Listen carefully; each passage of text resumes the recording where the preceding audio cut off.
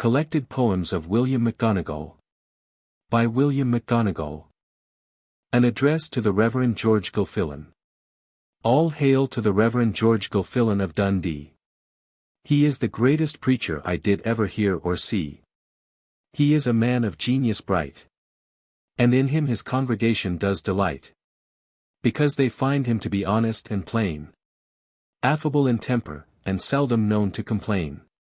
He preaches in a plain straightforward way. The people flock to hear him night and day. And hundreds from the doors are often turned away. Because he is the greatest preacher of the present day. He has written the life of Sir Walter Scott. And while he lives he will never be forgot. Nor when he is dead. Because by his admirers it will be often read. And fill their minds with wonder and delight. And while away the tedious hours on a cold winter's night. He has also written about the bards of the Bible. Which occupied nearly 3 years, in which he was not idle. Because when he sits down to write he does it with might and main. And to get an interview with him it would be almost vain. And in that he is always right. For the Bible tells us whatever your hands findeth to do. Do it with all your might. Reverend George Gilfillan of Dundee, I must conclude my muse. And to write in praise of thee my pen does not refuse. Nor does it give me pain to tell the world fearlessly, that when you are dead they shall not look upon your like again. How do you find this book? Any thoughts about the book or the author? Any suggestion for improvement? Please take a moment to share your thoughts in a comment. If you like it, share it with your friends who might enjoy it as well. Subscribe to keep in touch. Visit CompleteAudiobooks.com for more quality content. The Railway Bridge of the Silvery Tay. Beautiful railway bridge of the Silvery Tay. With your numerous arches and pillars in so grand array. And your central girders, which seem to the eye to be almost towering to the sky. The greatest wonder of the day. And a great beautification to the River Tay. Most beautiful to be seen. Near by Dundee and the Magdalen Green. Beautiful railway bridge of the Silvery Tay. That has caused the Emperor of Brazil to leave his home far away, incognito in his dress. And view the ere he passed along en route to Inverness. Beautiful railway bridge of the Silvery Tay. The longest of the present day. That has ever crossed o'er a tidal river stream. Most gigantic to be seen. Near by Dundee and the Magdalen Green. Beautiful railway bridge of the Silvery Tay. Which will cause great rejoicing on the opening day. And hundreds of people will come from far away. Also the Queen, most gorgeous to be seen. Near by Dundee and the Magdalen Green. Beautiful railway bridge of the Silvery Tay. And prosperity to Provost Cox, who has given £30,000 and upwards away. In helping to erect the bridge of the Tay. Most handsome to be seen. Near by Dundee and the Magdalen Green. Beautiful railway bridge of the Silvery Tay. I hope that God will protect all passengers. By night and by day. And that no accident will befall them while crossing the bridge of the Silvery Tay. For that would be most awful to be seen. Near by Dundee and the Magdalen Green. Beautiful railway bridge of the Silvery Tay. And prosperity to Messrs. Bush and Grothy. The famous engineers of the present day. Who have succeeded in erecting the railway bridge of the Silvery Tay. Which stands unequal to be seen. Near by Dundee and the Magdalen Green. A requisition to the Queen. Most august Empress of India, and of Great Britain the Queen. I most humbly beg your pardon, hoping you will not think it mean. That a poor poet that lives in Dundee would be so presumptuous to write unto thee. Most lovely Empress of India. And England's generous Queen. I send you an address, I have written on Scotland's bard. Hoping that you will accept it, and not be with me too hard. Nor fly into a rage, but be as kind and condescending as to give me your patronage. beautiful Empress of India, and England's gracious Queen. I send you a Shakespearean address written by me. And I think if your Majesty reads it, right pleased you will be. And my heart it will leap with joy, if it is patronized by thee. Most mighty Empress, of India, and England's beloved Queen. Most handsome to be seen. I wish you every success. And that heaven may you bless. For your kindness to the poor while they are in distress. I hope the Lord will protect you while living. And hereafter when your Majesty is dead. I hope the Lord above will place an eternal crown upon your head. I am your gracious Majesty ever faithful to thee. William McGonagall, the poor poet that lives in Dundee. An address to Shakespeare. Immortal William Shakespeare, there's none can you excel. You have drawn out your characters remarkably well. Which is delightful for to see enacted upon the stage. For instance, the love-sick Romeo, or Othello, in a rage. His writings are a treasure, which the world cannot repay. He was the greatest poet of the past or of the present day. Also the greatest dramatist, and is worthy of the name. I'm afraid the world shall never look upon his like again. His tragedy of Hamlet is moral and sublime. And for purity of language, nothing can be more fine. For instance, to hear the fair Ophelia making her moan at her father's grave, sad and alone. In his beautiful play, As You Like It, one passage is very fine. Just for instance in the Forest of Arden, the language is sublime. Where Orlando speaks of his Rosalind, most lovely and divine. And no other poet I am sure has written anything more fine.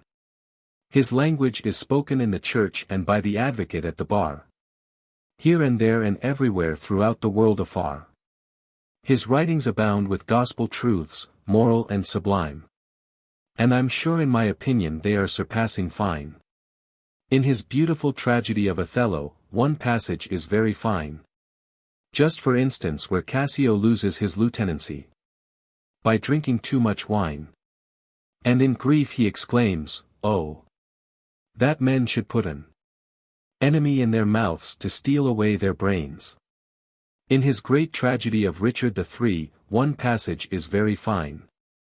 Where the Duchess of York invokes the aid of the divine. For to protect her innocent babes from the murderer's uplifted hand. And smite him powerless, and save her babes. I'm sure 'tis really grand. Immortal Bard of Avon, your writings are divine. And will live in the memories of your admirers until the end of time. Your plays are read in family circles with wonder and delight. While seated around the fireside on a cold winter's night. An Ode to the Queen. All hail to the Empress of India, Great Britain's Queen. Long may she live in health, happy and serene. Loved by her subjects at home and abroad. Blessed may she be when lying down to sleep, and rising up, by the eternal God. Happy may her visions be in sleep. And happy her thoughts in the daytime. Let all loyal subjects drink to her health. In a flowing bumper of Rhenish wine. And when the final hour shall come to summon her away, may her soul be wafted to the realms of bliss. I most sincerely do pray, to sing with saints above. Where all is joy, peace and love. In heaven, for evermore to reign. God save the Queen. Amen. Robert Burns. Immortal Robert Burns of Ayr. There's but few poets can with you compare. Some of your poems and songs are very fine. To Mary in Heaven is most sublime. And then again in your Cotter's Saturday Night. Your genius there does shine most bright. As pure as the dewdrops of the night. Your Tam O'Shanter is very fine. Both funny, racy, and divine. From John O'Groats to Dumfries. All critics consider it to be a masterpiece. And, also, you have said the same. Therefore they are not to blame. And in my own opinion both you and they are right. For your genius there does sparkle bright. which I most solemnly declare. To thee, immortal bard of air. Your banks and braes of bonny Doon is sweet and melodious in its tune. And the poetry is moral and sublime. And in my opinion nothing can be more fine. Your Scots Wha Why Wallace bled is most beautiful to hear sung or read. For your genius there does shine as bright, like unto the stars of night. Immortal bard of air. I must conclude my muse to speak in praise of thee does not refuse, for you were a mighty poet, few could with you compare. And also an honour to Scotland, for your genius it is rare. The Battle of Bannockburn. Sir Robert the Bruce at Bannockburn beat the English in every wheel and turn, and made them fly in great dismay from off the field without delay. The English were 100,000 strong, and King Edward passed through the lowlands all along. Determined to conquer Scotland, it was his desire, and then to restore it to his own empire. King Edward brought numerous wagons in his train, expecting that most of the Scottish army would be slain, hoping to make the rest prisoners, and carry them away in wagon loads to London without delay. The Scottish army did not amount to more than 30,000 strong. But Bruce had confidence he'd conquer his foes ere long. So, to protect his little army, he thought it was right to have deep-dug pits made in the night, and caused them to be overlaid with turf and brushwood, expecting the plan would prove effectual where his little army stood, waiting patiently for the break of day, all willing to join in the deadly fray. Bruce stationed himself at the head of the reserve, determined to conquer, but never to swerve. And by his side were brave Kirkpatrick and true de Longueville, both trusty warriors, firm and bold, who would never him beguile. By daybreak the whole of the English army came in view, consisting of archers and horsemen, bold and true. The main body was led on by King Edward himself, an avaricious man, and fond of pelf. The abbot of Inchaffray celebrated mass, and all along the Scottish lines barefoot he did pass, with the crucifix in his hand, a most beautiful sight to see, exhorting them to trust in God, and he would set them free. Then the Scottish army knelt down on the field, and King Edward he thought they were going to yield, and he felt overjoyed, and cried to Earl Percy, "See! See! The Scots are crying for mercy." But Percy said, "Your Majesty need not make such a fuss. They are crying for mercy from God, not from us. For, depend upon it, they will fight to a man, and find their graves, rather than yield to become your slaves." Then King Edward ordered his horsemen to charge. 30,000 in number, it was very large. They thought to o'erwhelm them ere they could rise from their knees. But they met a different destiny, which did them displease. For the horsemen fell into the spikt pits in the way, and, with broken ranks and confusion, they all fled away. But few of them escaped death from the spikt pits, for the Scots with their swords hacked them to bits. De Valence was overthrown and carried off the field. Then King Edward he thought it was time to yield, and he uttered a fearful cry to his gay archers near by. "Ho! Archers! Draw your arrows to the head, and make sure to kill them dead. Forward, without dread, and make them fly. St. George for England, be our cry." Then the arrows from their bows swiftly did go, and fell amongst them as thick as the flakes of snow. Then Bruce he drew his trusty blade, and in heroic language said, "Forward, my heroes, bold and true, and break the archers' ranks through and through, and charge them boldly with your swords in hand, and chase these vultures from off our land, and make King Edward mourn the day he came to Bannockburn. So proud Edward on his milk-white steed, one of England's finest breed, coming here in grand array, with horsemen bold and archers gay, thinking he will us dismay. and sweep everything before him in his way. But I swear by yon blessed sun, I'll make him and his army run from off the field of Bannockburn. By St. Andrew and our God Most High, we'll conquer these epicures or die, and make them fly like chaff before the wind, until they can no refuge find, and beat them from the field without delay, like lions bold and heroes gay. Upon them charge! Follow me! Scotland's rights and liberty. Then the Scots charged them with sword in hand, and made them fly from off their land. And King Edward was amazed at the sight, and he got wounded in the fight. And he cried, "Oh, heaven!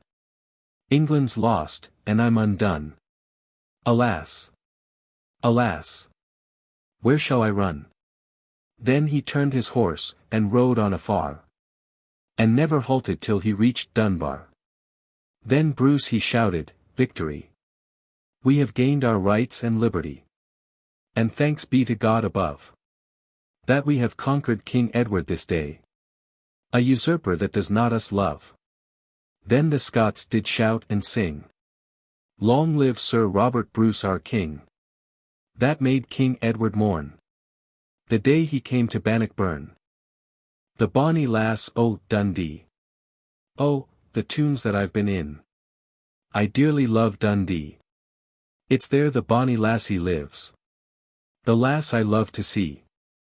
Her face is fair, brun is her hair, and dark blue is her ee. And abona the lasses ere I saw, there's none like her to me. The bonny brun-haired lassie o' bonny Dundee. I see her in my night dreams. Why, her bonny blue ee. And her face it is the fairest that ever I did see. And abona the lassies ere I there's none like her to me. For she makes my heart feel licksome, and I'm richt glad to see the bonny brun-haired lassie o' bonny Dundee. Her eyes, they beam with innocence, most lovely for to see. And her heart it is as free from guile as a child on its mother's knee. And abona the lasses ere I saw, there's none like her to me. For she I seem so happy, and has a blithe bhnk in her ee. The bonny brun-haired lassie o' bonny Dundee. The lassie is tidy in her clays, baith neat and clean to see. And her body's sma and slender, and a neat foot has she. And abona the lassies ere I saw, there's none like her to me. The bonny brun-haired lassie o' bonny Dundee. She sings like the nightingale, richt merrily, or a wee lintai. Why, it's heart full o' glee, and she's as frisky as a bee. And abona the lassies ere I saw, there's none like her to me. The bonny brun-haired lassie o' bonny Dundee. The lassie is as handsome as the lily on the lea, and her mouth it is as red as a cherry on the tree. And she's the world to me. The bonny brun-haired lassie. Why, the bonny blue ee. She's the joy o' my heart, and the flower o' Dundee. A summary history of Sir William Wallace. Sir William Wallace of Ellerslie. I'm told he went to the high school in Dundee, for to learn to read and write. And after that he learned to fight. While at the high school in Dundee, the provost's son with him disagree, because Wallace did wear a dirk. He despised him like an ignorant stirk, which with indignation he keenly felt, and told him it would become him better in his belt. Then Wallace's blood began to boil, just like the serpent in its coil, before it leaps upon its prey. And unto him he thus did say, "Proud saucy cur, come cease your prate, for no longer shall I wait, for to hear you insult me, at the high school in Dundee.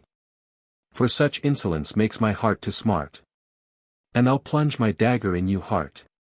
Then his heart's blood did quickly flow, And poor Wallace did not know where to go. And he stood by him until dead.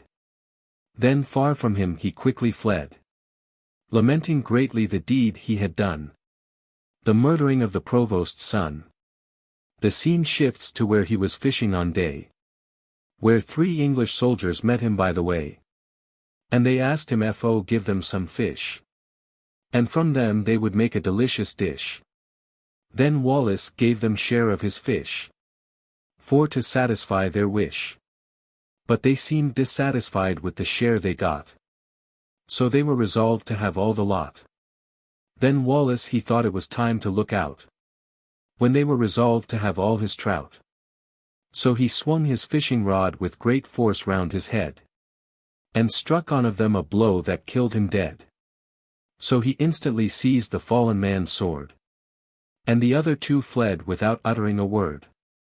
Sir William Wallace of Ellerslie, you were a warrior of great renown, and might have worn Scotland's crown, had it not been for Monteith, the base traitor knave, that brought you to a premature grave.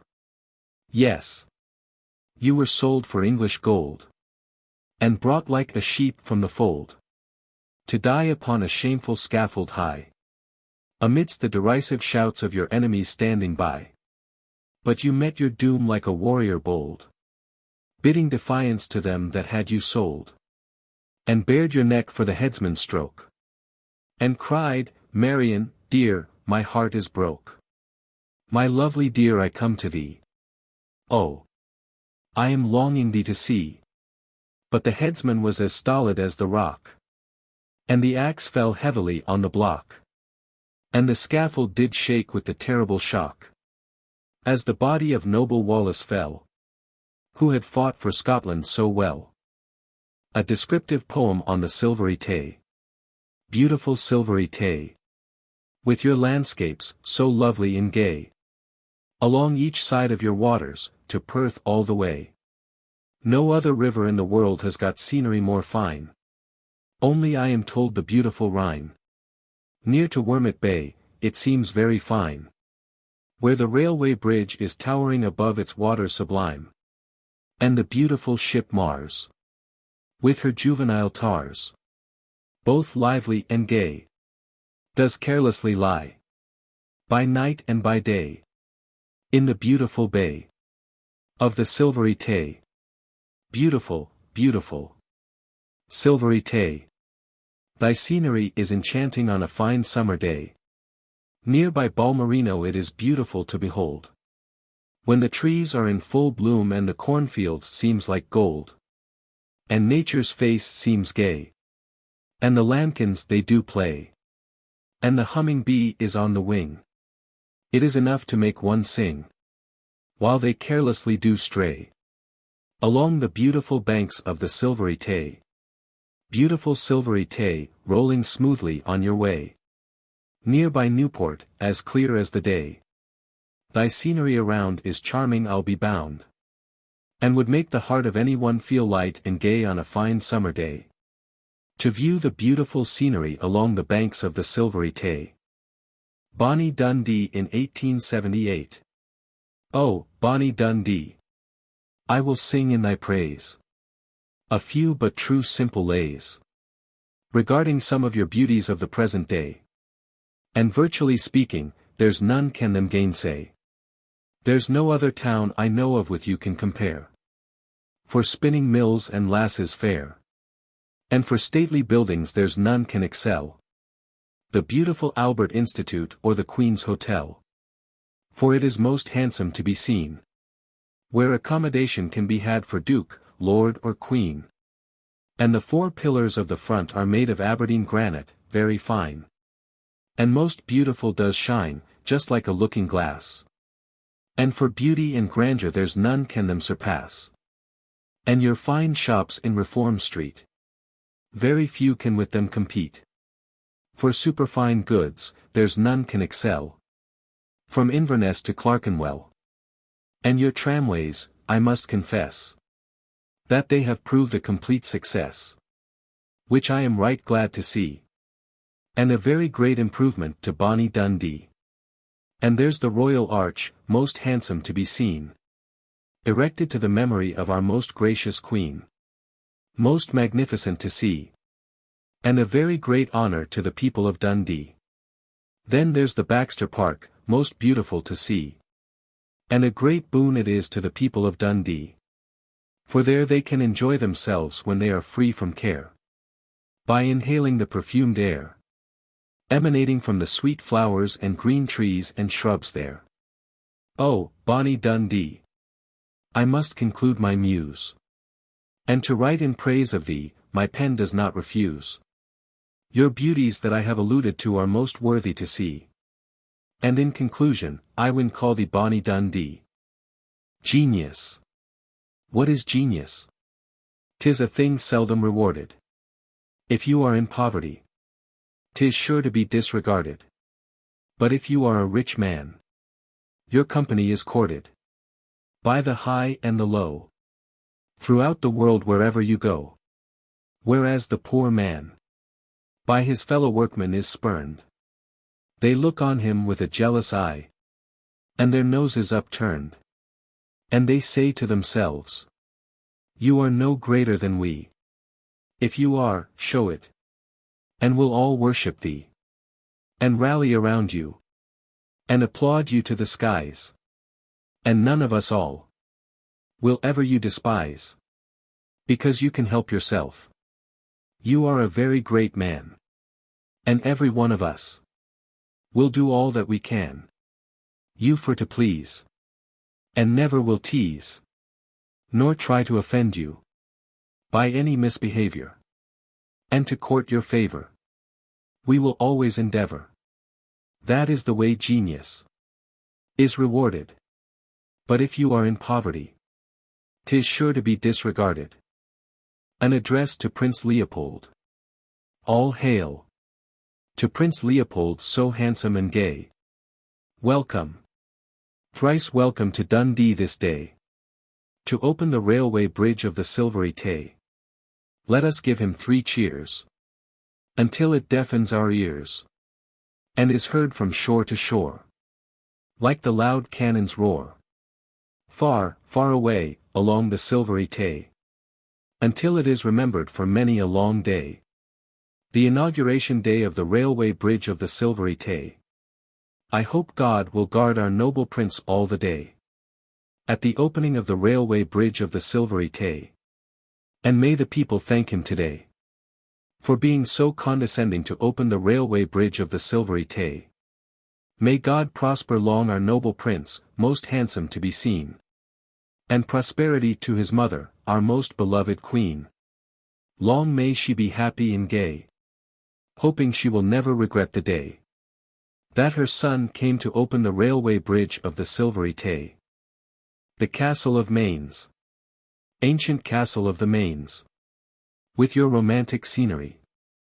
And surrounding plains. Which seem most beautiful to the eye. And the little rivulet running by. Which the weary traveller can drink of when he feels dry. And the heaven's breath smells sweetly there. And scented perfumes fill the air. Emanating from the green trees and beautiful wild flowers growing there. There the people can enjoy themselves. And while away the time. By admiring the romantic scenery. In the beautiful sunshine. And pull the little daisy. As they carelessly recline. Upon the grassy green banks. Which is most charming to see. Near by the Castle of the Mains. Not far from Dundee. Then there's the old burying ground. Most solemn to see. And the silent dead reposing silently. Amid the shady trees. In that beautiful fairy dell. Most lovely to see. Which in the summer season. Fills the people's hearts with glee. To hear the birds singing and the humming of the bee. The sorrows of the blind. Pity the sorrows of the poor blind. For they can but little comfort find. As they walk along the street. They know not where to put their feet. They are deprived of that earthly joy. Of seeing either man, woman, or boy. Sad and lonely through the world they go. not knowing a friend from a foe, nor the difference betwixt day and night, for the want of their eyesight. The blind mother cannot see her darling boy, that was once her soul's joy, by day and night, since she lost her precious sight. To her the world seems dark and drear, and she can find no comfort here.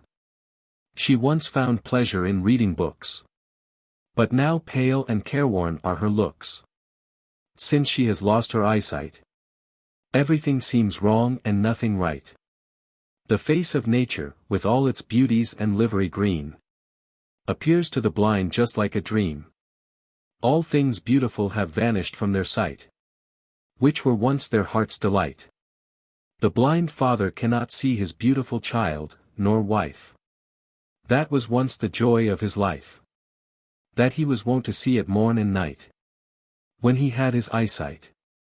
All comfort has vanished from him now, and a dejected look hangs on his brow. Kind Christians all, both great and small, pity the sorrows of the blind. They can but little comfort find. Therefore we ought to be content with our lot, and for the eyesight we have got, and pray to God both day and night, to preserve our eyesight, to be always willing to help the blind in their distress.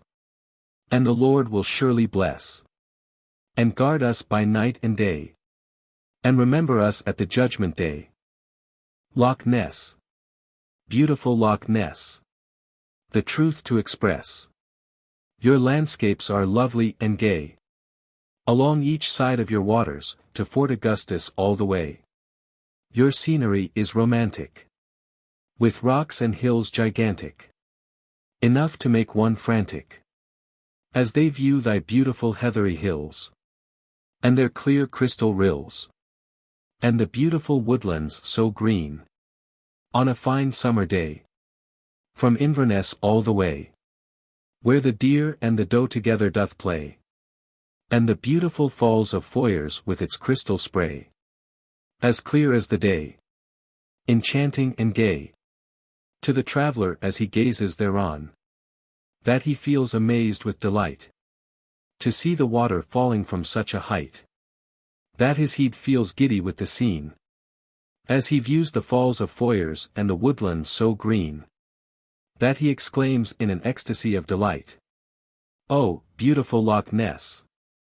I must sincerely confess that you are the most beautiful to behold, with your lovely landscapes and water so cold."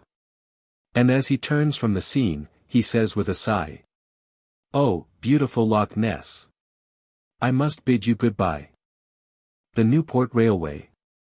Success to the Newport Railway, along the braes of the Silvery Tay, and to Dundee straightway, across the railway bridge the Silvery Tay, which was opened on the 12th of May, in the year of our Lord 1879, which will clear all expenses in a very short time, because the thrifty housewives of Newport to Dundee will often resort, which will be to them profit and sport, by bringing cheap tea, bread, and jam, and also some of Lipton's ham, which will make their hearts feel light and gay, and cause them to bless the opening day of the Newport Railway. The train is most beautiful to be seen, with its long, white curling cloud of steam, as the train passes on her way, along the bonny braes the Silvery Tay.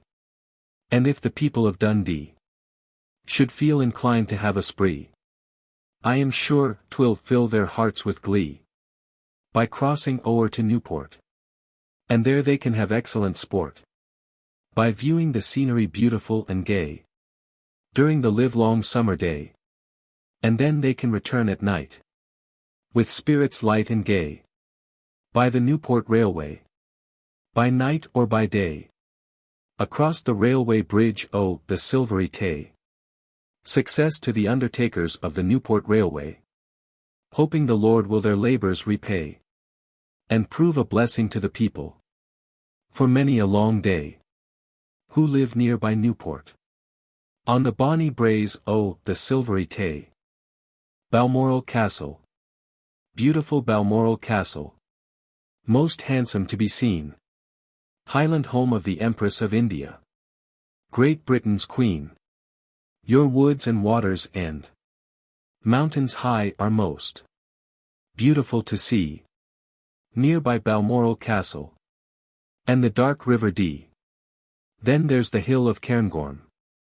To be seen from afar. And the beautiful heathery hills. Of dark Lochnagar. And the handsome little village. The Castleton o' Braemar. Which is most beautiful to see. Near by Balmoral Castle. And the dark River Dee. Then there's the handsome little church.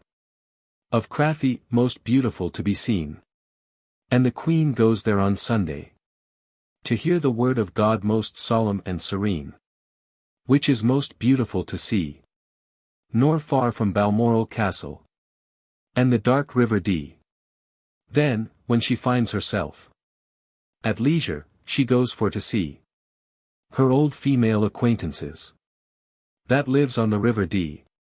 And reads the Bible unto them. Which is most beautiful to see. Near by Balmoral Castle. And the dark River Dee.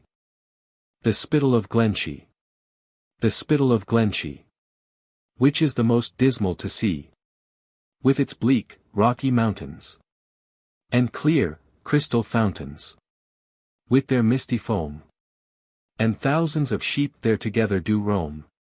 Browsing on the barren pasture, blasted like to see. Stunted in heather, and scarcely a tree. And black-looking cairns of stones, as monuments to show.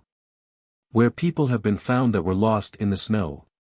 Which is cheerless to behold. And as the traveller gazes thereon it makes his blood run cold. And almost makes him weep. For a human voice is seldom heard there. Save the shepherd crying to his sheep. The chains of mountains there is most frightful to see. Along each side of the Spittal o' Glenshee. But the Castleton o' Braemar is most beautiful to see. With its handsome whitewashed houses, and romantic scenery. And bleak-looking mountains, capped with snow. Where the deer and the roe do ramble to and fro. Near by the dark River Dee. Which is most beautiful to see.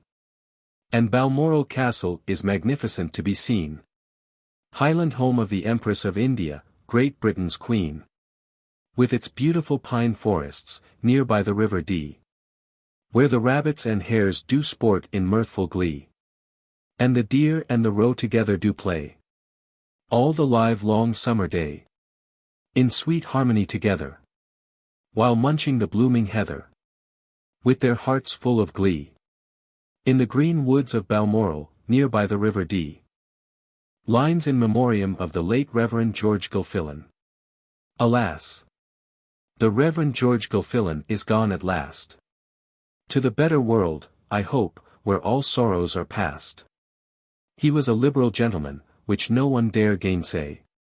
Besides, he was the greatest preacher in his day. He was very good to the poor in distress. And many a shilling he gave me, I must confess. He was a man beloved by the people at home and abroad. And I hope his soul is now in heaven at the right hand of God. He was a man of genius bright, deny it who can. And let it be inscribed on his tombstone, here lies an honest man. Alas! Alas! He is gone, which gives me great pain. To tell the world it shall never look on his like again. Fellow citizens on Dundee of high and low degree. I beg to be excused for making it known to ye. I am the first man that read passages from his poem called Night. Before him, in his own house, which filled his heart with delight. Farewell to the great Gilfillan of Dundee. Who want to fill his hearers' hearts with glee. But now he has left them to mourn. Because unto them he can never return. The poor his death will very much deplore. Because they always received alms at his door. And the people will lament for him in vain. For they will never hear his eloquent voice again. The burial of the Reverend George Gilfillan. On the Gilfillan burial day. In the hill o' Balgay. It was a most solemn sight to see. Not fewer than 30,000 people assembled in Dundee, all watching the funeral procession of Gilfillan that day.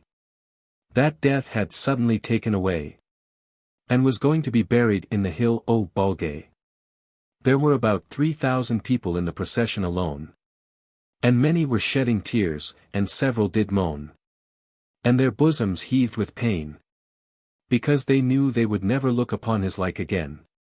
There could not be fewer than 50 carriages in the procession that day, and gentlemen in some of them that had come from far away. And in whispers some of them did say, as the hearse bore the precious corpse away along the Nethergate that day, I'm sure he will be greatly missed by the poor, for he never turned them empty-handed away from his door. And to assist them in distress it didn't give him pain. And I'm sure the poor will never look upon his like again. On the Gilfillan burial day, in the hill o' Balgay, there was a body of policemen marshalled in grand array, and marched in front of the procession all the way.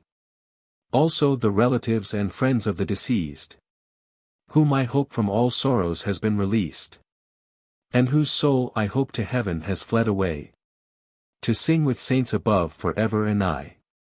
The provost, magistrates, and town council were in the procession that day. Also Mrs. Gilfillan, who cried and sobbed all the way for her kind husband, that was always affable and gay, which she will remember until her dying day. When the procession arrived in the hill o' Balgay, the people were almost as hush as death, and many of them did say, as long as we live we'll remember the day that the great Gilfillan was buried in the hill o' Balgay.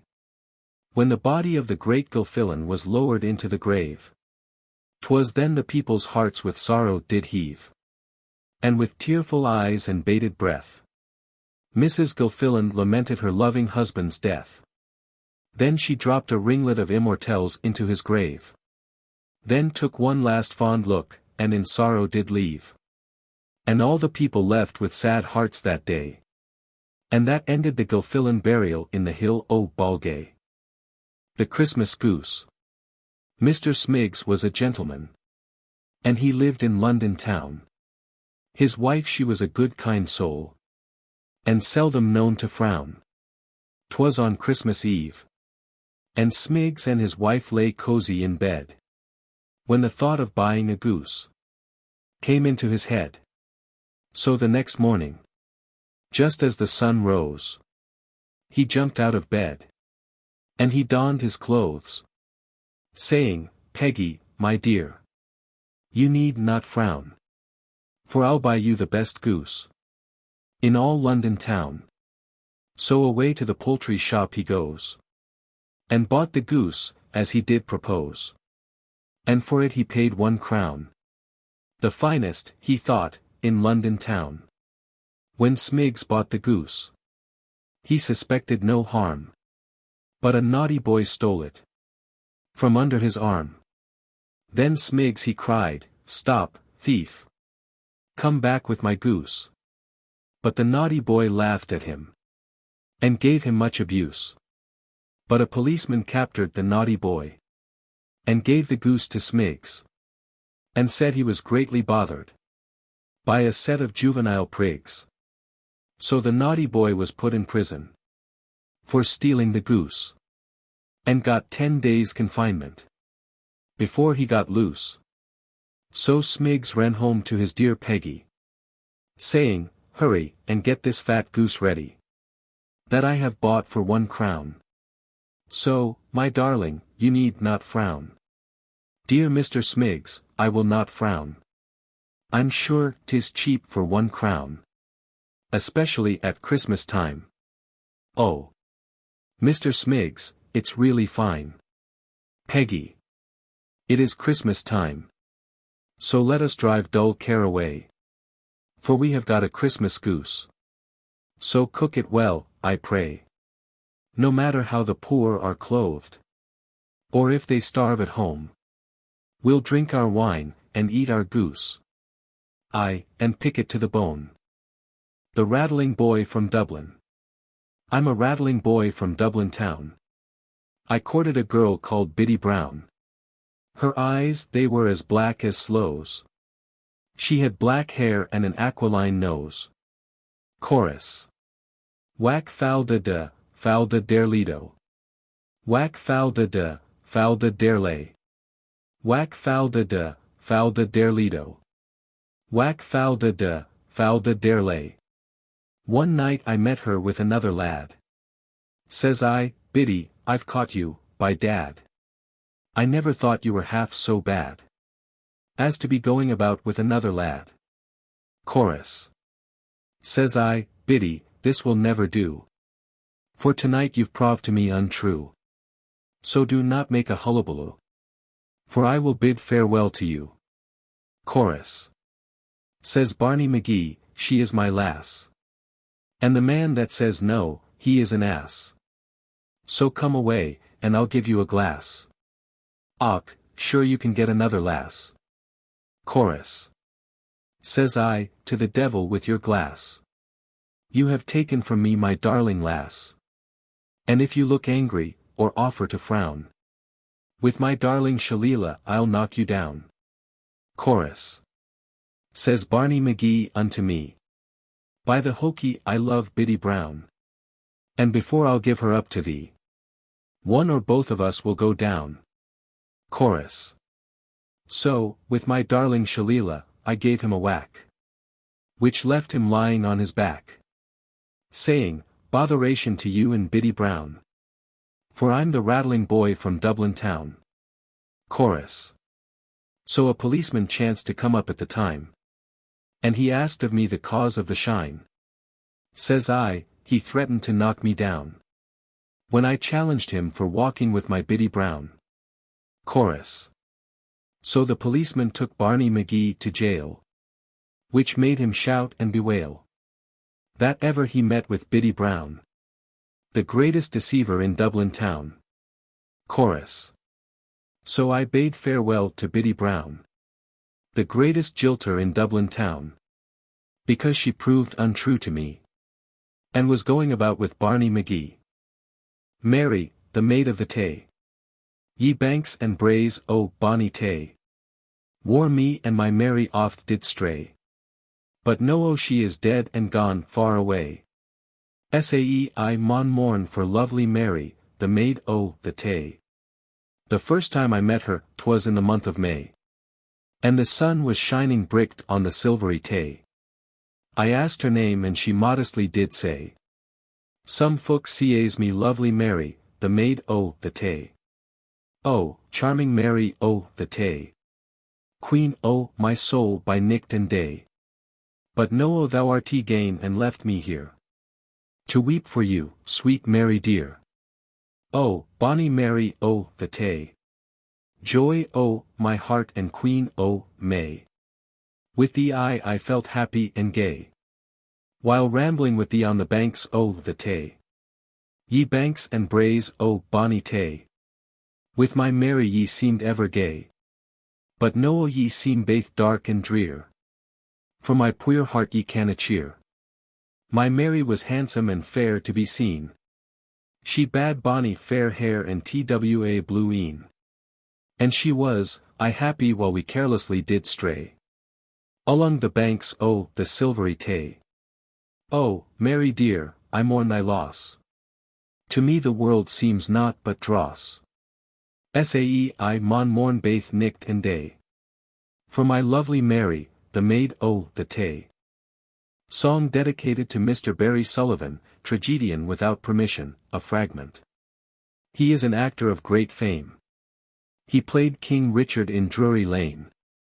He filled the house from ceiling to floor for upwards of 3 months or more.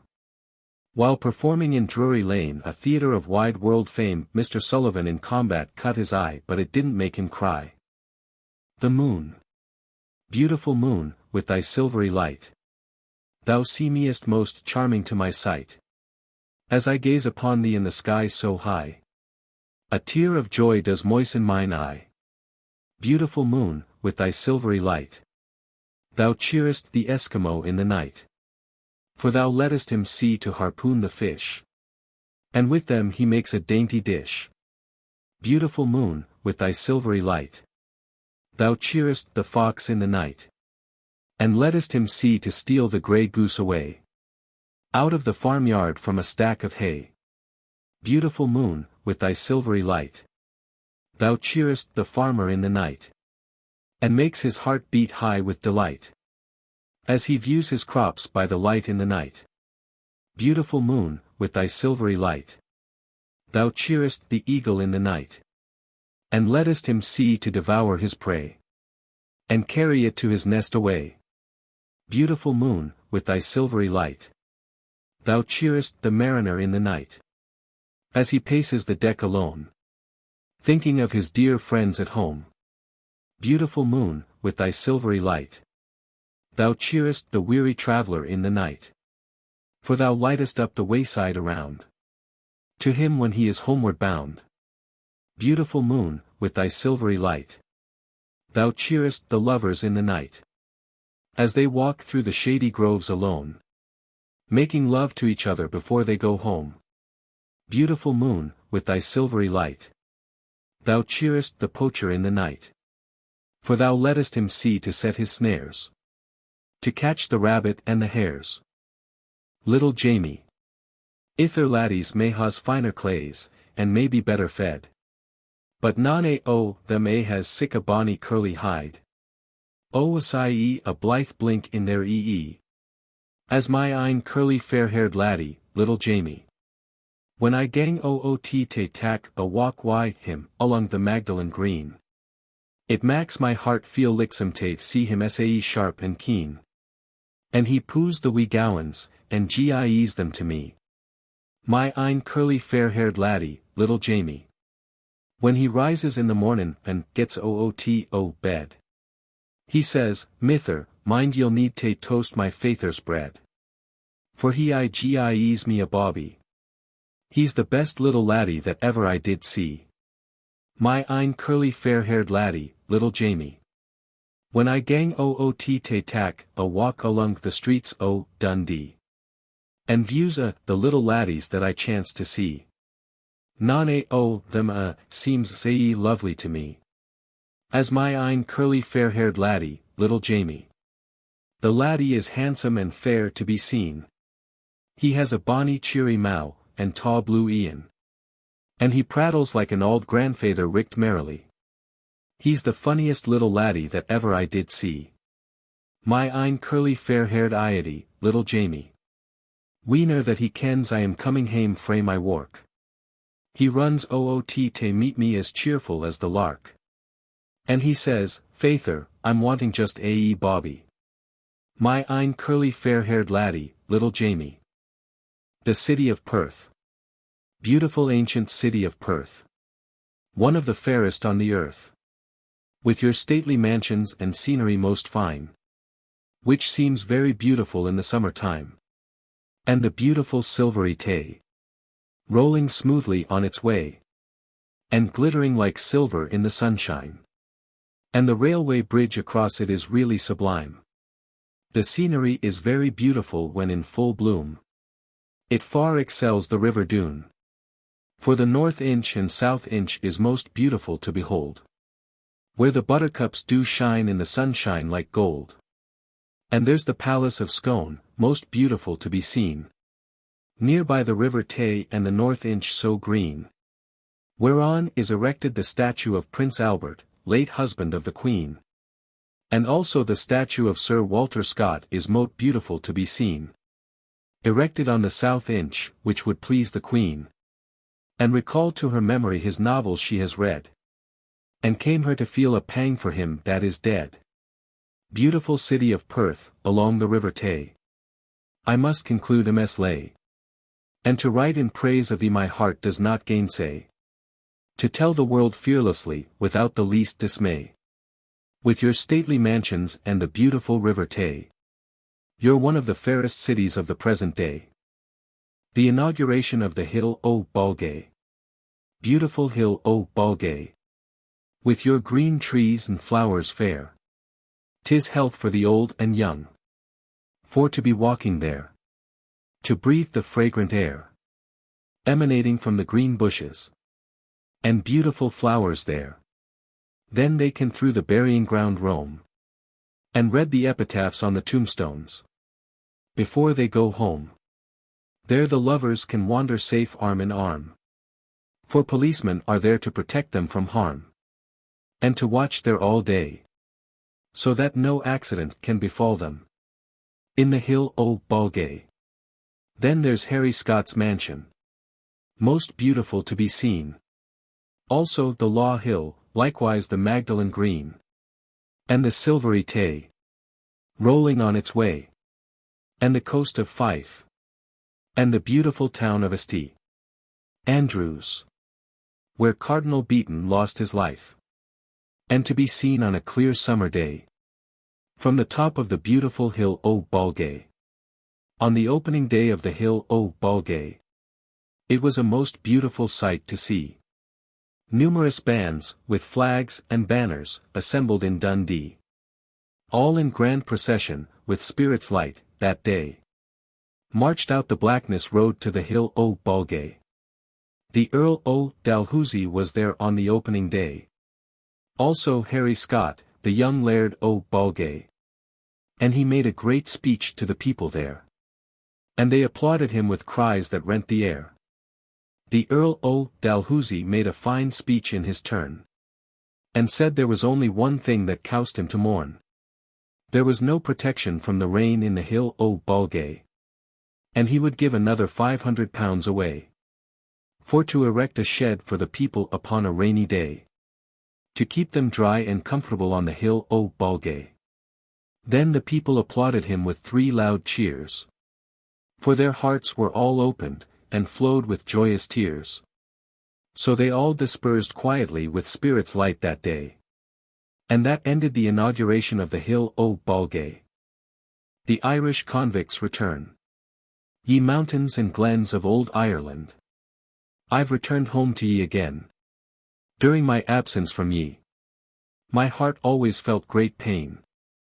Oh, how I long to see you, dear Nora, and the old folks at home, and the beautiful lakes o' Killarney, where we oft together did roam.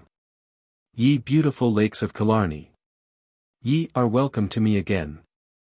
I will now reform my character, and from all bad company refrain.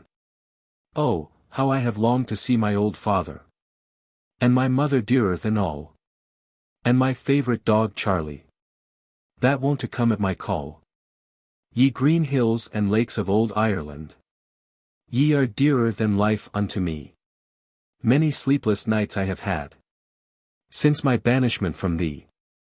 But tonight I will see the old folks, and my dear Nora too, and she and I will get married, and I'm sure we will never rue, and we may have plenty of children, and for them I will work like a man, and I hope Nora and I will live happy, and do the best we can.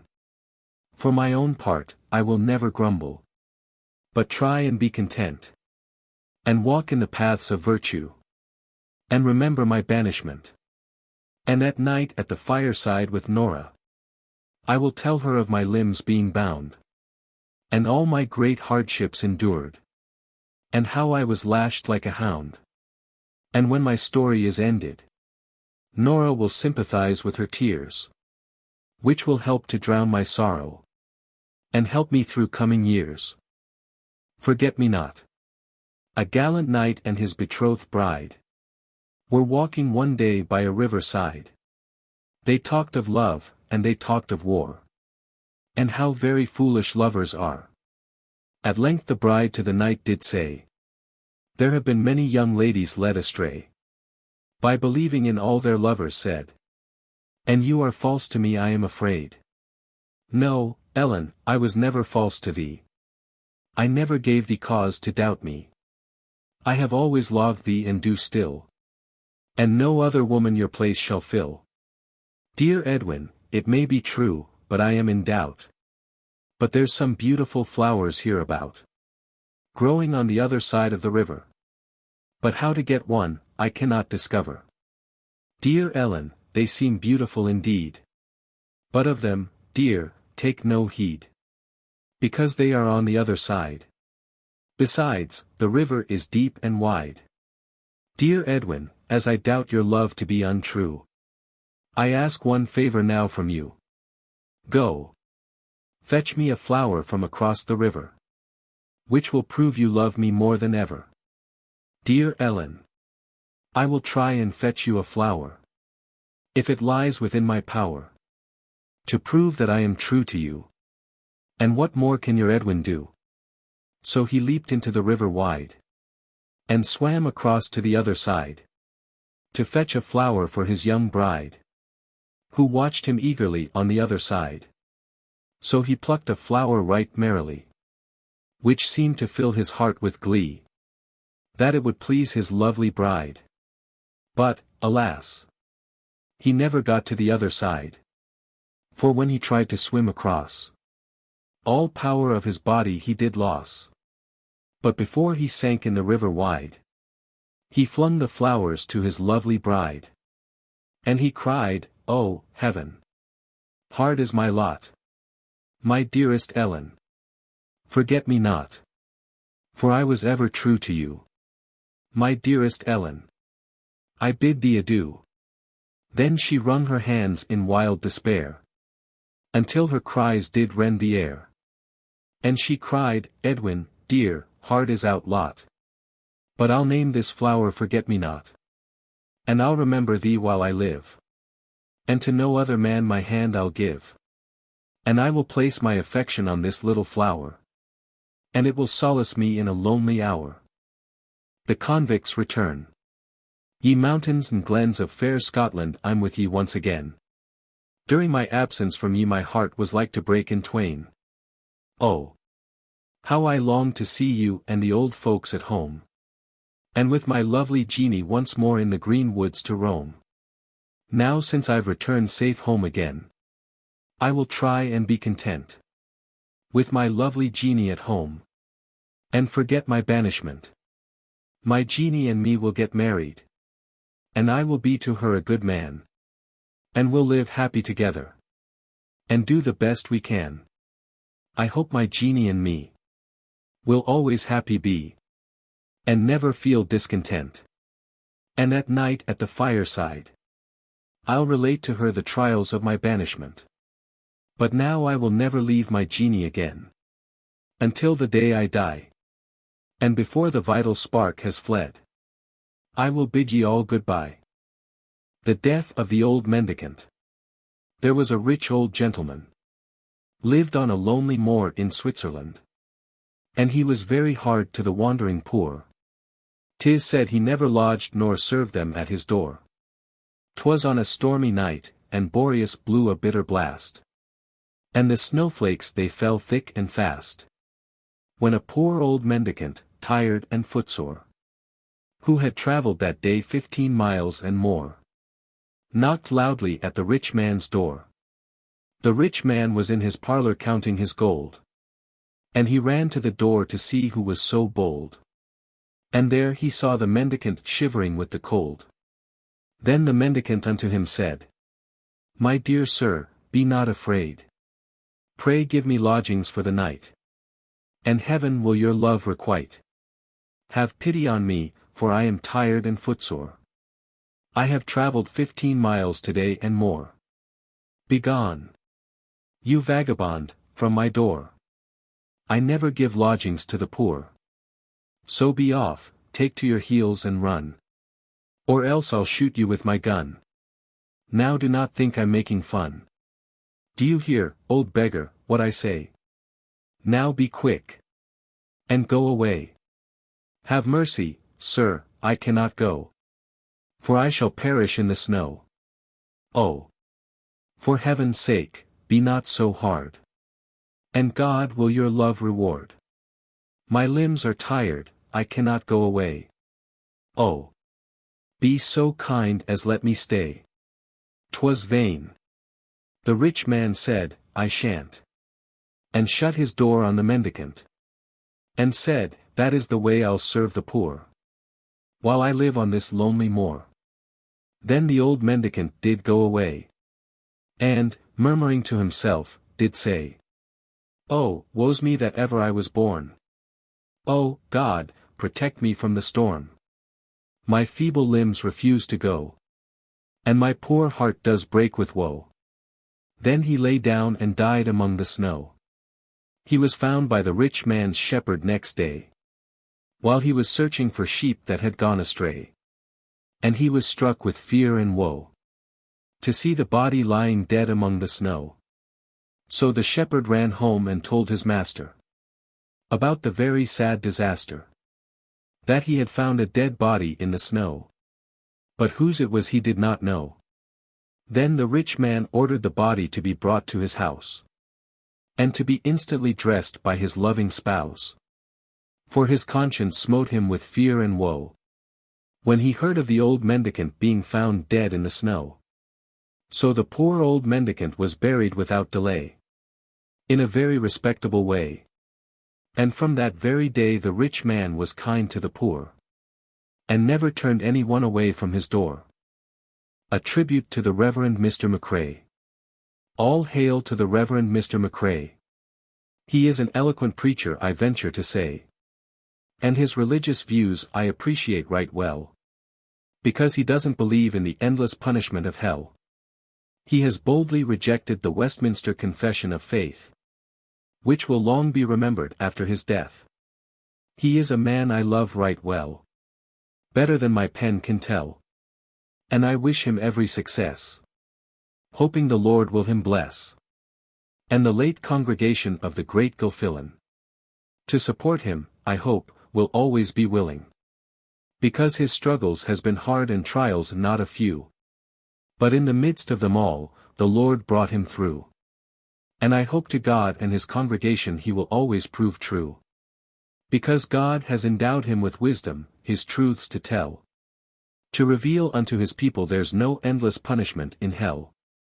And the proofs he adduces against it, I am sure they are very strong. For Shakespeare has said, an honorable man cannot still remember wrong. And my opinion is, Shakespeare is right, and seems most reasonable to sensible men's eyesight.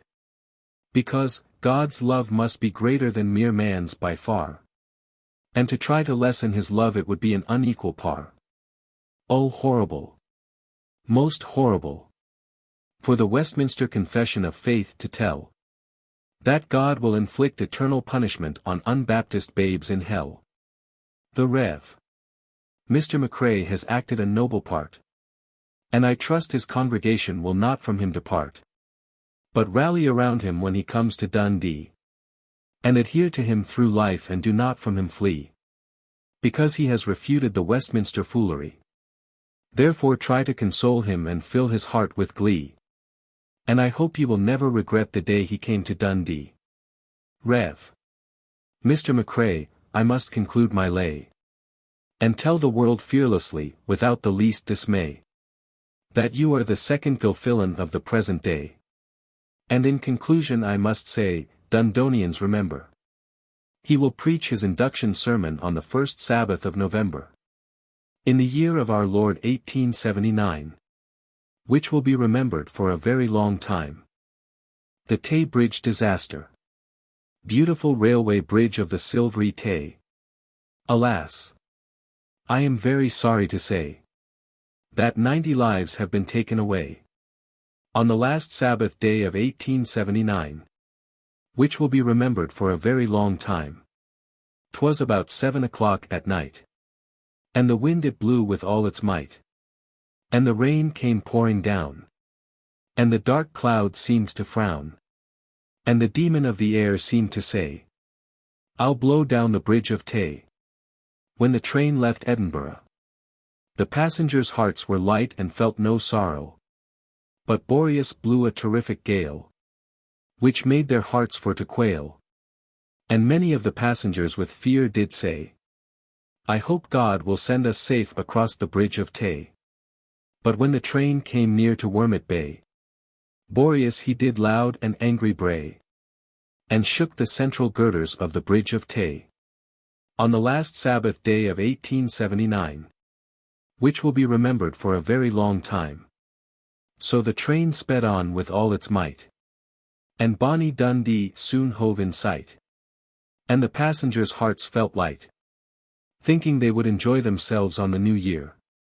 With their friends at home they loved most dear, and wished them all a happy new year.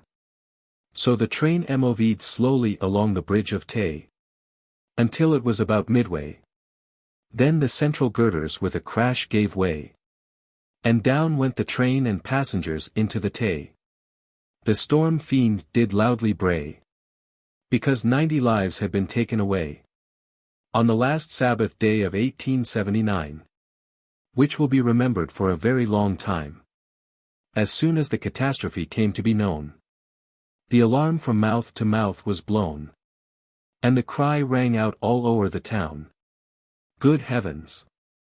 The Tay Bridge is blown down, and a passenger train from Edinburgh, which filled all the people's hearts with sorrow, and made them for to turn pale, because none of the passengers were saved to tell the tale. How the disaster happened on the last Sabbath day of 1879, which will be remembered for a very long time. It must have been an awful sight to witness in the dusky moonlight, while the storm fiend did laugh, and angry did bray, along the railway bridge of the Silvery Tay. Oh, ill-fated bridge of the Silvery Tay!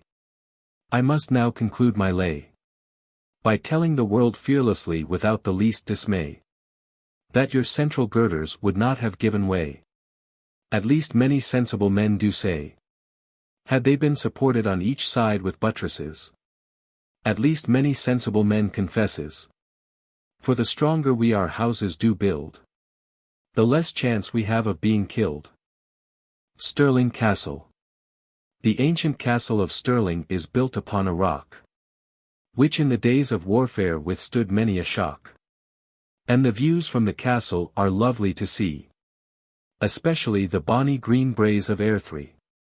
From the castle can be seen the battlefield of Bannockburn, likewise the beautiful river Forth, which smoothly doth run. And the old bridge of Stirling is attractive to see.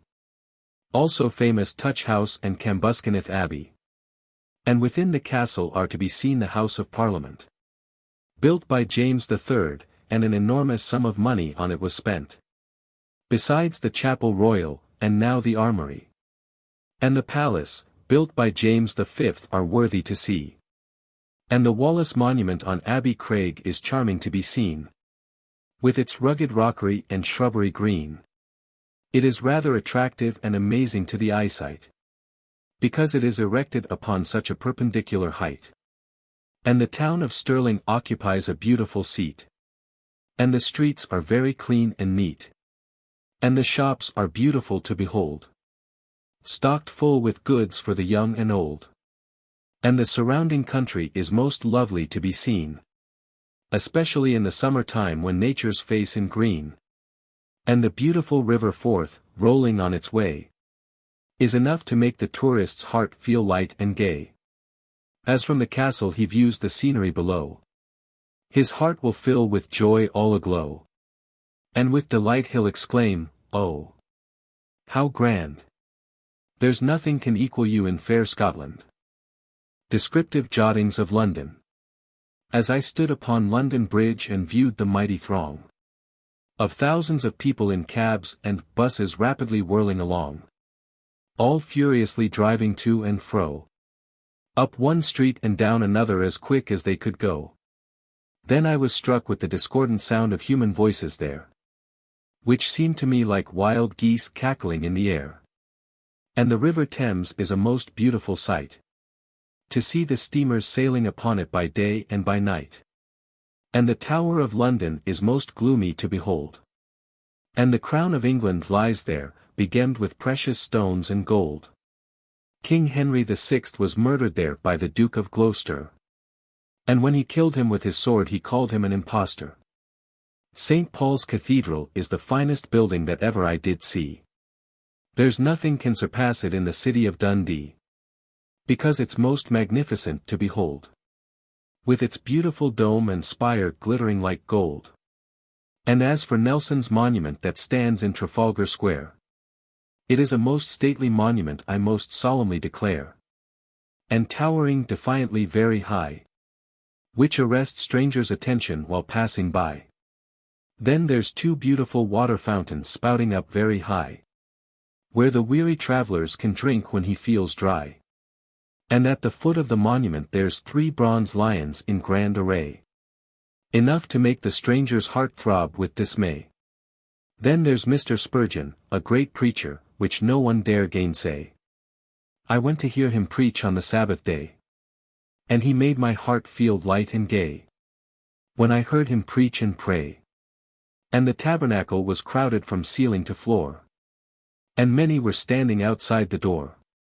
He is an eloquent preacher, I solemnly declare, and I was struck with admiration as I on him did stare. Then there's Petticoat Lane, I venture to say, it's a wonderful place on the Sabbath day. Their wearing apparel can be bought to suit the young or old, for the ready cash, silver, coppers, or gold. Oh, mighty city of London, you are wonderful to see, and thy beauties no doubt fill the tourist's heart with glee. But during my short stay, and while wandering there, Mr. Spurgeon was the only man I heard speaking proper English, I do declare. Farewell Address at the Argyle Hall, Tuesday, June 22, 1880. Fellow citizens of Dundee, I now must bid farewell to ye, for I am going to London far away. But when I will return again I cannot say. Farewell, farewell, to the bonny banks o' the Silvery Tay, also the beautiful hill o' Balgay, and the ill-fated bridge o' the Silvery Tay, which I will remember when I am far away. Farewell, to my friends and patrons all, that rallied around me in the music hall, and those that has rallied around me tonight, I shall not forget when out of sight. And, if I ever return to Dundee again, I hope it will be with the laurels of fame placked on my brow by Dame Fortune, that fickle jade. And, to court her favour I am not afraid. Farewell to every one in the Argyle Hall that has come to hear McGonagall recite, and sing, his songs tonight, which I hope will long be remembered when I'm out of sight. Adieu to all my enemies that want to mock me when passing by, but I excuse them for their ignorance and leave them to the Most High. And, once again, my friends, and enemies, I bid ye all good-bye. And when I am gone ye will for me heave a sigh.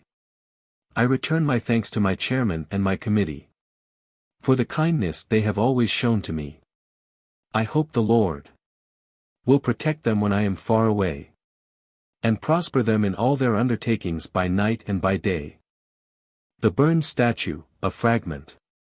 This statue, I must confess, is magnificent to see, and I hope will long be appreciated by the people of Dundee.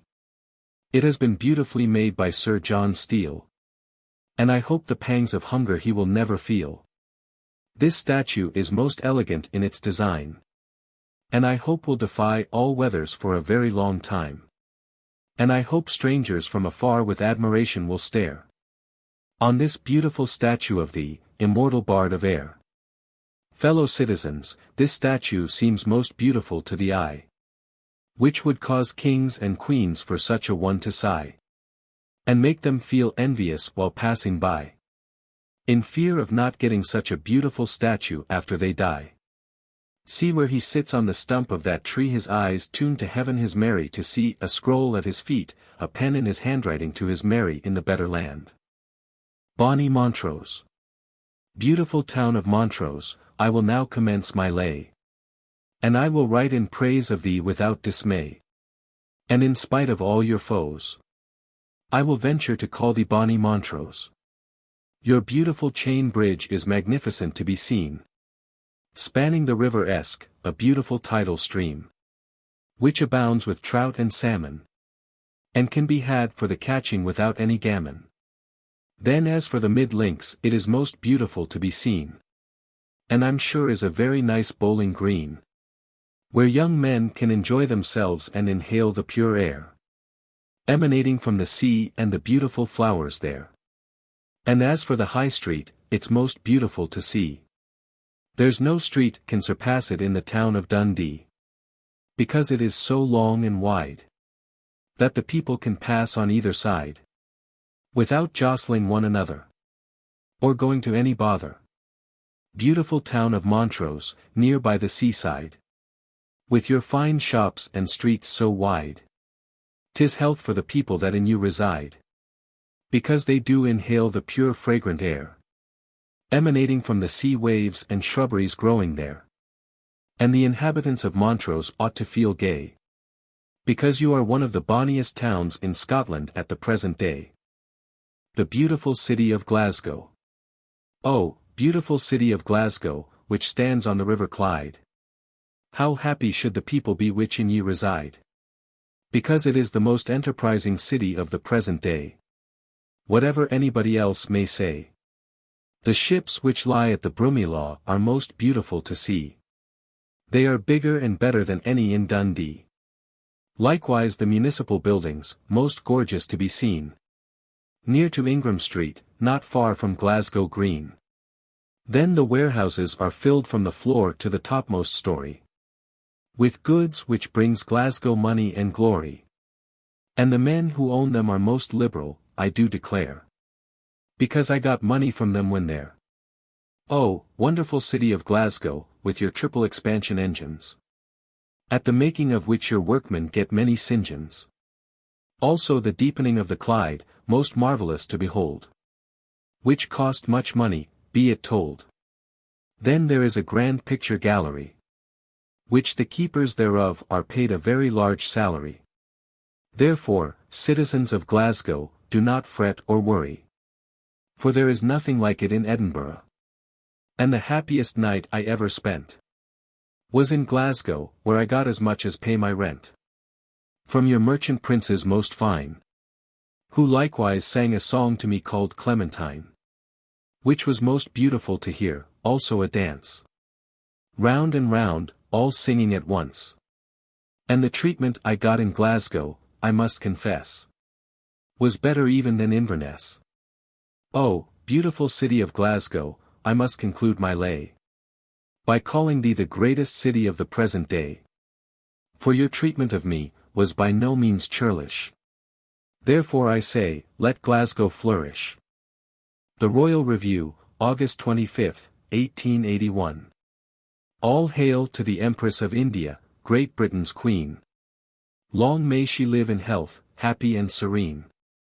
That came from London, far away, to review the Scottish volunteers in grand array, most magnificent to be seen, near by Salisbury Crags and its pastures green, which will long be remembered by our gracious Queen, and by the volunteers, that came from far away, because it rained most of the day, and with the rain their clothes were wet all through, on the 25th day of August, at the Royal Review.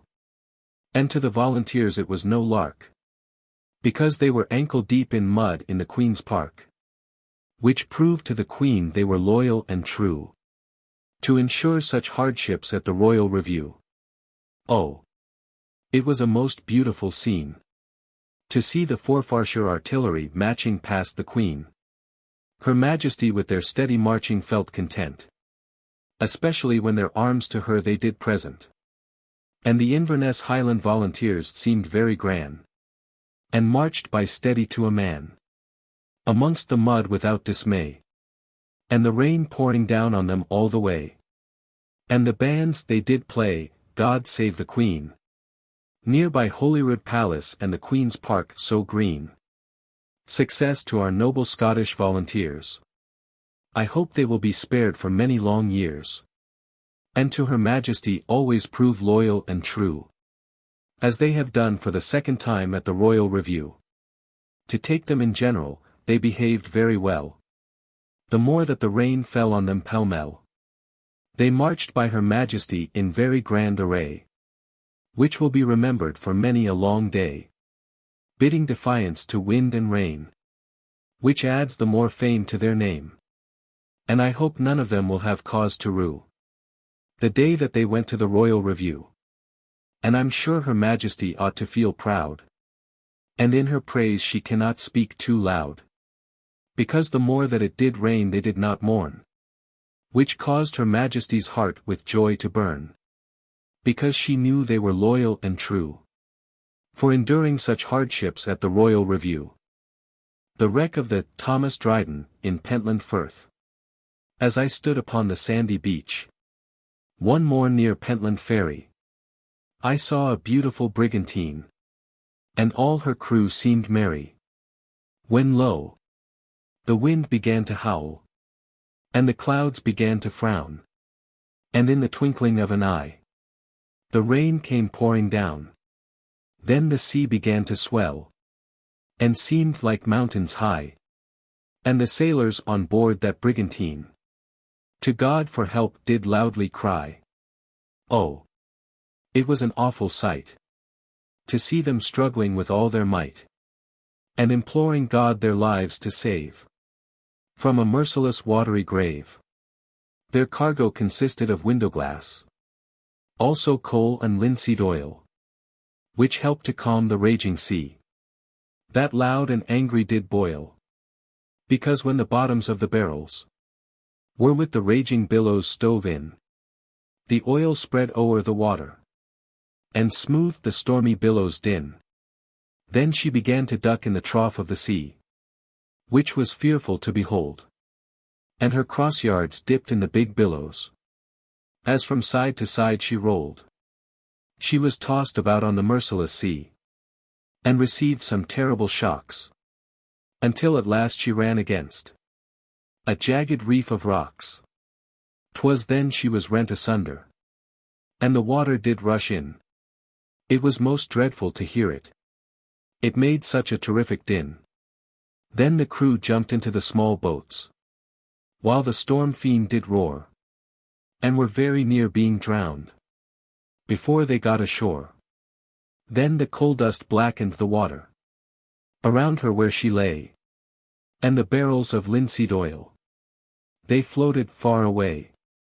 And when the crew did get ashore, they were shaking with cold and fright, and they went away to Hunain, and got lodgings for the night.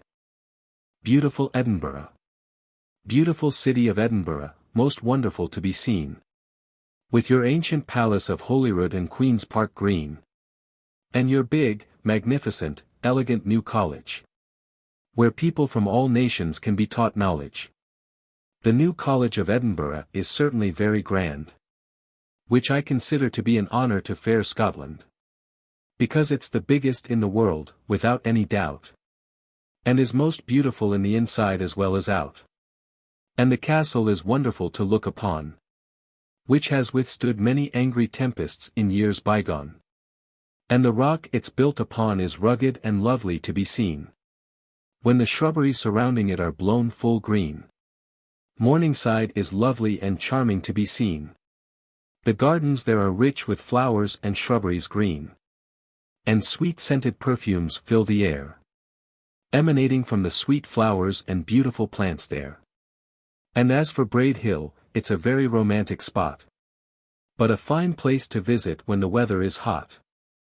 There the air is nice and cool, which will help to drive away sorrow, when ye view from its summit the beautiful city of Edinburgh. And as for the statues, they are very grand. They cannot be surpassed in any foreign land. And the scenery is attractive and fascinating to the eye, and arrests the attention of tourists as they pass by. Lord Melville's monument is most elegant to be seen, which is situated in St. Andrew's Square, amongst shrubberies green, which seems most gorgeous to the eye, because it is towering so very high. The Prince Albert Consort statue looks very grand, especially the granite blocks whereon it doth stand, which is admired by all tourists as they pass by, because the big granite blocks seem magnificent to the eye. Prince's Street West End Garden is fascinating to be seen, with its beautiful big trees and shrubberies green, and its magnificent water fountain in the valley below, helps to drive away from the tourist all care and woe.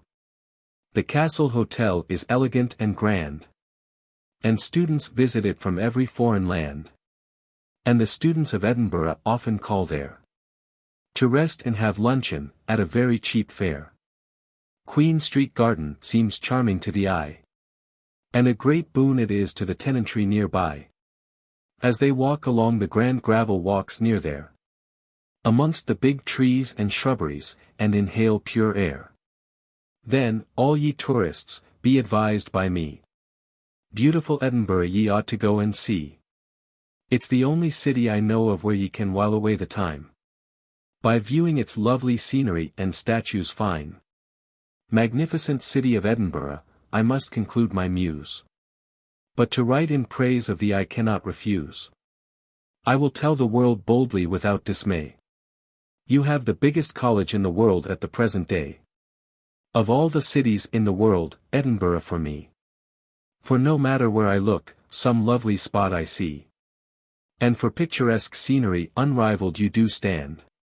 Therefore I pronounce you to be the pride of fair Scotland. A tribute to Mr. Murphy and the Blue Ribbon Army. All hail to Mr. Murphy, he is a hero brave. That has crossed the mighty Atlantic wave. For what purpose let me pause and think. I answer, to warn the people not to taste strong drink. And, I'm sure, if they take his advice, they never will rue. The day they joined the Blue Ribbon Army in the year 1882. And I hope to their colors they will always prove true. And shout, hurrah! For Mr. Murphy and the ribbon of blue. What is strong drink? Let me think, I answer, 'tis a thing. From whence the majority of evils spring. And causes many a fireside with boisterous talk to ring. And leaves behind it a deadly sting. Some people do say it is good when taken in moderation. But, when taken to excess, it leads to tribulation. Also to starvation and loss of reputation. Likewise your eternal soul's damnation. The drunkard, he says he can't give it up. For I must confess temptations in the cup. But he wishes to God it was banished from the land. While he holds the cup in his trembling hand. And he exclaims in the agony of his soul. Oh, God, I cannot myself control. From this most accursed cup. Oh, help me, God, to give it up. Strong drink to the body can do no good. It defiles the blood, likewise the food. And causes the drunkard with pain to groan. Because it extracts the marrow from the bone. And hastens him on to a premature grave. Because to the cup he is bound a slave. For the temptation is hard to thole. And by it he will lose his immortal soul. The more's the pity, I must say. That so many men and women are by it led astray. And decoyed from the paths of virtue and led on to vice. By drinking too much alcohol and acting unwise. Good people all, of every degree. I pray, ye all be warned by me. I advise ye all to pause and think.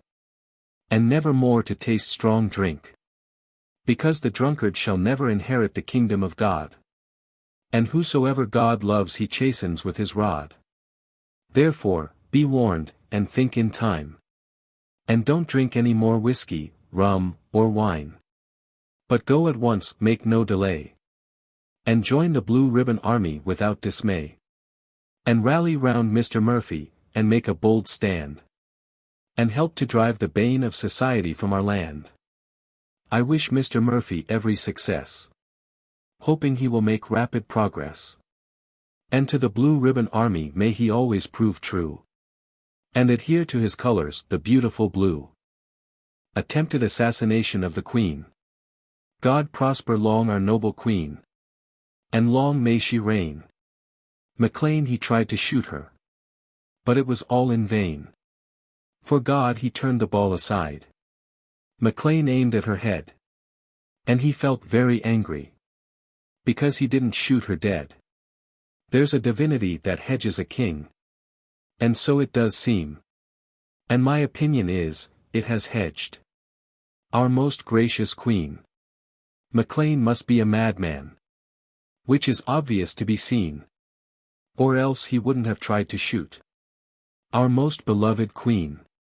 Victoria is a good Queen. Which all her subjects know. And for that God has protected her from all her deadly foes. She is noble and generous.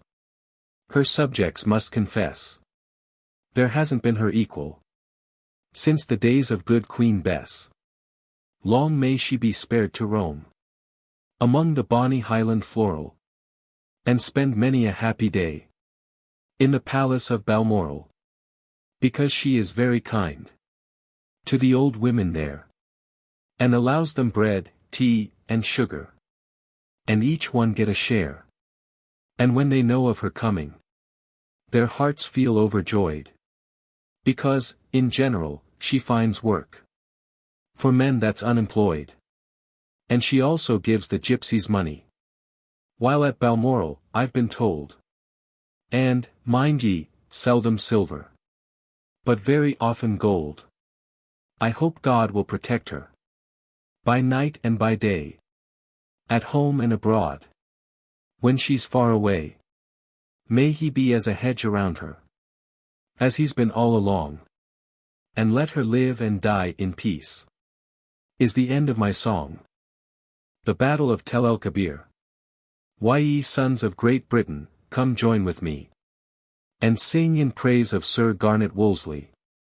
Sound drums and trumpets cheerfully, for he has acted most heroically. Therefore loudly his praises sing, until the hills their echoes back doth ring. For he is a noble hero bold, and an honour to his queen and country, be it told.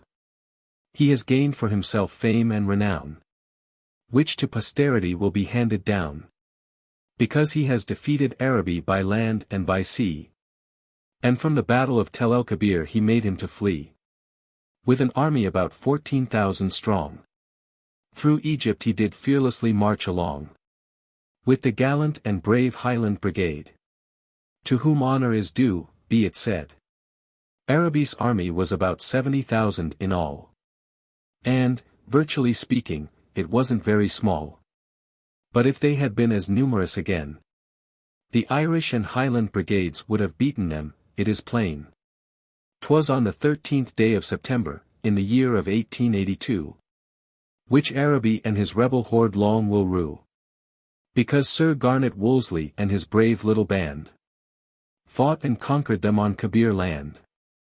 He marched upon the enemy with his gallant band o'er the wild and lonely desert sand, and attacked them before daylight. And in 20 minutes he put them to flight. The first shock of the attack was borne by the 2nd Brigade, who behaved most manfully, it is said, under the command of brave General Graham, and have gained a lasting honour to their name.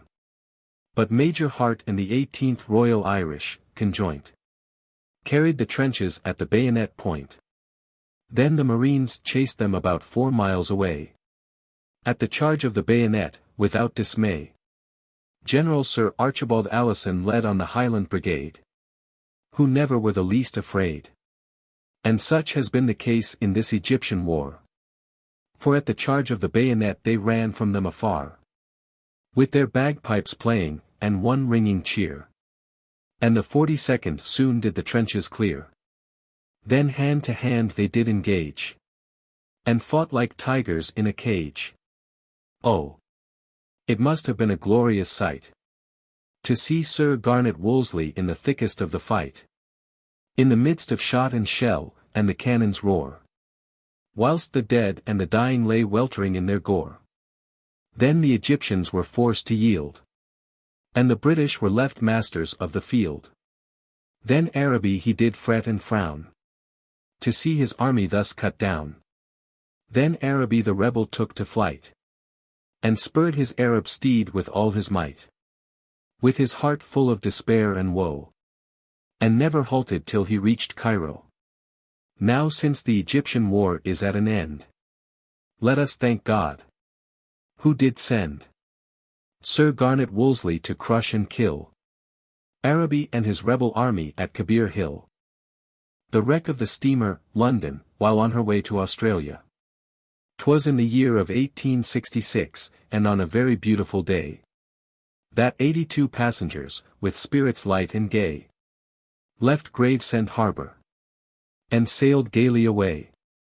On board the steamship, London, bound for the city of Melbourne, which unfortunately was her last run, because she was wrecked on the stormy main, which has caused many a heart to throb with pain, because they will ne'er look upon their lost ones again. 'Twas on the 11th of January they anchored at the Nowhere. The weather was charming, the like was seldom seen before, especially the next morning as they came in sight of the charming and beautiful Isle of Wight. But the wind it blew a terrific gale towards night, which caused the passengers' hearts to shake with fright, and caused many of them to sigh and mourn, and whisper to themselves, "We will ne'er see Melbourne." Amongst the passengers was Gustavus v. Brooke, who was to be seen walking on the poop. Also clergymen, and bankers, and magistrates also, all chatting merrily together in the cabin below. And also wealthy families returning to their dear native land, and accomplished young ladies, most lovely and grand, all in the beauty and bloom of their pride, and some with their husbands sitting close by their side. 'Twas all on a sudden the storm did arise, which took the captain and passengers all by surprise, because they had just sat down to their tea, when the ship began to roll with the heaving of the sea, and shipped a deal of water, which came down on their heads, which wet their clothes and also their beds, and caused a fearful scene of consternation, and amongst the ladies great tribulation, and made them cry out, "Lord, save us from being drowned." And for a few minutes the silence was profound. Then the passengers began to run to and fro, with buckets to bail out the water between decks below. And Gustavus Brooke quickly leapt from his bed, in his Garibaldi jacket and drawers, without fear or dread, and rushed to the pump, and wrought with might and main. But alas! all their struggling was in vain, for the water fast did on them gain. But he enacted a tragic part until the last, and sank exhausted when all succor was past, while the big billows did lash her o'er, and the storm fiend did laugh and roar. Oh, heaven! It must have really been a most harrowing and pitiful scene, to hear mothers and their children loudly screaming, and to see the tears adown their pale faces streaming, and to see a clergyman engaged in prayer, imploring God their lives to spare, whilst the cries of the women and children did rend the air. Then the captain cried, "Lower down the small boats, and see if either of them sinks or floats." Then the small boats were launched on the stormy wave, and each one tried hard his life to save from a merciless watery grave. A beautiful young lady did madly cry and rave, 500 sovereigns, my life to save. But she was by the sailors plainly told, for to keep her filthy gold, because they were afraid to overload the boat. Therefore she might either sink or float. Then she cast her eyes to heaven, and cried, "Lord, save me." Then went down with the ship to the bottom of the sea, along with Gustavus Brooke, who was wont to fill our hearts with glee, while performing Shakespearean tragedy. And out of 82 passengers only 20 were saved, and that 20 survivors most heroically behaved. For 3 stormy days and stormy nights they were tossed to and fro on the raging billows, with their hearts full of woe. Alas! Poor souls, not knowing where to go, until at last they all agreed to steer for the south. And they chanced to meet an Italian bark bound for Falmouth, and they were all rescued from a watery grave. And they thanked God and Captain Cavassa, who did their lives save. The Den o' Fowlis. Beautiful Den o' Fowlis, most charming to be seen in the summer season, when your trees are green, especially in the bright and clear month of June, when your flowers and shrubberies are in full bloom. Their visitors can enjoy themselves during the holidays, and be shaded by the trees from the sun's rays, and admire the beautiful primroses that grow there. and inhale their sweet perfume that fills the air. There the little children sport and play, blithe and gay during the livelong summer day, in its beautiful green and cool shady bowers, chasing the bee and butterfly, and pulling the flowers. There the minnows loo and play, in the little rivulet all the day, right in the hollow of that fairy-like den, together in little shoals of 9 or 10. And the mavis and blackbird merrily sing, making the den with their notes to ring, from high noon till sunset at night, filling the visitor's heart with delight. 'Tis most lovely to see the trees arched overhead, and the little rivulet rolling o'er its pebbly bed. Ane nearby is an old meal mill, likewise an old church and churchyard where the dead lie still. The den is always cool in the summer time, because it is so closely shaded from the sunshine by the spreading branches of the trees, while the murmuring of the rivulet is heard on the night breeze. It is a very magnificent spot, the den o' Fowlis, and where oft the wintry wind it howls among its bare and leafless withered trees, and with fear would almost make one's heart to freeze, to be walking through it on a dark wintry night, because the bare trees seem like spectres to your sight, and everything around seems dark and drear, and fills the timid mind with an undefinable fear. But in the summer season it is most lovely to see, with its fair flowers and romantic scenery, where the people can enjoy themselves all the day. In the months of July, June, or May, there the people can drink pure water when they are dry, from the wells of spring water in the den nearby, which God has provided for his creatures in that lonely spot. And such a blessing to the people shouldn't be forgot. Saving a train. 'Twas in the year of 1869, and on the 19th of November, which the people in southern Germany will long remember. The great rainstorm which for 20 hours did pour down, that the rivers were overflowed and petty streams all around.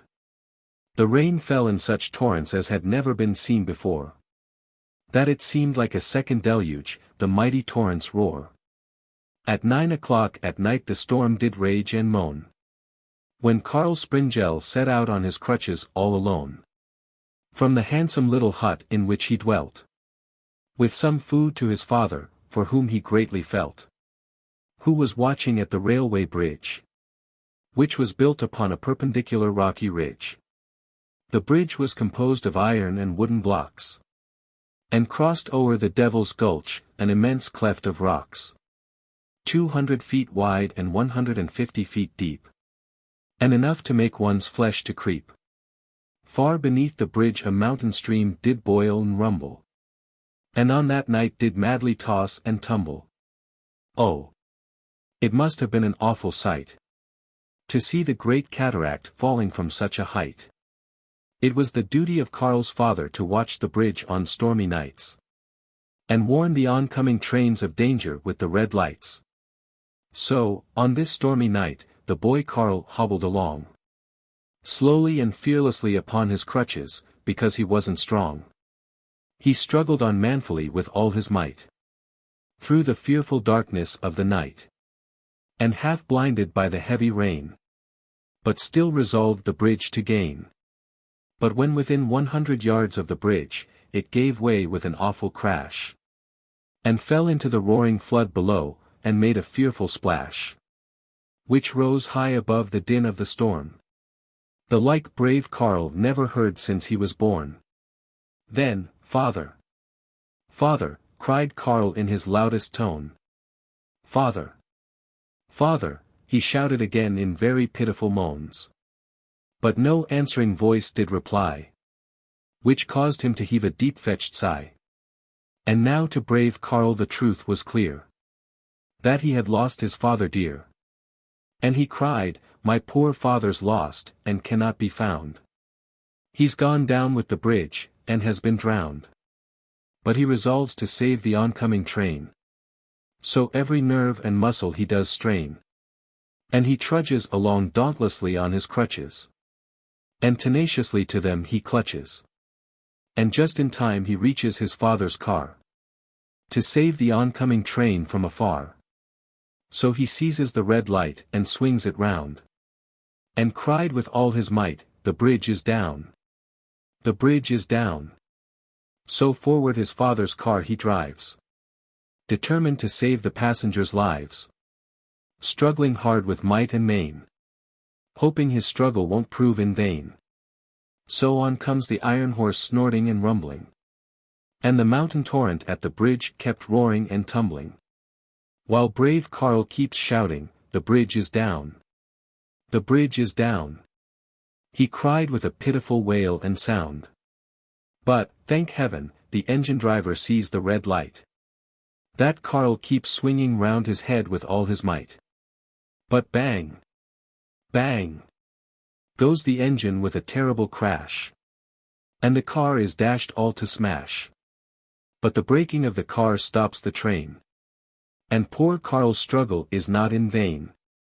But, poor soul, he was found stark dead. Crushed and mangled from foot to head. And the passengers were all loud in Carl's praise. And from the cold wet ground they did him raise. And tears for brave Carl fell silently around. Because he had saved 200 passengers from being drowned. In a quiet village cemetery he now sleeps among the silent dead. In the south of Germany, with a tombstone at his head. Erected by the passengers he saved in the train. And which to his memory will long remain. The beautiful sun. Beautiful sun. With thy golden rays. To God, the wise Creator, be all praise. For thou nourisheth all the creation. Wherever there is found to be animation. Without thy heat we could not live. Then praise to God we ought to give. For thou makest the fruits and provisions to grow. To nourish all creatures on earth below. Thou makest the hearts of the old feel glad. Likewise the young child and the lad. And the face of nature to look green and gay. And the little children to sport and play. Thou also givest light unto the moon. Which certainly is a very great boon. To all God's creatures here below. Throughout the world where'er they go. How beautiful thou look'st on a summer morn. When thou sheddest thy effulgence among the yellow corn. Also upon lake, and river, and the mountain tops. Whilst thou leavest behind the most lovely dewdrops. How beautiful thou seem'st in the firmament above. As I gaze upon thee, my heart fills with love. To God, the great Creator, who has placed thee there. Who watches all his creatures with an eye of care. Thou makest the birds to sing on the tree. Also by meadow, mountain, and lea. And the lark high poised up in air. Carolling its little song with its heart free from care. Thou makest the heart of the shepherd feel gay. As he watches the little lambkins at their innocent play. While he tends them on the hillside all day. Taking care that none of them shall go astray. Thou cheerest the weary traveler while on his way. During the livelong summer day. As he admires the beautiful scenery while passing along. And singing to himself a stave of a song. Thou cheerest the tourist while amongst the highland hills. As he views their beautiful sparkling rills. Glittering like diamonds by the golden rays. While the hills seem to offer up to God their praise. While the bee from flower to flower does roam. To gather honey, and carry it home. While it hums its little song in the beautiful sunshine. And seemingly to thank the Creator divine. For the honey it hath gathered during the day. In the merry month of May. When the flowers are in full bloom.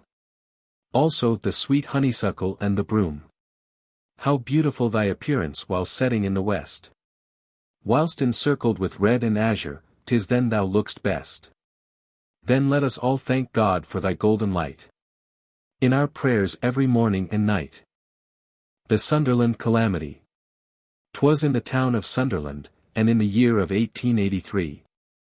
That about 200 children were launched into eternity. While witnessing an entertainment in Victoria Hall. While they, poor little innocents, to God for help did call.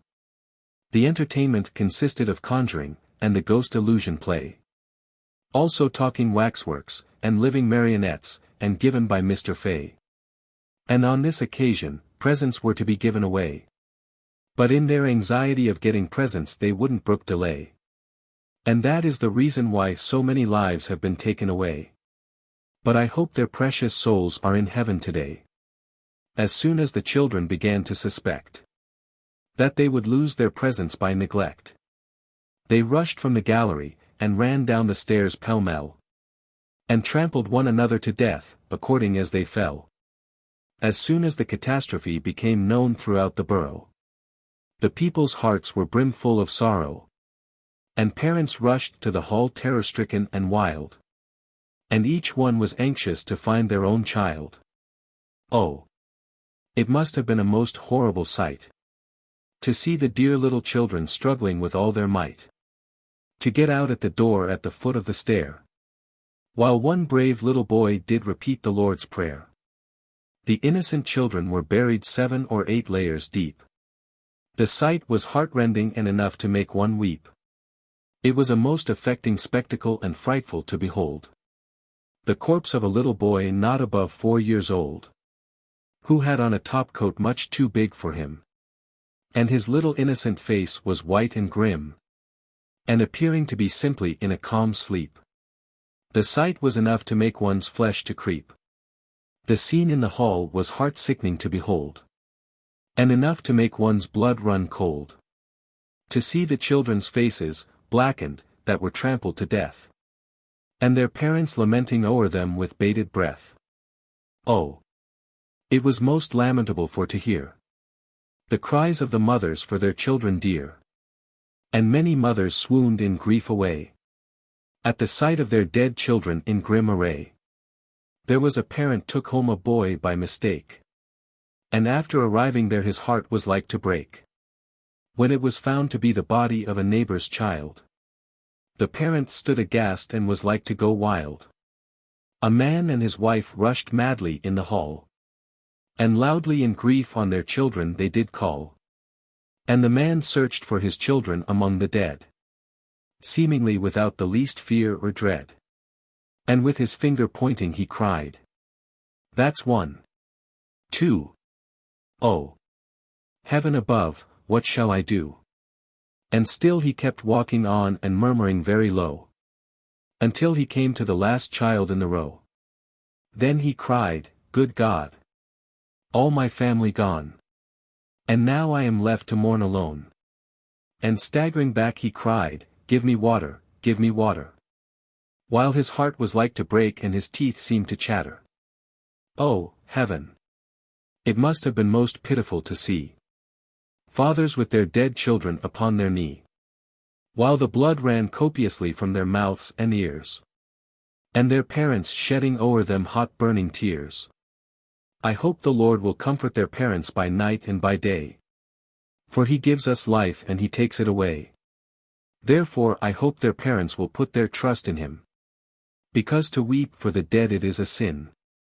Her Majesty's grief for the bereaved parents has been profound, and I'm glad to see that she has sent them £50. And I hope from all parts of the world will flow relief, to aid and comfort the bereaved parents in their grief. The death of Captain Webb. Alas, brave Captain Webb has acted the part of a fool, by attempting to swim the mighty Niagara whirlpool, which I am sorry to say and to relate, has brought him to an untimely fate. 'Twas in the year 1883. With the people of America he did agree, for $10,000, to swim through that yawning whirlpool. But alas! He failed in doing so, the self-conceited fool. Captain Webb, he courted danger for the sake of worldly gain, and the thought of gaining for himself worldwide fame. And although many people warned him not to throw his life away, he rushed madly to his fate without the least dismay, which clearly proves he was a mad conceited fool, for to try to swim o'er that fearful whirlpool, when he knew so many people had perished there. And when the people told him so, he didn't seem to care. Had it not been for the money that lured him on to the mighty falls of Niagara, he never would have gone to sacrifice his precious life in such a dangerous way. But I hope it will be a warning to others for many a long day. On Tuesday the 24th of July, Webb arrived at the falls. And as I view the scene in my mind's eye, my heart it appalls. To think that any man could be such a great fool. Without the help of God, to think to swim that great whirlpool. Whereas, if he had put his trust in God before he came there, God would have opened his blinded eyes and told him to beware. But being too conceited in his own strength, the devil blinded his eyes. And all thought of God and the people's advice he therefore did despise. But the man that forgets God, God will forget him. Because to be too conceited in your own strength before God it is a sin. And the devil will whisper in your ear, there's no danger in the way. And make you rush madly on to destruction, without the least dismay. At 3:30 Webb started for the river, which caused many of the spectators with fear to shiver, as they wondered in their hearts if he would be such a fool as to dare to swim through that hell whirlpool. Webb was received by the people with loud and hearty cheers. And many a heart that day was full of doubts and fears. A many a one present did venture to say, he only came here to throw his life away. The Webb entered a boat, in waiting, and was rowed by the ferryman. And many of the spectators seemed to turn pale and wan. And when asked by the boatman how much he'd made by the channel swim, he replied $25,000 complete every dim. Have you spent it all? Was the next question McCloy put to him. No, answered Webb, I have yet $15,000 left, every dim. Then, replied McCloy, you'd better spend it before you try this swim. Then the captain laughed heartily but didn't answer him.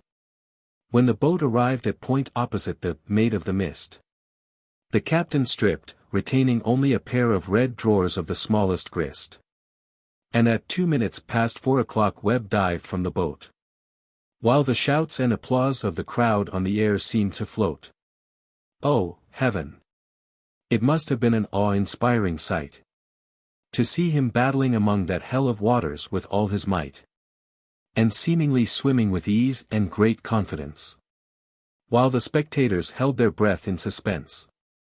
At one moment he was lifted high on the crest of a wave, but he battled most manfully his life to save. But alas! All his struggling proved in vain, because he drowned in that merciless whirlpool God did so ordain. He was swept into the neck of that hell whirlpool, and was whirled about in it just like a light cotton spool, while the water fiend laughingly cried, Ha! Ha! You poor silly fool! You have lost your life, for the sake of gain, in that hell whirlpool.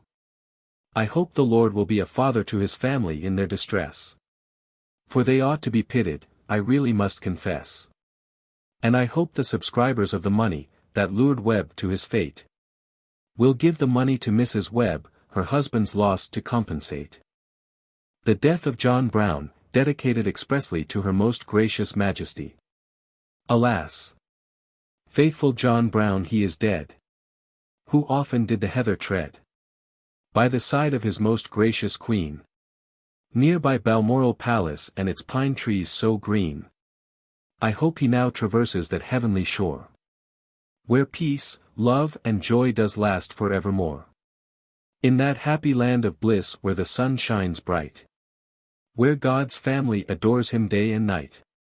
He now lies buried in Crathy churchyard, and her Majesty had for him a great regard, because he was her faithful servant for many years. And at his grave betimes, no doubt, she will shed tears. He was a man of honesty and trust, but his body now lies mouldering in the dust. But such is the doom of all mankind, from the king to the beggar, and also the hind. He was modest and manly in his way, a kind of shy and had little to say. But he was loving and true to his Queen at the heart, and he was ever ready to take her part. He was a man of most stately mien, and most handsome to be seen, and ever watchful of his queen. By mountain, and lake, or forest green, a Glengarry bonnet and kilt did his body adorn, which enhanced the beauty of his form. And at Crathy was he born, where the pine trees grow, and yellow corn. I'm sure Her Majesty will miss him now, as she wanders by the mountain's brow, and among the bonny Highland floral, near by the River Dee and the palace of Balmoral. He want to cheer Her Majesty by the way, as cheerfully together they did stray, among the bonny, Highland, heathery hills, to view their clear, crystal, sparkling rills. Strength and courage he did not lack. Many times he carried the Queen upon his back, o'er little rivulets, and waters wide, and the marshy grounds by the hillside. Her Majesty, now, will feel a great loss, because she has no one, now, to carry her across the marshy grounds, or the boggy moss. Therefore the world to her will seem as dross. No doubt her spirits will be cast down, for the loss of her faithful servant, John Brown, who want to fill her heart with glee, while hunting the wild deer on the banks of the Dee. But the best of friends, 'tis said must part. Therefore, I hope Her Majesty will keep up her heart, and no longer lament the death of John Brown, for fear the Almighty does on her frown, because he gives us life, and he takes it away, and watches all his creatures by night and by day. So, therefore, let her put all her trust in him, and he will fill her heart with joy to the brim. I hope God will be her comforter by night and by day, at home, and abroad, when she's far away, and in her daily walks around Balmoral, as she views mountain and lake, and the bonny Highland floral. God save our gracious Queen, and long may she reign. And let all subjects say, Amen.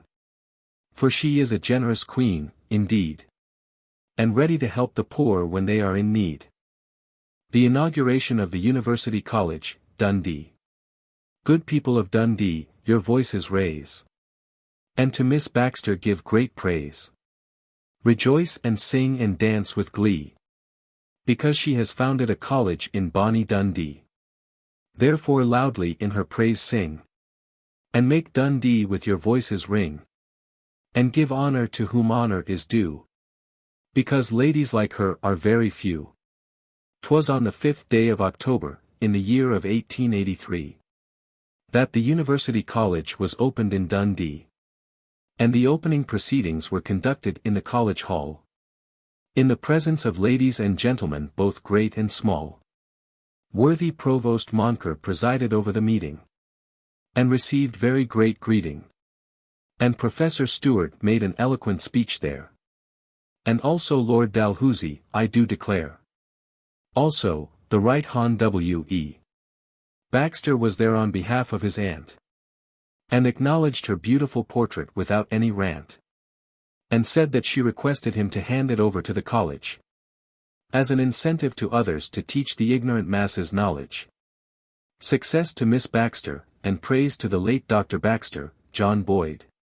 For I think the Dundonians ought to feel overjoyed, for their munificent gifts to the town of Dundee, which will cause their names to be handed down to posterity.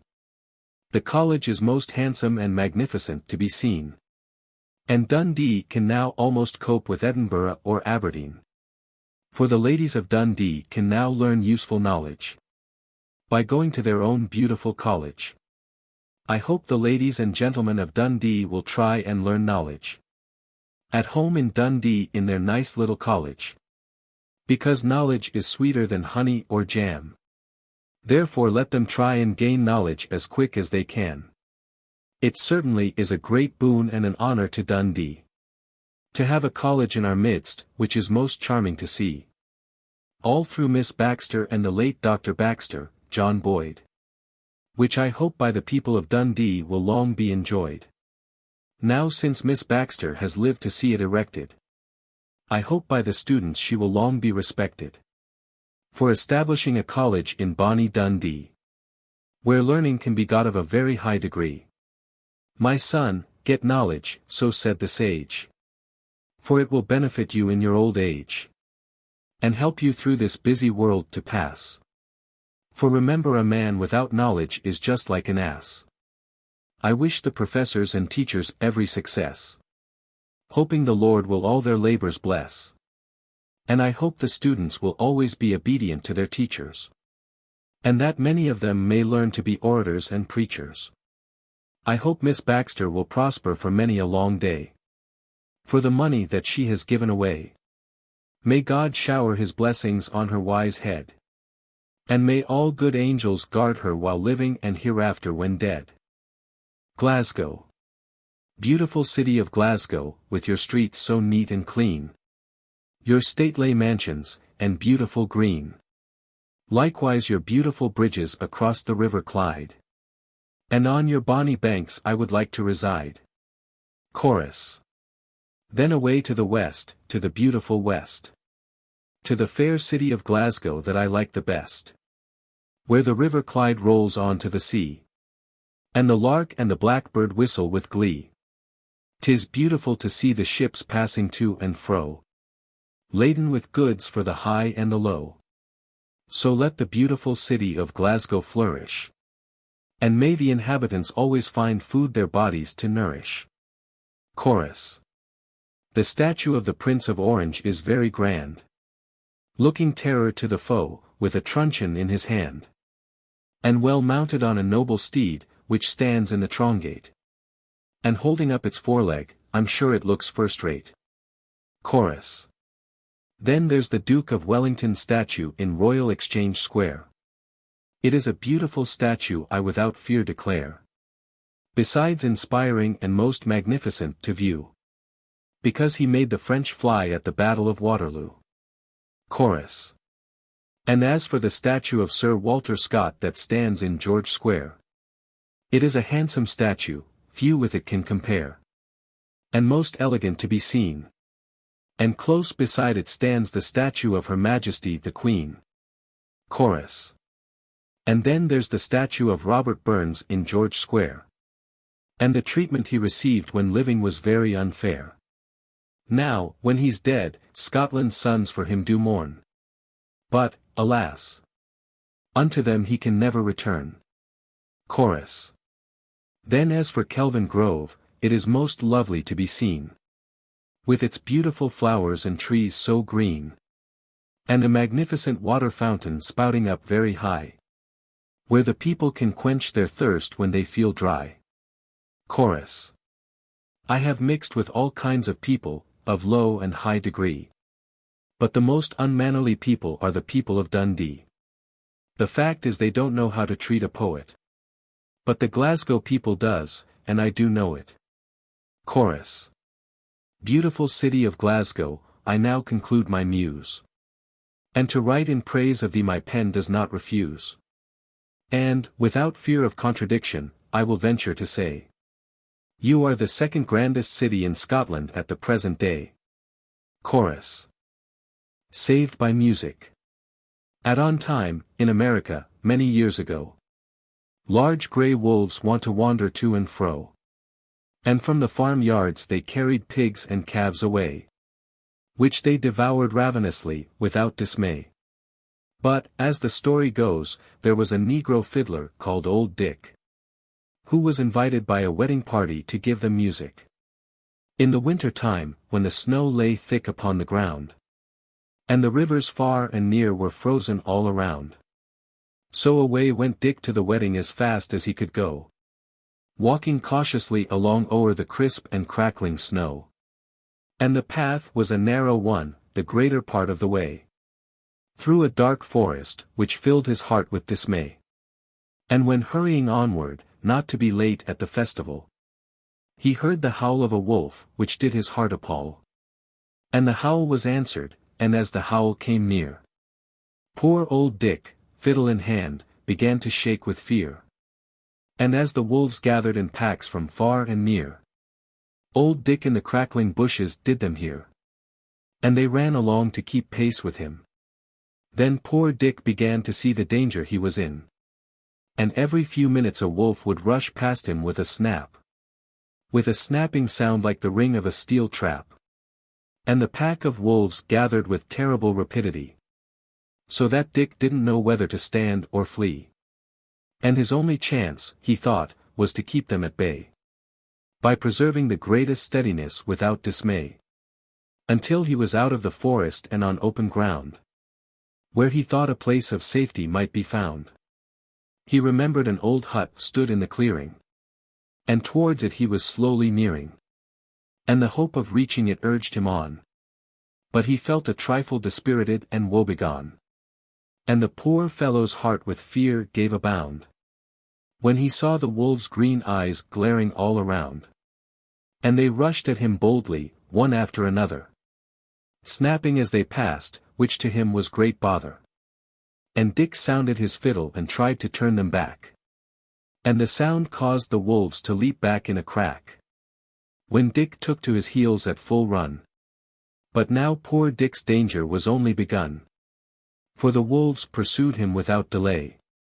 But Dick arrived at the hut in great dismay. And had just time to get on the roof and play. And at the strains of the music the wolves felt gay. And for several hours he sat there in pain. Knowing if he stopped playing the wolves would be at him again. But the rage of the wolves abetted to the subduing strains. And at last he was rewarded for all his pains. For the wedding party began to weary for some music. And they all came out to look for old Dick. And on top of the hut they found him fiddling away. And they released him from his dangerous position without delay. The famous Tay Whale. 'Twas in the month of December, and in the year 1883. That a monster whale came to Dundee. Resolved for a few days to sport and play. And devour the small fishes in the Silvery Tay.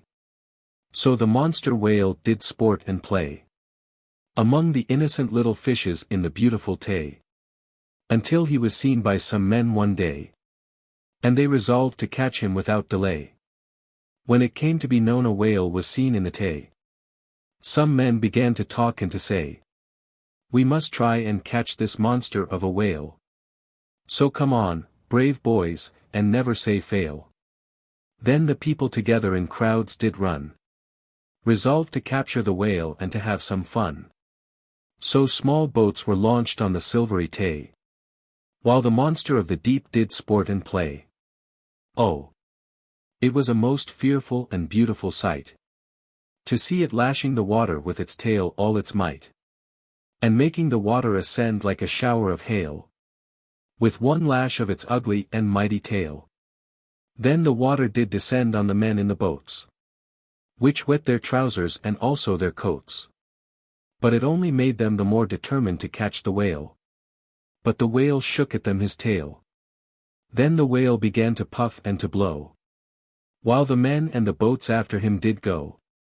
Armed well with harpoons for the fray. Which they fired at him without dismay. And they laughed and grinned just like wild baboons. While they fired at him their sharp harpoons. But when struck with the harpoons he dived below. Which filled his pursuers' hearts with woe. Because they guessed they had lost a prize. Which caused the tears to well up in their eyes. And in that their anticipations were only right. Because he sped on to Stonehaven with all his might. And was first seen by the crew of a Gordon fishing boat. Which they thought was a big coble upturned afloat. But when they drew near they saw it was a whale. So they resolved to tow it ashore without fail. So they got a rope from each boat tied round his tail.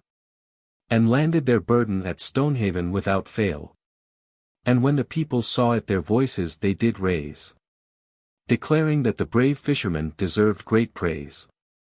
And my opinion is that God sent the whale in time of need. No matter what other people may think or what is their creed. I know fishermen in general are often very poor. And God in his goodness sent it drive poverty from their door. So Mr. John Wood has bought it for £226. And has brought it to Dundee all safe and all sound. Which measures 40 feet in length from the snout to the tail. So I advise the people far and near to see it without fail. Then hurrah! for the mighty monster whale, which has got 17 feet 4 inches from tip to tip of a tail, which can be seen for a sixpence or a shilling. That is to say, if the people all are willing. The Battle of El-Teb. Why, ye sons of Great Britain, I think no shame to write in praise of brave General Graham, whose name will be handed down to posterity without any stigma. Because, at the Battle of El-Teb, he defeated Osman Digna with an army about 5,000 strong. To El-Teb, in the year 1884, he marched along and bivouacked there for the night. While around their fires they only thought of the coming fight.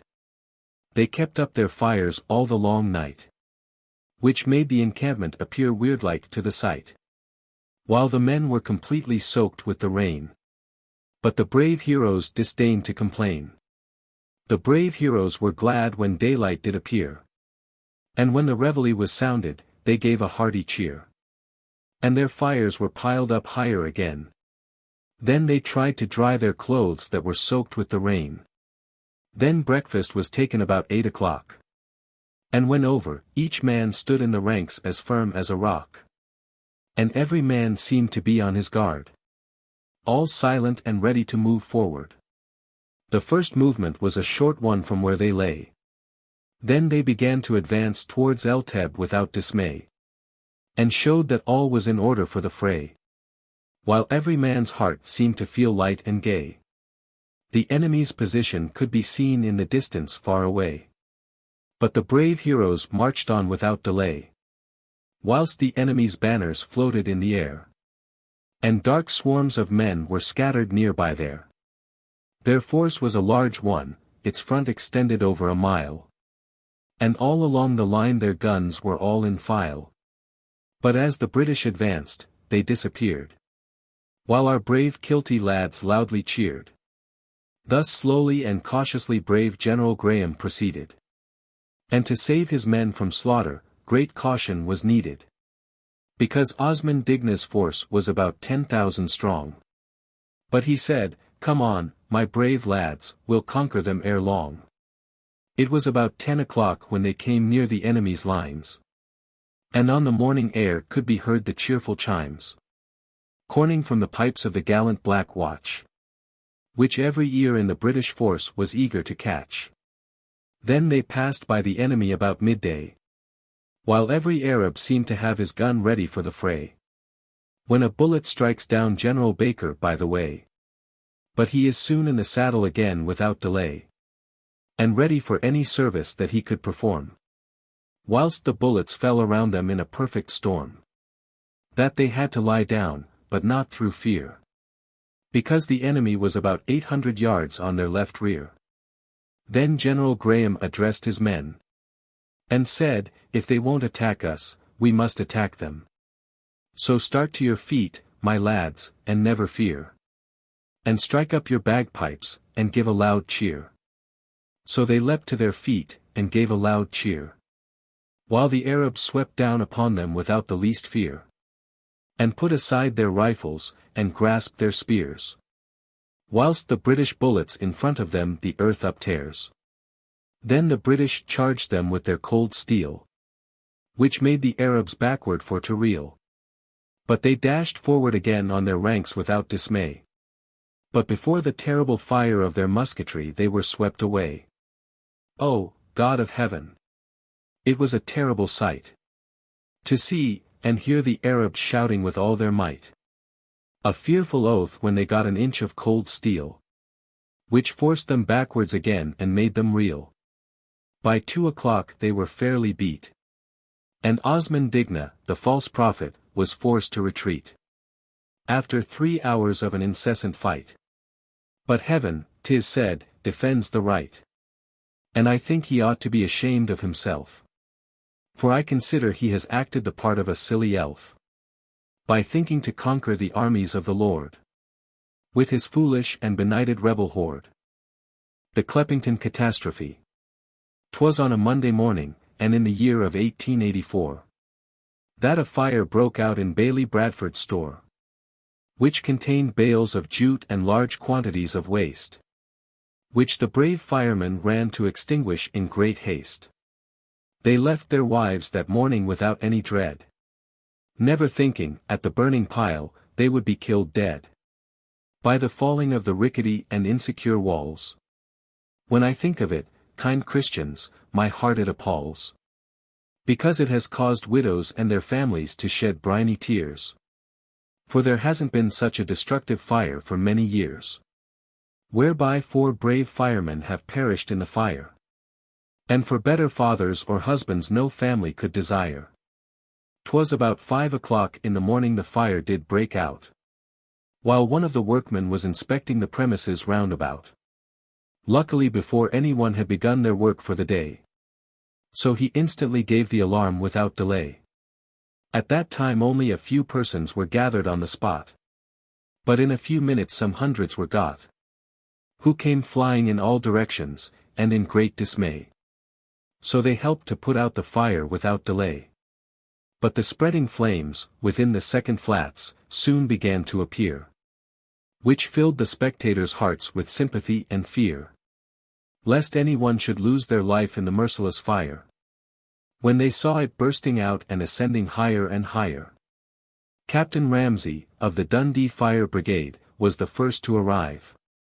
And under his directions the men seemed all alive, for they did their work heroically, with all their might and main, in the midst of blinding smoke and the burning flame. As soon as the catastrophe came to be known, the words, "Fire! Fire!"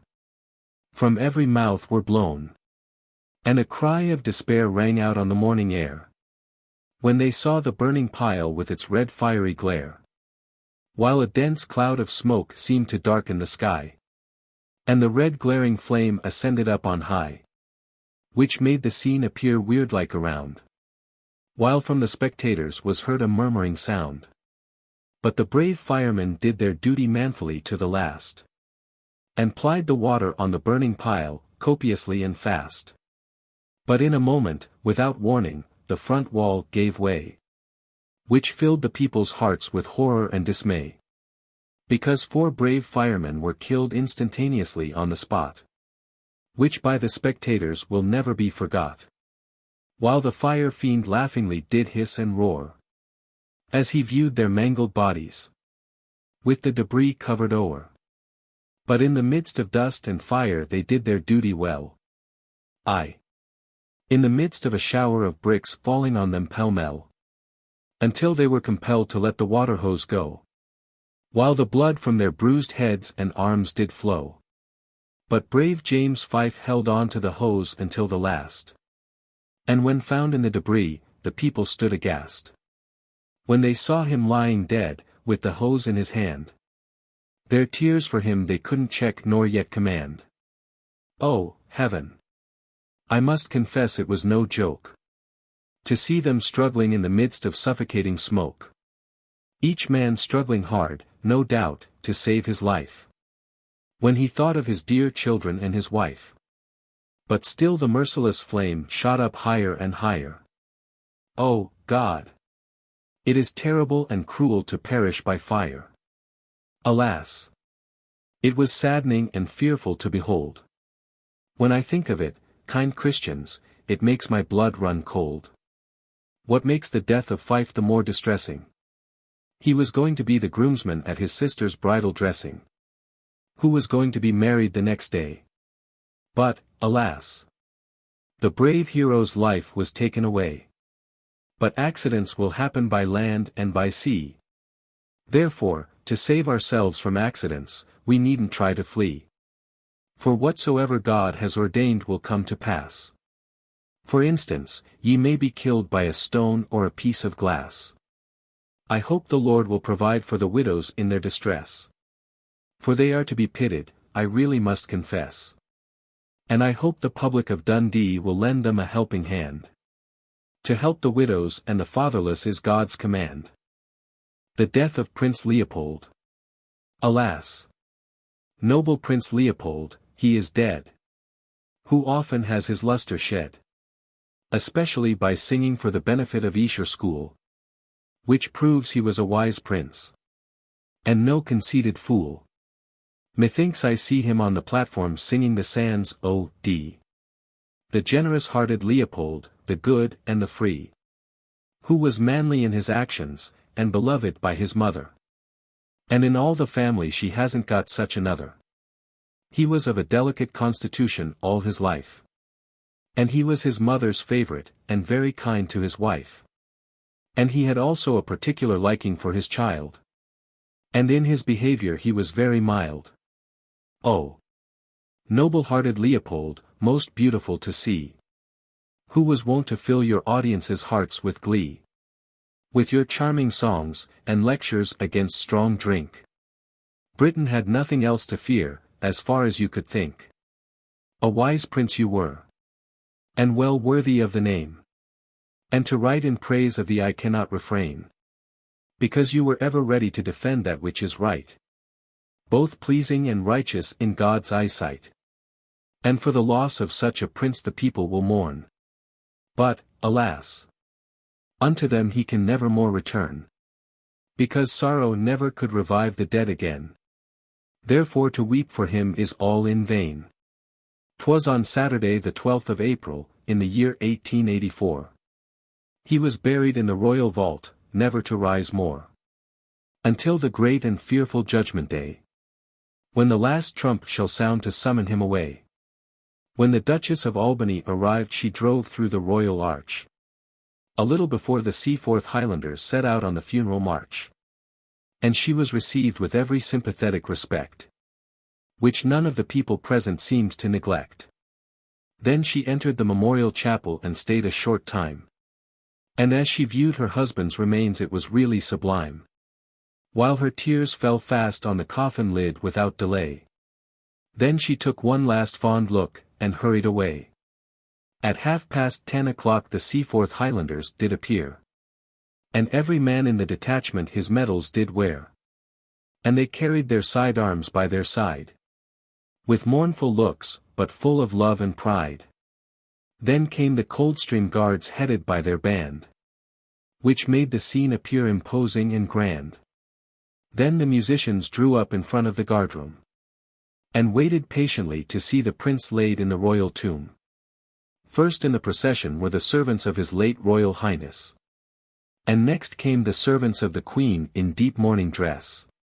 And the gentlemen of his household in deep distress. Also General du Pla, who accompanied the remains from Caen. The coffin was borne by 8 Highlanders of his own regiment.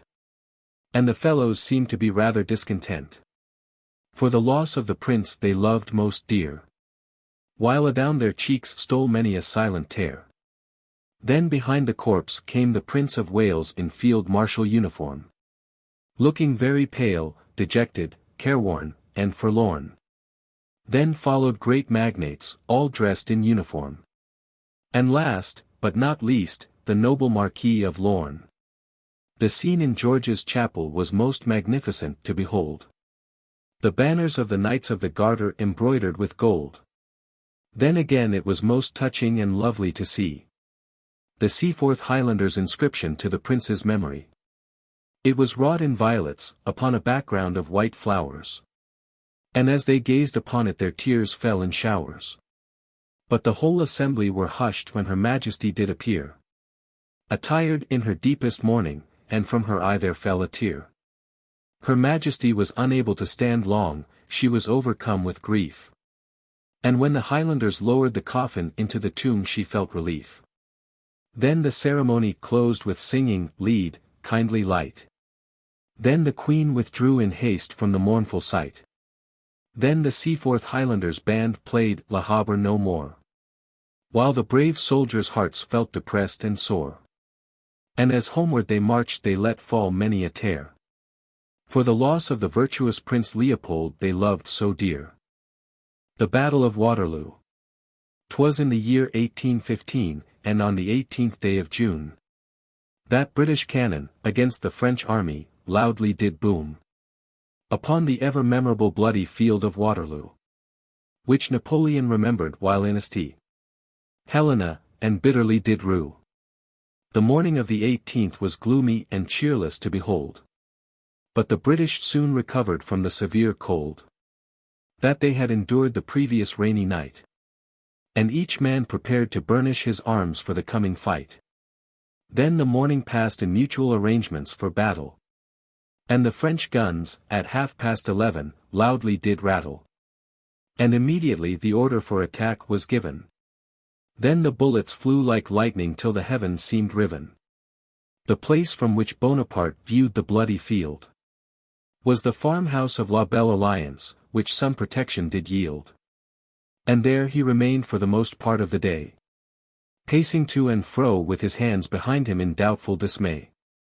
The Duke of Wellington stood upon a bridge behind La Haye, and viewed the British army in all their grand array. And where danger threatened most the noble Duke was found, in the midst of shot and shell on every side around. Hougemont was the key of the Duke of Wellington's position, a spot that was naturally very strong, and a great acquisition to the Duke and his staff during the day, which the Coldstream Guards held to the last, without dismay.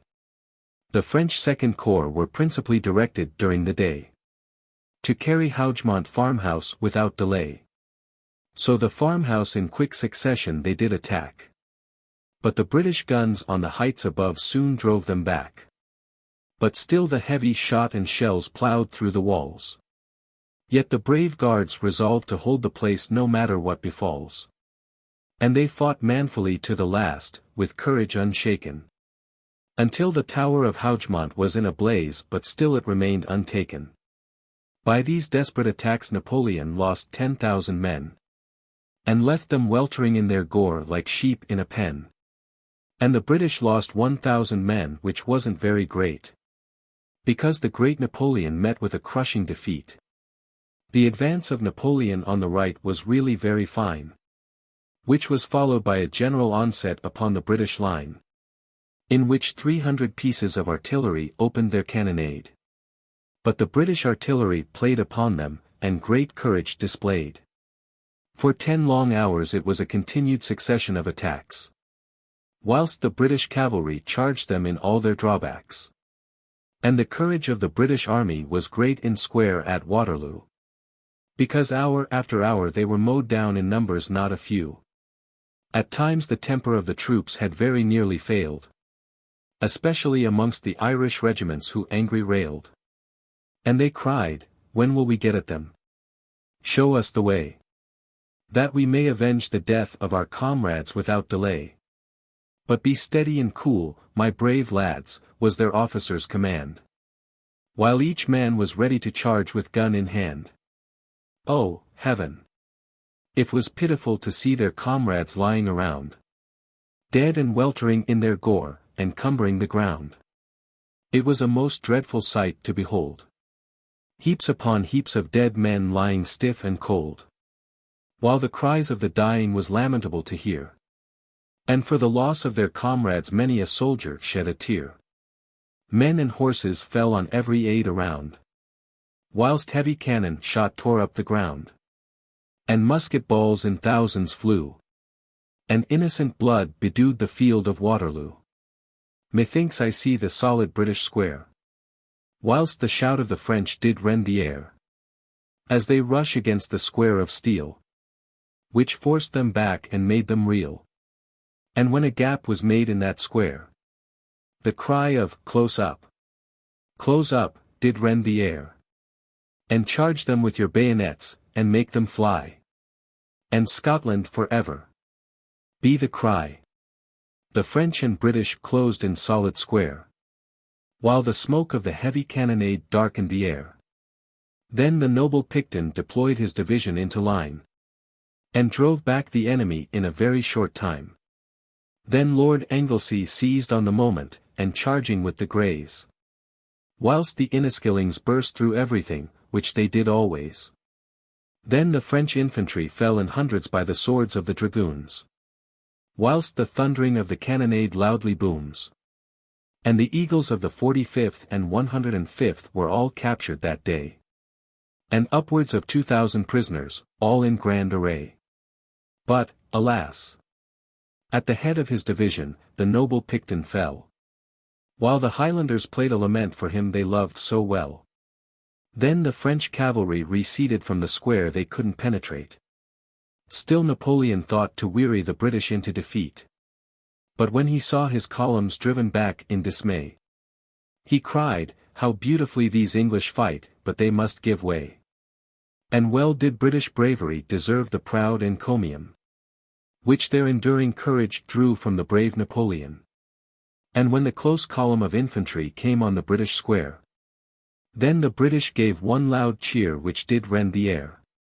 Then the French army pressed forward at Napoleon's command, determined, no doubt, to make a bold stand. Then Wellington cried, "Up guards and break their ranks through," and chased the French invaders from off the field of Waterloo. Then, in a moment, they were all on their feet. And they met the French, sword in hand, and made them retreat. Then Wellington in person directed the attack. And at every point and turning the French were beaten back. And the road was choked and encumbered with the dead. And, unable to stand the charge, the French instantly fled. And Napoleon's army of yesterday was now a total wreck, which the British manfully for 10 long hours held in check. Then, panic struck, the French were forced to yield. And Napoleon turned his charger's head, and fled from the field, with his heart full of woe, no doubt, exclaiming, "Oh, heaven! My noble army has met with a total rout." The Battle of Flodden Field. 'Twas on the 9th of September, a very beautiful day, that a numerous English army came in grand array, and pitched their tents on Flodden Field so green, in the year of our Lord 1513. And on the ridge of Braxton Hill the Scottish army lay, all beautifully arrayed, and eager for the fray.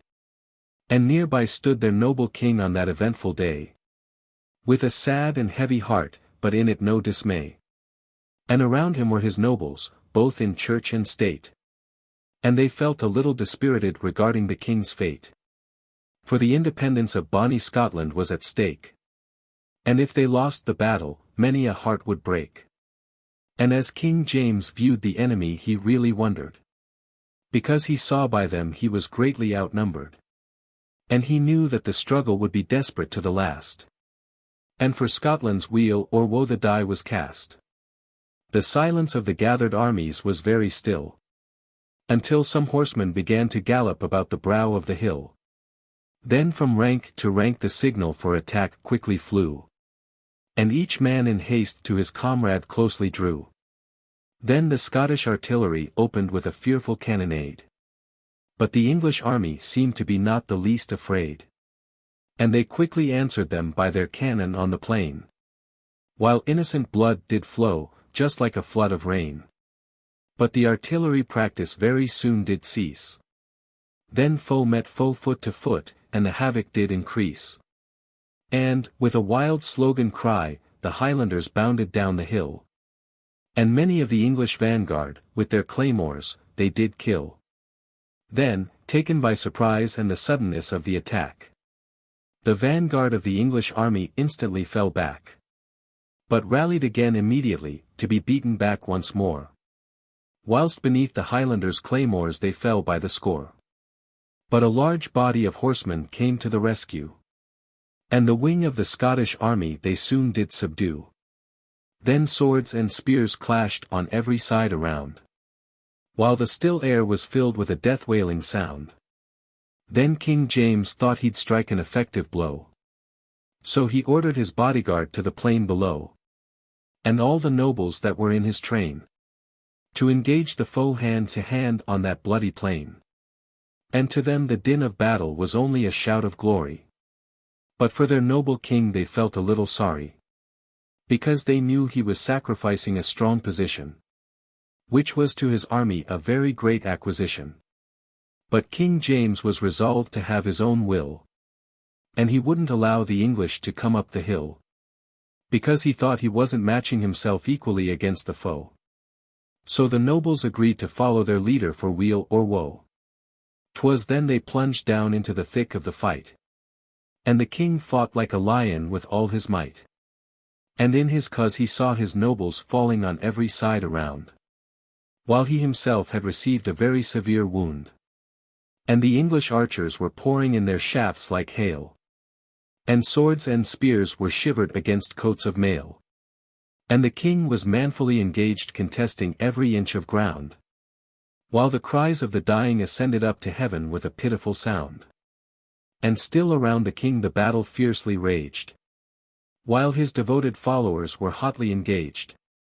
And the dead and the dying were piled high all around. And alas! The brave king had received the second wound.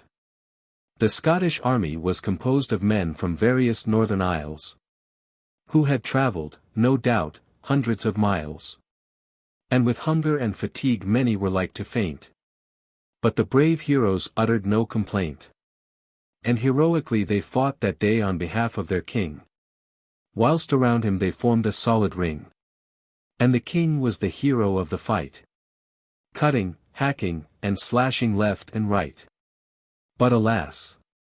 They were not proof against the weapons of the foe, which filled their hearts with despair and woe.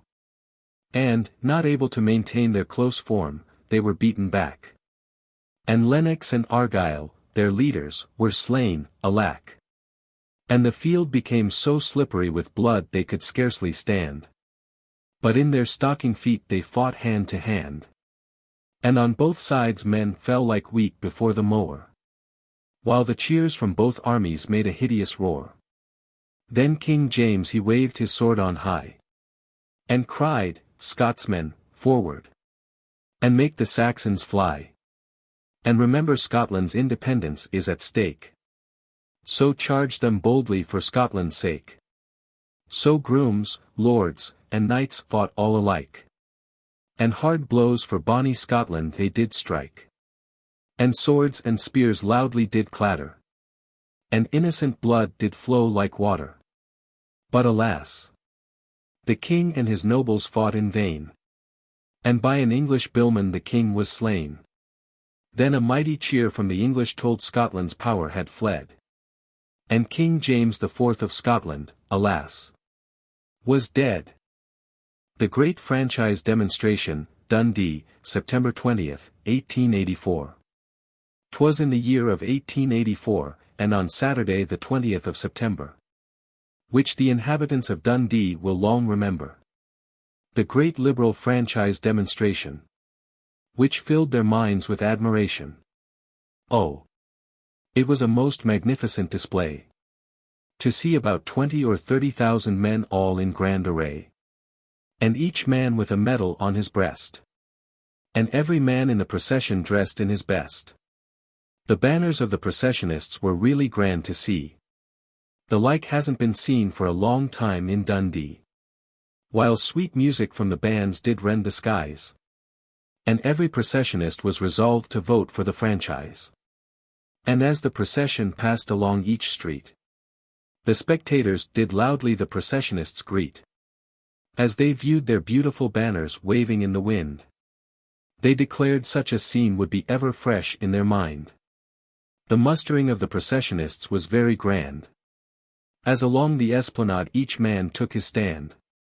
And as soon as they were marshalled in grand array, to the Magdalen Green, in haste, they wended their way.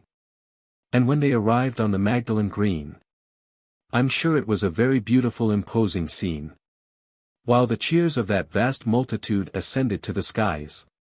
For the grand old man, Gladstone, the hero of the franchise, who has struggled very hard for the people's rights, many long years, and many weary nights.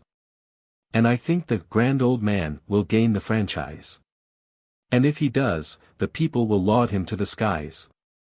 And his name should be written in letters of gold.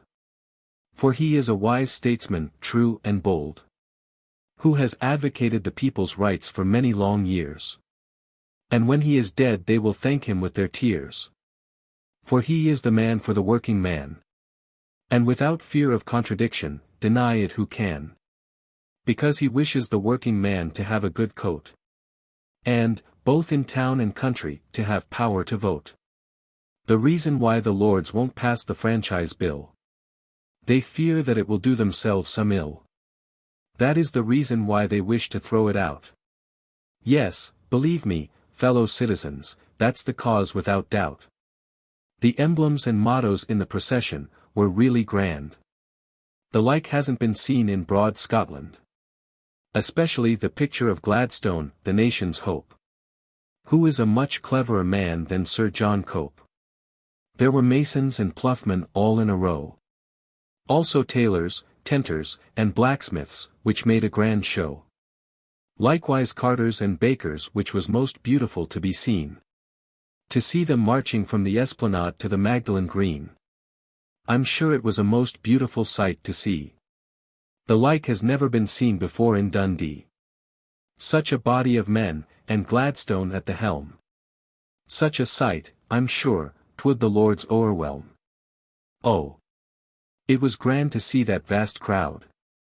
And to hear the speeches, most eloquent and loud, that were made by the speakers, regarding the franchise. While the spectators applauded them to the skies. And for the grand old man, they gave 3 cheers. Hoping he would live for many long years. And when the speeches were ended, the people's hearts were gay. And they all dispersed quietly to their homes without delay. Women's suffrage. Fellow men. Why should the Lords try to despise and prohibit women from having the benefit of the parliamentary franchise? When they pay the same taxes as you and me. I consider they ought to have the same liberty. And I consider if they are not allowed the same liberty from taxation, every one of them should be set free. And if they are not, it is really very unfair. And an act of injustice, I most solemnly declare. Women, farmers, have no protection as the law now stands. And many of them have lost their property and lands. And have been turned out of their beautiful farms. By the unjust laws of the land and the sheriff's alarms. And in my opinion, such treatment is very cruel. And fair play, 'tis said, is a precious jewel. But such treatment causes women to fret and to dote. Because they are deprived of the parliamentary franchise vote. In my opinion, what a man pays for he certainly should get. And if he does not, he will certainly fret. And why wouldn't women do the very same? Therefore, to demand the parliamentary franchise they are not to blame. Therefore let them gather, and demand the parliamentary franchise. And I'm sure no reasonable man will their actions despise. For trying to obtain the privileges most unjustly withheld from them. Which Mr. Gladstone will certainly encourage and never condemn. And as for the working women, many are driven to the point of starvation. All through the tendency of the legislation. Besides, upon members of Parliament they have no claim.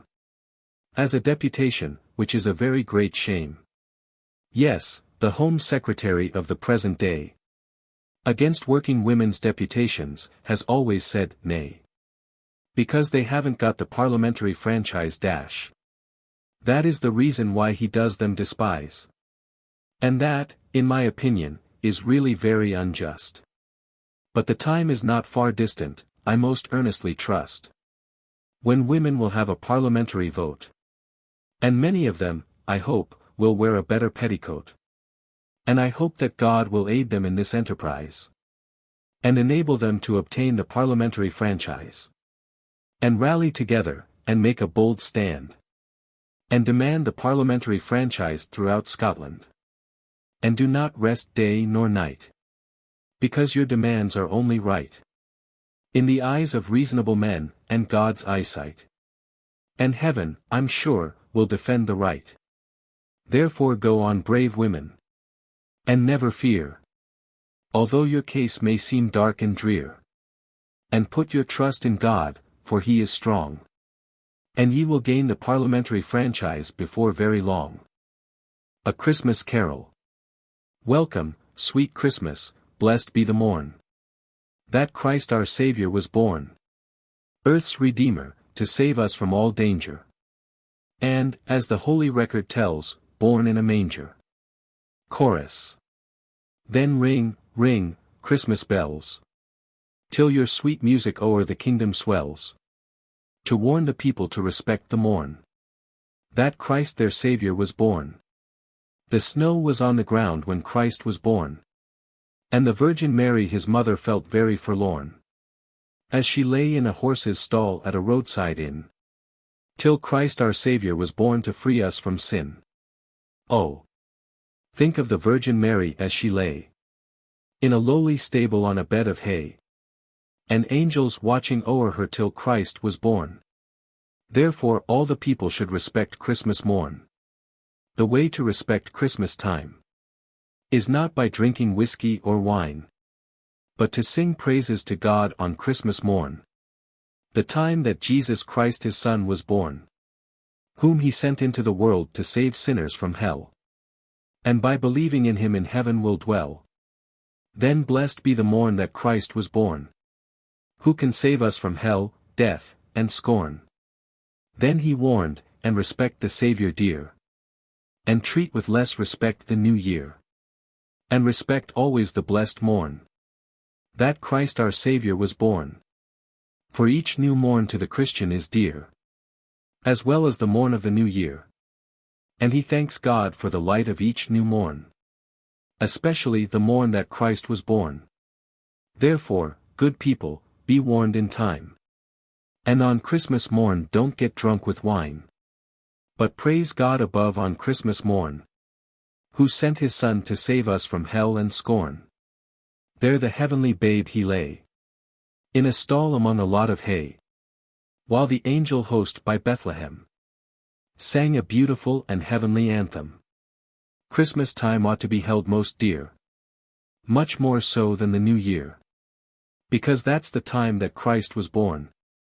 Therefore respect Christmas morn, and let the rich be kind to the poor, and think of the hardships they do endure, who are neither clothed nor fed, and many without a blanket to their bed. The Battle of the Alma, fought in 1854. 'Twas on the heights of Alma the battle began, but the Russians turned and fled every man, because Sir Colin Campbell's Highland Brigade put them to flight, at the charge of the bayonet, which soon ended the fight. Sir Colin Campbell he did loudly cry, "Let the Highlanders go forward, they will win or die. We'll hae none but Hieland bonnets here. So forward, my lads, and give one ringing cheer." Then boldly and quickly they crossed the river, but not one amongst them with fear did shiver, and ascended the height, forming quietly on the crest, while each man seemed anxious to do his best. The battle was fought by 20 against 1. But the gallant British troops resolved to die to a man, while the shot was mowing them down and making ugly gaps, and shells shrieking and whistling and making fearful cracks. On the heights of Alma it was a critical time, and to see the Highland Brigade it was really sublime, to hear the officers shouting to their men, "On lads, I'll show you the way to fight them. Close up. Close up. Stand firm, my boys. Now be steady, men, steady and think of our joys. If we only conquer the Russians this day, our fame will be handed down to posterity for ever and aye. Still forward. Forward. My lads was the cry. And from the redoubt make them fly." And at length the Russians had to give way, and fled from the redoubt in wild dismay. Still the fate of the battle hung in the balance, but Sir Colin knew he had still a chance. But one weak officer in fear loudly shouted, "Let the guards fall back, or they'll be totally routed." Then Sir Colin Campbell did make reply, "'Tis better, sir, that every man of the guards should die, and to be found dead on this bloody field, than to have it said they fled and were forced to yield."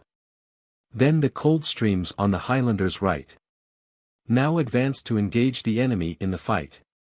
But then they halted, unable to go forward, because the Russians did their progress retard. But now came the turning point of the battle, while the Russian guns loudly did rattle. Then Sir Colin turned to the plumed Highland array, and in stirring tones to them did say, "Be steady, keep silence, my lads, don't be afraid. And make me proud of my Highland Brigade. Then followed the command, sharp and clear, while the war notes of the 42D bagpipes smote the ear. The soldiers, though young, were cool and steady, and to face the enemy they were ever ready. And still as the bare-kneed line unwavering came on, it caused the Russians to shake and look woebegone. And now as the din of the fight grew greater, fear filled the hearts of the Russian giants in stature, because the kilted heroes they fought so well, that they thought they had come from the regions of hell. Oh! It was a most beautiful and magnificent display, to see the Highland Brigade in their tartan array, and their tall bending plumes in a long line. The scene was inspiring and really sublime. Then, terror-stricken by this terrible advancing line, the Russians broke down and began to whine. And they turned round and fled with a moaning cry, because they were undone and had to fly. Then the crisis was past and the victory won, which caused Sir Colin Campbell to cry, "Well done," and, raising his hand, gave the signal to cheer, which was responded to by hurrahs, loud and clear. The Battle of Abu Klea. Why, ye sons of Mars, come join with me, and sing in praise of Sir Herbert Stuart's little army, that made 10,000 Arabs flee, at the charge of the bayonet at Abu Klea. General Stuart's force was about 1,500 all told. A brave little band, but, like lions bold, they fought under their brave and heroic commander, as gallant and as skillful as the great Alexander. And the nation has every reason to be proud. And in praise of his little band we cannot speak too loud, because that gallant 1,500 soon put to flight 10,000 Arabs, which was a most beautiful sight. The enemy kept up a harmless fire all night, and threw up works on General Stuart's right. Therefore he tried to draw the enemy on to attack. But they hesitated, and through fear drew back. But General Stuart ordered his men forward in square, all of them on foot, ready to die and to dare. And he forced the enemy to engage in the fray. But in a short time they were glad to run away. But not before they penetrated through the British square, which was a critical moment to the British, I declare, owing to the great number of the Arabs, who rushed against their bayonets and received fearful stabs. Then all was quiet again until after breakfast, and when the brave little band had finished their repast, then the firing began from the heights on the right, from the breastworks they had constructed during the night. By 8 o'clock the enemy was of considerable strength, with their banners waving beautifully and of great length, and creeping steadily up the grassy road direct to the wells. But the British soon checked their advance by shot and shells. At 10 o'clock brave General Stuart made a counterattack, resolved to turn the enemy on a different track. And he ordered his men to form a hollow square, placing the guards in the front, and telling them to prepare. And on the left was the mounted infantry, which truly was a magnificent sight to see. Then the Sussex regiment was on the right, and the heavy cavalry and naval brigade all ready to fight. Then General Stuart took up a good position on a slope, where he guessed the enemy could not with him cope, where he knew the rebels must advance, all uphill and upon open ground, which was his only chance. Then Captain Norton's battery planted shells amongst the densest mass, determined with shot and shell the enemy to harass. Then Carn the shock of the rebels against the British square, while the fiendish shouts of the Arabs did rend the air. But the steadiness of the guards, marines, and infantry prevailed, and for the loss of their brother officers they sadly bewailed, who fell mortally wounded in the bloody fray, which they will remember for many a long day. For 10 minutes a desperate struggle raged from left to rear, while Gunner Smith saved Lieutenant Guthrie's life without dread or fear. When all the other gunners had been borne back, he took up a handspike, and the Arabs he did whack. The noble hero hard blows did strike, as he swung round his head the handspike, He seemed like a destroying angel in the midst of the fight. The way he scattered the Arabs left and right. Oh! It was an exciting and terrible sight. To see Colonel Burnaby engaged in the fight. With sword in hand, fighting with might and main. Until killed by a spear thrust in the jugular vein. A braver soldier ne'er fought on a battlefield. Death or glory was his motto, rather than yield. A man of noble stature and manly to behold. And an honor to his country be it told. It was not long before every Arab in the square was killed. And with a dense smoke and dust the air was filled. General Stuart's horse was shot, and he fell to the ground. In the midst of shot and shell on every side around. And when the victory was won they gave 3 British cheers. While adown their cheeks flowed many tears. For their fallen comrades that lay weltering in their gore. Then the square was reformed, and the battle was o'er. General Gordon, the hero of Khartoum. Alas! Now o'er the civilized world there hangs a gloom. For brave General Gordon, that was killed in Khartoum. He was a Christian hero, and a soldier of the cross. And to England his death will be a very great loss. He was very cool in temper, generous and brave. The friend of the poor, the sick, and the slave. And many a poor boy he did educate. And labored hard to do so early and late. He was a man that did not care for worldly gear. Because the living and true God he did fear. And the hearts of the poor he liked to cheer. And by his companions in arms he was loved most dear. He always took the Bible for his guide. And he liked little boys to walk by his side. He preferred their company more so than men. Because he knew there was less guile in them. And in his conversation he was modest and plain. Denouncing all pleasures he considered sinful and vain. And in battle he carried no weapon but a small cane. Whilst the bullets fell around him like a shower of rain. He burnt the debtors' books that were imprisoned in Khartoum. And freed them from a dismal prison gloom. Those that were imprisoned for debt they couldn't pay. And sent them rejoicing on their way. While engaged in the Russian war, in the midst of the fight. He stood upon a rising ground and viewed them left and right. But for their shot and shell he didn't care a jot. While the officers cried, "Gordon, come down, or else you'll be shot." His cane was christened by the soldiers Gordon's wand of victory. And when he waved it the soldiers' hearts were filled with glee. While with voice and gesture he encouraged them in the strife. And he himself appeared to possess a charmed life. Once when leading a storming party the soldiers drew back. But he quickly observed that courage they did lack. Then he calmly lighted a cigar, and turned cheerfully found. And the soldiers rushed boldly on with a bound. And they carried the position without delay. And the Chinese rebels soon gave way. Because God was with him during the day. And with those that trust him for ever and aye. He was always willing to conduct meetings for the poor. Also meat and clothing for them he tried to procure. And he always had little humorous speeches at command. And to hear him deliver them it must have been grand. In military life his equal couldn't he found. No. If you were to search the wide world around.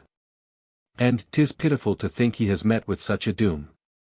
By a base traitor knave while in Khartoum. Yes, the black-hearted traitor opened the gates of Khartoum. And through that the Christian hero has met his doom. For when the gates were opened the Arabs rushed madly in. And foully murdered him while they laughingly did grin. But he defended himself nobly with axe and sword in hand. But, alas! He was soon overpowered by that savage band. And his body received 100 spear wounds and more. While his murderers exultingly did loudly shriek and roar. But heaven's will, 'tis said, must be done. And according to his own opinion his time was come. But I hope he is now in heaven reaping his reward. Although his fate on earth was really very hard. I hope the people will his memory revere. And take an example from him, and worship God in fear. And never be too fond of worldly gear. And walk in General Gordon's footsteps, while they are here. The capture of Lucknow. 'Twas near the Begum Kothi the battle began, where innocent blood as plentiful as water ran. The Begum Kothi was a place of honor given to the 93rd, which heroically to a man they soon did begird. And the 4th Punjab Rifles were their companions in glory, and are worthy of their names enrolled in story, because they performed prodigious wonders in the fight, by killing and scattering the sepoys left and right. The 93rd Highlanders bivouacked in a garden surrounded by mud walls, determined to capture the Begum Kothi no matter what befalls. A place strongly fortified and of enormous strength, and protected by strong earthworks of very great length. And added to these obstacles was the most formidable of all, a broad deep ditch that ran along the wall, which the storming party not even guessed at before. But this barrier the British soon did climb o'er. But early the next morning 2 batteries of artillery were pounding away, and the fight went on for the whole day. And the defenders of the building kept up rattling musketry fire. And when night fell the British had to retire. Next day the contest was renewed with better success, and the 93rd in all their beauty forward did press, and moved on toward the position without firing a shot. And under cover of some ruined buildings they instantly got. And here for a few minutes they kept themselves under cover, while each man felt more anxious than another to attack the merciless rebels while it was day, because their blood was up and eager for the fray. Still the enemy kept up a blazing fire at them pell-mell, but they fired too high and not a man of them fell, and the bullets whistled around them again and again. Still on went the unwavering Highlanders with might and main. But when they reached the ditch they were taken by surprise, by the unexpected obstacle right before their eyes. But Captain Middleton leapt into the ditch and showed them the way. And immediately the whole of the men were after him without delay. Leith Hay himself was among the first across, and gained a footing on the other side without any personal loss. And he assisted in helping the rest out of the ditch, while the din of war was at the highest pitch. 'Twas then the struggle commenced in terrible earnest, while every man was resolved to do his best. And the enemy barricaded every entrance so as a single man could only pass, determined to make a strong resistance, and the British to harass. But barrier after barrier soon was passed, and the brave men no doubt felt a little harassed. But they fought desperately and overturned their foes at every point, and put the rebels to flight by shot and bayonet conjoint. The sheiks and the horse guards behaved right well, because beneath their swords, by the score, the sepoys fell, and their beautiful war steeds did loudly neigh and roar, while beneath their hoofs they trampled them all o'er. And as for John MacLeod, the pipe major of the 93rd, he kept sounding his bagpipes and couldn't be stirred, because he remembered his duty in the turmoil, and in the battlefield he was never known to recoil. And as for Major General McBain, he was the hero in the fight. He fought heroically, like a lion, with all his might. And again he was met by desperate odds, but he scattered them around him and made them kiss the sods. And he killed 11 of the enemy with sword in hand, which secured for him the proudest of all honors in the land, namely, that coveted honor called the Victoria Cross, of which many a deserving hero has known the loss. And as for brave Hodson, he was a warrior born, and military uniform did his body adorn, and his voice could be heard in the battle afar, crying, "Come on my boys, there is nothing like war." But, in a moment, a volley was discharged at him, and he fell mortally wounded, while the sepoys did grin.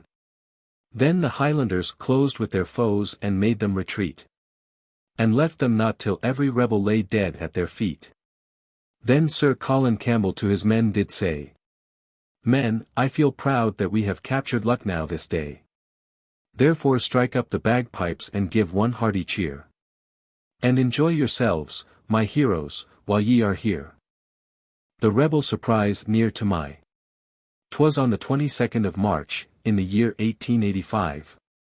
That the Arabs rushed like a mountain torrent in full drive. And quickly attacked General McNeill's transports Ariba. But in a short time they were forced to withdraw. And in the suddenness of surprise the men were carried away. Also camels, mules, and horses were thrown into wild disarray. By thousands of the Arabs that in ambush lay. But our brave British heroes held the enemy at bay. There was a multitude of camels heaped upon one another, kicking and screaming, while many of them did smother, owing to the heavy pressure of the entangled mass, that were tramping o'er one another as they lay on the grass. The scene was indescribable, and sickening to behold. To see the mass of innocent brutes lying stiff and cold. And the moaning cries of them were pitiful to hear. Likewise the cries of the dying men that lay wounded in the rear. Then General McNeill ordered his men to form in solid square, whilst deafening shouts and shrieks of animals did tend the air. And the rush of stampeded camels made a fearful din. While the Arabs they did yell, and fiendishly did grin. Then the gallant marines formed the east side of the square, while clouds of dust and smoke did darken the air. And on the west side the Berkshire were engaged in the fight, firing steadily and coolly with all their might. Still camp followers were carried along by the huge animal mass.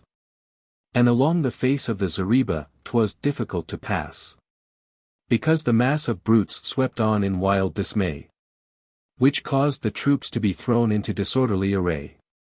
Then Indians and bluejackets were all mixed together back to back. And for half an hour the fire and din didn't slack.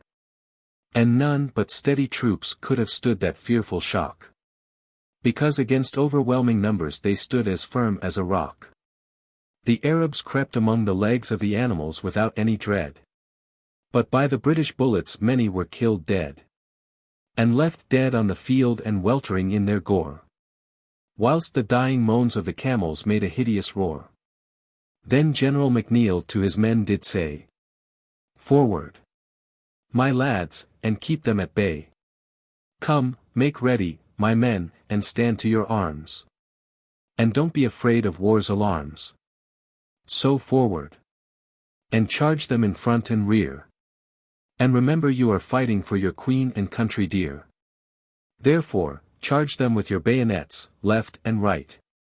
And we'll soon put this rebel horde to flight." Then forward at the bayonet charge they did rush, and the rebel horde they soon did crush. And by the charge of the bayonet they kept them at bay. And in confusion and terror they all fled away. The Marines held their own while engaged hand to hand. And the courage they displayed was really very grand. But it would be unfair to praise one corps more than another, because each man fought as if he'd been avenging the death of a brother. The Berkshire men and the Naval Brigade fought with might and main.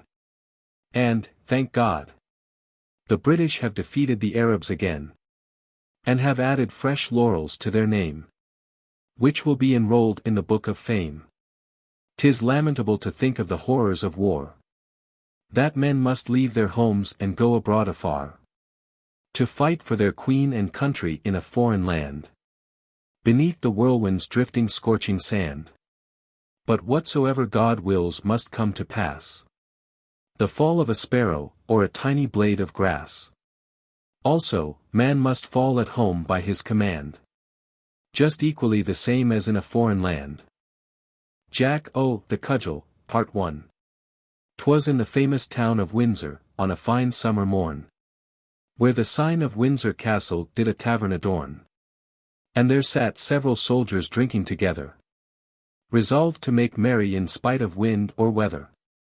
And old Simon the landlord was at the head of the table, cutting slices of beef as quick as he was able. And one of the soldiers was of rather superior rank, and on his dress trinkets of gold and silver together did clank. He was a free companion, but surly and hard, and a soldier of fortune, and was named Crocard. And he had all the appearance of his martial calling. But on this particular morning he was rudely bawling. So the other soldiers laughed, for their spirits felt gay. And they applauded his jokes, and let him have his own way. Because he could command as desperate a gang of men as any in the world. So many a joke and slur at the soldiers he hurled. And the mirth increased as the day wore on. And Croker didn't seem the least woebegone. But, as he was trolling out a very merry song, a wandering minstrel sat down beside him, and thought it no wrong. "By my troth," shouted Croker, "come here, minstrel, and give us a stave of love or war, which is my will." But the minstrel didn't appear to comply with this request. And he tried to withdraw, as he thought it was best. "Ho! Didst thou hear me, varlet?" Then Croker did cry. "Oh! Gentle sir," replied the minstrel, "I cannot with your wish comply. Believe me, I sing best to the ladies at the court. And, in doing so, find it more profitable sport." "What, varlet?" cried Croker, "dost thou refuse me? By heaven, proud cur, you shall see. And feel the weight of my hand before you are much older." Then he instantly sprang up, and seized the minstrel by the shoulder. Then the youth began to tremble, and seemed terrified to death. And appeared ready to faint for the want of breath. While Croker shook him roughly, just like an ugly whelp. And he looked from one to another, imploring help. At this moment a youth observed what was going on. And he cried out to Croker, "Inhuman monster, begone! Leave the minstrel, thou pig-headed giant, or I'll make you repent. For thou must know my name is Jack, and I hail from Kent." Then Croker relaxed his hold of the minstrel boy, which caused the minstrel's heart to leap with joy. As Jack placed himself before Croker the giant, and stood on his guard with a stout oak cudgel defiant. Then the fist of the giant descended in a crack. But Jack dealt Croker a heavy blow upon the back with his cudgel, so that the giant's hand fell powerless down by his side. And he cursed and roared with pain, and did Jack deride. Then the giant tried to draw his sword for to fight. But Jack danced around him like a young sprite, and struck him a blow with his cudgel upon the back of the head. And from the effects of the blow he was nearly killed dead. Then down sank the carcass of the giant to the ground, while the soldiers about Jack did quickly gather round. And Jack cried, "Ha! Lie thou there, overgrown brute!" And defiantly he spurned Croker's body with his foot. "There, lad," cried Vintner Simon, "thou hast shown English spirit today, by chastising yon overbearing giant in a very proper way. So come, my lad, and drink a flagon of my very best sack. For you handled your cudgel well, and no courage did lack." Then no sooner had our hero finished his goblet of sack, he cried, "Go and fetch the minstrel back." For the giant by this time had fled far away. Therefore the minstrel's tender heart need not throb with dismay. Then the minstrel was brought back without delay, which made Jack's heart feel light and gay. And the minstrel thanked Jack for saving him on that eventful day. So the soldiers drank to Jack's health, and then went away. And when King Edward III heard what Jack had done, he sent for Jack the cudgel, the noble Saxon. And he made him his page, and Jack uttered not a word. But he unwillingly gave up the cudgel for the honor of the sword. The Battle of Alexandria, or the Reconquest of Egypt. It was on the 21st of March in the year of 1801. The British were at their posts every man. And their position was naturally very strong. And the whole line from sea to lake was about a mile long. And on the ruins of a Roman palace, rested the right. And every man amongst them was eager for the fight. And the reserve was under the command of Major General Moore, a hero brave, whose courage was both firm and sure. And in the valley between the right were the cavalry, which was really a most beautiful sight to see. And the 28th were posted in a redoubt open in the rear, determined to hold it to the last without the least fear. And the guards and the Inniskillings were eager for the fray. Also the Gordon Highlanders and Cameron Highlanders in grand array. Likewise the dismounted cavalry and the noble dragoons, who never feared the cannon's shot when it loudly booms. And between the two armies stretched a sandy plain, which the French tried to chase the British off, but it was all in vain. And a more imposing battlefield seldom has been chosen. But alack, the valor of the French soon got frozen. Major General Moore was the general officer of the night, and had galloped off to the left and to the right. The instant he heard the enemy briskly firing, he guessed by their firing they had no thought of retiring. Then a wild broken huzzah was heard from the plain below, and followed by a rattle of musketry from the foe. Then the French advanced in column with their drums loudly beating, while their officers cried forward men and no retreating. Then the colonel of the 58th reserved his fire, until the enemy drew near, which was his desire. Then he ordered his men to attack them from behind the palace wall. Then he opened fire at 30 yards, which did the enemy appall. And thus assailed in front, flank and rear, the French soon began to shake with fear. Then the 58th charged them with the bayonet, with courage unshaken. And all the enemy that entered the palace ruins were killed or taken. Then the French invincibles, stimulated by liquor and the promise of gold, stole silently along the valley with tact and courage bold, preceded by a 6-pounder gun, between the right of the guards.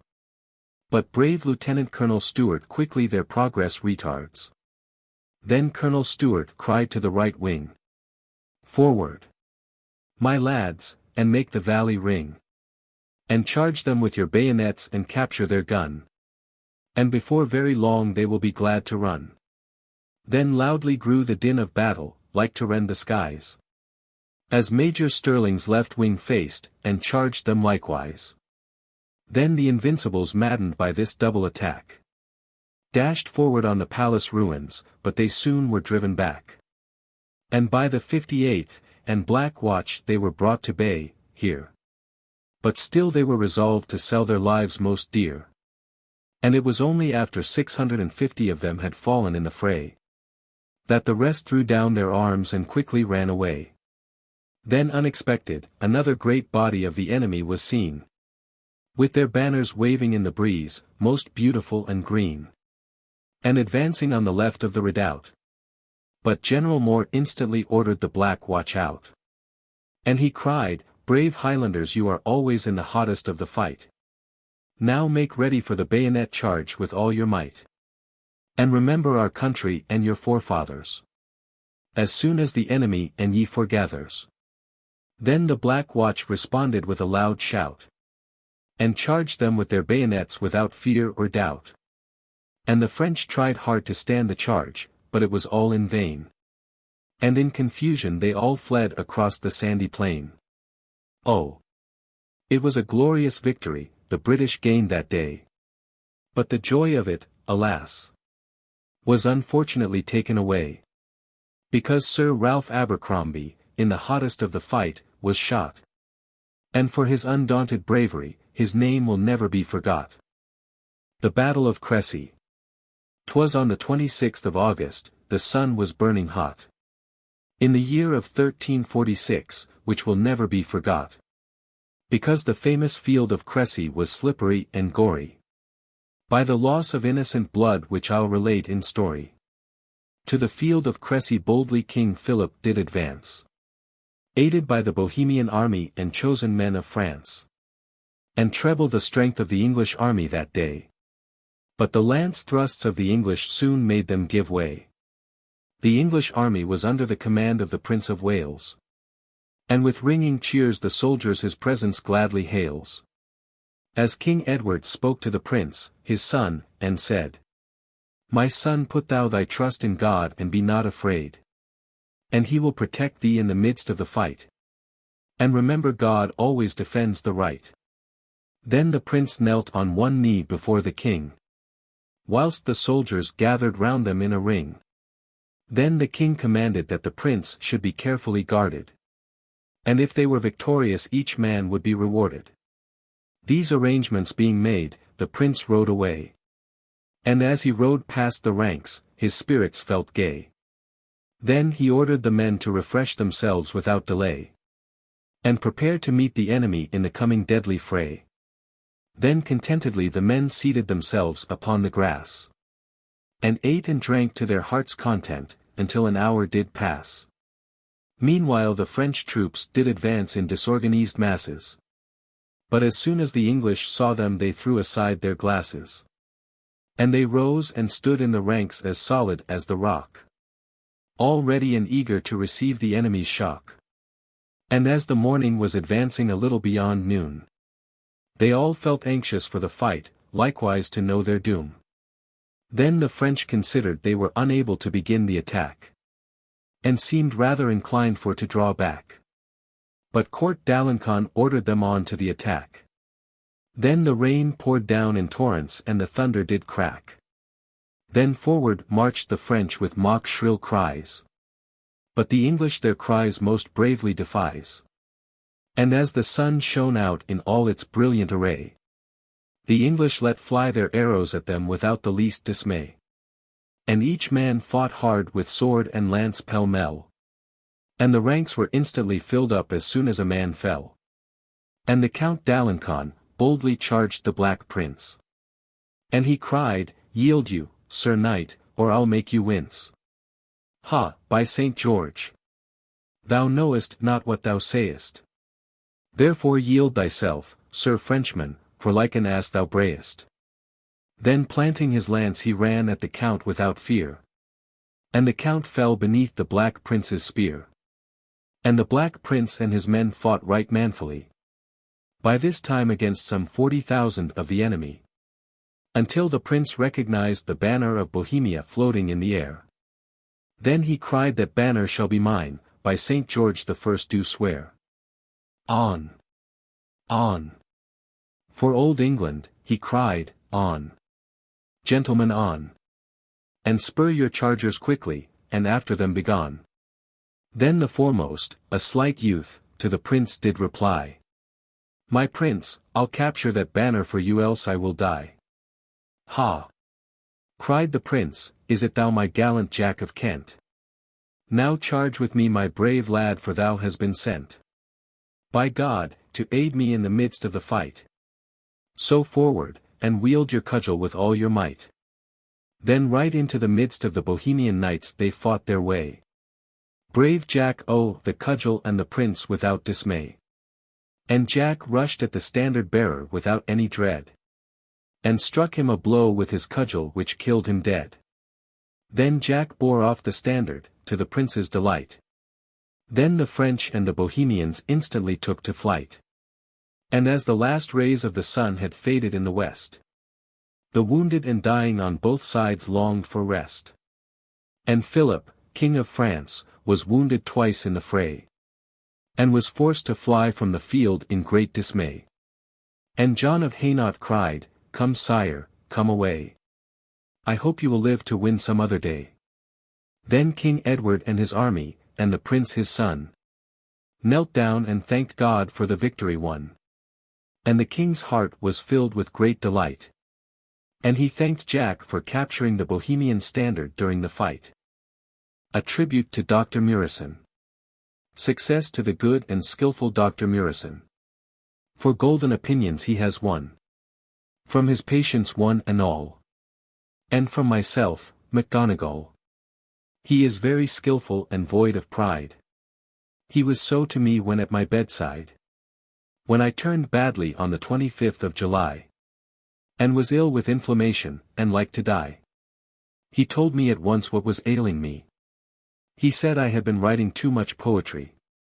And from writing poetry I would have to refrain. Because I was suffering from inflammation on the brain. And he has been very good to me in my distress. Good people of Dundee, I honestly confess.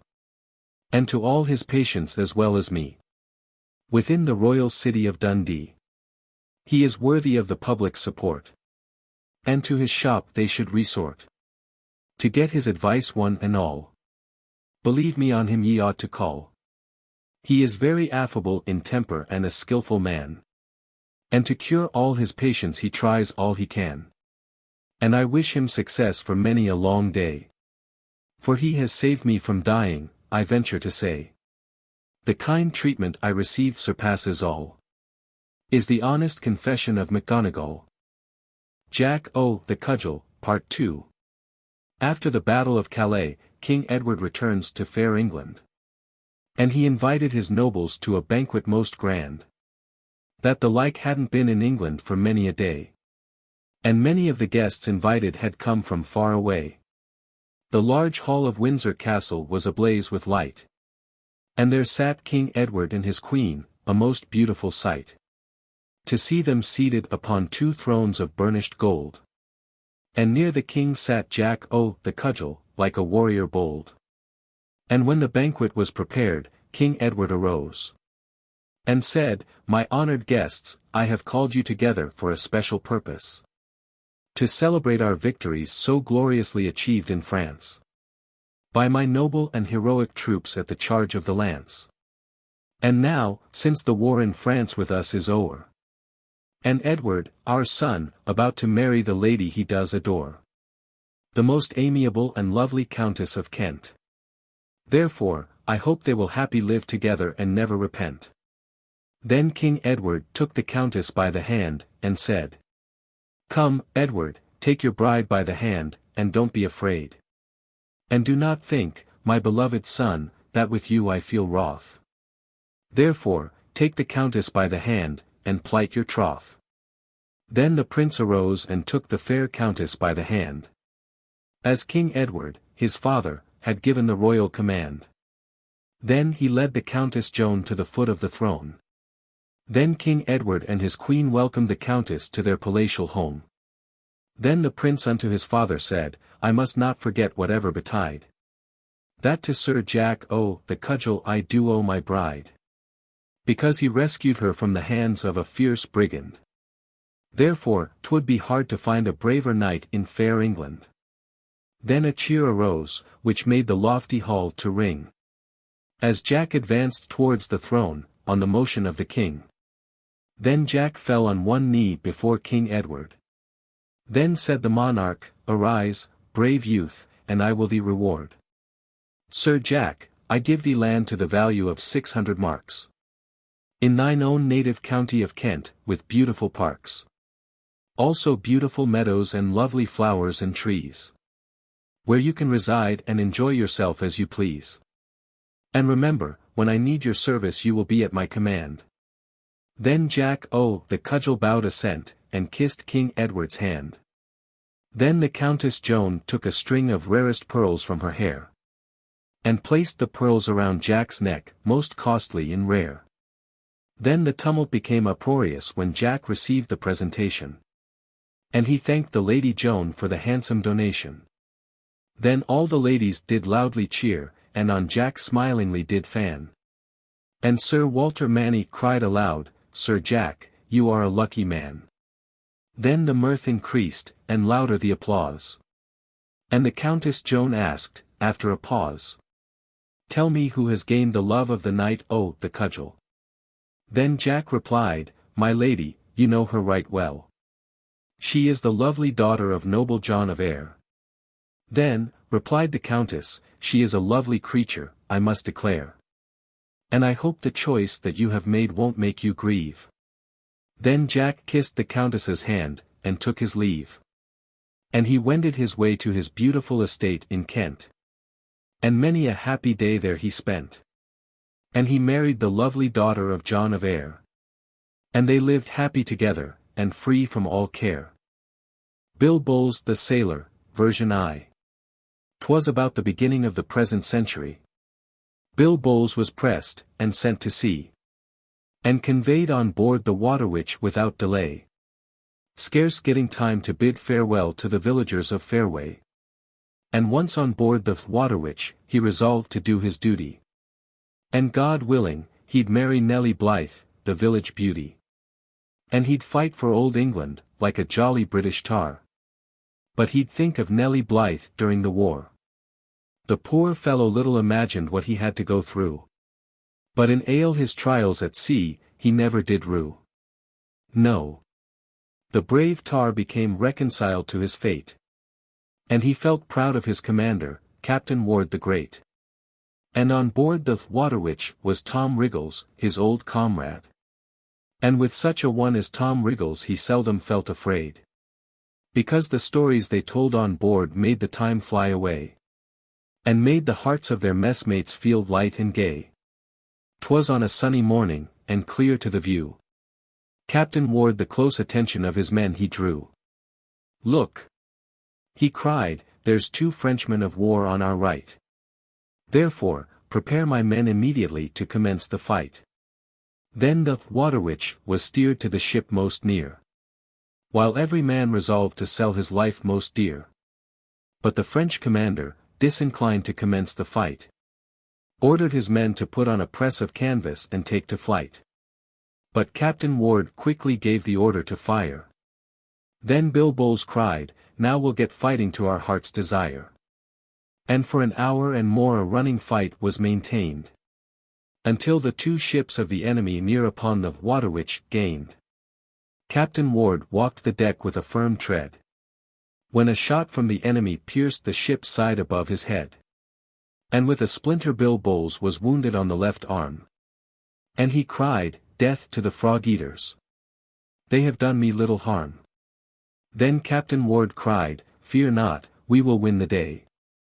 Now, courage my men, pour in broadsides without delay." Then they sailed round the St. Denis and the Gloire. And in at their cabin windows they poured a deadly fire. The effect on the 2 ships was fearful to behold. But still the Frenchmen stuck to their guns with courage, be it told. And the crash and din of artillery was deafening to the ear. And the cries of the wounded men on deck were pitiful to hear. Then Captain Ward to his men did say, "We must board these French ships without dismay." Then he seized his cutlass, as fearlessly spoke. And jumped on board the St. Denis in the midst of the smoke. Then Bill Bowles and Tom Wriggles quickly followed him. Then hand to hand the battle in earnest did begin. And the men sprang upon their foes and beat them back. And they hauled down their colors, and hoisted the Union Jack. But the men on board the St. Denis fought desperately hard. But, alas! As the St. Denis was captured, a ball struck Captain Ward right on the forehead, and he fell dead with a groan. And for the death of Captain Ward the sailors did cry and moan. Then the first lieutenant, who was standing by, loudly to the men did cry, "Come men, and carry your noble commander to his cabin below. But there is one consolation, we have beaten the foe." And thus fell Captain Ward in the prime of his life. And I hope he is now in the better land, free from strife. But, alas! 'Tis sad to think he was buried in the mighty deep, where too many of our brave seamen do silently sleep. The St. Denis and the Gloire were towed to Gibraltar, the nearest port. But by capturing of them, they felt but little sport. Because, for the loss of Captain Ward, the men felt woebegone. Because in bravery, they said, he was next to Admiral Nelson. Bill Bowles, the Sailor, version 2. Bill Bowles was an amiable gentle youth. And concerning him I'll relate the truth. His mother wanted to make him a tailor. But Bill's father said he was cut out for a sailor. Dancing bareheaded under heavy rain was his delight. And wading in ponds and rivers by day and by night. And he was as full of mischief as an egg is full of meat. And tumbling and swimming in deep pools to him was a treat. His father was a millwright, and lived near a small lake. And many a swim in that lake, Bill used to take. And many a good lesson his good dad gave to him. To keep always in shoal water till he could swim. One day he got hold of a very big plank. And with it he resolved to play some funny prank. So he launched the plank into the lake, crying, "Now I'll have some rare fun and no mistake." And on the plank he went with a piece of broken paling for an oar. But suddenly a squall came down on the lake which made him roar. and threw him on his beam ends into the water. And the clothes he had on him were drenched every tatter. 'Twas lucky for Bill his father heard his cries. And to save poor Bill he instantly flies. And he leaped into the lake and dragged Bill ashore, while Bill for help did lustily roar. Then after that he joined a ship bound for China, with a pair of light breeches and his heart full of glee. His heart soon became less buoyant, when he discovered his captain was a great tyrant. One evening as Bill stood talking to the steersman, and the weather at the time was very calm, Tom Wriggle said, "Bill, we're going to have dirty weather. But with the help of God, we'll weather it together." That night the captain stood holding to on the shrouds, while scudding across the sky were thick angry clouds. And the ship was running unsteady before the wind. And the captain was drunk must be borne in mind. Then a cry is heard which might have chilled the stoutest heart, which caused every man on board with fear to start. "Oh! Heavens, rocks ahead!" shouted the mate, above the gale, while every face on board turned ghastly pale. Then, "Port! Port! Hard a port!" shouted the men, all over the ship, from bow to stern. And the order was repeated by the mate, who sprang to the wheel, fearlessly resigned to his fate. At last a heavy wave struck the ship with a terrible dash, which made every plank quiver and give way with a crash, while wave on the back of wave struck her with fearful shocks, until at last she was lifted up and cast on the rugged rocks. Oh! Heaven, it must have been an awful sight to witness in the dusky moonlight, men clinging to the rigging with all their might, and others trying to put the ship all right. Then the wind it blew a terrific blast, which tore the rigging away and the mizzenmast, and the big waves lashed her furiously, and the captain was swept with the wreck into the sea. Then every man struggled manfully to gain the shore, while the storm fiend did loudly laugh and roar. But alas! They all perished but Tom Wriggles and Bill Bowles, and they were cast on a rocky islet whereon the tempest howls. And they lived on shell fish while they were there, until one day they began to despair. But thank God they espied a vessel near at hand, and they were taken on board and landed safe in fair England. A new temperance poem, in memory of my departed parents, who were sober living and God-fearing people.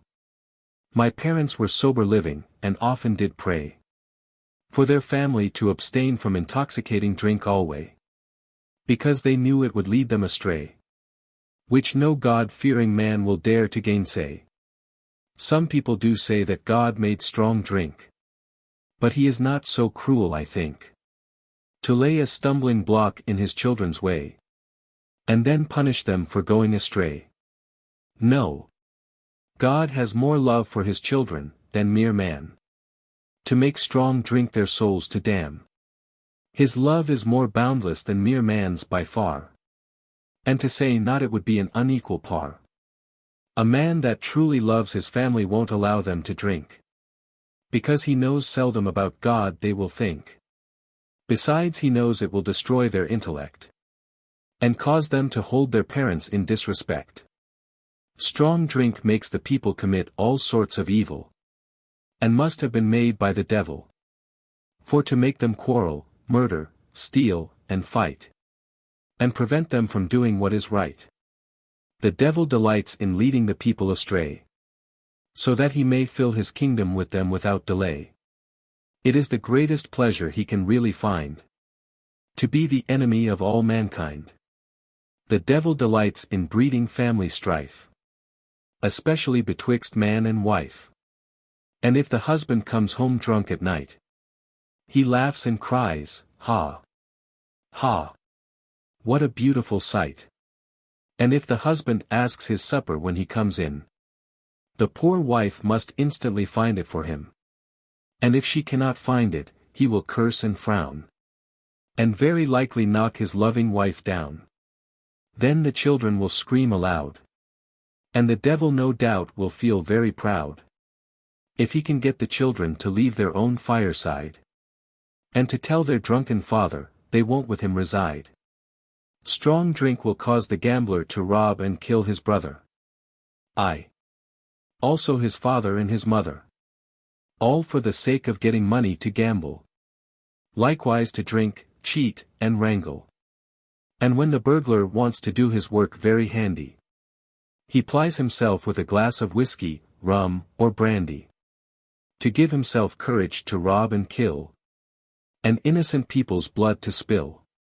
Whereas if he couldn't get whiskey, rum, or brandy, he wouldn't do his work so handy. Therefore, in that respect let strong drink be abolished in time, and that will cause a great decrease in crime. Therefore, for this sufficient reason remove it from society. For seldom burglary is committed in a state of sobriety. And I earnestly entreat ye all to join with heart and hand, and to help to chase away the demon drink from bonny Scotland. I beseech ye all to kneel down and pray, and implore God to take it away. Then this world would be a heaven, whereas it is a hell, and the people would have more peace in it to dwell. The wreck of the bark Linton, while bound for Aspinwall, having on board 1,000 tons of coal. A sad tale of the sea, I will unfold. About Mrs. Lingard, that heroine bold, who struggled hard in the midst of the hurricane wild, to save herself from being drowned, and her darling child. 'Twas on the 8th of September, the bark Linton sailed for Aspinwall, and the crew on board numbered 13 in all. And the weather at the time was really very fine. On the morning that the ill-fated vessel left the Tyne, and on the 19th of November, they hove in sight of Aspinwall. But little did they think there was going to be a squall, when all on a sudden, the sea came rolling in, and a sound was heard in the heavens, of a rather peculiar din. Then the vivid lightning played around them, and the thunder did roar, and the rain came pouring down, and lashed the bark all o'er. Then the captain's wife and children were ordered below, and every one on board began to run to and fro. Then the hurricane in all its fury burst upon them, and the sea in its madness washed the deck from stem to stem. And the rain poured in torrents, and the waves seemed mountains high. Then all on board the bark, to God for help, did loudly cry. And still the wind blew furiously, and the darkness was intense, which filled the hearts of the crew with great suspense. Then the ill-fated vessel struck, and began to settle down. Then the poor creatures cried, God save us, or else we'll drown. Then Mrs. Lingard snatched to her breast, her darling child, while loudly roared the thunder, and the hurricane wild. And she cried, Oh, God of heaven, save me and my darling child, or else we'll perish in the hurricane wild. 'Twas then the vessel turned right over, and they were immersed in the sea. Still the poor souls struggled hard to save their lives, most heroically. And everyone succeeded in catching hold of the keel garboard streak, while with cold and fright, their hearts were like to break. Not a word or a shriek came from Mrs. Lingard, the captain's wife, while she pressed her child to her bosom, as dear she loved her life. Still the water dashed over them again and again. And about 1 o'clock, the boy, Hall, began to complain. Then Mrs. Lingard put his cold hands into her bosom, to warm them because with cold he was almost frozen, and at the same time clasping her child Hilda to her breast, while the poor boy Hall closely to her pressed. And there the poor creatures lay huddled together with fear. And the weary night seemed to them more like a year. And they saw the natives kindling fires on the shore, to frighten wild animals away, that had begun to roar. Still the big waves broke over them, which caused them to exclaim, Oh, God, do thou save us, for we are suffering pain. But, alas, the prayers they uttered were all in vain, because the boy Hall and Johnson were swept from the wreck and never rose again. Then bit by bit the vessel broke up, and Norberg was swept away, which filled the rest of the survivors' hearts with great dismay. But at length the longed-for morning dawned at last. Still with hair streaming in the wind, Mrs. Lingard to the wreck held fast. Then Captain Lingard still held on with Lucy in his arms, endeavouring to pacify the child from the storm's alarms. And at last the poor child's spirits began to sink. And she cried in pitiful accents, "Papa! Papa! Give me a drink!" And in blank amazement the captain looked all round about. And he cried, "Lucy dear, I cannot find you a drink, I doubt. Unless my child God sends it to you." Then he sank crying, "Lucy, my dear child, and wife, adieu. Adieu." 'Twas then a big wave swept Lucy and the carpenter away, which filled Mrs. Lingard's heart with great dismay. And she cried, "Mr. Johnson, my dear husband and child are gone." But still she held to the wreck while the big waves rolled on. For about 38 hours they suffered on the wreck. At length they saw a little boat which seemed like a speck, making towards them on the top of a wave, buffeting with the billows fearlessly and brave. And when the boat to them drew near, poor souls they gave a feeble cheer, while the hurricane blew loud and wild. Yet the crew succeeded in saving Mrs. Lingard and her child. Also, the steward and 2 sailors named Christophers and Everson, able-bodied and expert brave seamen.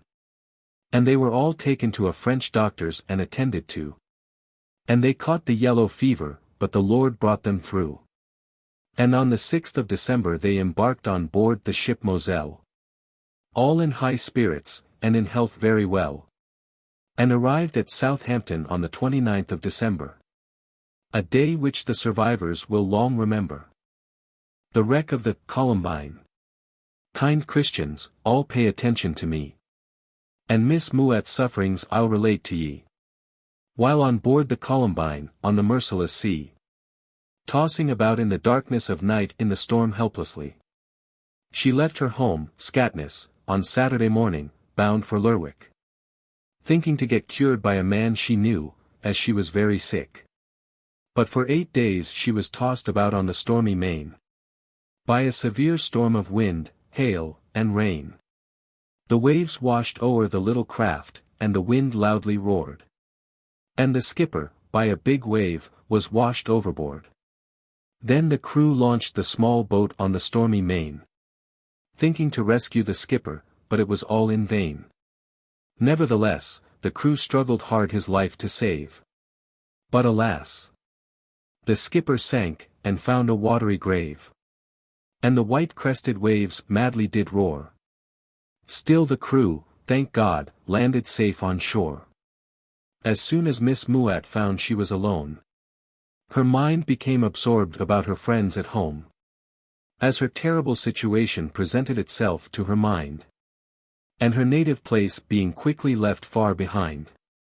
And as the big waves lashed the deck with fearful shocks, Miss Muat thought the vessel had struck upon a reef of rocks, and she thought the crew had gone to get help from land, while she held to a rope fastened to the cabin roof by her right hand.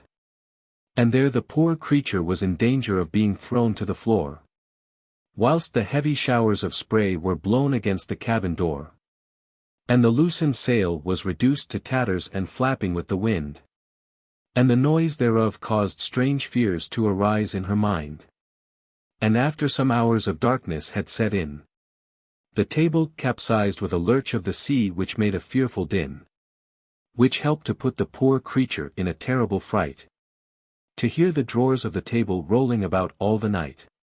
And there the noble heroine sat looking very woebegone, with hands uplifted to God making her moan, praying to God above to send her relief, while in frantic screams she gave vent to her pent-up grief. And loud and earnestly to God the noble heroine did cry, and the poor invalid's bosom heaved many a sigh. Oh! Heaven, hard was the fate of this woman of 60 years of age, tossing about on the briny deep, while the storm fiend did rage. Oh! Think of the poor soul crouched in the cabin below, with her heart full of fear, cold, hunger, and woe, and the pitiless storm of rain, hail, and snow, tossing about her tiny craft to and fro. And when the morning came she felt very sick. And she expected the voyage would be about 3 hours to Lerwick. And her stock of provisions was but very small. Only 2 halfpenny biscuits and a quart bottle of milk in all. Still the heavy snow kept falling, and the sky was obscured. And on Sabbath morning she made her first meal on board. And this she confined to a little drop of milk and half a biscuit, which she wisely considered was most fit. And to the rope fastened to the cabin roof she still held on, until her hands began to blister, and she felt woebegone. But by standing on a chest she could look out of the hatchway, and spend a little time in casting her eyes o'er the sea each day. When Wednesday morning came the weather was very fine, and the sun in the heavens brightly did shine, and continued so all the live long day. Then Miss Muat guessed that land to the norward lay. Then the poor creature sat down to her last meal on board, and with heartfelt thanks she praised the Lord. But when Thursday morning came no more food could be had. Then she mounted a box about 7 o'clock while her heart felt sad. And she took her usual gaze o'er the sea with a wistful eye, hoping that some passing vessel she might descry. And to the westward she espied a bright red light. But as the little craft passed on it vanished from her sight. But alas! No vessel could she see around anywhere. And at last the poor soul began to despair. And there the lonely woman sat looking out to the heavens above, praying to God for succor with her heart full of love. At last the Columbine began to strike on submerged rocks. And with the rise and fall of the sea she received some dreadful shocks. And notwithstanding that the vessel was still rolling among the rocks, still the noble heroine contrived once more to raise herself upon the box. Still the Columbine sped on, and ran upon a shingly beach.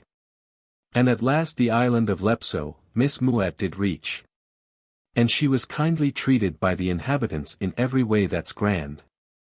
And conveyed to Olosun and there taking steamer to fair England. The wreck of the bark William Patterson, of Liverpool. Ye landsmen all attend my verse, and I'll tell to ye a tale concerning the bark William Patterson, that was lost in a tempestuous gale. She was on a voyage from Bangkok to the Clyde with a cargo of teakwood. And the crew numbered 15 in all of seamen firm and good. 'Twas on the 11th of March, when a violent gale from the southward broke out.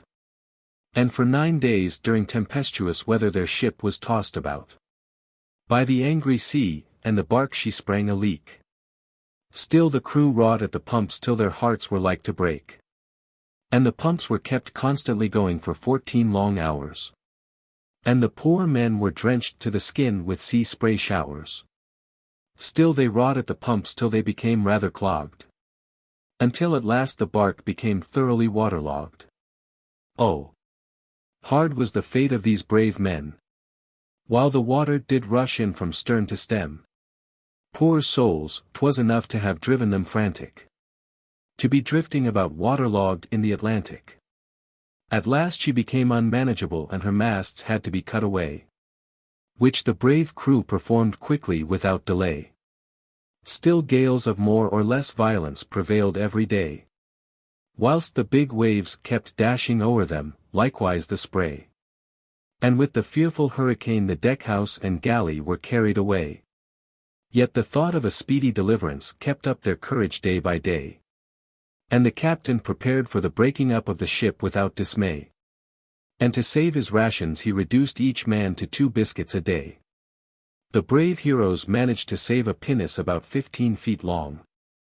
And into it 13 of the crew quickly and cautiously did throng, with 2 bags of biscuits and a cask of water out of the tank. And for these precious mercies, God they did thank, who is the giver of all good things. And to those that put their trust in him often succor brings. And such has been the case with these brave men at sea, that sent Captain McMullen to save them and bring them to Dundee. When once into the pinnace they improvised a sail into a tent, which to the crew some little shelter lent. Still every day they were drifting towards the coast of Greenland. Yet they hoped in God that speedy deliverance might be near at hand. And as every day passed by they felt woebegone, because no sail could they see on the horizon. And they constructed a sea anchor to keep the boat's head to sea. And notwithstanding their hardships they stood out bravely. And on the 19th of March a ship hove in sight, which proved to be the Sleeve Row, to their delight. Then they hoisted a signal of distress when they espied the Sleeve Row. But it was not seen on account of the wreck being in the water so low. But as soon as Captain McMullen knew it was a signal of distress, then heroically and quickly his men he did address. He cried, "Come my men, keep the ship close to the wind. And let's try if we can these unfortunate souls find." And as the Sleeve Row to them drew near, poor souls they gave a hearty cheer. Then they were immediately taken on board. And they thanked Captain McMullen for saving them, likewise the Lord. Then a crew from the Sleeve Row were sent away, for the 2 remaining members of the crew without delay.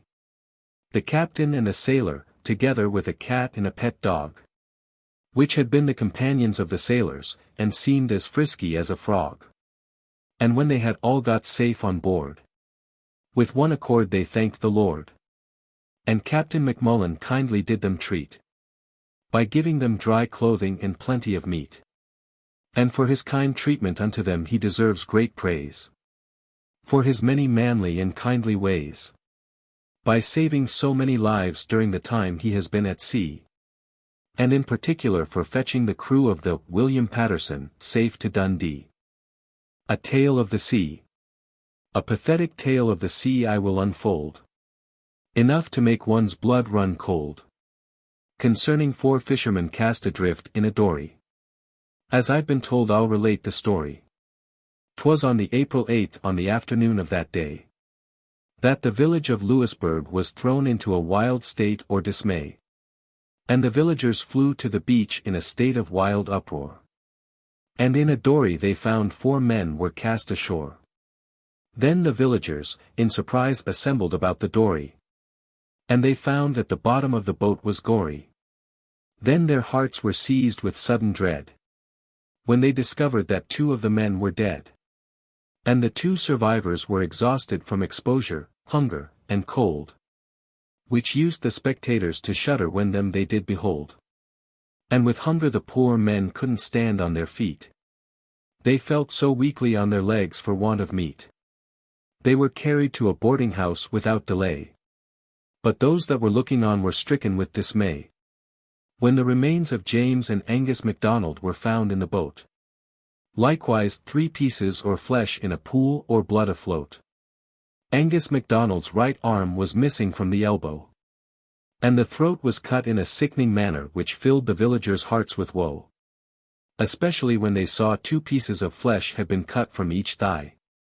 'Twas then the kind-hearted villagers did murmur and sigh. Angus MacDonald must have felt the pangs of hunger before he did try to cut 2 pieces of fish from James MacDonald's thigh. But, oh heaven! The pangs of hunger are very hard to thole, and anything that's eatable is precious unto an hungry soul. Alas, it is most pitiful and horrible to think that with hunger Christians will each other's blood drink, and eat each other's flesh to save themselves from starvation. But the pangs or hunger makes them mad, and drives them to desperation. An old American soldier that had passed through the Civil War declared the scene surpassed anything he's seen by far. And at the sight, the crowd in horror turned away, which no doubt they will remember for many a day. Colin Chisholm, one of the survivors, was looking very pale, stretched on a sofa at the boarding house, making his wail. Poor fellow! His feet was greatly swollen, and with a melancholy air, he gave the following account of the distressing affair. We belonged to the American fishing schooner named Sicily, and our captain was a brave man, called Mackenzie. And the vessel had 14 hands altogether. And during the passage we had favourable weather. 'Twas on March the 17th we sailed from Gloucester on the Wednesday. And all our hearts felt buoyant and gay. And we arrived on the western banks on the succeeding Tuesday. While the time unto us seemed to pass merrily away. About 8 o'clock in the morning, we left the vessel in a dory.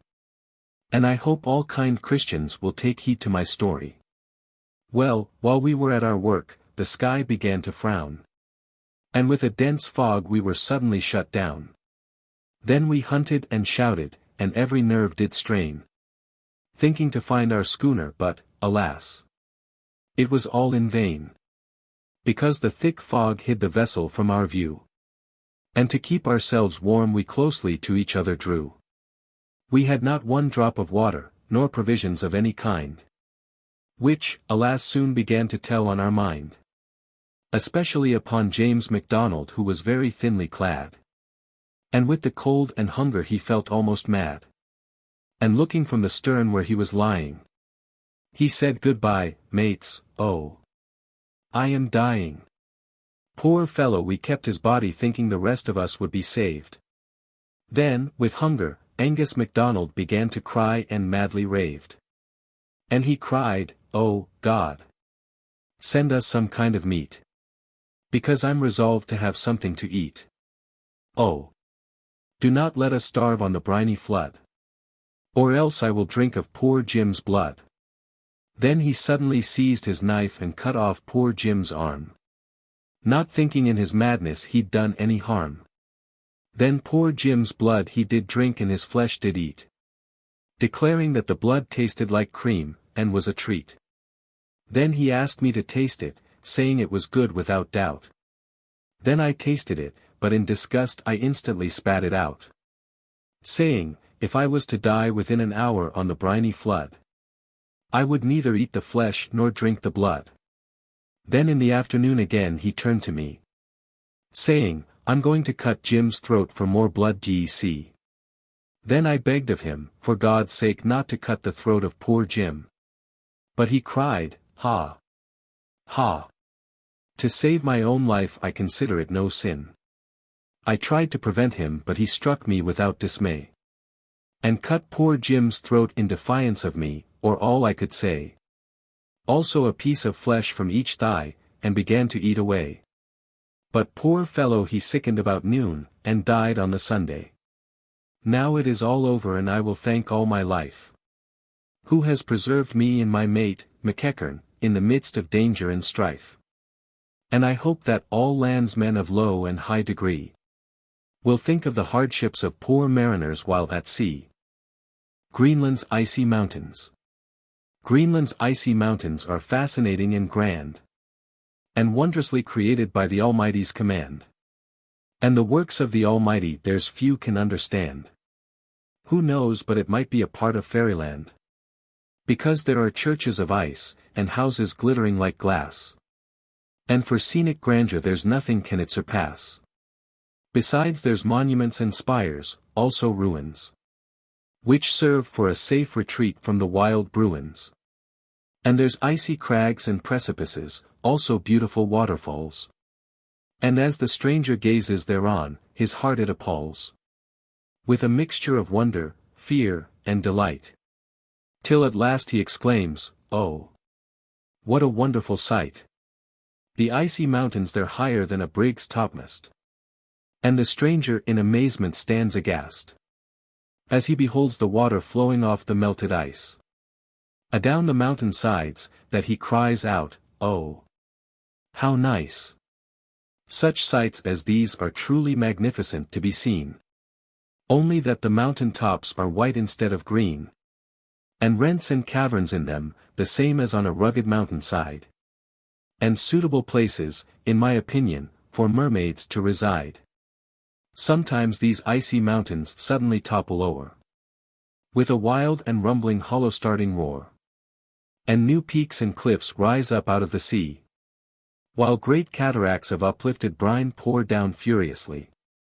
And those that can witness such an awful sight can only gaze thereon in solemn silence and delight. And the most God-fearless man that hath this region trod would be forced to recognize the power and majesty of God. Oh! How awful and grand it must be on a sunshiny day, to see one of these icy mountains in pieces give way, while, crack after crack, it falls with a mighty crash, flat upon the sea with a fearful splash. And in the breaking up of these mountains they roar like thunder, which causes the stranger no doubt to wonder. Also the Eskimo of Greenland betimes will stand, and gaze on the wondrous work of the Almighty so grand. When these icy mountains are falling, the report is like big guns, and the glittering brilliancy of them causes mock suns. And around them there's connected a beautiful ring of light. And as the stranger looks thereon, it fills his heart with delight. Oh! Think on the danger of seafaring men, if any of these mighty mountains were falling on them. Alas! They would be killed ere the hand of man could them save. And, poor creatures, very likely find a watery grave. 'Tis most beautiful to see and hear the whales whistling and blowing, and the sailors in their small boats quickly after them rowing, while the whales keep lashing the water all their might, with their mighty tails, left and right. In winter there's no sunlight there night or day, which, no doubt, will cause the time to pass tediously away, and cause the Eskimo to long for the light of day, so as they will get basking themselves in the sun's bright array. In summer there is perpetual sunlight, which fill the Eskimos' hearts with delight, and is seen every day and night in the blue sky, which makes the scenery appear most beautiful to the eye. During summer and winter there the land is covered with snow, which sometimes must fill the Eskimo hearts with woe, as they traverse fields of ice, 10 or 15 feet thick. And with cold, no doubt, their hearts will be touched to the quick.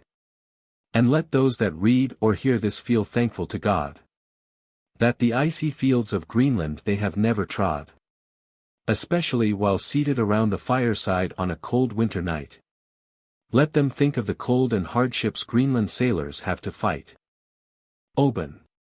Oh! Beautiful Oban with your lovely bay. Your surroundings are magnificent on a fine summer day. There the lover of the picturesque can behold, as the sun goes down, the scenery glittering like gold.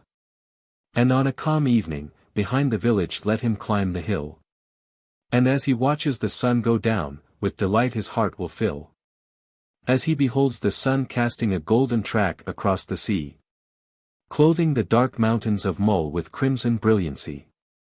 And on a sunny morning 'tis delightful to saunter up the Dunstafnage road, where the green trees spread out their branches so broad, and as you pass the lover's lone your spirits feel gay, as you see the leaflet float lightly on the sunny pathway. And when you reach the little gate on the right hand, then turn and feast your eyes on the scene most grand, and there you will see the top of Balahanrai to your right, until at last you will exclaim, oh! What a beautiful sight!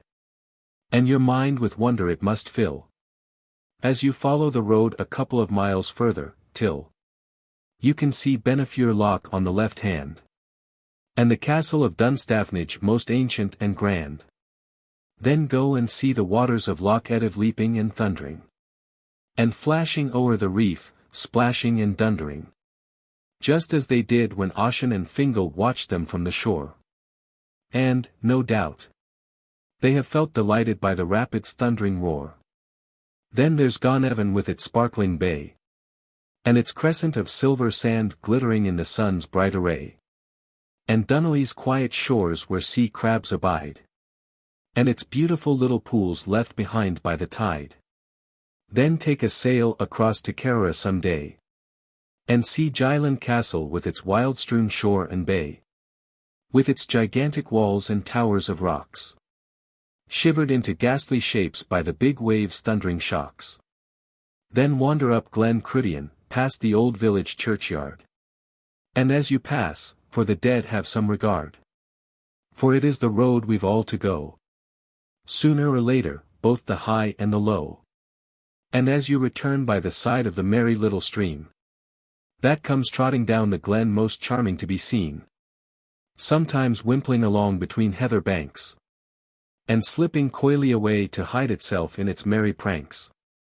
Then on some pleasant evening walk up the Glen Shellac road, where numberless sheep the green hillside often have trod.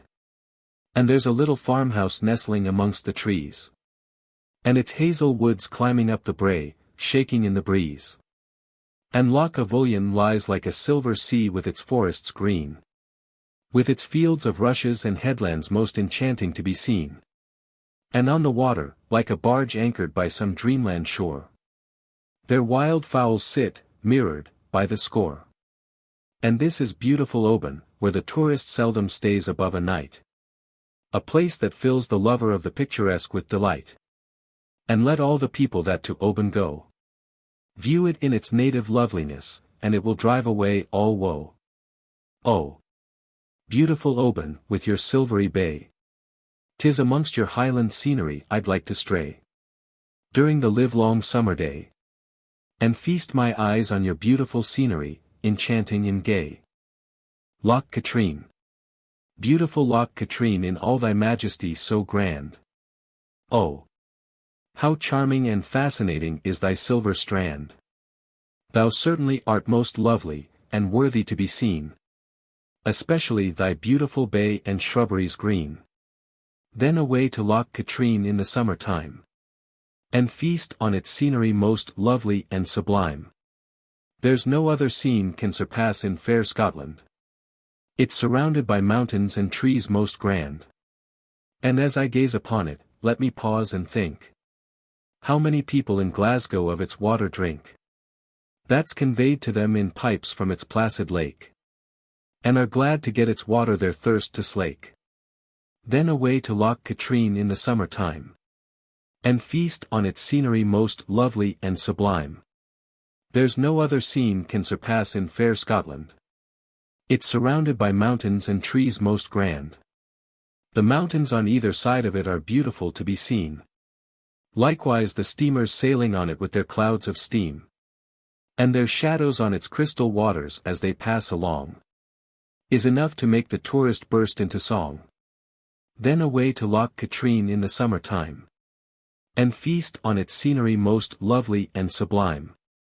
There's no other scene can surpass in fair Scotland. It's surrounded by mountains and trees most grand.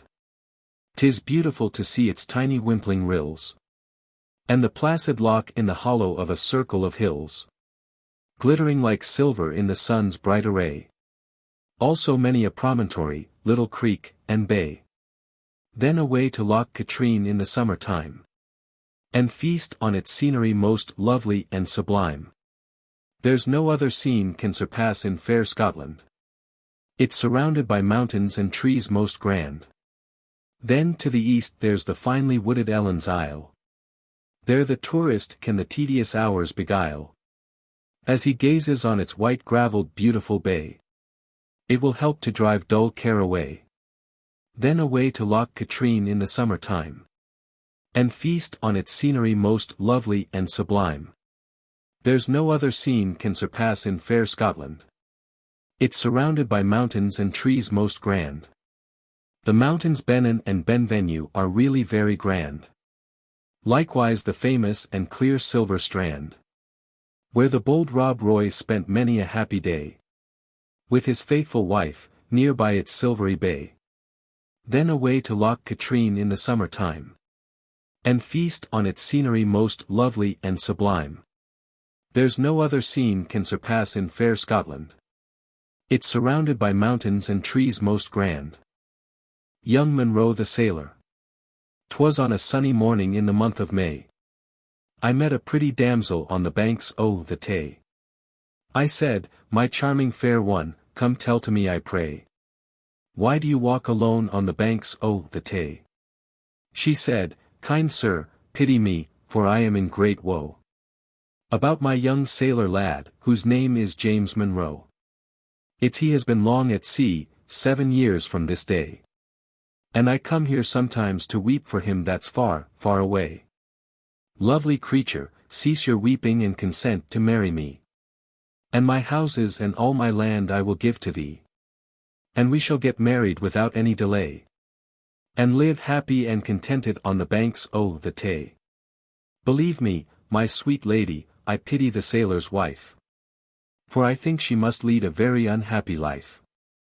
Especially on a stormy night, I'm sure she cannot sleep, thinking about her husband whilst on the briny deep.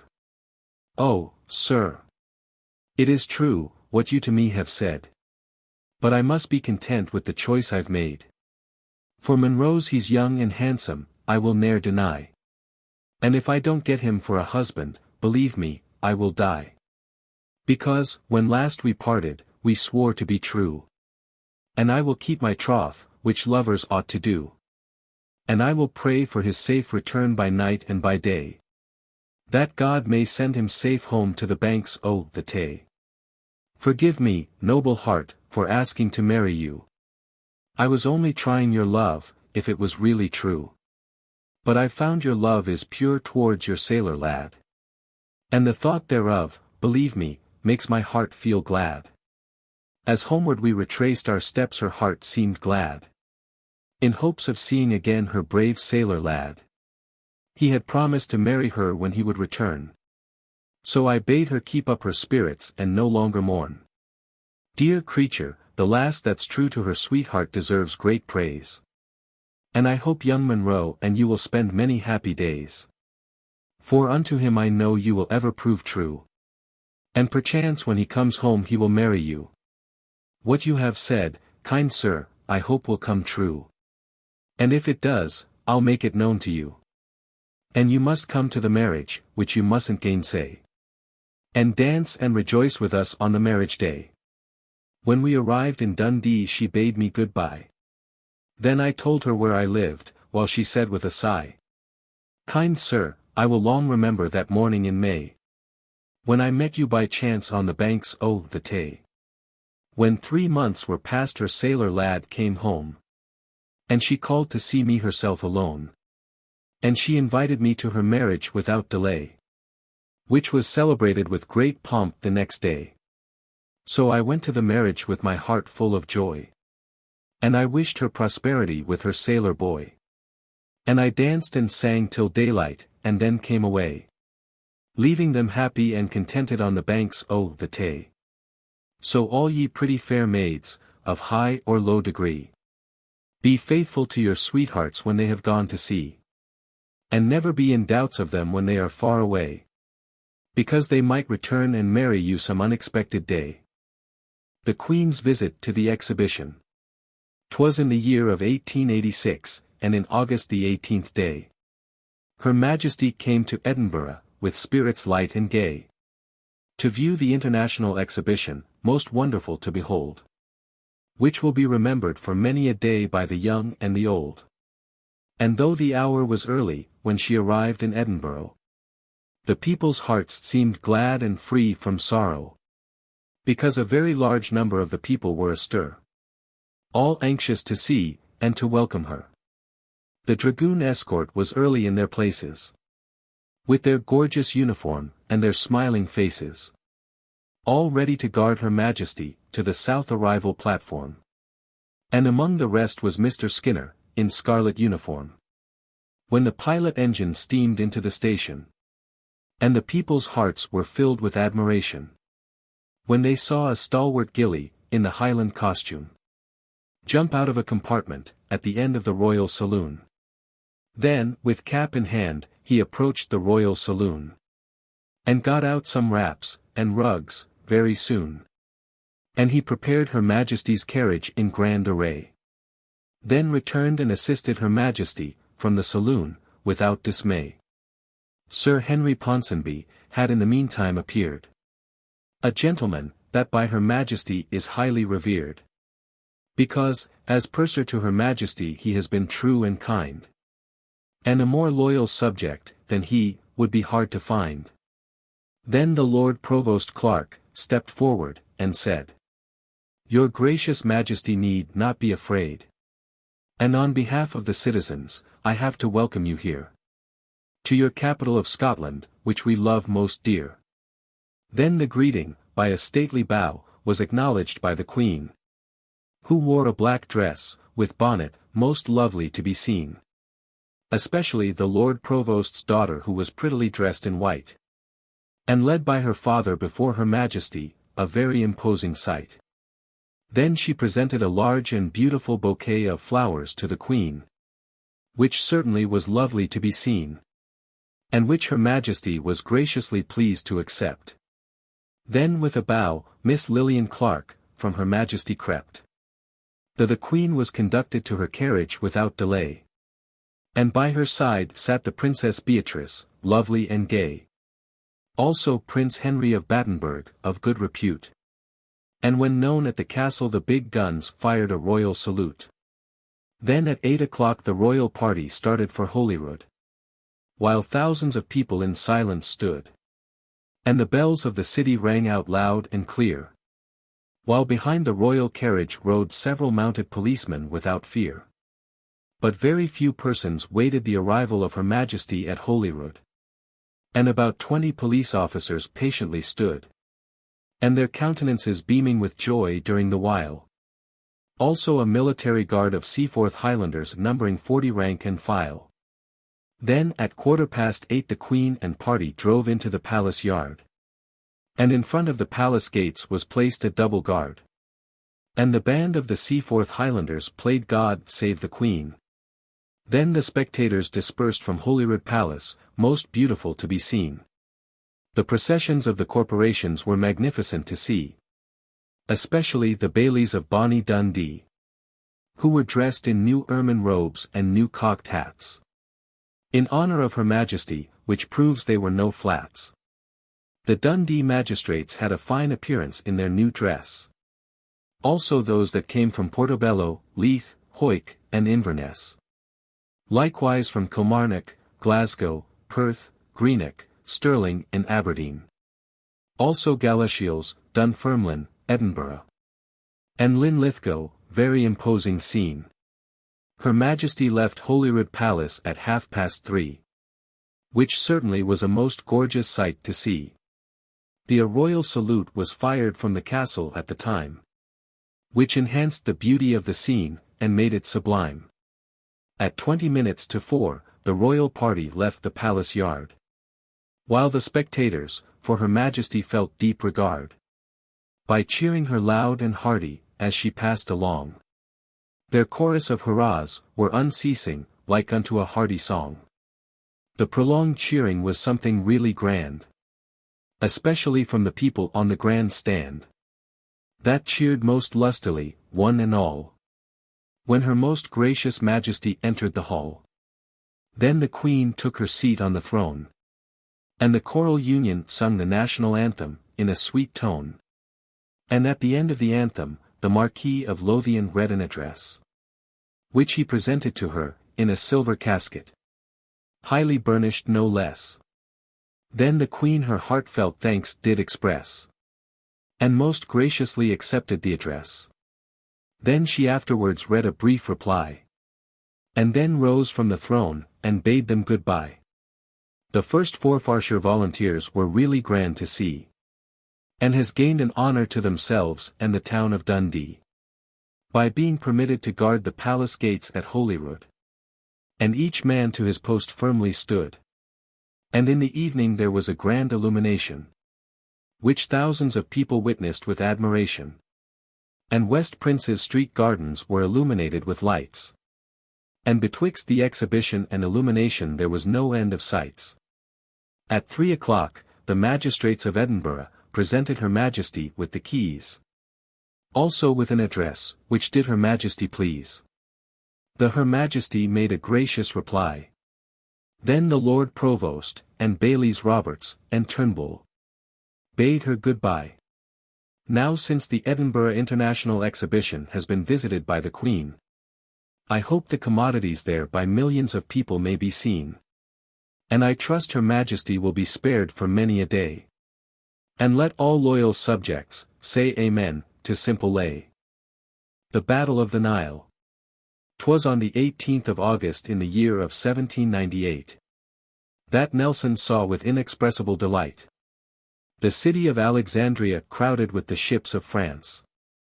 So he ordered all sail to be set, and immediately advance. And upon the deck, in deep anxiety he stood. And from anxiety of mind he took but little food.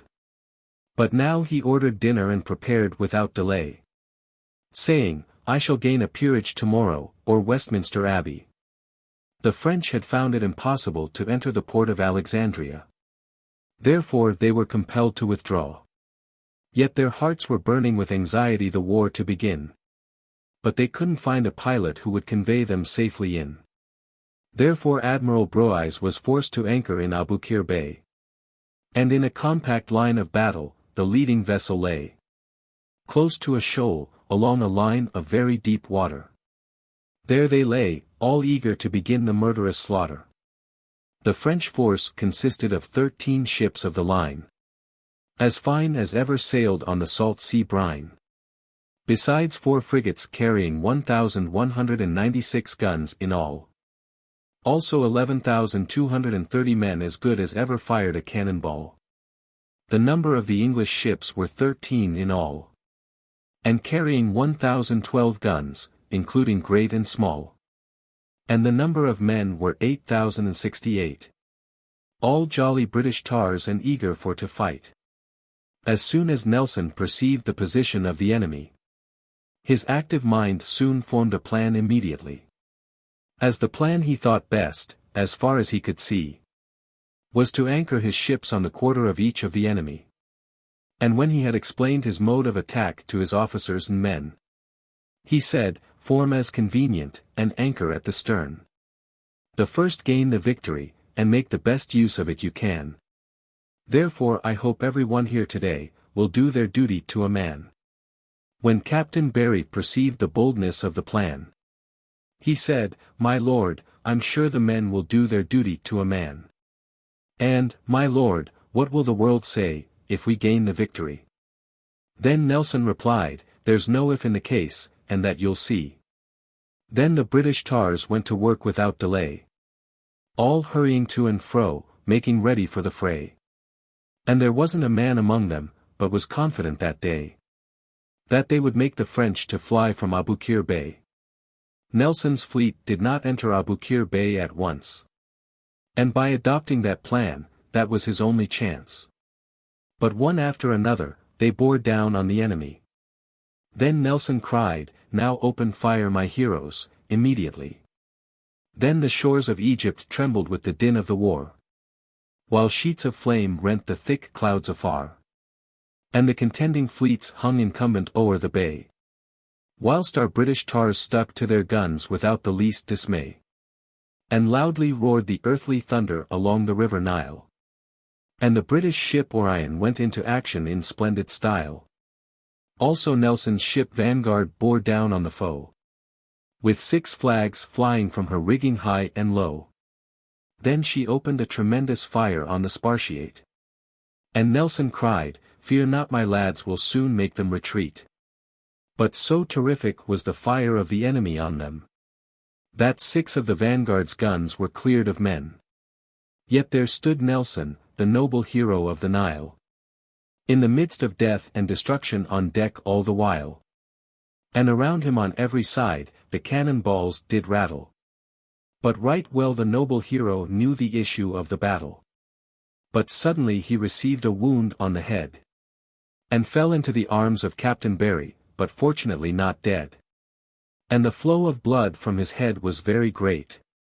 But still the hero of the Nile was resigned to his fate. Then to the cockpit the great admiral was carried down. And in the midst of the dying, he never once did frown. Nor he didn't shake with fear, nor yet did he mourn, but patiently sat down to wait his own turn. And when the surgeon saw him, he instantly ran. But Nelson said, surgeon, attend to that man. Attend to the sailor you were at, for he requires your aid. Then I will take my turn, don't be the least afraid. And when his turn came, it was found that his wound was but slight. And when known, it filled the sailors' hearts with delight. And they all hoped he would soon be able to command in the fight.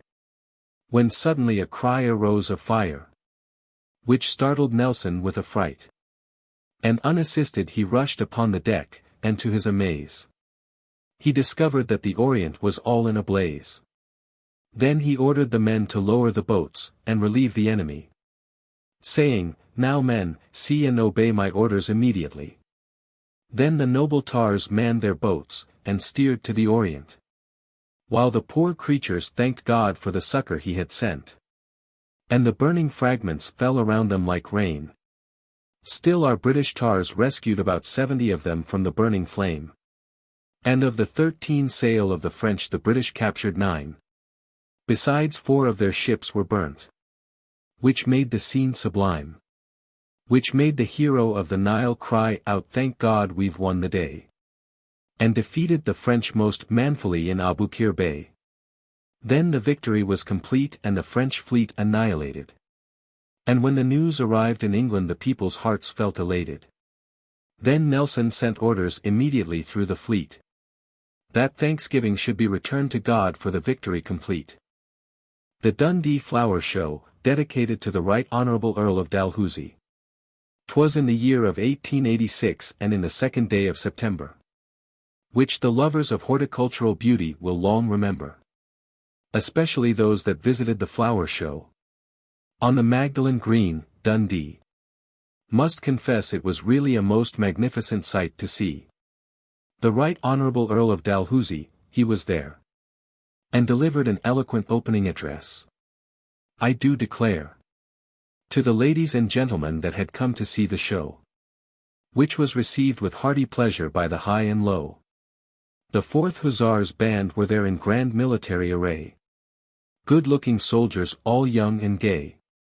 And at the opening ceremony they played God Save the Queen, in the grand flower show on the Magdalen Green. And the Mars Boys Band were there on Friday afternoon, and their instruments seemed to be in very good tune. They discoursed sweet music until 6 o'clock, while the people around them did flock. I hope the noble boys will be spared for many a day, while on board the good ship in the Silvery Tay. May they always be obedient to their officers in command. And may God enable them to discourse sweet music by sea and by land. The Industrial School Boys Band were there on Saturday, and played most eloquent music both plaintive and gay, which met with the appreciation of the people there, and for the time being helped drive away dull care. For beauty such plants and flowers here have been seen, that were displayed in the flower show on the Magdalen Green, especially plants in pots, were most lovely to see, belonging to W. P. Laird and Sinclair, Dundee. As for beautiful plants they were there by the score, and some belonging to William Alliance and Peter Balmore. Also exotic ferns most charming to be seen, in the grand flower show on the Magdalen Green. There were also some beautiful chrysanthemums, distinct, all in full bloom, with a charming tint, some of them short and some of them tall, and some of them belonging to Provost Ballingall. And there were 24 roses distinct to be seen, belonging to James Cocker and Sons Aberdeen. Also some beautiful roses as ever sprang from the earth, and some of them belonging to Dickens and Turnbull Perth. There was also a collection of 8 varieties of fruit, and 2 varieties of grapes and pines to boot, which certainly was magnificent to see, and belonging to Colonel Moray of Abercairny. Likewise there were beautiful apples there to be seen, also beautiful pears which enchanted the scent, besides red gooseberries and white currants, and distinct 6 fine foliage plants, as fine as ever sprang from the earth or sod, which shows the handiwork of God, that he has created flowers and plants to let us see the beauties of horticulture in its grandest majesty. There were also potatoes, leeks and onions there to be seen, likewise turnips and cabbage green, also 2 heads of parsley and 2 curled greens, besides 25 pods of full-grown broad beans. Besides there was extracted honey in a show glass, and for quality 'twas said none could it surpass. Likewise in a glass a variety of busy little bees, all working away in their cells at their ease. Success to the undertakers of the grand flower show. And to those that helped make the beautiful flowers grow. That tended them most carefully and brought them to Dundee. So that the beauties of the wise Creator the people might see. Hannchen, the maid of the mill. Near the village of Eudorf, on the banks of the Rhine. There lived a miller and his family, once on a time. And there yet stands the mill in a state of decay. And concerning the miller and his family, attend to my lay. The miller and his family went to church one Sunday morn. Leaving behind their darling child, the youngest born.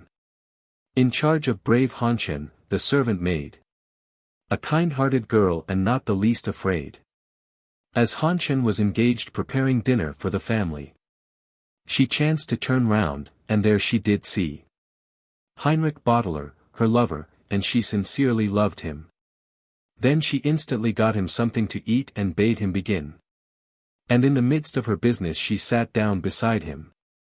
While he did justice to the meat and thought it no sin. But while he was eating he let fall his knife. Then he commanded Hannchen to pick it up or else he'd take her life. Then as she stooped down to pick up the knife, the villain caught her by the throat, and swore he'd take her life. Then he drew a dagger from under his coat, crying, "Tell me where your master's money is, or I'll cut your throat." And still he threatened to kill her with the dagger in his hand, if the poor girl didn't comply with his demand. While in his choking grasp her breath was fleeting faster and faster. Therefore she had no other choice but to die or betray her master. Then she cried, "Mercy, for heaven's sake let go thy hold. And I'll tell thee where my master keeps his gold." Then he let go his hold without delay.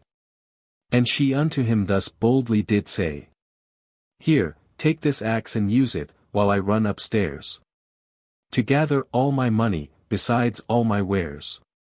Because I'm resolved to fly along with you, when you've robbed my master of his gold and bid France adieu." Then deceived by her plan he allowed her to leave the room, telling her to make haste and come back very soon. Then to her master's bedroom she led the way, and showed him the coffer where her master's money lay. Then Heinrich with the axe broke the coffer very soon, while Hannchen instead of going upstairs to her room, bolted all the doors upon him without dismay. While Heinrich was busy preparing to carry her master's money away. Then she rushed to the mill to give the alarm, resolved to protect her master's money, while she could wield an arm. And the only being in sight was her master's boy of 5 years old. Then she cried, "Run! Run! And tell father there's a robber taking his gold." Then the boy did as she bid him without any doubt, and set off, running on the road she pointed out. But at this moment, a shrill whistle made her stand aghast, when she heard Heinrich, crying, "Catch that child that's running so fast." But still the boy ran on with might and main, until a ruffian sprang up from the bed of a natural drain, and snatching the boy in his arms, and hastening towards the mill, while brave Hannchen was afraid the boy would he kill. Then the villain came rushing with the boy towards the mill, crying, "Open the door, or the child I'll kill." But she cried, "Never will I open the door to thee. No. I will put my trust in God, and he'll save the child and me." Then the ruffian set down the child, for a moment to look about, crying, "Open the door, or I'll fire the mill without doubt." And while searching for combustibles, he discovered an inlet to the mill, saying, "My pretty maid, once I get in, it's you I will kill." Then he tied the hands and feet of the poor child, which caused it to scream with fear, very wild. Then he stole back to the aperture to effect an entrance. And when Hannchen saw him, she said, "Now is my chance." So the ruffian got safely in the great drum wheel. Then Hannchen set on the engine, which made the ruffian reel. And as he was whirled about, he screamed aloud. And when Hannchen saw him like a rat in a trap, she felt very proud. At length the master arrived and his family. And when she heard his kindly voice her heart was full of glee. Then she opened the mill door and let him in. while her eyes with tears of joy were full to the brim.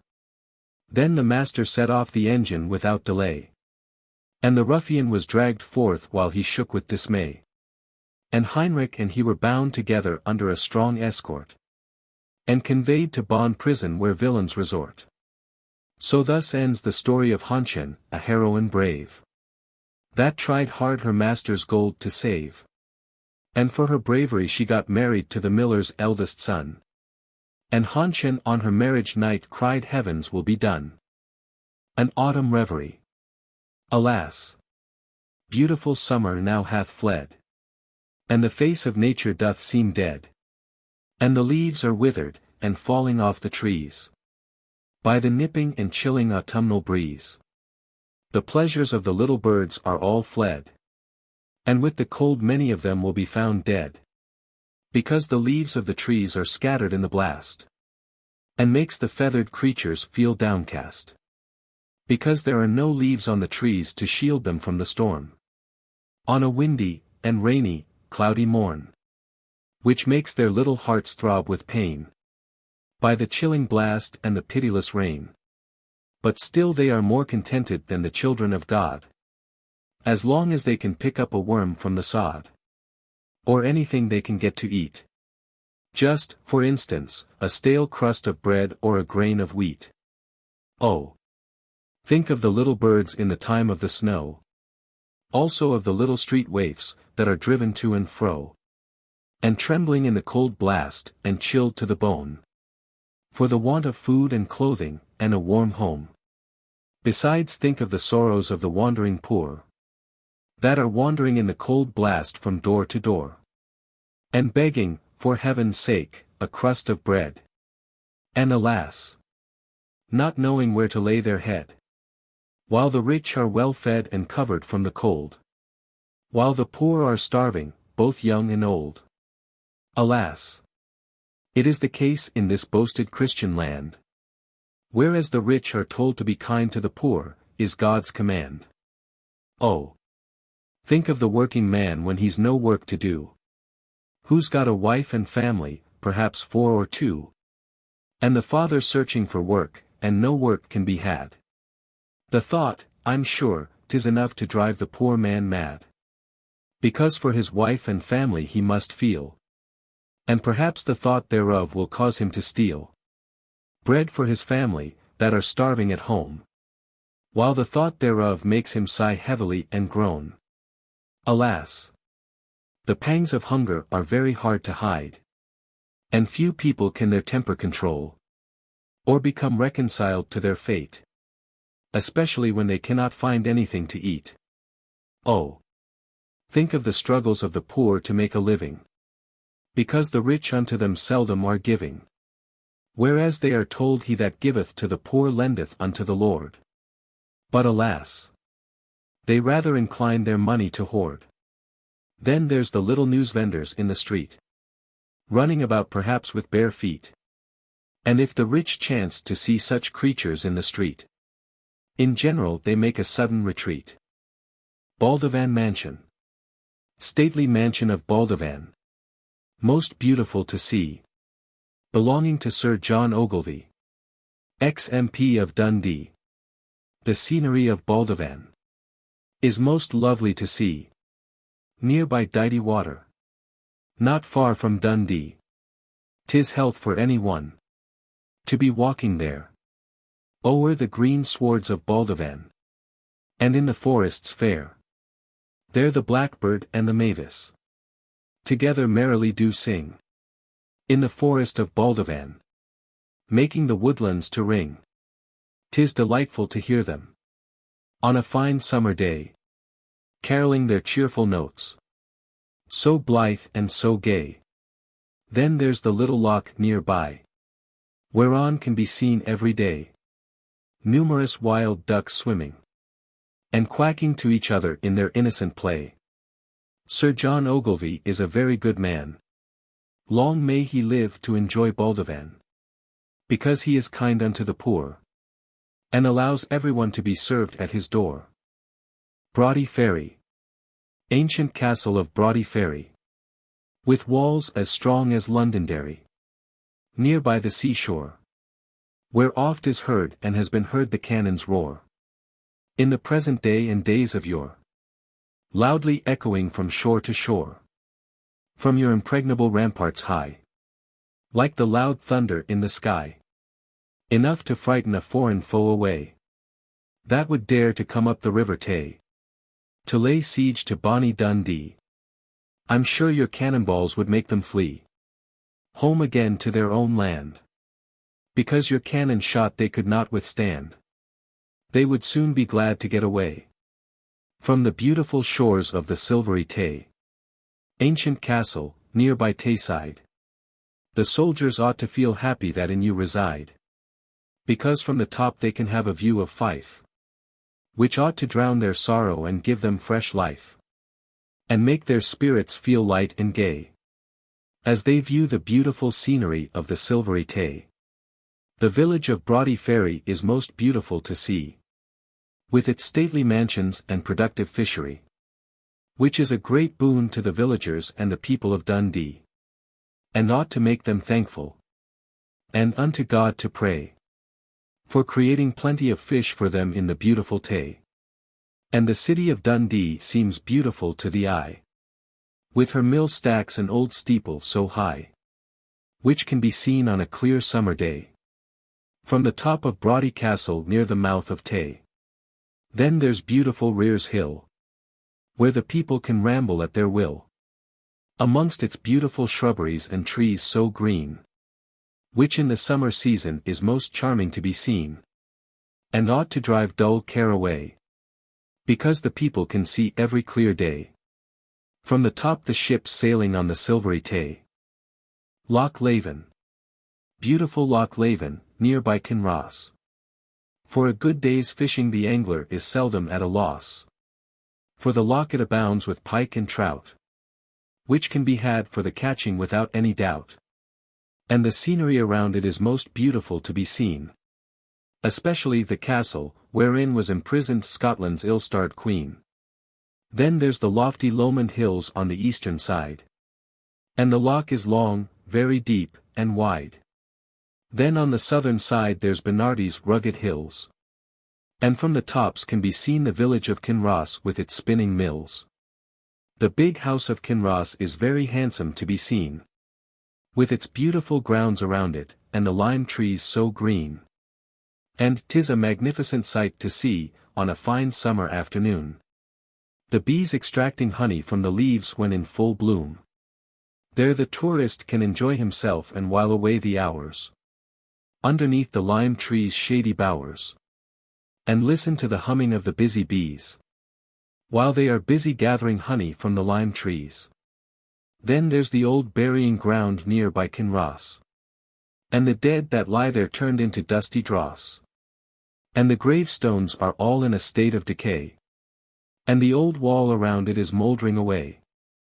To Mr. James Scrimgeour, Dundee. Success to James Scrimgeour. He's a very good man, and to gainsay it, there's few people can, because he makes the hearts of the poor o'erjoyed, by trying to find work for them, when they're unemployed, and to their complaints, he has always an attentive ear, and ever ready to help them, when unto him they draw near. And no matter what your occupation is, or what is your creed, he will try to help you in the time of need, because he has the fear of God within his heart. And the man that fears God always takes the poor's part. And blessed is the man that is kind to the poor, for his reward in heaven, 'tis said in the scripture, is sure. And I hope heaven will be Mr. James Scrimgeour's reward, for his struggles on behalf of the poor are really vexatious and hard, for he is to be seen daily walking along our streets, with a Christian-looking countenance, and a kind word to all he meets. Besides, he is void of all pride, and wouldn't feel ashamed to be seen with a beggar, or a tinker walking by his side. Fellow citizens of Dundee, Isn't it really very nice? To think of James Scrimgeour trying to rescue fallen creatures from the paths of vice. And in the winter he tries to provide hot dinners for the poor children of Dundee, who are starving with hunger no doubt, and in the most abject poverty. He is a little deaf, no doubt, but not deaf to the cries of hungry men. No. He always tries to do his best to procure bread for them. And at the Sabbath morning free breakfasts, he is often seen there, administering to the wants of the hungry, and joining in prayer. He is a man of noble principles, as far as I can think. And the noblest principle he has got is, he abhors the demon drink. And, in my opinion, he is right, as far as I can see. And I hereby proclaim that such a man is an honor to Dundee, because he is always working for the poor people's good. Kind soul, trying hard to procure for them clothing and food. Success to him and his family. And may God them defend. Why? Fellow citizens of Dundee. Because he is the poor man's friend. Wreck of the schooner, Samuel Crawford. 'Twas in the year of 1886, and on the 29th of November. Which the surviving crew of the Samuel Crawford will long remember. She was bound to Baltimore with a cargo of pine lumber. But, alas! The crew suffered greatly from cold and hunger. 'Twas on December 3rd when about 10 miles southwest of Currituck Light, and scudding at her best, that a heavy gale struck her a merciless blow, which filled the hearts of the crew with fear and woe. Then the merciless snow came down, hiding everything from view. And as the night closed in the wind tempestuous blew, still the brave crew reefed the spanker and all the sails, while not one amongst them with fear bewails. Still the gallant little schooner ploughed on the seas, through the blinding snow and the stormy breeze, until it increased to a fearful hurricane. Yet the crew wrought manfully and didn't complain. But during the night the wind it harder blew, and the brave little schooner was hove to. And on the morning of December the 4th the wind died out, but it rent the schooner from stem to stern without any doubt. And the seas were running mountains high, while the poor sailors, no doubt, heaved many a sigh, because they must have felt cold, and the schooner sprung a leak. Still they wrought while their hearts were like to break. Then the wind it sprang up in terrific fury again, but the crew bailed out the water with might and main. But still the water fast on them did gain. Yet the brave heroes disdained to complain. On the morning of December the 4th she was scudding before a hurricane, and the crew were exhausted, but managed the poop to gain. And the vessel was tossed like a cork on the wave, while the brave crew expected to meet with a watery grave. And huge beams and pine planks were washed overboard, while Captain Tilton looked on and said never a word. And the crew likewise felt quite content, until the fore and aft rigging overboard went. Then loudly for help to God they did cry, and to their earnest prayer he did draw nigh, and saved them from a watery grave, when help from him they did crave. Poor souls, they expected to be engulfed every hour, and to appease their hunger they made dough with salt water and flour, and made a sort of hard cake placed over a griddle hole, to satisfy their hunger, which, alas, is hard to thole. And 2 of these cakes each man got per day, which the poor creatures devoured in a ravenous way, along with a little fresh water to wash it down, which they most thankfully praised God for and didn't frown. And on the 10th of December when they had burned their last light, the ship Orinoco, bound for New York, hove in sight. And they were rescued safely and taken on board. And they thanked the captain, and likewise the Lord. Then the captain of the Orinoco ordered her to be set on fire, which was quickly done as he did desire, which caused the rescued crew to stare in amaze. and to take the last look of their schooner in a blaze.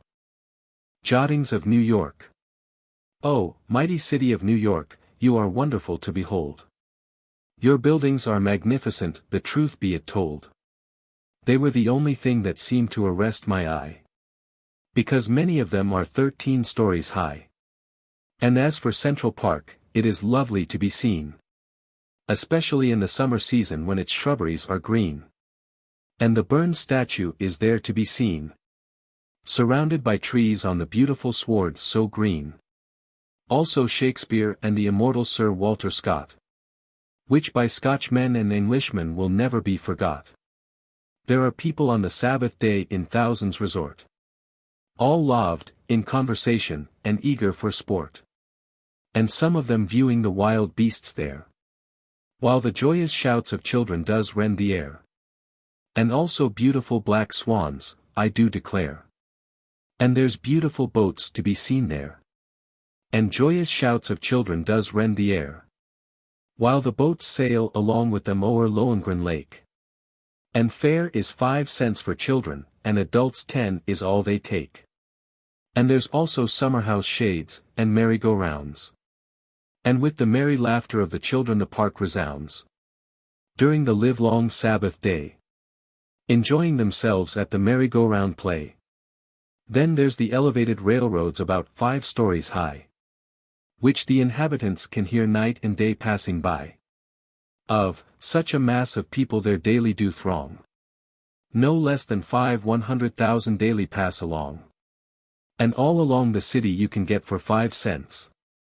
And, believe me, among the passengers there's few discontent. And the top of the houses are mostly all flat. And in the warm weather the people gather to chat. Besides, on the housetops they dry their clothes. And, also, many people all night on the housetops repose. And numerous ships and steamboats are there to be seen. Sailing along the East River water, which is very green. Which is certainly a most beautiful sight. To see them sailing o'er the smooth water day and night. And as for Brooklyn Bridge, it's a very great height. And fills the stranger's heart with wonder at first sight. And with all its loftiness I venture to say. It cannot surpass the new railway bridge of the Silvery Tay. And there's also 10,000 rumsellers there. Oh, wonderful to think of, I do declare. To accommodate the people of New York therein. And to encourage them to commit all sorts of sin. And on the Sabbath day ye will see many a man. Going for beer with a big tin can. And seems proud to be seen carrying home the beer. To treat his neighbors and his family dear. Then at night numbers of the people dance and sing. Making the walls of their houses to ring. With their songs and dancing on Sabbath night. Which I witnessed with disgust, and fled from the sight. And with regard to New York and the sights I did see. Believe me, I never saw such sights in Dundee. And the morning I sailed from the city of New York. My heart it felt as light as a cork. An address to the new Tay Bridge.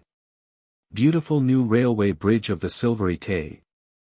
With your strong brick piers and buttresses in so grand array.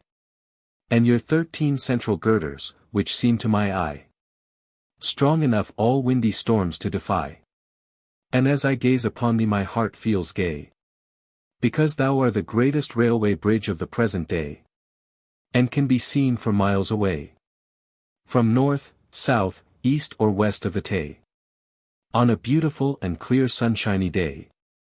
And ought to make the hearts of the Mars boys feel gay. Because thine equal nowhere can be seen.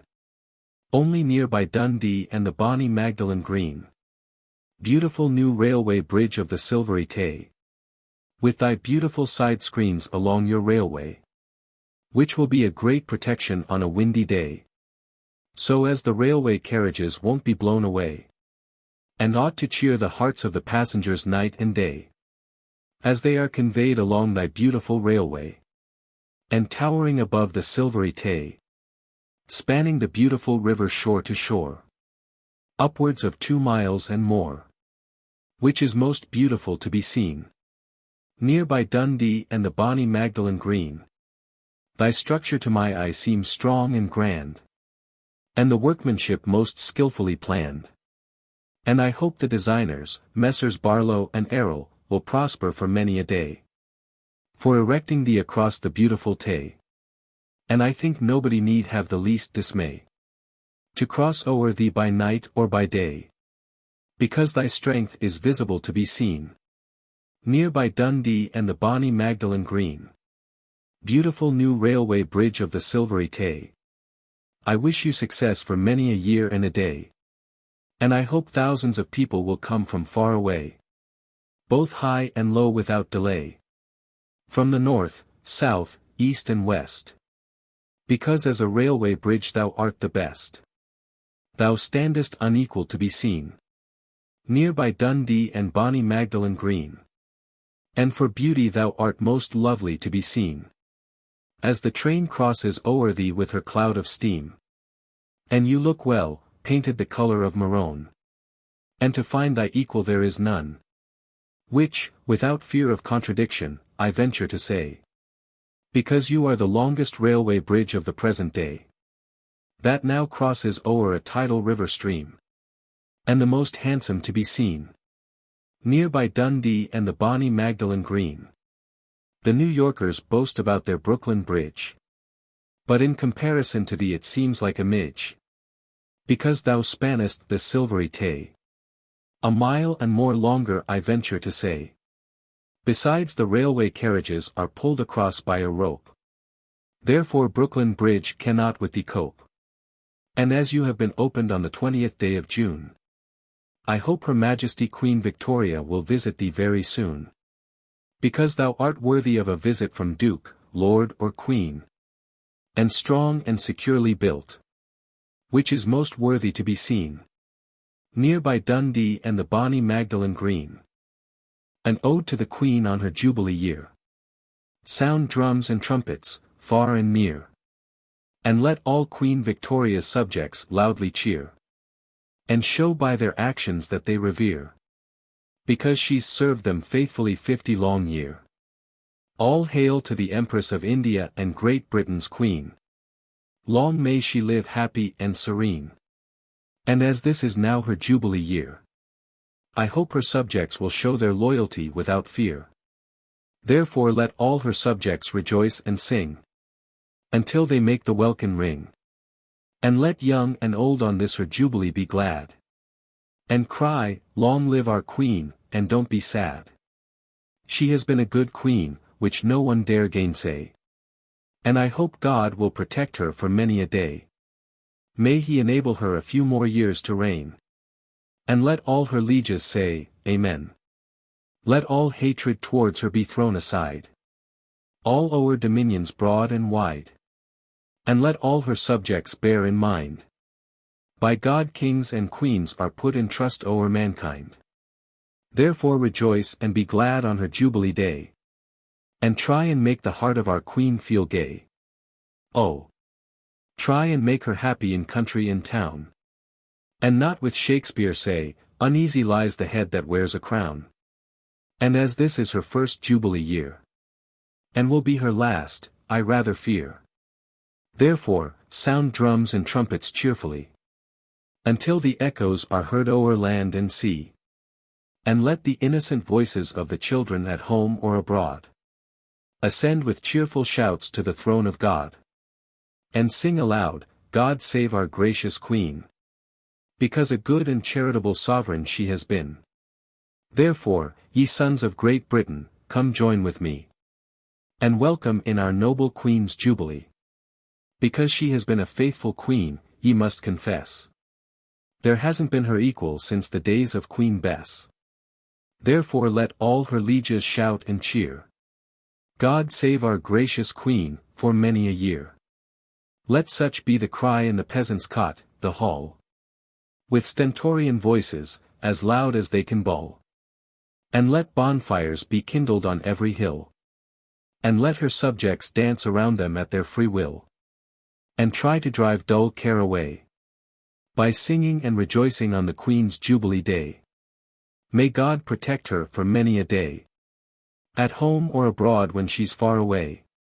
Long may she be spared o'er her subjects to reign.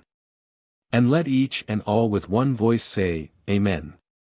Victoria is a good queen, which all he subjects know. And for that may God protect her from every foe. May he be as a hedge around her, as he's been all along, and let her live and die in peace, is the end of my song. Adventures of King Robert the Bruce. King Robert the Bruce's deadly enemy, John of Lorne, joined the English with 800 Highlanders one morn. All strong, hardy, and active fearless mountaineers. But Bruce's men attacked them with swords and spears. And while they were engaged, a new enemy burst upon them. Like a torrent of water rushing down a rocky glen. It was John of Lorne and his Highlanders that came upon them. So the tide of battle was too much for them to stem. And with savage yells they made the valley ring.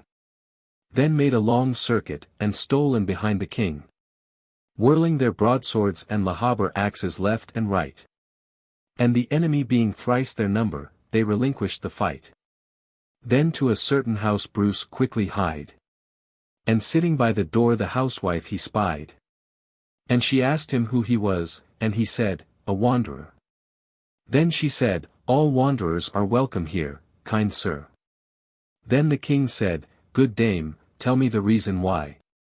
How you respect all wanderers that chance to pass by. And for whose sake you bear such favor to homeless men. Then she said, King Robert the Bruce, if you want to ken. The lawful king of this country, whom I hope to see. Then the Bruce said, my good woman, your king stands before thee. And she said, ah. Sire, where are your men gone? Then the king told her that he's come alone. Then she said, ah, my lawful king, this must not be. For I have 2 stout sons, and they shall follow thee. And fight to the death for your majesty. Aye, in faith, my good king, by land or sea. Then she brought her sons before the king, and thus did say. Now swear, my sons, to be true to your king without dismay. Then they knelt and cried, Mother, we'll do as you desire. We willingly will fight on behalf of our noble sire.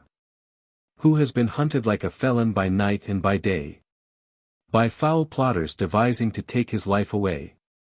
But God will protect him in the midst of the strife. And, mother dear, will fight for him during life. Then the king said, noble lads, it's you shall follow me. And ye shall be near me by land or sea. And for your loyalty towards me your mother I'll reward. When all on a sudden the tramping of horses was heard. Then the king heard voices he knew full well. But what had fetched his friends there he couldn't tell.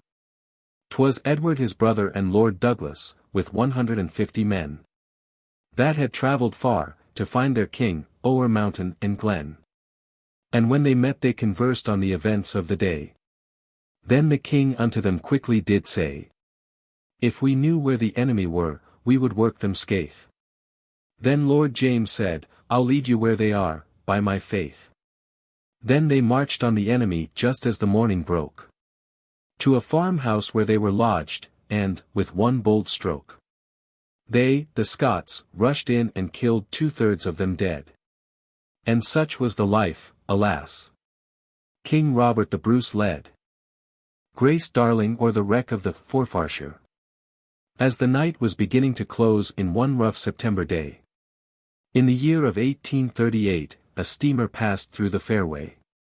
Between the Farne Islands and the coast, on her passage northwards. But the wind was against her, and the steamer laboured hard. There she laboured in a heavy sea against both wind and tide. Whilst a dense fog enveloped her on every side. And the mighty billows made her timbers creak. Until at last, unfortunately, she sprung a leak. Then all hands rushed to the pumps, and wrought with might and main. But the water, alas! Alarmingly on them did gain. And the thick sleet was driving across the raging sea. While the wind it burst upon them in all its fury. And the fearful gale and the murky aspect of the sky caused the passengers on board to lament and sigh. As the sleet drove thick, furious, and fast. And as the waves surged mountains high, they stood aghast. And the screaming of the sea-birds foretold a gathering storm. And the passengers, poor souls, looked pale and forlorn. And on every countenance was depicted woe. As the Forfarshire steamer was pitched to and fro. And the engine fires with the water were washed out. Then, as the tide set strongly in, it wheeled the vessel about. And the ill-fated vessel drifted helplessly along. But the fog cleared up a little as the night wore on. Then the terror-stricken crew saw the breakers ahead. And all thought of being saved from them fled. And the farm lights were shining hazily through the gloom. While in the forecabin a woman lay with 2 children in a swoon. Before the morning broke, the Forfarshire struck upon a rock. And was dashed to pieces by a tempestuous shock. Which raised her for a moment, and dashed her down again. Then the ill-starred vessel was swallowed up in the briny main. Before the vessel broke up, some 9 or 10 of the crew intent to save their lives, or perish in the attempt, lowered one of the boats while exhausted and forlorn. And, poor souls, were soon lost sight of in the storm. Around the windlass on the forecastle some dozen poor wretches clung. And with despair and grief their weakly hearts were wrung. As the merciless sea broke o'er them every moment. But God in his mercy to them Grace Darling sent. By the first streak of dawn she early up had been. And happened to look out upon the stormy scene. And she descried the wreck through the morning gloom. But she resolved to rescue them from such a perilous doom. Then she cried, "Oh, Father dear, come here and see the wreck. See, here take the telescope, and you can inspect. Oh, Father, try and save them, and heaven will you bless. But, my darling, no help can reach them in such a storm as this. Oh, my kind Father, you will surely try and save these poor souls from a cold and watery grave. Oh, I cannot sit to see them perish before mine eyes. And, for the love of heaven, do not my pleading despise." Then old Darling yielded, and launched the little boat. And high on the big waves the boat did float. Then Grace and her father took each an oar in hand. And to see Grace Darling rowing the picture was grand. And as the little boat to the sufferers drew near, poor souls, they tried to raise a cheer. But as they gazed upon the heroic Grace, the big tears trickled down each sufferer's face. And 9 persons were rescued almost dead with the cold. By modest and lovely Grace Darling, that heroine bold. The survivors were taken to the lighthouse, and remained there 2 days. And every one of them was loud in Grace Darling's praise. Grace Darling was a comely lass, with long, fair floating hair. With soft blue eyes, and shy, and modest rare. And her countenance was full of sense and genuine kindliness. With a noble heart, and ready to help suffering creatures in distress. But, alas! 3 years after her famous exploit, which, to the end of time, will never be forgot, consumption, that fell destroyer, carried her away to heaven, I hope, to be an angel for ever and aye. Before she died, scores of suitors in marriage sought her hand. But no, she'd rather live in Longstone Lighthouse on Farne Island. And there she lived and died with her father and mother. And for her equal in true heroism we cannot find another. Little Pierre's Song. In a humble room in London sat a pretty little boy. By the bedside of his sick mother her only joy. Who was called Little Pierre, and whose father was dead. There he sat, poor boy, hungry and crying for bread. There he sat humming a little song, which was his own. But to the world it was entirely unknown. And as he sang the song he felt heartsick. But he resolved to get Madame Mollybrand to sing his song in public. Then he paused for a moment and clasped his hands. And running to the looking-glass before it he stands. Then he smoothed his yellow curls without delay. And from a tin box takes a scroll of paper worn and grey.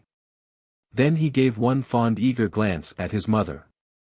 Trying hard brave boy his grief to smother, as he gazed on the bed where she lay. But he resolved to see Madame Malibran without delay. Then he kissed his mother while she slept, and stealthily from the house he crept, and direct to Madame Malibran's house he goes, resolved to see her no matter who did him oppose. And when he reached the door he knocked like a brave gallant, and the door was answered by her lady servant. Then he told the servant Madame Malibran he wished to see. And the servant said, "Oh yes, I'll tell her immediately." Then away the servant goes quite confident, and told her a little boy wished to see her just one moment. "Oh. Well," said Madame Malibran, with a smile. "Fetch in the little boy, he will divert me a while." So little Pierre was brought in with his hat under his arm, and in his hand a scroll of paper, thinking it no harm. Then walked straight up to Madame Malibran without dread, and said, "Dear lady, my mother is sick and in want of bread, and I have called to see if you would sing my little song at some of your grand concerts, say before long. Or perhaps you could sell it to a publisher for a small sum. Then I could buy food for my mother and with it would run." Then Madame Malibran rose from her seat most costly and grand, and took the scroll of paper from Pierre's hand, and hummed his little song, to a plaintive air. Then said, "Your song is soul-stirring, I do declare." "Dear child, did you compose the words?" she asked Pierre. "Oh yes, my dear lady, just as you see." "Well, my dear boy, I will sing your song tonight, and you shall have a seat near me on the right." Then Pierre said, "Oh, lady, I cannot leave my mother. But my dear boy, as for her you need not bother. So dear child, don't be the least cast down. And in the meantime here is a crown. And for your mother you can buy food and medicine. So run away and be at the concert tonight in time." Then away he ran and bought many little necessary things. And while doing so his little song he hums and sings. Then home to his poor sick mother he quickly ran, and told her of his success with Madame Malibran. Then his mother cried, "Oh, Pierre, you are a very good boy.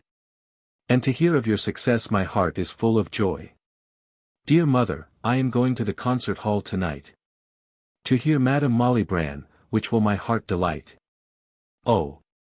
Well," said his mother, "God speed you, my little man. I hope you will be delighted to hear Madame Malibran." So to the concert hall he goes, and found a seat there.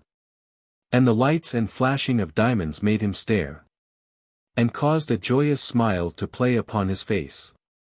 For never had he been in so grand a place. There the brave boy sat, and Madame Malibran came at last, and with his eyes rivet on her he stared aghast. And to hear her sing, oh, how he did long. And he wondered if the lady would really sing his song. At last the great singer commenced his little song, and many a heart was moved and the plaudits loud and long. And as she sang it Pierre clapped his hands for joy, that he felt as if it were free from the world's annoy. When the concert was over his heart felt as light as the air. And as for money now he didn't seem to care, since the great singer in Europe had sung his little song. But he hoped that Dame Fortune would smile on him ere long. The next day he was frightened by a visit from Madame Malibran. And turning to his mother, she said, "Your little boy, madam, will make a fortune for himself and you before long, because I've been offered a large sum for his little song. And madam, thank God you have such a gifted son. But dear madam, heaven's will must be done." Then Pierre knelt and prayed that God would the lady bless, for helping them in the time of their distress. And the memory of Pierre's prayer made the singer do more good, by visiting the poor and giving them clothing and food. And Pierre lightened her last moments ere her soul fled away. And he came to be one of the most talented composers of the day. The first grenadier of France. 'Twas in a certain regiment of French grenadiers. A touching and beautiful custom was observed many years. which was meant to commemorate the heroism of a departed comrade. And when the companies assembled for parade, there was one name at roll call to which no answer was made. It was that of the noble La Tour d'Auvergne, the first grenadier of France. Heroic and stern. And always at roll call the oldest sergeant stepped forward a pace, and loudly cried, "Died on the field of battle," then fell back into his place. He always refused offers of high promotion, because to be promoted from the ranks he had no notion. But at last he was in command of 8,000 men. Hence he was called the first grenadier of France, La Tour d'Auvergne. When 40 years of age he went on a visit to a friend, never thinking he would have a French garrison to defend. And while there he made himself acquainted with the country. But the war had shifted to that quarter unfortunately. But although the war was there he felt undaunted, because to fight on behalf of France was all he wanted. And the thought thereof did his mind harass, when he knew a regiment of Austrians was pushing on to occupy a narrow pass. They were pushing on in hot haste and no delaying, and only 2 hours distant from where the grenadier was staying. But when he knew he set off at once for the pass, determined if 'twere possible the enemy to harass.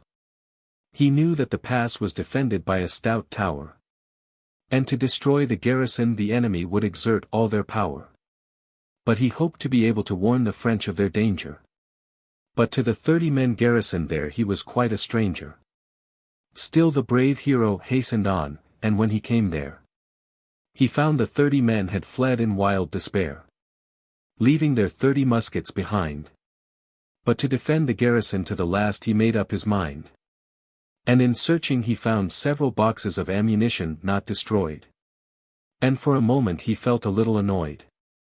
Then he fastened the main door, with the articles he did find. And when he had done so he felt satisfied in mind.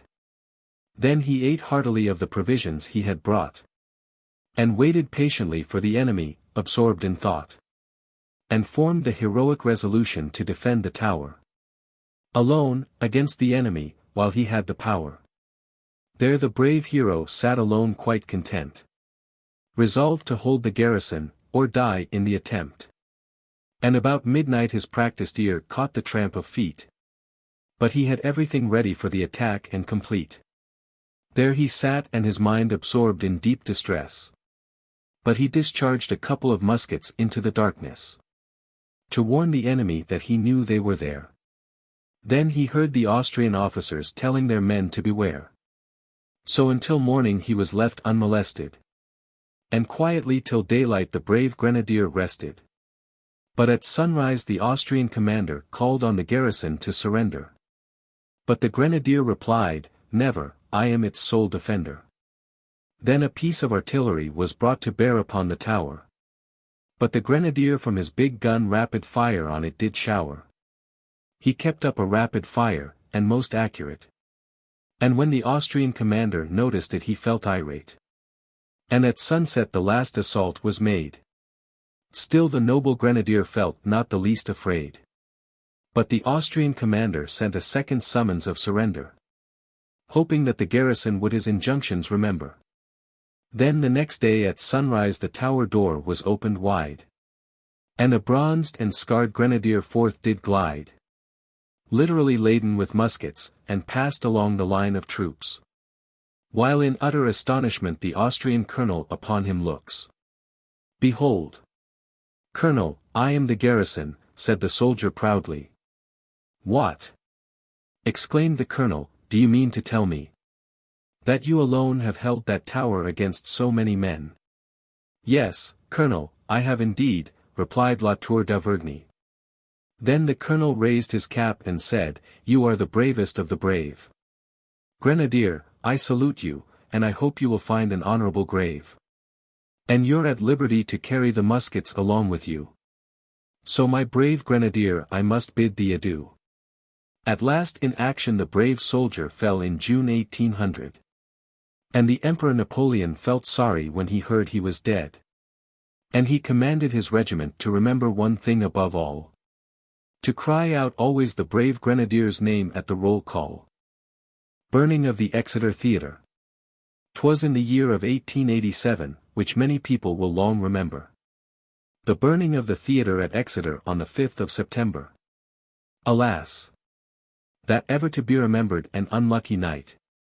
When 150 lost their lives, a most agonizing sight. The play on this night was called Romany Rye. And at Act 4, Scene 3rd, Fire! Fire! Was the cry. And all in a moment flames were seen issuing from the stage.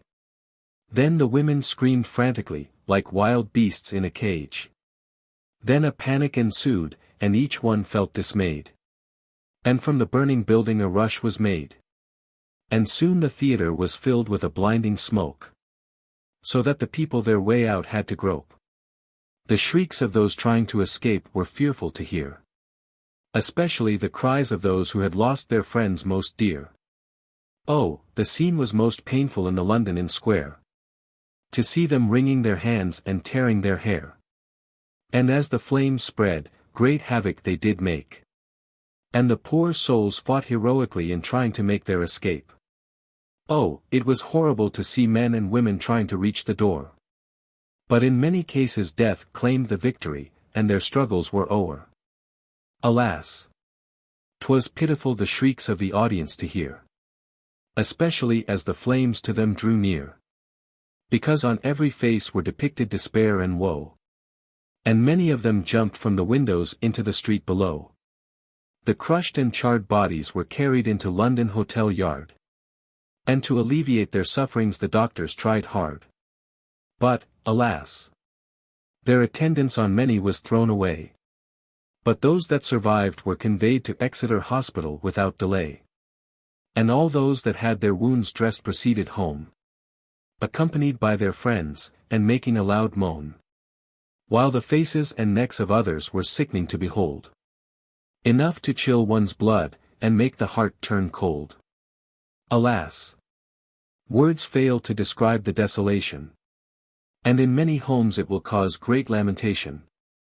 Because human remains are beyond all identification. Which will cause the relatives of the sufferers to be in great tribulation. Oh, heaven! It must have been an awful sight. To see the poor souls struggling hard with all their might. Fighting hard their lives to save. While many in the smoke and burning flame did madly rave. It was the most sickening sight that ever anybody saw. Human remains, beyond recognition, covered with a heap of straw. And here and there a body might be seen, and a maimed hand. Oh, such a sight, that the most hard-hearted person could hardly withstand. The number of people in the theatre was between 7,000 and 8,000. But alas! 150 by the fire have been found dead. And the most lives were lost on the stairs leading from the gallery. And these were roasted to death, which was sickening to see. The funerals were conducted at the expense of the local authority. And 2 hours and more elapsed at the mournful ceremony. And at one grave there were 2,000 people, a very great crowd. And most of the men were bareheaded and weeping aloud. Alas! Many poor children have been bereft of their fathers and mothers. Who will be sorely missed by little sisters and brothers. But, alas! Unto them they can ne'er return again. Therefore the poor little innocents must weep for them in vain. I hope all kind Christian souls will help the friends of the dead. Especially those that have lost the winners of their bread. And if they do, God surely will them bless. Because pure Christianity is to help the widows and orphans in distress. I am very glad to see Henry Irving has sent £100. And I hope his brother actors will subscribe their mite all round. And if they do it will add honor to their name. Because whatever is given towards a good cause they will it regain. Griff, of the Bloody Hand. In an immense wood in the south of Kent. There lived a band of robbers which caused the people discontent. And the place they infested was called the Weald. Where they robbed wayside travelers and left them dead on the field. Their leader was called Griff, of the Bloody Hand. And so well skilled in sword practice there's few could him withstand. And sometimes they robbed villages when nothing else could be gained. In the year of 1336, when King Edward III reigned, the dress the robbers wore was deep-colored black. And in courage and evil deeds they didn't lack. And Griff, of the bloody hand, called them his devils, because they were ever ready to perform all kinds of ills. 'Twas towards the close of a very stormy day. A stranger walked through the wood in search of Griff, without dismay. And as the daylight faded he quickened his pace and ran, never suspecting that in his rear he was followed by a man. And as the man to the stranger drew near, he demanded in a gruff voice, "What seek you here?" And when the stranger saw him he trembled with fear, because upon his head he wore a steel helmet, and in his hand he bore a spear. "What seek you here?" repeated the dark-habited man. "Come, sir, speak out, and answer me if you can. Are you then one of the devils?" demanded the stranger faintly. "That I am," said the man. "Now what matters that to thee?" Then repeated the stranger, "Sir, you have put me to a stand. But if I guess aright, you are Griff, of the bloody hand." "That I am," replied Griff, "and to confess it I'm not afraid." "Oh. Well then I require your service and you'll be well paid. But first I must know thy name." "Aye, that's the point. Then you shall have the help of my band conjoint, before any of my men on your mission goes." "Well then," replied the stranger, "call me Martin Du Bois." "Well sir, come tell me what you want as quick as you can." "Well then," replied Du Bois, "do you know one Halbert Evesham, that dwells in the little village of Brenchley, who has a foster child called Violet Evesham of rare beauty? And you seek my aid to carry her off." "Ha! Ha! A love affair, nay do not think I scoff. For you shall enjoy her, sir, before this time tomorrow, if that will satisfy you, or help to drown your sorrow. And now, sir, what is your terms with me, before I carry off Violet Evesham from the village of Brenchley?" "Well, Griff, 1,000 marks shall be the pay." "'Tis agreed then," cried Griff, "and you shall enjoy her without delay." "Then the bargain struck," uttered Griff. "How many men will you require?" "Come sir, speak, you can have all of my band if you desire." "Oh, thanks sir," replied Du Bois, "I consider 4 men will do." "That's to say, sir, if the 4 men's courage be true. And tomorrow, sir, send the men to Brenchley without delay. And remember 1,000 marks will be the pay. And the plan I propose is to carry her to the wood. And I will be there to receive her, the plan is good." And on the next morning Griff, of the bloody hand, told off 4 of his best men and gave them strict command to carry off Violet Evesham from the village of Brenchley, and to go about it fearlessly and to make no delay. And when ye have captured her, carry her to the wood. Now remember, men, I wish my injunctions to be understood." "All right, Captain, we'll do as we've been told. And carry her off all right for the sake of the gold." So on the next morning, before the villagers were out of bed, the 4 robbers marched into the village of Brenchley without any dread, and boldly entered Violet Evesham's house and carried her away, while loudly the beautiful girl shrieked in dismay. But when her old father missed her through the village he ran, and roused the villagers to a man. And a great number of them gathered, and Wat Tyler at their head. And all armed to the teeth, and towards the wood they quickly sped. And once within the wood Wat Tyler cried, "Where is Violet Evesham?" Then Griff, of the bloody hand, cried, "What ails the man?" "My dear sir, I assure you that Violet Evesham is not here. Therefore, good people, I advise ye to retire from here."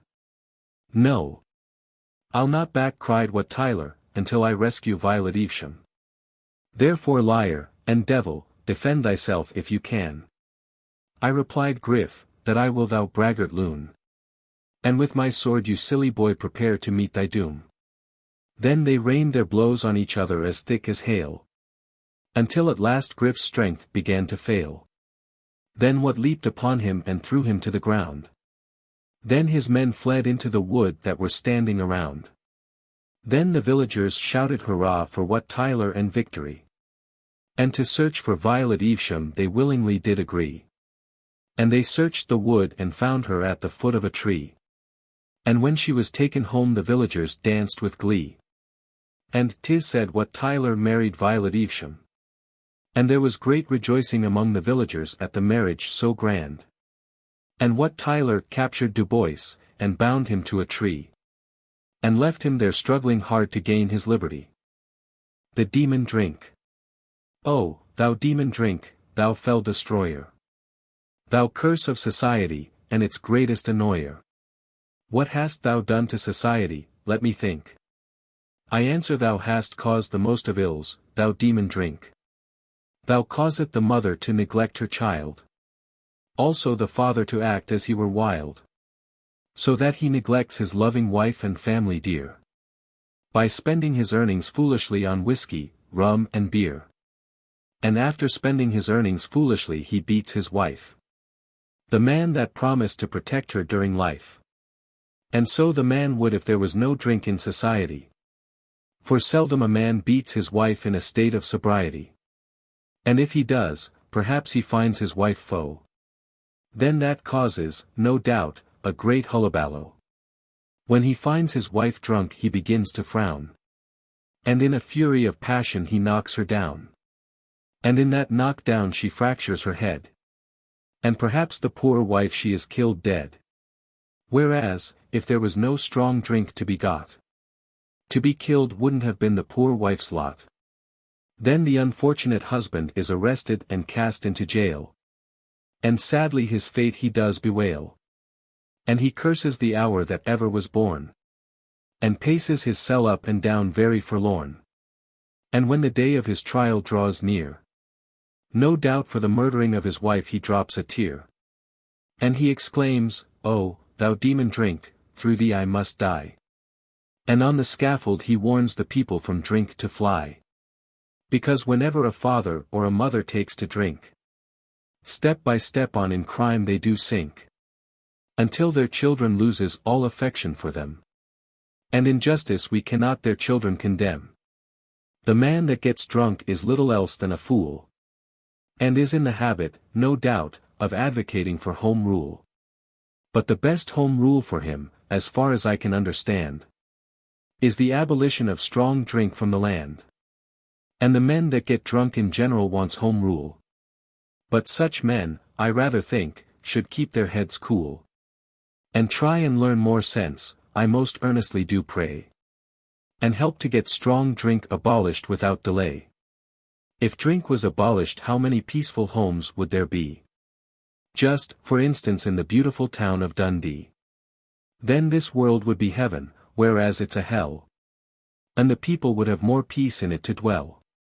Alas! Strong drink makes men and women fanatics. And helps to fill our prisons and lunatics. And if there was no strong drink such cases wouldn't be. Which would be a very glad sight for all Christians to see. Oh admit, a man may be a very good man. But in my opinion he cannot be a true Christian. As long as he partakes of strong drink. The more that he may differently think. But no matter what he thinks, I say nay. For by taking it he helps to lead his brother astray. Whereas, if he didn't drink, he would help to reform society. And we would soon do away with all inebriety. Then, for the sake of society and the Church of God, let each one try to abolish it at home and abroad. Then poverty and crime would decrease and be at a stand. And Christ's kingdom would soon be established throughout the land. Therefore, brothers and sisters, pause and think. And try to abolish the foul fiend, drink. Let such doctrine be taught in church and school. That the abolition of strong drink is the only home rule. An adventure in the life of King James V of Scotland. On one occasion King James V of Scotland, when alone, in disguise, near by the bridge of Cramen met with rather a disagreeable surprise. He was attacked by 5 gypsy men without uttering a word. But he manfully defended himself with his sword. There chanced to be a poor man threshing corn in a barn nearby, who came out on hearing the noise so high, and seeing one man defending himself so gallantly, that he attacked the gypsies with his flail, and made them flee. Then he took the king into the barn, saying, I hope, sir, you've met with no great harm. And for 5 men to attack you, it's a disgrace. But stay, I'll fetch a towel and water to wash your face. And when the king washed the blood off his face and hands, Now, sir, I wish to know who you are, the king demands. My name, sir, is John Hoason, a bondsman on the farm of Braehead.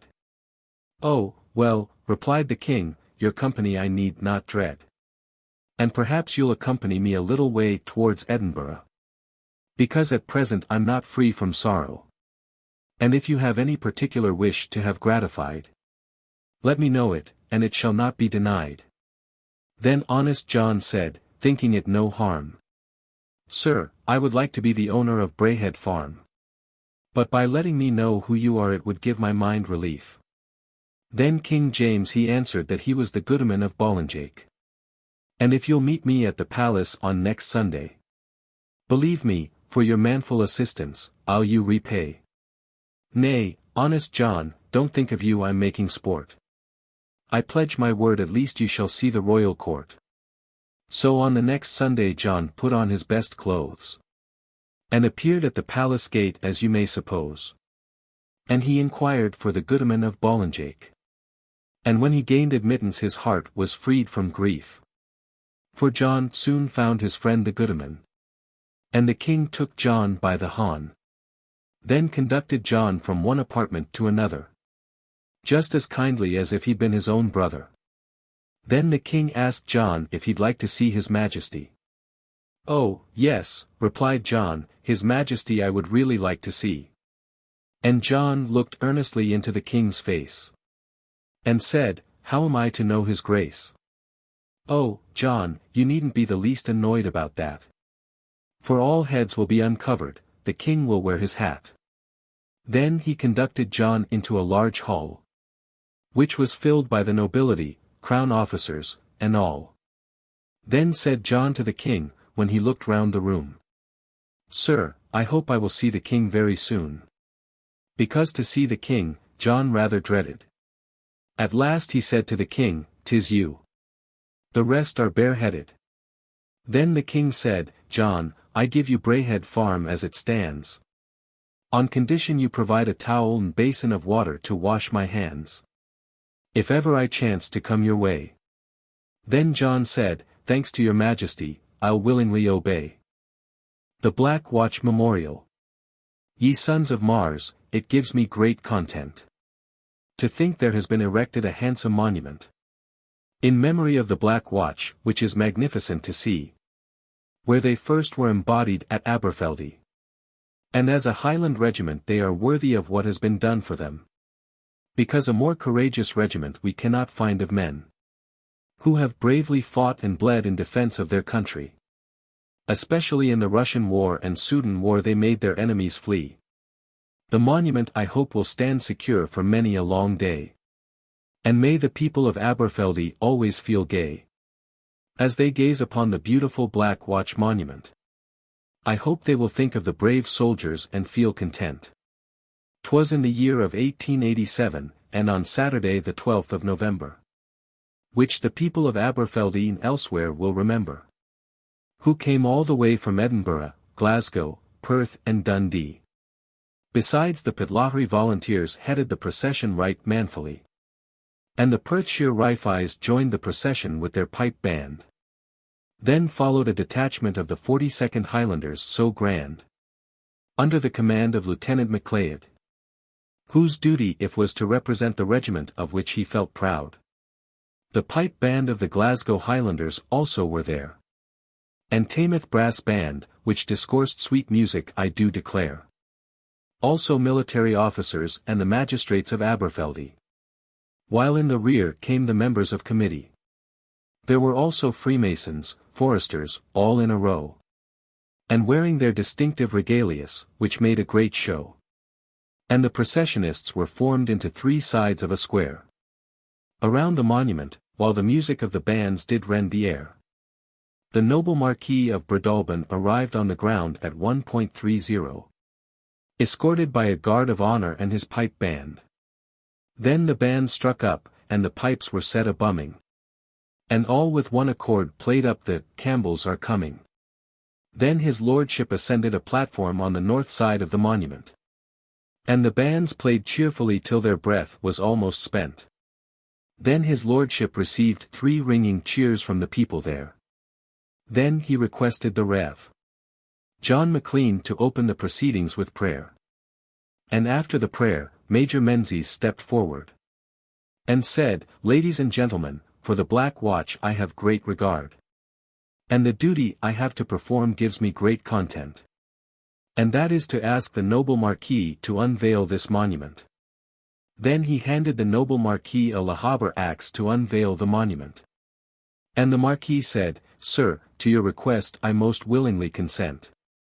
Then he unveiled the monument in memory of the gallant 40 TWA. While the bands played up the "Highland Laddie" as loud as they could blaw.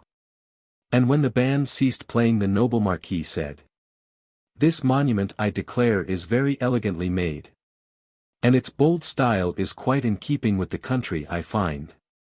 And the committee were fortunate in obtaining so able a designer as Mr. Rind." Then, turning to the Chief Magistrate of Aberfeldy, he said, "Sir, I have been requested by the committee to give you the deed conveying the monument to your care. With the footcharter of the ground, therefore, sir, I'd have you beware." Then the Chief Magistrate Forbes to Lord Breadalbane said, "My noble lord, I accept the charge, and you needn't be afraid. Really it gives me much pleasure in accepting as I now do from thee this memorial, along with the deeds, on behalf of Aberfeldy." Then Major Menzies proposed 3 cheers for the burgh of Aberfeldy. And 3 cheers were given right heartily. Then the Tameth band played "God Save the Queen." Then the processionists marched to the new public school, happy and serene. Then there was a banquet held in the school, at which 300 sat down and ate till they were full. And Lord Breadalbane presided, and had on his right magistrates, colonels, and provosts, a most beautiful sight. And the toast of "the Queen, Prince and Princess of Wales" were given, wishing them prosperity while they are living. Then the noble chairman proposed the Army, Navy and Volunteers, which was loudly responded to with 3 loud cheers. Then Colonel Smith, of the Highland Volunteers, from bonny Dundee, replied for the Volunteers right manfully. Then the noble chairman said, "The toast I have now to propose is long life and prosperity to the Royal Highlanders in spite of their foes." Then the toast was drunk with Highland honours in hearts, while Pipe Major MacDougall played the 42nd March at Waterloo. So ended the proceedings in honour of the Black Watch, the bravest of men. And the company with one accord sung the national anthem. The death of Lord and Lady Dalhousie. Alas! Lord and Lady Dalhousie are dead, and buried at last, which causes many people to feel a little downcast. And both lie side by side in one grave. But I hope God in his goodness their souls will save. And may he protect their children that are left behind. And may they always food and raiment find. And from the paths of virtue may they ne'er be led. And may they always find a house wherein to lay their head. Lord Dalhousie was a man worthy of all praise. And to his memory I hope a monument the people will raise, that will stand for many ages to come, to commemorate the good deeds he has done. He was beloved by men of high and low degree, especially in Forfarshire by his tenantry, and by many of the inhabitants in and around Dundee, because he was affable in temper, and void of all vanity. He had great affection for his children, also his wife. 'Tis said he loved her as dear as his life. And I trust they are now in heaven above, where all is joy, peace, and love. At the age of 14 he resolved to go to sea. So he entered the training ship Britannia belonging the Navy. And entered as a midshipman as he considered most fit. Then passed through the course of training with the greatest credit. In a short time he obtained the rank of lieutenant. Then to Her Majesty's ship Galatea he was sent. Which was under the command of the Duke of Edinburgh. And during his service there he felt but little sorrow. And from that he was promoted to be commander of the Britannia. And was well liked by the men, for what he said was law. And by him Prince Albert Victor and Prince George received a naval education. Which met with the Prince of Wales' most hearty approbation. 'Twas in the year 1877 he married the Lady Ada Louisa Bennet. And by marrying that noble lady he ne'er did regret. And he was ever ready to give his service in any way. Most willingly and cheerfully by night or by day. 'Twas in the year of 1887, and on Thursday the 1st of December. Which his relatives and friends will long remember. That were present at the funeral in Cock Pen, churchyard. Because they had for the noble lord a great regard. About 11 o'clock the remains reached Dalhousie. And were met by a body of the tenantry. They conveyed them inside the building all seemingly woe-begone. And among those that sent wreaths was Lord Claude Hamilton. Those that sent wreaths were but very few. But one in particular was the Duke of Buccleuch. Besides Dr. Herbert Spencer, and Countess Rosebery, and Lady Bennet.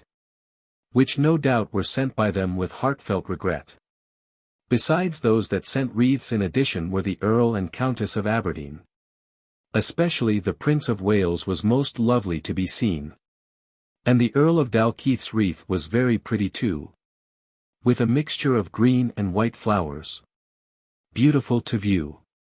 Amongst those present at the interment were Mr. Marjoribanks, MP. Also ex-Provost Ballingall from bonny Dundee. Besides the Honourable W. G. Colville, representing the Duke and Duchess of Edinburgh. While in everyone's face standing at the grave was depicted sorrow. The funeral service was conducted in the church of Cockpen. By the Reverend J. Crabb, of St. Andrew's Episcopal Church, town of Brehin. And as the two coffins were lowered into their last resting place. Then the people retired with sad hearts at a quick pace. The tragic death of the Reverend A. H. McConaughey. Friends of humanity, of high and low degree. I pray ye all come listen to me.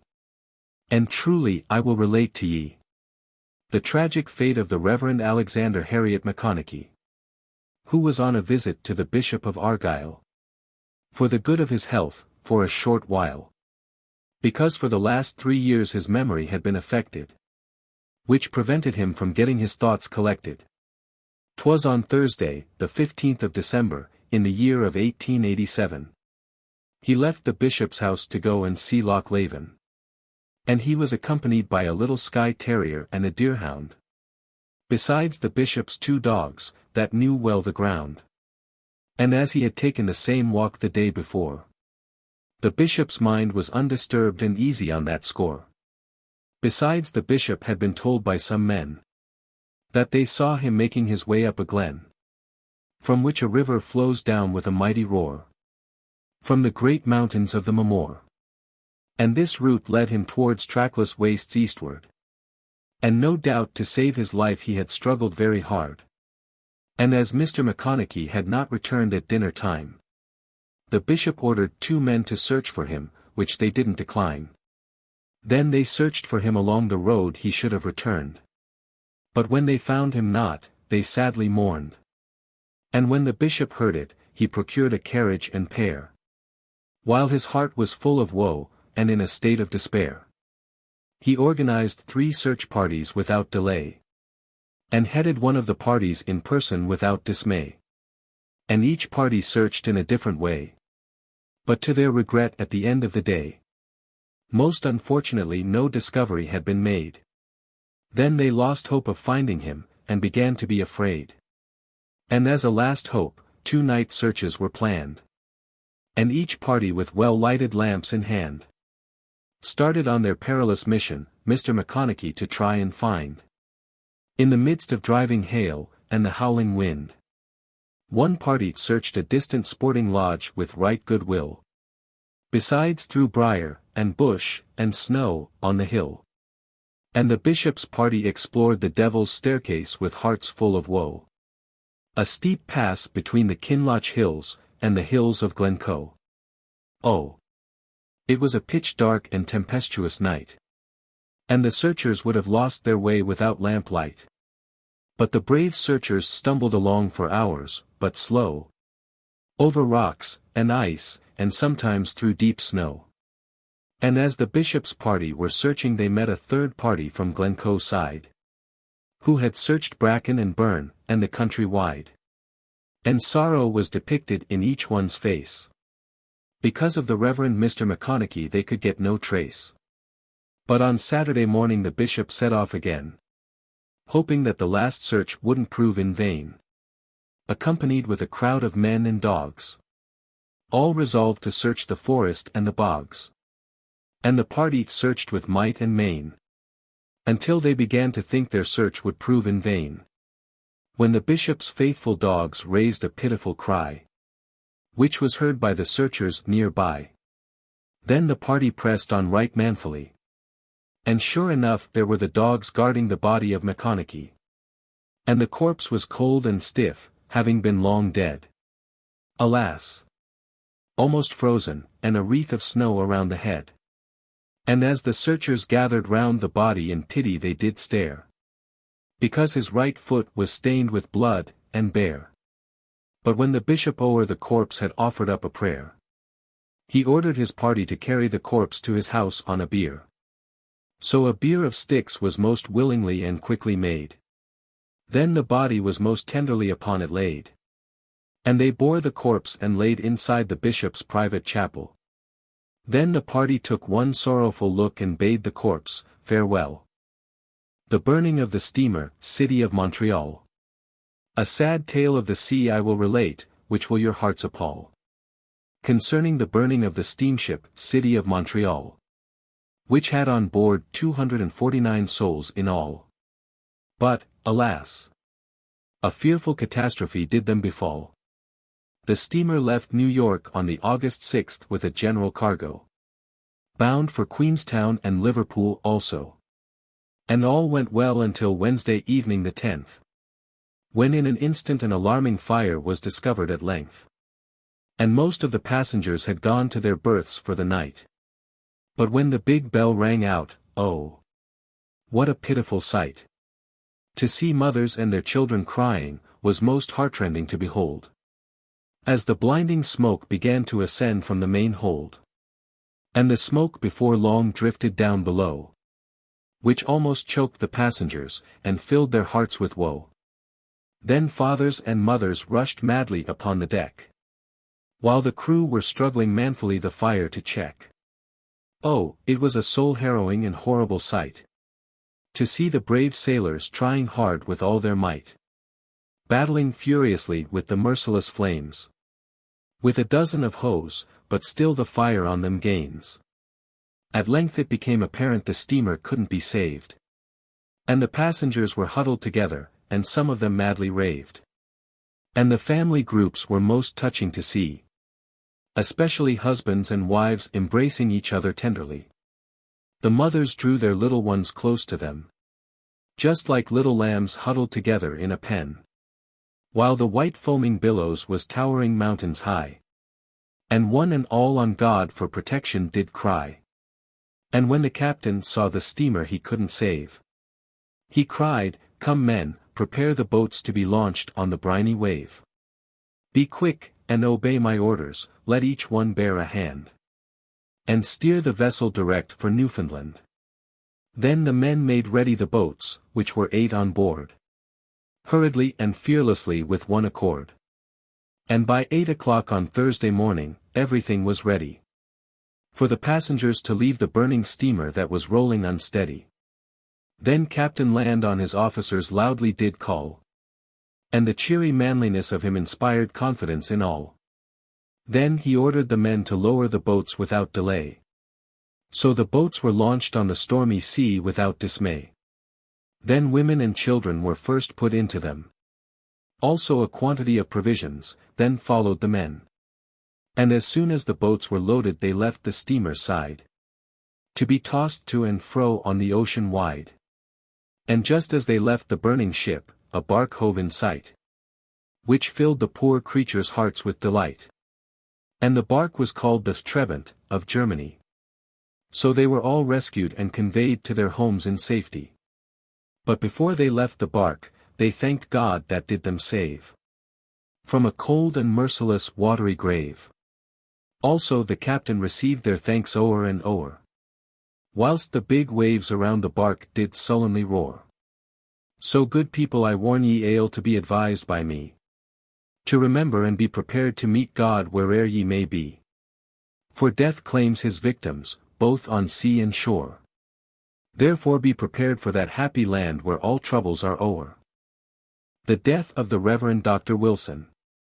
'Twas in the year of 1888 and on the 17th of January, that the late Reverend Dr. Wilson's soul fled away. The generous-hearted Dr. had been ailing for some time. But death, with his dart, did pierce the heart of the learned divine. He was a man of open countenance and of great ability, and late minister of Free St. Paul's Church, Dundee. And during the 29 years he remained as minister in Dundee, he struggled hard for the well-being of the community. He was the author of several works concerning great men, in particular the memoirs of Dr. Candlish and Christ turning his face towards Jerusalem, which is well worthy of perusal, I'm sure, because the style is concise and the thoughts clear and pure. And as for his age, he was in his 80th year, and has left a family of 1 son and 5 daughters dear. And for his loss they will shed many a tear, because in their hearts they loved him most dear. He was a man of a very kindly turn, and many of his old members for him will mourn, because as a preacher he was possessed of courage bold, just like one of covenanting heroes of old. But I hope he is landed safe on Canaan's bright shore, to sing with bright angels for evermore, around that golden throne where God's family doth meet, to sing songs night and day, most sacred and sweet. The coffin containing the remains was brought on Tuesday evening from Edinburgh, and as the relatives witnessed its departure their hearts were full of sorrow. And the remains were laid inside Free St. Paul's Church, Dundee, and interred on Wednesday in the Western Cemetery. The funeral service began at 1:30 in the afternoon, and with people the church was filled very soon. And the coffin was placed in the center of the platform, and the lid was covered with wreaths which did the coffin adorn. There were beautiful wreaths from the grandchildren of the deceased, whom I hope is now from all troubles released. Also there were wreaths from Mrs. and Miss Young, Windsor Street, Dundee, which certainly were most beautiful to see. Besides the tributes of Miss Morrison and Miss H. Morrison were a beautiful sight. Also the tributes of Miss Strong and Mr. I. Martin White.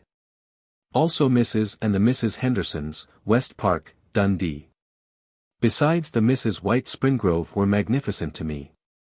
The members and office-bearers of the church filled the pews on the right, which was a very impressive and solemn sight. And psalms and hymns were sung by the congregation. And the Reverend W. I. Cox concluded the service with great veneration. Then the coffin was carried from the church and placed in the hearse, while the congregation allowed the friends to disperse. Then followed the congregation without delay, some to join the procession, while others went home straightaway. The procession consisted of the hearse and 47 carriages no less, which were drawn up in the Nethergate, I do confess. And as the cortege passed slowly along the Nethergate, large crowds watched the procession and ungrudgingly did wait. And when the hearse reached the cemetery the Reverend R. Watterson offered up a prayer. Then the coffin was lowered into the grave by the pallbearers there. 'Twas then the friends began to cry for their sorrow was profound. Then along with the people assembled there they left the burying ground. Annie Marshall the Foundling. Annie Marshall was a foundling, and lived in Downderry. And was trained up by a coast guardsman, kind-hearted and merry. And he loved Annie Marshall as dear as his life. And he resolved to make her his own loving wife. The night was tempestuous, most terrific, and pitch dark, when Matthew Pengelly rescued Annie Marshall from an ill-fated bark. But her parents were engulfed in the briny deep, which caused poor Annie at times to sigh and weep. One day Matthew asked Annie if she would be his wife. And Annie replied, "I never thought of it in all my life." "Yes, my wife, Annie," replied Matthew, "hold hard a bit. Remember, Annie, I've watched you grow up, and consider you most fit." Poor Annie did not speak, she remained quite mute. And with agitation she trembled from head to foot. The poor girl was in a dilemma, she knew not what to say. And owing to Matthew training her, she couldn't say him nay. "Oh, Matthew, I'm afraid I would not make you a good wife. And in that respect there would be too much strife. And the thought thereof, believe me, makes me feel ill. Because I'm unfit to be thy wife, Matthew," faltered the poor girl. "Time will prove that, dear Annie, but why are you so calm?" Then Annie put her hand shyly into Matthew's brown palm. Just then the flashing lightning played upon Annie's face. And the loud thunder drowned Matthew's words as Annie left the place. But Matthew looked after her as she went home straightway. And his old heart felt light and gay, as he looked forward for his coming marriage day. Because he knew that Annie Marshall couldn't say him nay. Then the sky drew dark, and the sea lashed itself into foam. But he heeded it not as he sat there alone, till the sound of a gun came booming o'er the sea. Then Matthew had to attend to his duty immediately. "A ship," he muttered, "Lord, help them. And coming right in by the sound. And in a few minutes she will run aground." And the vessel was dashed against the rocks with her helpless crew. Then in hot haste for assistance Matthew instantly flew. Then Matthew returned with a few men all willing to lend their aid. But amongst them all Matthew seemed the least afraid. Then an old man cried, "Save my boy, for his mother's sake." "Oh, Matthew, try and save him, or my heart will break." "I will, heaven helping me," Matthew said solemnly. "Come, bear a hand, mates, and lower me over the cliff quietly." Then Matthew was lowered with ropes into what seemed a watery grave, at the risk of his own life, old Jonathan Bately's son to save. So Matthew Pengelly saved Jonathan Bately's son. And the old man thanked God and Matthew for what he had done. And the mother's heart was full of gratitude and joy for the restoration of her darling boy. So Matthew resolved to marry Annie Marshall. But first he'd go to sea whatever did befall, to earn a few pounds to make the marriage more grand. So he joined a whaling vessel and went to Greenland. And while Matthew was away at Greenland, David Bately wanted to marry Annie Marshall right off hand. But Annie refused to marry David Bately. So in anger David Bately went another voyage to sea. A few nights after David Bately had gone to sea, Annie's thoughts reverted to Matthew Pengelly. And as she sat in the Downderry station watching the boiling waves below, the wind blew a terrific gale, which filled her heart with woe. And as she sat there the big waves did loudly roar, when a man cried, "Help! Help! There's a corpse washed ashore." Then Annie rushed madly to the little beach. And when she saw the corpse she gave a loud screech. So there is but little more to tell of this sad history. Only that Annie Marshall mourned long for Matthew Pengelly, who had floated home to be buried amongst his own kin. But, alas! The rest of the crew were buried in the sea, save him. John Ruat the fisherman. Margaret Simpson was the daughter of humble parents in the county of Ayr, with a comely figure, and face of beauty rare, and just in the full bloom of her womanhood, was united to John Ruat, a fisherman good. John's fortune consisted of his coble, 3 oars, and his fishing gear. Besides his 2 stout boys, John and James, he loved most dear.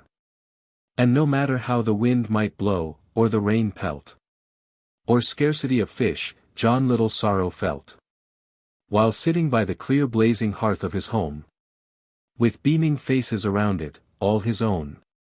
But John, the oldest son, refused his father obedience, which John Ruat considered a most grievous offence. So his father tried to check him, but all wouldn't do. And John joined a revenue cutter as one of its crew. And when his father heard it he bitterly did moan, and angrily forbade him never to return home. Then shortly after James ran away to sea without his parents' leave. So John Ruat became morose, and sadly did grieve. But one day he received a letter, stating his son John was dead. And when he read the sad news all comfort from him fled. Then shortly after that his son James was shot, for allowing a deserter to escape, such was his lot. And through the death of his 2 sons he felt dejected, and the condolence of kind neighbors by him was rejected. 'Twas near the close of autumn, when one day the sky became overcast. And John Ruat, contrary to his wife's will, went to sea at last. When suddenly the sea began to roar, and angry billows swept along. And, alas! The stormy tempest for John Ruat proved too strong. But still he clutched his oars, thinking to keep his coble afloat. When one whelming billow struck heavily against the boat, and man and boat were engulfed in the briny wave, while the storm fiend did roar and madly did rave. When Margaret Ruat heard of her husband's loss, her sorrow was very great. And the villagers of Bute were moved with pity for her sad fate. And for many days and nights she wandered among the hills, lamenting the loss of her husband and other ills. Until worn out by fatigue, towards a ruinous hut she did creep. And there she lay down on the earthen floor, and fell asleep. And as a herd boy by chance was passing by, he looked into the hut and the body of Margaret he did espy. Then the herd boy fled to communicate his fears.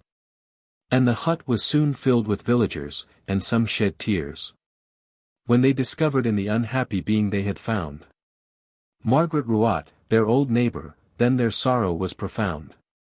Then the men from the village of Bute willingly lent their aid to patch up the miserable hut, and great attention to her was paid. And Margaret Ruat lived there in solitude for many years. Although at times the simple creature shed many tears, Margaret was always willing to work for her bread. Sometimes she herded cows without any dread. Besides, sometimes she was allowed to ring the parish bell. And for doing so she was always paid right well. In an old box she kept her money hid away. But being at the kirk one beautiful Sabbath day, when to her utter dismay when she returned home, she found the bottom forced from the box, and the money gone. Then she wept like a child, in a hysteric fit, regarding the loss of her money, and didn't very long survive it. And as she was wont to descend to the village twice a week, the villagers missed her, and resolved they would for her seek. Then 2 men from the village, on the next day, sauntered up to her dwelling, and to their dismay, they found the door half open, and one stale crust of bread. And on a rude pallet lay poor Margaret Ruat cold and dead. The Great Yellow River Inundation in China. 'Twas in the year of 1887, and on the 28th of September. Which many people of Honan, in China, will long remember. Especially those that survived the mighty deluge, that fled to the mountains, and tops of trees, for refuge. The river burst its embankments suddenly at dead of night, and the rushing torrent swept all before it left and right. All over the province of Honan, which for its fertility is commonly called by historians, the Garden of China. The river was at its fullest when the embankment gave way. And when the people heard it, oh! Horror and dismay. 'Twas then fathers and mothers leaped from their beds without delay. And some saved themselves from being drowned, but thousands were swept away. Oh! It was a horrible and most pitiful scene. To hear fathers and mothers and their children loudly scream, as the merciless water encircled their bodies around, while the water spirits laughed to see them drowned. Oh! Heaven, it must have been an appalling sight to witness in the dead stillness of the night. Frantic fathers and mothers, struggling hard against the roaring flood, to save themselves and little ones, their own flesh and blood. The watchmen tried to patch the breach, but it was all in vain, because the banks were sodden with the long-prolonged rain, and driven along by a high wind, which brought the last strain, which caused the water with resistless fury to spread o'er the plain. And the torrent poured into the valley of the Lucia river, sweeping thousands of the people before it ere a helping hand could them deliver. Oh! It was horrible to hear the crashing of houses fallen on every side, as the flood of rushing water spread far and wide. The Chinese offer sacrifices to the water spirits twice a year, and whether the water spirits or God felt angry I will not aver. But perhaps God has considered such sacrifices a sin, and has drowned so many thousands of them for not worshipping him. How wonderful are the works of God, at times among his people abroad. Therefore, let us be careful of what we do or say, for fear God doth suddenly take our lives away. The province of Honan is about half the size of Scotland, dotted over with about 3,000 villages, most grand, and inhabited by millions of people of every degree. And these villages and people were transformed into a raging sea. The deluge swept on over the fertile and well-cultivated land, and the rushing of the mighty torrent no power could withstand. And the appalling torrent was about 20 feet deep, and with resistless fury everything before it did sweep. Methinks I see the waste of surging waters, and hear its deafening roar. And on its surface I see corpses of men and women by the score, and the merciless torrent in the darkness of the night, sportively tossing them about. Oh! What a horrible sight! Besides there were buffaloes and oxen, timber, straw, and grain. Also 3,000 villages were buried beneath the waters of the plain, and multitudes beneath their own roofs have found a watery grave, while struggling hard, no doubt, poor souls their lives to save. Therefore good people at home or abroad, be advised by me and trust more in God than the people of Honan, the benighted Chinese. For fear God punished you likewise for your iniquities. The funeral of the German Emperor. Why ye sons of Germany, your noble Emperor William now is dead, who oft great armies to battle hath led. He was a man beloved by his subjects all, because he never tried them to enthrall. The people of Germany have cause now to mourn the loss of their hero, who to them will ne'er return. But his soul I hope to heaven has fled away, to the realms of endless bliss for ever and aye. He was much respected throughout Europe by the high and the low, and all over Germany people's hearts are full of woe. For in the battlefield he was a hero bold. Nevertheless, a lover of peace, to his credit be it told. 'Twas in the year of 1888, and on March the 16th day, that the peaceful William's remains were conveyed away to the royal mausoleum of Charlottenburg, their last resting place. The God-fearing man that never did his country disgrace. The funeral service was conducted in the cathedral by the court chaplain, Dr. Kogel, which touched the hearts of his hearers, as from his lips it fell. And in conclusion he recited the Lord's Prayer, in the presence of kings, princes, dukes, and counts assembled there. And at the end of the service the infantry outside fired volley after volley, while the people inside the cathedral felt melancholy, as the sound of the musketry smote upon the ear, in honor of the illustrious William, whom they loved most dear. Then there was a solemn pause as the kings and princes took their places, whilst the hot tears are trickling down their faces, and the mourners from shedding tears couldn't refrain. And in respect of the good man, above the gateway glared a bituminous flame. Then the coffin was placed on the funeral car, by the kings and princes that came from afar. And the crown prince William heads the procession alone, while behind him are the 4 heirs apparent to the throne. Then followed the 3 kings of Saxony, and the king of the Belgians also, together with the Prince of Wales, with their hearts full of woe. Besides the Prince of Naples and Prince Rudolph of Austria were there. Also the Tsarevich. And other princes in their order I do declare. And as the procession passes the palace the blinds are drawn completely. And every house is half hidden with the sable drapery. And along the line of march expansive arches were erected, while the spectators standing by seemed very dejected. And through the central avenue, to make the decorations complete, there were pedestals erected, rising 14 to 15 feet. And at the foot and top of each pedestal were hung decorations of green bay. Also beautiful wreaths and evergreen festoons all in grand array. And there were torches fastened on pieces of wood stuck in the ground. And as the people gazed on the weird-like scene, their silence was profound. And the shopkeepers closed their shops, and hotel keepers closed in the doorways. And with torchlight and gaslight, Berlin for once was all ablaze. The authorities of Berlin in honor of the emperor considered it no sin to decorate with crepe the beautiful city of Berlin. Therefore Berlin I declare was a city of crepe, because few buildings crepe decoration did escape. First in the procession was the emperor's bodyguard, and his great love for them nothing could it retard. Then followed a squadron of the hussars with their band, playing, Jesus, Thou my comfort, most solemn and grand. And to see the procession passing the sightseers tried their best, especially when the cavalry hove in sight, riding 4 abreast. Men and officers with their swords drawn, a magnificent sight to see.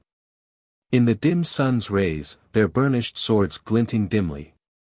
Then followed the footguards with slow and solemn tread, playing the Dead March in Saul, most appropriate for the dead. And behind them followed the artillery, with 4 guns abreast. Also the ministers and court officials dressed in their best.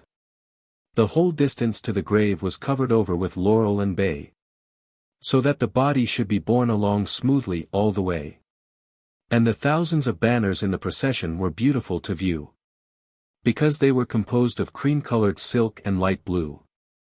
There were thousands of men and women gathered there, and standing ankle-deep in snow, and seemingly didn't care. So as they got a glimpse of the funeral car, especially the poor souls that came from afar. And when the funeral car appeared there was a general hush, and the spectators in their anxiety to see began to crush. And when they saw the funeral car by the emperor's charger led, every hat and cap was lifted reverently from off each head. And as the procession moved on to the royal mausoleum, the spectators remained bareheaded and seemingly quite dumb. And as the coffin was borne into its last resting place, sorrow seemed depicted in each one's face. And after the burial service the mourners took a last farewell of the noble-hearted William they loved so well. Then rich and poor dispersed quietly that were assembled there, while 2 batteries of field guns fired a salute which did rend the air, in honor of the immortal hero they loved so dear, the founder of the fatherland Germany, that he did revere. The wreck of the whaler, Oscar. 'Twas on the 1st of April, and in the year of 1813, that the whaler, Oscar, was wrecked not far from Aberdeen. 'Twas all on a sudden the wind arose, and a terrific blast it blew, and the Oscar was lost, and 42 of a gallant crew. The storm burst forth with great violence, but of short duration, and spread o'er a wide district, and filled the people's hearts with consternation. And its effects were such that the people will long mind, because at Peterhead the roof was torn off a church by the heavy wind. The Oscar joined other 4 ships that were lying in Aberdeen Bay, all ready to start for Greenland without delay, while the hearts of each ship's crew felt light and gay. But, when the storm burst upon them, it filled their hearts with dismay. The wind had been blowing westerly during the night. But suddenly it shifted to the northeast, and blew with all its might. And thick and fast fell the blinding snow, which filled the poor sailors' hearts with woe. And the Oscar was exposed to the full force of the gale. But the crew resolved to do their best, allowing they should fail. So they weighed anchor, and stood boldly out for sea, while the great crowds that had gathered cheered them encouragingly. The ill-fated Oscar, however, sent a boat ashore for some of her crew that were absent, while the angry sea did roar. And 'twas with great difficulty the men got aboard. And to make the ship all right they wrought with one accord.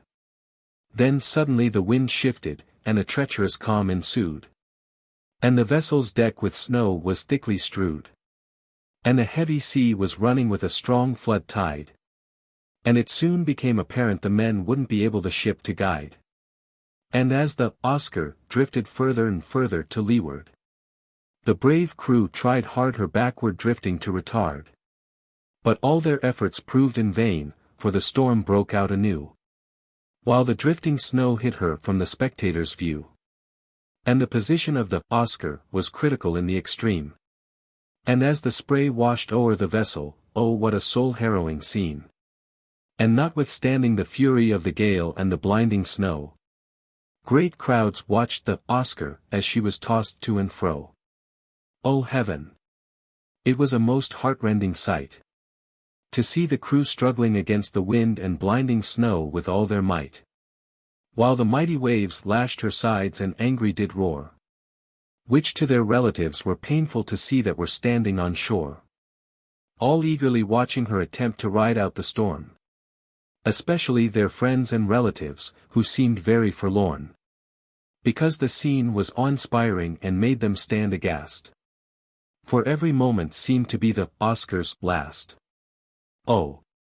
It was horrible to see the good ship in distress, battling hard against wind and tide to clear the Girdleness, a conspicuous promontory on the south side of Aberdeen Bay, where many a stout ship and crew have gone down passing that way. At last the vessel was driven ashore in the Bay of Greyhope, and the Oscar with the elements no longer could cope, while the big waves lashed her furiously, and she received fearful shocks, until a mighty wave hurled her among large boulders of rocks. And when the vessel struck, the crew stood aghast. But they resolved to hew down the mainmast, which the spectators watched with eager interest. And to make it fall on the rocks the brave sailors tried their best. But, instead of falling on the rocks, it dropped into the angry tide. Then a groan arose from those that were standing on the shore side, and the mainmast in its fall brought down the foremast. Then all hope of saving the crew seemed gone at last, and a number of the crew were thrown into the boiling surge below, while loud and angry the stormy wind did blow. And the good ship was dashed to pieces from stern to stem, within a yard or two from their friends, who were powerless to save them. Oh!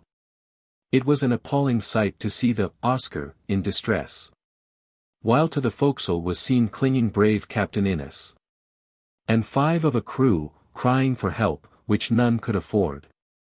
Alas! Poor fellows, crying aloud to God with one accord. But their cry to God for help proved all in vain, for the ship and men sank beneath the briny main, and out of a crew of 44 men, only 2 were saved. But, landsmen, think how manfully that unfortunate crew behaved. And also think of the mariners while you lie down to sleep, and pray to God to protect them while on the briny deep. For their hardships are many, and hard to endure. There's only a plank between them and a watery grave, which makes their lives unsure. Jenny Carrister, the heroine of Loch Ness. A heroic story I will unfold, concerning Jenny Carrister, a heroine bold, who lived in Australia, at a gold mine called Loch Ness. And Jenny was beloved by the miners, somehow. Jenny was the only daughter of the old lady who owned the mine. And Jenny would come of an evening, like a gleam of sunshine. And by the presence of her bright face and cheery voice, she made the hearts of the unlucky diggers rejoice. There was no pride about her, and day after day she walked with her young brother, who was always gay. A beautiful boy he was, about 13 years old. And Jenny and her brother by the miners were greatly extolled.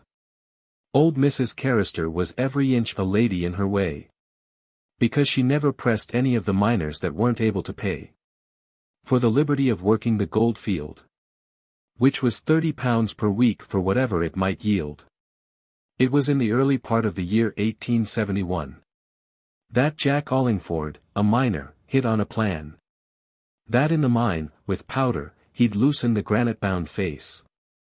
So he selected, as he thought, a most suitable place.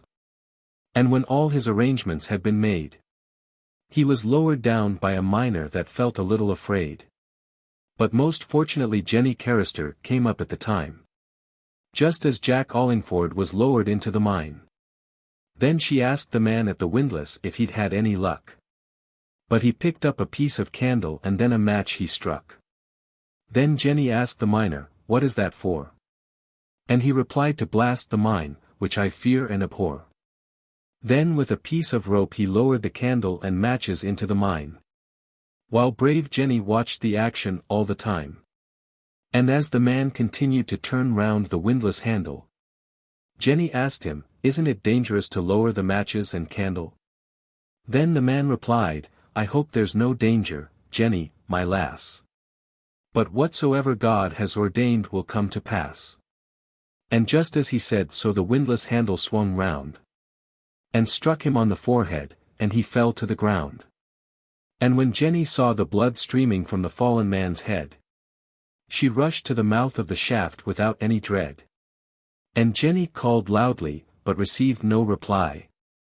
So to her brother standing near by she heaved a deep sigh, telling him to run for assistance, while she swung herself onto the hand rope, resolved to save Jack Ollingford's life as she earnestly did hope. And as she proceeded down the shaft at a quick pace, the brave heroine knew that death was staring her in the face, and the rope was burning her hands as she descended. But she thought if she saved Jack her task would be ended. And when she reached the bottom of the mine she did not hesitate, but bounding towards Jack Ollingford, who was lying seemingly inanimate. And as she approached his body the hissing fuse burst upon her ears. But still the noble girl no danger fears, while the hissing of the fuse was like an engine grinding upon her brain. Still she resolved to save Jack while life in her body did remain. She noticed a small jet of smoke issuing from a hole near his head. And if he'd lain a few seconds longer there he'd been killed dead. But God had sent an angel to his rescue. For seizing him by the arms his body to the air shaft she drew. It was a supernatural effort, but she succeeded at last. And Jenny thanked God when the danger was past. But at the same instant the silence was broke by a loud explosion, which soon filled the mine with smoke. But, oh, God be thanked! The greatest danger was past. But when Jenny saw Jack Ollingford, she stood aghast, because the blood was issuing from his nose and ears. And as Jenny viewed his wounds she shed many tears. But heroic Jenny was not one of the fainting sort. For immediately to the mouth of the mine she did resort. And she called loudly for help, the noble lass. And her cry was answered by voices above at the windlass. So there were plenty to volunteer their services below. And the rope was attached to the windlass, and down they did go. And Jack Ollingford and Jenny were raised to the top. While Jenny, noble soul, with exhaustion was like to drop. And when the miners saw her safe above there was a burst of applause, because she had rescued Jack Ollingford from death's jaws. So all ye that read or hear this story, I have but to say, that Jenny Carrister was the noblest heroine I've ever heard of in my day. Beautiful Nairn. All ye tourists who wish to be away from the crowded city for a brief holiday. The town of Nairn is worth a visit, I do confess. And it's only about 15 miles from Inverness. And in the summer season it's a very popular bathing place. And the visitors from London and Edinburgh find solace as they walk along the yellow sand beach inhaling fresh air. Besides, there's every accommodation for ladies and gentlemen there. Then there's a large number of bathing coaches there. And the climate is salubrious, and very warm the air. And every convenience is within the bather's reach. Besides, there's very beautiful walks by the sea beach. The visitors to Nairn can pass away the time agreeably by viewing Tarbetness, which slopes downwards to the sea. And Queen Street is one of the prettiest thoroughfares, because there's splendid shops in it, and stocked with different wares. And there's ornamental grounds, and lovely shady nooks, which is a great advantage to visitors while reading their books. And there's a certain place known as the Ladies' Beach, so private that no intruder can them reach. And there's many neat cottages with gardens very nice, and picturesque villas, which can be rented at a reasonable price. Besides, there's a golf course for those that such a game seeks, which would prove a great attraction to the knights of clubs and cliques. The surrounding scenery of Nairn is magnificent to be seen, especially its fertile fields and woodlands so green. Besides, not far from Nairn, there's Cawdor Castle, the ancient seat of the noble Thanes of Cawdor, with its bold turrets so neat. And its massive proportions is very imposing to see, because the arched entrance is secured by a drawbridge and a fosse. And visitors will be allowed all over the grounds to roam, besides shown over the castle if the Earl is not at home. The scenery surrounding the castle is charming in the summertime, and the apples in the orchard there is very fine. Also the flower beds are most beautiful to see, especially in the month of June, when the birds sing merrily. Then there's the ancient stronghold of the Bays of Loch Loy, and visitors when they see it will it heartily enjoy. And a little further on there's the blasted heath of Macbeth, and a hillock where the witches are wont to dance till out of breath. And as the visitors to Nairn walk along the yellow sand, they can see, right across the Moray Firth, the Black Island so grand, with its productive fields and romantic scenery. And as the tourist gazes thereon his heart fills with ecstasy. And Darnaway Castle is well worthy of praise. And to oblige all visitors there are open days, when they can see the castle where 1,000 warriors in all oft have assembled in the Earl of Randolph's hall. And in conclusion I will say for good bathing Nairn is the best. And besides its pleasant scenery is of historical interest. And the climate gives health to many visitors while there. Therefore I would recommend Nairn for balmy pure air. The Death of Fred Marsden, the American playwright.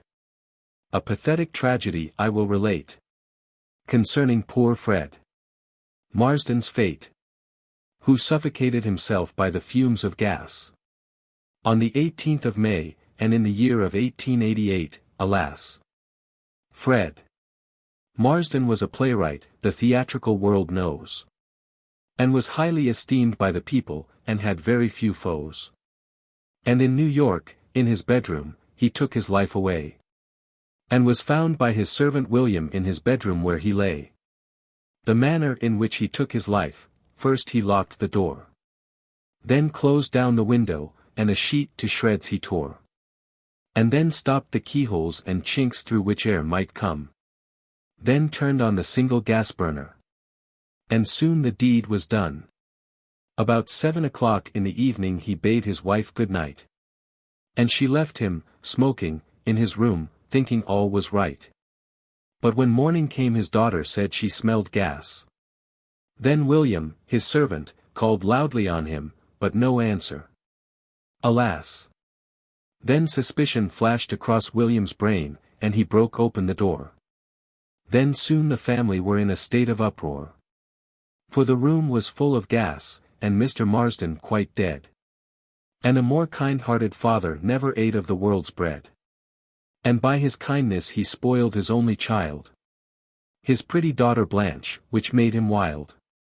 For some time he thought her an angel, she was so very civil. But she dishonored herself, and proved herself a devil. Her father idolized her, and on her spared no expense. And the kind-hearted father gave her too much indulgence. Because evening parties and receptions were got up for her sake. Besides, he bought her a steam yacht to sail on Scroon Lake. His means he lavished upon his home and his wife. And he loved his wife and daughter as dear as his life. But Miss Blanche turned to folly, and wrecked their home through strife. And through Miss Marsden's folly her father took his life. She wanted to ride, and her father bought her a horse. And by giving her such indulgences, in morals she grew worse. And by her immoral actions she broke her father's heart. And, in my opinion, she has acted a very ungrateful part. At last she fled from her father's house, which made him mourn. Then the crazy father went after her and begged her to return. But she tore her father's beard, and about the face beat him. Then fled to her companions in evil, and thought it no sin. Then her father sent her $100, and found her again. And he requested her to come home, but it was all in vain. For his cruel daughter swore at him without any dread. And, alas! Next morning, he was found dead in his bed. And soon theatrical circles were shocked to learn of the sudden death of genial Fred Marsden, whose house had been famous for its hospitality to artists, litterateurs, and critics of high and low degree. And now dear Mrs. Marsden is left alone to mourn the loss of her loving husband, whom to her will ne'er return.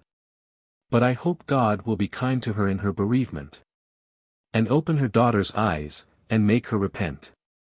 For being the cause of her father's death, the generous Fred, who oft poor artists and mendicants has fed. But, alas! His bounties they will never receive more. Therefore poor artists and mendicants will his loss deplore.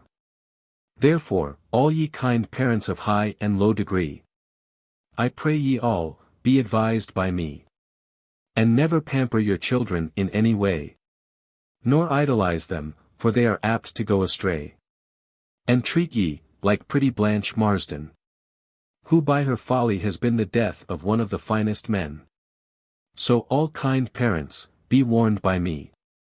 And remember always this sad tragedy. An excursion steamer sunk in the Tay. 'Twas in the year of 1888, and on July the 14th day, that an alarming accident occurred in the River Tay, which resulted in the sinking of the Tay ferry steamer, Dundee, which was a most painful and sickening sight to see. The steamer was engaged by the Independent Order of Rechabites, and all were resolved to see some rural sights. And the place they selected was the village of Newburgh, while each heart was happy and free from sorrow. And the weather was sunny, and really very fine. And 900 souls had agreed to while away the time. And they left the Craig Pier at 2:30, never thinking they would meet with an accidental shock. And after passing underneath the bridge of Tay, then they took the channel on the south side without dismay. And Captain Methvin stood on the steamer's bridge, I do declare. And for the passengers he seemed to have very great care. And all went well on board for some time. And the Silvery Tay shone beautiful in the sunshine. And the passengers' hearts felt light and gay, while they gazed on the bonny banks of the Silvery Tay. To do justice to the passengers, they were a goodly band. For their behaviour, 'tis said, was truly grand. But to the eastward of Newburgh, the steamer was too close inshore. And on passing a boatman, he warningly to them did roar, warning them not to come inshore so near. But his warning voice the helmsman didn't hear, neither the captain or passengers his warning dreads, until the steamer struck a number of boulders, known as the Heads, and close to the point where the Pow falls into the Tay, which the people that escaped drowning will remember for many a day, because many of the passengers were thrown off their balance. But, most fortunately, they were all saved merely by chance. And owing to the suddenness of the shock, many women fainted away, which filled the rest of the passengers' hearts with dismay. But they soon regained their composure when close to the land, especially when they saw that succor was near at hand. The engines were kept going at full speed, and God helped his people in time of need. And in a short time Newburgh was reached, while many women wept bitterly, and loudly screeched, because by this time the forehold was nearly filled with water, which caused the passengers' teeth with fear to chatter, because the steamer was settling down forward. While to land the passengers safe Captain Methven struggled hard. But before one half of them had got ashore, the women and children were in a state of uproar, because the forepart of the steamer was submerged in the Tay, which filled the passengers' hearts with dismay. But, thanks be to God, all the passengers were sent to Dundee by the steamer's Renown, Forfarshire, Protector, and the Lass o' Gowrie, which certainly was a most beautiful sight to see, when they landed 900 passengers safe on the pier at Dundee. Then, good people, away to the mountains, glens, and lakes, and drink of milk and pure water, and eat oaten cakes, and sit down on the margin of a little burn in the sunshine, and enjoy yourselves heartily during the holiday time. Drowning of the Reverend William Horne, late of Dundee. 'Twas in the year of 1888, and on August the 1st day, that the Reverend William Horne was drowned, while bathing, in Scarborough Bay. And that place is considered to be a very dangerous spot. And by his church members his sad fate won't be forgot. He was observed to be in distress by a gentleman nearby. So, to save him from being drowned, he resolved to try. Then to him he boldly swam, and kept him afloat, until the arrival of the safety boat.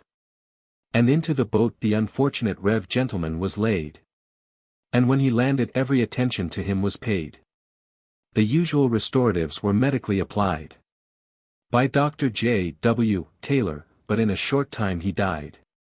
The Rev. gentleman was a powerful swimmer, it is said, and had bathed at dangerous places where other swimmers were afraid.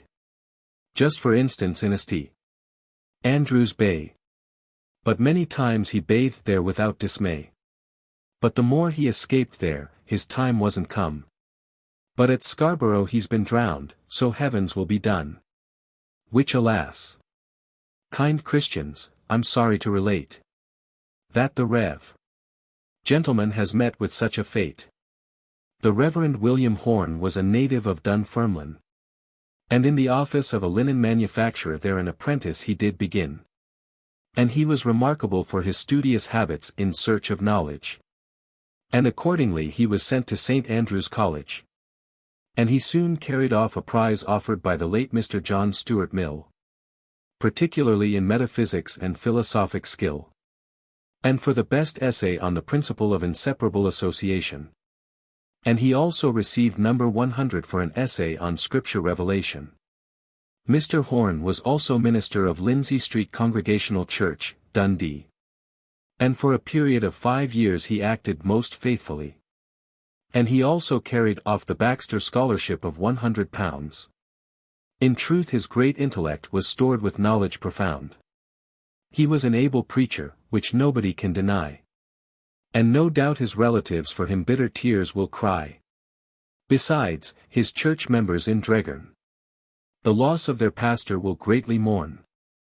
While minister in Dundee there's few could him surpass, because he started a mission for working girls, and a young men's class. And he soon became a familiar figure in Dundee, and succeeded in reforming many of however low degree. During his 5 years' ministry in Lindsay Street, as a preacher he wielded an influence good and sweet. His preaching had great influence on the young men in the congregation, and they always looked up to him with an eye of veneration.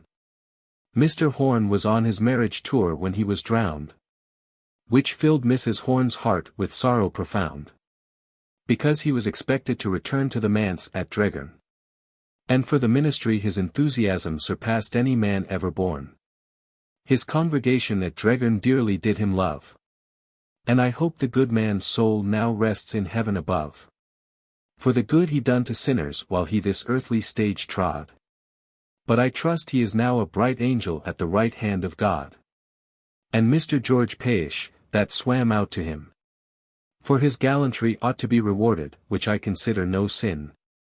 Because if he hadn't swam out, his body might never have been found. And for such gallantry he deserves no less than £100. The horrors of Majuba. 'Twas after the great Majuba fight. And the next morning, at daylight, Captain Muckbean's men were ordered to headquarters camp. So immediately Captain Muckbean and his men set out on tramp. And there they were joined by the Blue Jackets and 58th men. Who, for unflinching courage, no man can them condemn. And that brave little band was commissioned to bury their dead. And the little band numbered in all about 100. And they were supplied with a white flag, fit emblem of death. Then they started off to O'Neill's farm, with bated breath. Where their comrades had been left the previous night. And were lying weltering in their gore, oh! What a horrible sight! And when they arrived at the foot of Majuba Hill, they were stopped by a Boer party, but they meant no ill. Who asked them what they wanted without dismay. And when they said, "They're dead," there was no further delay. Then the brave heroes marched on, without any dread, to the hill of Majuba to collect and bury their dead. And to see them climbing Majuba it was a fearful sight. And much more so on a dark pitch night. And on Majuba there was a row of dead men, numbering about 40 or 50 of them. There were also numbers of wounded men lying on the ground. And when Captain Muckbean's party gazed on them their sorrow was profound. Oh, heaven! What a sight of blood and brains! While the grass was red all o'er with blood stains. Especially at the edge of the hill, where the 92nd men were killed. 'Twas there that the eyes of Muckbean's party with tears filled. When they saw their dead and dying comrades in arms. Who were always foremost in the fight during war's alarms.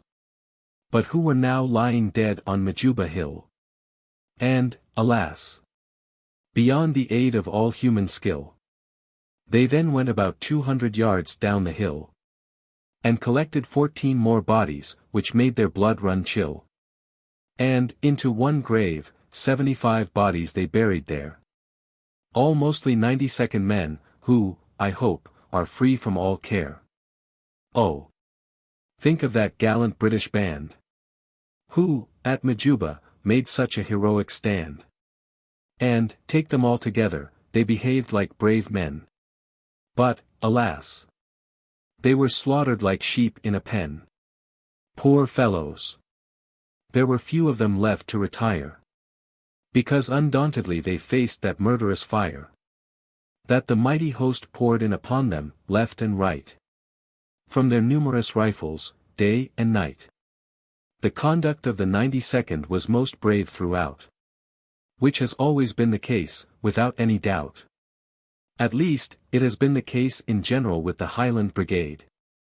Because in the field they are the foremost, and seldom afraid. And to do the British justice at Majuba they behaved right well. But by overwhelming numbers the most of them fell. Which I'm very sorry to relate. That such a brave little band met with such a fate. The commanders and officers deserve great praise. Because they told their men to hold Majuba for 3 days. And so they did, until the most of them fell. Fighting nobly for their queen and country they loved right well. But who's to blame for their fate I'm at a loss to know. But I think 'twas by fighting too numerous a foe. But there's one thing I know, and, in conclusion, will say. That their fame will be handed down to posterity for many a day. The Queen at the International Exhibition, Glasgow. 'Twas in the year of 1888, and on August the 22nd day. That Her Majesty arrived in Glasgow, dressed in mourning array. And on Wednesday Glasgow put on her best holiday attire. Which Her Majesty graciously seemed to admire. The decorations along the streets were magnificent to be seen. And the people paid great prices to look upon their queen.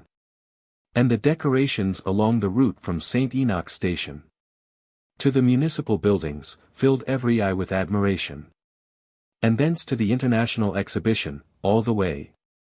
Each householder seemed to vie with his neighbor in decorations gay, such as flags, trophies, and festoons of cloth and flowers, mixed with green bay. In fact, there has seldom been such a grand display. Red and yellow were the prevailing colors of the day. But, here and there, was a mass of blue and white in grand array. And Sauchiehall Street was the most beautiful in style. And its appearance the spectators will remember for a very long while. The royal train was timed to arrive at St. Enoch Station about 4 o'clock in the afternoon, which caused a great sensation. Because the streets were almost impassable, with sightseers bustling about there, all anxious to see Her Majesty enter the municipal buildings, I do declare. At the exhibition, in front of the main entrance, a porch was erected. Also a dais in the grand hall, which Her Majesty highly respected. And the woodwork was covered with gold and crimson cloth, the best in town. And both porch and dais were surmounted with a crown. And there were companies of military and volunteers moving here and there, which rendered the scene lively, and helped to drive away dull care. And as for the reception of Her Majesty, the magistrates didn't fail. Because everything was complete and satisfactory in every detail. And shortly military dignitaries began to arrive. And the streets with sightseers seemed all alive. All anxious to see Her Majesty as she alighted from the train. And to get one glimpse of her every nerve they did strain. The Royal Navy Artillery Volunteers were in front of the railway station, to the number of over 200, who looked most splendid in their decoration. And under the noble Marquis of Ailsa's command. Besides 100 men of the Seaforth Highlanders, who looked robust and grand. And the 15th Hussars were there also in readiness to form Her Majesty's escort, who looked beautiful in their dress. Besides, the Lord Provost of Glasgow, Sir James King, was there, wearing his robes and massive gold chain, which made the people stare. Besides Lady King, and Dr. Marwick the town clerk, were there. Also, Lord Hamilton of Dalzell, who seemed happy and free from care. Besides the Marchioness of Lothian, and the Duchess of Buccleuch, Mistress of the Royal Robes, to whom honour is due. Besides there were Sheriff Principal Barry, and Major General Annesley, commander of the forces in Scotland, who waited the arrival of the train patiently. And when the royal train steamed slowly into the station at 4:30, owing to its late arrival amongst the spectators there was quite a furore. Then the Marquis of Lothian presented to Her Majesty the Lord Provost and Lady King, and Sheriff Principal Barry, and Lord Hamilton, and Major General Annesley. Then Lady King handed the Queen and Princess Beatrice each a beautiful bouquet. Then the royal party walked across the platform, which the railway officials with crimson did adorn, to honour and welcome Her Majesty to beautiful Glasgow, which certainly was a magnificent show. Her Majesty was accommodated in a landau, semi-dress. And on her left sat Princess Beatrice, who looked charming I do confess. Besides the Duke and Princess Alice of Hesse, with her sweet smiling countenance which was most lovely to see. Then Her Majesty and escort proceeded on their way to St. Enoch Station, all seemingly quite happy and in a state of admiration. And the procession moved on to the municipal buildings, George Square, while every available spot was crowded with spectators there. There were thousands of crushing and pushing loyal subjects assembled there, while the shouts and jeers of the sightseers did rend the air. And much praise is due to the corporation who had the arrangements in hand for erecting large platforms to accommodate the Lord Provost and magistrates most grand. The seats on the platform were draped in red baize, and there were police officers placed at the gateways. And half an hour before the arrival of Her Majesty, the magistrates and town council took up their position allotted their official dignity. And about 4:30 the Queen appeared. And by the populace she was loudly cheered. Then in a few seconds the outriders appeared in grand array. And entered by the entrance of the quadrangle straightway. Then they were followed by the officers of state and the queen. In a semi-state carriage, most beautiful to be seen. And accompanied, in the carriage, by the Princess Beatrice. Besides the Princess Alice and the Duke of Hesse, which looked very nice. Then to the magistrate's platform the royal carriage drew near. And the Lord Provost presented a gold casket to Her Majesty without fear. Which the Queen most graciously received, as well as the key. For the opening of the municipal buildings. Which was a grand sight to see. Then Her Most Gracious Majesty read a short reply. Which was only heard by the audience nearby. Then she drove to the exhibition, where a crowd had collected. And she was met by Sir Archibald Campbell, and courteously respected. Then he conducted her to the throne, in the grand hall. And the national anthem was sung by the choral union, heartily one and all. But the music was drowned by the firing of artillery on the neighboring heights. But Her Majesty was pleased with the exhibition sights. And after Sir Archibald Campbell had read the exhibition address. Then the Queen visited the exhibition, and she was highly pleased, she did confess. And she ordered samples to be sent on to her at Blythswood. From the Scotch, English, Welsh and Irish courts, which she considered good. The Battle of Sheena, in Africa, fought in 1800. King Shuac, the giant of Misra, war did declare. Against Ulva, king of Sheena, telling him to prepare. And be ready for to meet him in the fight. Which would commence the next morning before daylight. When King Ulva heard the news, he told his warriors to prepare. Then suddenly the clatter of arms sounded in the night air. And the pale beams of the moon shone on coats of mail. But not one bosom beneath them with fear did quail. And bugles rang out their hoarse call. And armed men gathered quickly, not in dread of their downfall. For King Ulva resolved to go and meet Shwak. So, by doing so, King Ulva's men courage didn't lack. Therefore, the temple was lighted up anew. And filled with armed warriors, bold and true. And the king stood clad in his armor, and full of pride. As he gazed upon his warriors, close by his side. And he bowed himself to the ground. While there was a deep silence around. And he swore, by his false god of the all-seeing eye. That he would meet Shwak, king of Misra, and make him fly. And I swear that in Sheena peace shall remain. And whatever thou desireth, Supreme One, will not be in vain. For thou shalt get what thou considereth to be most fit. Though it be of my own flesh and blood, I swear it. Then, when all was in readiness, they marched before the dawn. 60,000 in number, and each a picked man. And they marched on silently to take Shwak's army by surprise. And attack him if possible, before sunrise. King Shwak's army were about 100,000 strong. And, when King Ulva heard so, he cried, we'll conquer them ere long. Therefore, march on, brave men, we'll meet them before daybreak. So, be resolute and conquer, and fight for Sheena's sake. Within a mile of the enemy's camp they lay all night. Scarcely taking well-earned repose, they were so eager for the fight. And when the morning broke clear and cloudless, with a burning sky, each warrior was wishing that the fight was begun. And as the armies neared one another, across the fertile land, it was a most imposing sight, and truly grand, to see the warriors clad in armor bright. Especially the form of Shwak, in the midst of the fight. The royal guard, forming the vanguard, made the first attack. Under the command of King Ulva, who courage didn't lack. And cries of King Ulva, and King Shwak, rent the air. While Shwak cried, I'll burn Sheena to the ground, I now do swear. King Shwak was mounted on a powerful steed, which pressed its way through the ranks with lightning speed. And with its hoofs the earth it uptears. Until, with a bound, it dashes through the ranks of opposing spears. Then the two kings met each other at last.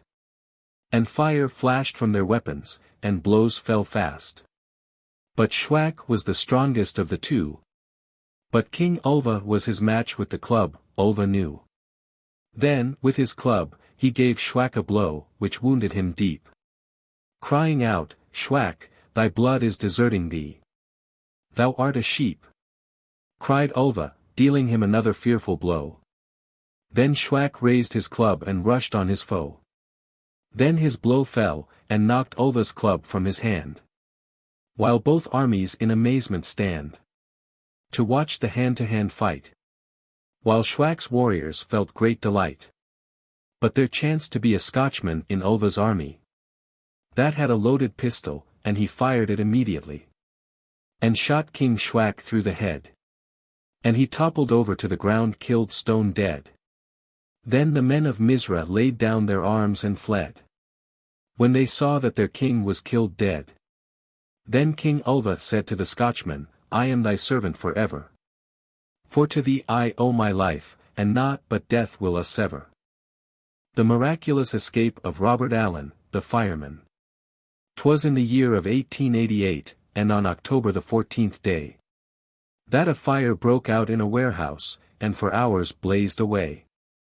And the warehouse, now destroyed, was occupied by the Messrs. R.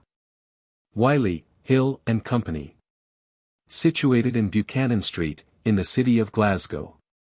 The flames burst forth about 3 o'clock in the afternoon. An intimation of the outbreak spread very soon. And in the spectators' faces were depicted fear and consternation, while the news flew like lightning to the fire brigade station. And when the brigade reached the scene of the fire, the merciless flames were ascending higher and higher, raging furiously in all the floors above the street. And within 20 minutes the structure was destroyed by the burning heat. Then the roof fell in, pushing out the front wall. And the loud crash thereof frightened the spectators one and all, because it shook the neighboring buildings to their foundation, and caused throughout the city a great sensation. And several men were injured by the falling wall. And as the bystanders gazed thereon, it did their hearts appall. But the poor fellows bore up bravely, without uttering a moan. And with all possible speed they were conveyed home. The firemen tried to play upon the building where the fire originated. But, alas! Their efforts were unfortunately frustrated, because they were working the hose pipes in a building occupied by Messrs. Smith and Brown. But the roof was fired, and amongst them it came crashing down. And miraculously they escaped except one fireman, the hero of the fire, named Robert Allen, who was carried with the debris down to the street floor. And what he suffered must have been hard to endure. He traveled to the fire in Buchanan Street, on the first machine that was ordered, very fleet, along with Charles Smith and Dan Ritchie, and proceeded to Brown and Smith's buildings that were burning furiously. And in the third floor of the building he took his stand, most manfully, without fear, with the hose in his hand, and played on the fire through a window in the gable, with all his might, the hero, as long as he was able. And he remained there for about a quarter of an hour, while from his hose upon the building the water did pour. When, without the least warning, the floor gave way, and down he went with it, oh, horror! And dismay. And with the debris and flooring he got jammed. But Charlie Smith and Dan Ritchie quickly planned to lower down a rope to him, without any doubt. So, with a long pull and a strong pull, he was dragged out. He thought he was jammed in for a very long time. For, instead of being only 2 hours jammed, he thought 'twas months 9. But the brave hero kept up his spirits without any dread. Then he was taken home in a cab, and put to bed. Oh, kind Christians! Think of Robert Allen, the heroic man. For he certainly is a hero, deny it who can. Because, although he was jammed, and in the midst of the flame, he tells the world fearlessly he felt no pain. The reason why, good people, he felt no pain. Is because he put his trust in God, to me it seems plain. And in conclusion, I most earnestly pray that we will all put our trust in God, night and day. And I hope that Robert Allen will do the same. Because he saved him from being burnt while in the flame. And all that trust in God will do well. And be sure to escape the pains of hell. The collision in the English Channel. 'Twas on a Sunday morning, and in the year of 1888. The steamer, Saxmundham, laden with coal and coke for freight, was run into amidships by the Norwegian bark, Nor, and sunk in the English Channel, while the storm fiend did roar. She left Newcastle on Friday, in November, about 2 o'clock, and proceeded well on her way until she received a shock. And the effects of the collision were so serious within, that, within 20 minutes afterwards, with water she was full to the brim. The effects of the collision were so serious the water couldn't be staunched. So immediately the Saxmundham's jolly boat was launched, while the brave crew were busy, and loudly did clatter. Because, at this time, the stem of the steamer was under water. Then the bold crew launched the lifeboat, without dismay, while their hearts did throb, but not a word did they say. They tried to launch the port lifeboat, but in that they failed, owing to the heavy sea, so their sad fate they bewailed. Then into the jolly boat and lifeboat jumped 15 men in all. And immediately the steamer foundered, which did their hearts appall, as the good ship sank beneath the briny wave. But they thanked God fervently that did them save. Oh! It was a miracle how any of them were saved. But it was by the aid of God, and how the crew behaved.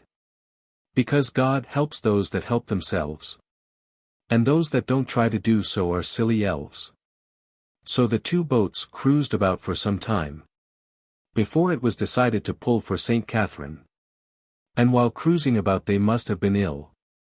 But they succeeded in picking up an engineer and fireman, also Captain Milne.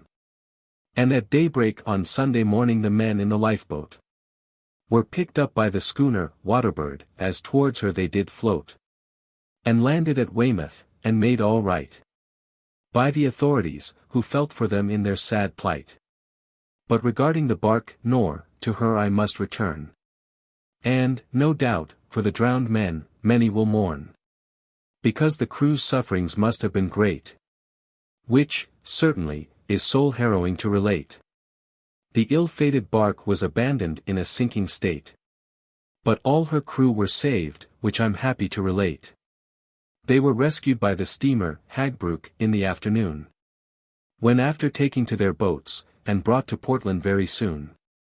The bark, Nor, was bound from New York to Stettin. And when she struck the Saxmundham, oh! What terrible din! Because the merciless water did rush in. Then the ship carpenters to patch the breach did begin. But, alas! All their efforts proved in vain. For still the water did on them gain. Still they resolved to save her whatever did betide. But, alas! The ill-fated, Nor, sank beneath the tide. But thanks be to God, the major part of the men have been saved. And all honor to both crews that so manfully behaved. And may God protect the mariner by night and by day, when on the briny deep, far, far away. The funeral of the late ex-Provost Rough, Dundee. 'Twas in the year of 1888, and on the 19th of November. Which the friends of the late ex-Provost Rough will long remember. Because, 'twas on the 19th of November his soul took its flight to the happy land above, the land of pure delight. Take him for all in all, he was a very good man. And during his provostship he couldn't be equalled in Great Britain. Which I proclaim to the world without any dread. Because while provost he reduced the public houses to 300. Whereas at the time there were 620 public houses in the town. But being a friend of the temperance cause he did frown. Because he saw the evils of intemperance every day.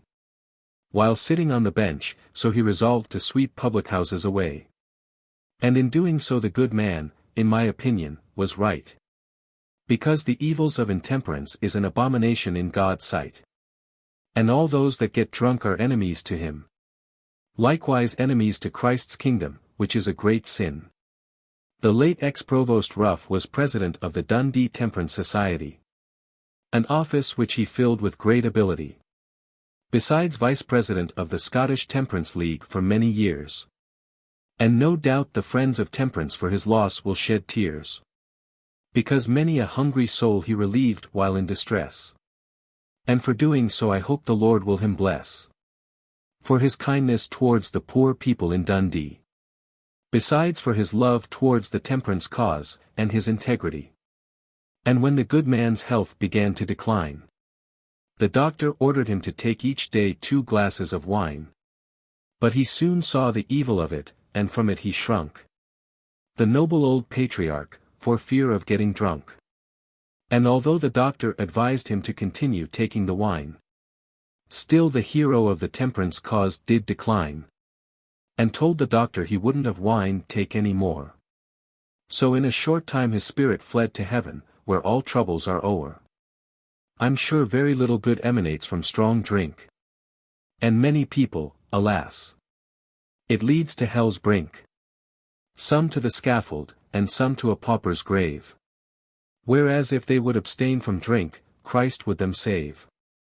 'Twas on Friday afternoon, in November the 23rd day, that the funeral cortege to the Western Cemetery wended its way, accompanied by the magistrates, and amongst those present were Bailie MacDonald and Bailie Black. Also Lord Provost Hunter I do declare. There were also Bailie Foggy, Bailie Craig, and Bailie Stevenson. And ex-Provost Moncur, and ex-Provost Ballingall representing the Royal Orphan Institution. Besides there were present the Reverend J. Jenkins and the Reverend J. Masson. With grief depicted in their faces and seemingly woebegone. There were also Mr. Henry Adams, representing the Glover trade. Also Mr. J. Carter, who never was afraid to denounce strong drink, and to warn the people from it to flee. While agent of the Temperance Society in Dundee. And when the funeral cortege arrived at the Western burying ground, then the clergyman performed the funeral service with a solemn sound. While from the eyes of the spectators fell many a tear.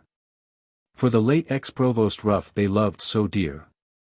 And when the coffin was lowered into its house of clay, then the friends of the deceased homewards wended their way, conversing on the good qualities of the good man, declaring that the late ex-Provost Rough couldn't be equalled in Great Britain. The destroying angel, or the poet's dream. I dreamt a dream the other night, that an angel appeared to me, clothed in white. Oh! It was a beautiful sight, such as filled my heart with delight. And in her hand she held a flaming brand, which she waved above her head most grand. And on me she glared with love-beaming eyes. Then she commanded me from my bed to arise. And in a sweet voice she said, "You must follow me. And in a short time you shall see the destruction of all the public houses in the city. Which is, my friend, the God of heaven's decree." Then from my bed in fear I arose, and quickly donned on my clothes. And when that was done she said, "Follow me direct to the High Street, fearlessly." So with the beautiful angel away I did go. And when we arrived at the High Street, oh! What a show! I suppose there were about 5,000 men there. All vowing vengeance against the publicans, I do declare. Then the angel cried with a solemn voice aloud, to that vast and godly assembled crowd, "Gentlemen belonging the fair city of Dundee, remember I have been sent here by God to warn ye, that by God's decree ye must take up arms and follow me, and wreck all the public houses in this fair city. Because God cannot countenance such dens of iniquity. Therefore, friends of God, come, follow me. Because God has said there's no use preaching against strong drink. Therefore, by taking up arms against it, God does think that is the only and the effectual cure. To banish it from the land, he is quite sure. Besides, it has been denounced in Dundee for 50 years. By the friends of temperance, while oft they have shed tears. Therefore, God thinks there's no use denouncing it any longer. Because the more that's said against it seemingly it grows stronger. And while the angel was thus addressing the people, the devil seemed to be standing on the townhouse steeple, foaming at the mouth with rage, and seemingly much annoyed. And kicking the steeple because the public houses were going to be destroyed. Then the angel cried, Satan, avaunt! Begone! Then he vanished in the flame, to the amazement of everyone. And waving aloft the flaming brand that she carried in her right hand, she cried, Now, friends of the temperance cause, follow me. For remember if's God's high decree to destroy all the public houses in this fair city. Therefore, friends of God, let's commence this war immediately. Then from the high street we all did retire, as the angel, sent by God, did desire. And along the Perth road we all did go, while the angel set fire to the public houses along that row. And when the Perth road public houses were fired, she cried, Follow me. And next I'll fire the Hawkhill public houses instantly. Then away we went with the angel, without dread or woe. And she fired the Hawkhill public houses as onward we did go. Then she cried, Let's on to the Scouring Burn, in God's name. And away to the Scouring Burn we went, with our hearts aflame, as the destroying angel did command. And when there she fired the public houses, which looked very grand. And when the public houses there were blazing like a kiln, she cried, Now, my friends, we'll march to the Bonnet Hill. And we'll fire the dens of iniquity without dismay. Therefore let's march on, my friends, without delay. And when we arrived at the Bonnet Hill, the angel fired the public houses, as she did well. Then she cried, We'll leave them now to their fate, and march on to the Murray Gate. Then we marched on to the Murray Gate. And the angel fired the public houses there, a most deserving fate. Then to the High Street we marched and fired them there, which was a most beautiful blaze, I do declare. And on the High Street, old men and women were gathered there. And as the flames ascended upwards, in amazement they did stare, when they saw the public houses in a blaze. But they clapped their hands with joy and to God gave praise. Then the angel cried, Thank God, Christ's kingdom's near at hand. And there will soon be peace and plenty throughout the land. And the ravages of the demon drink no more will be seen. But, alas, I started up in bed, and behold it was a dream. The wreck of the steamer, Storm Queen. Ye land's men, all pray list to me, while I relate a terrible tale of the sea, concerning the screw steamer, Storm Queen, which was wrecked, alas. A most heartrending scene. From Sebastopol, with a cargo of grain, she was on her way. And soon after entering the Bay of Biscay, on the 21st of December, they experienced a fearful storm, such as they never experienced since they were born. The merciless sea was running mountains high, and to save themselves from a watery grave manfully they did try. But the vessel became unmanageable, but still they worked away, and managed to launch 2 small boats without dismay. They wrought most manfully and behaved very well. But a big wave smashed a small boat before they left the vessel. Still the captain, Mr. Jacques, and 5 of the crew clung to the Storm Queen until she sank beneath the water's blue, while the sea lashed itself into white foam and loudly did roar. And with a gurgling sound the big waves covered the vessel o'er. So perished Captain Jacques and 5 of the crew, who stuck to the vessel, as brave sailors would do. But before the vessel sank a raft was made, and a few men got onto it who were not afraid. And oh, it was enough to make one's blood to freeze, to see them jumping off the steamer into the yawning seas. So they were tossed about on the big billows the whole night, And beneath the big waves they were engulfed before daylight. But 22 that reached the boats were saved in all. By the aid of God, on whom they did call. And on the next morning before daylight, the Norwegian bark Gulvare hove in sight. Then they shouted and pulled towards her with all their might. While the seas were running high, oh! What a fearful sight! The poor souls were prevented from getting alongside of the bark Gulvare by the heavy seas and tide. And as the boats drew near the bark the storm increases, until the boats struck against her and were dashed to pieces. It was almost beyond human efforts with the storm to cope. But most fortunately they were hauled on board by a rope, while the big waves did lash the bark all over. But by a merciful providence they were landed safely at Dover. The survivors when rescued were in a destitute state. But nevertheless they seemed resigned to their fate.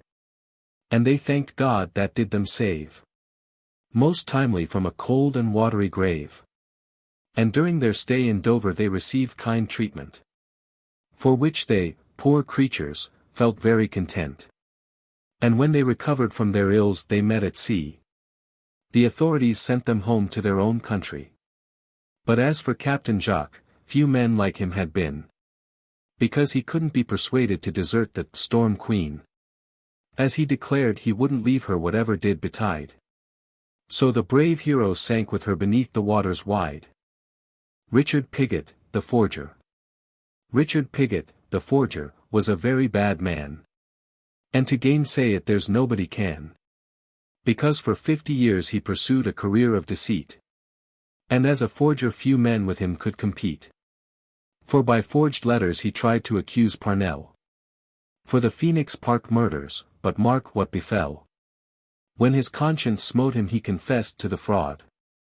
And the thought thereof no doubt drove him mad. Then he fled from London without delay, knowing he wouldn't be safe there night nor day. And embarked on board a ship bound for Spain, thinking he would escape detection there, but 'twas all in vain. Because while staying at a hotel in Spain, he appeared to the landlord to be a little insane. And he noticed he was always seemingly in dread, like a person that had committed a murder and afterwards fled. And when arrested in the hotel he seemed very cool, just like an innocent schoolboy going to school. And he said to the detectives, "Wait until my portmanteau I've got." And while going for his portmanteau, himself he shot. So perished Richard Pigott, a forger bold, who tried to swear Parnell's life away for the sake of gold. But the vengeance of God overtook him, and Parnell's life has been saved, which I consider no sin, because he was a man that was very fond of gold. Not altogether of the miser's craving, I've been told, but a craving desire after good meat and drink. And to obtain good things by foul means he never did shrink. He could eat and drink more than 2 ordinary men. And to keep up his high living by foul means we must him condemn, because his heart's desire in life was to fare well. And to keep up his good living he tried to betray Parnell. Yes, the villain tried hard to swear his life away. But God protected him by night and by day. And during his long trial in London, without dismay, the noble patriot never flinched nor tried to run away. Richard Pigott was a man that was blinded by his own conceit, and would have robbed his dearest friend all for good meat, to satisfy his gluttony and his own sensual indulgence, which the inhuman monster considered no great offense. But now in that undiscovered country he's getting his reward. And I'm sure few people have for him little regard, because he was a villain of the deepest dye. And but few people for him will heave a sigh. When I think of such a monster my blood runs cold. He was like Monteith, that betrayed Wallace for English gold. But I hope Parnell will prosper for many a day, in despite of his enemies that fried to swear his life away. Oh! Think of his sufferings and how manfully he did stand.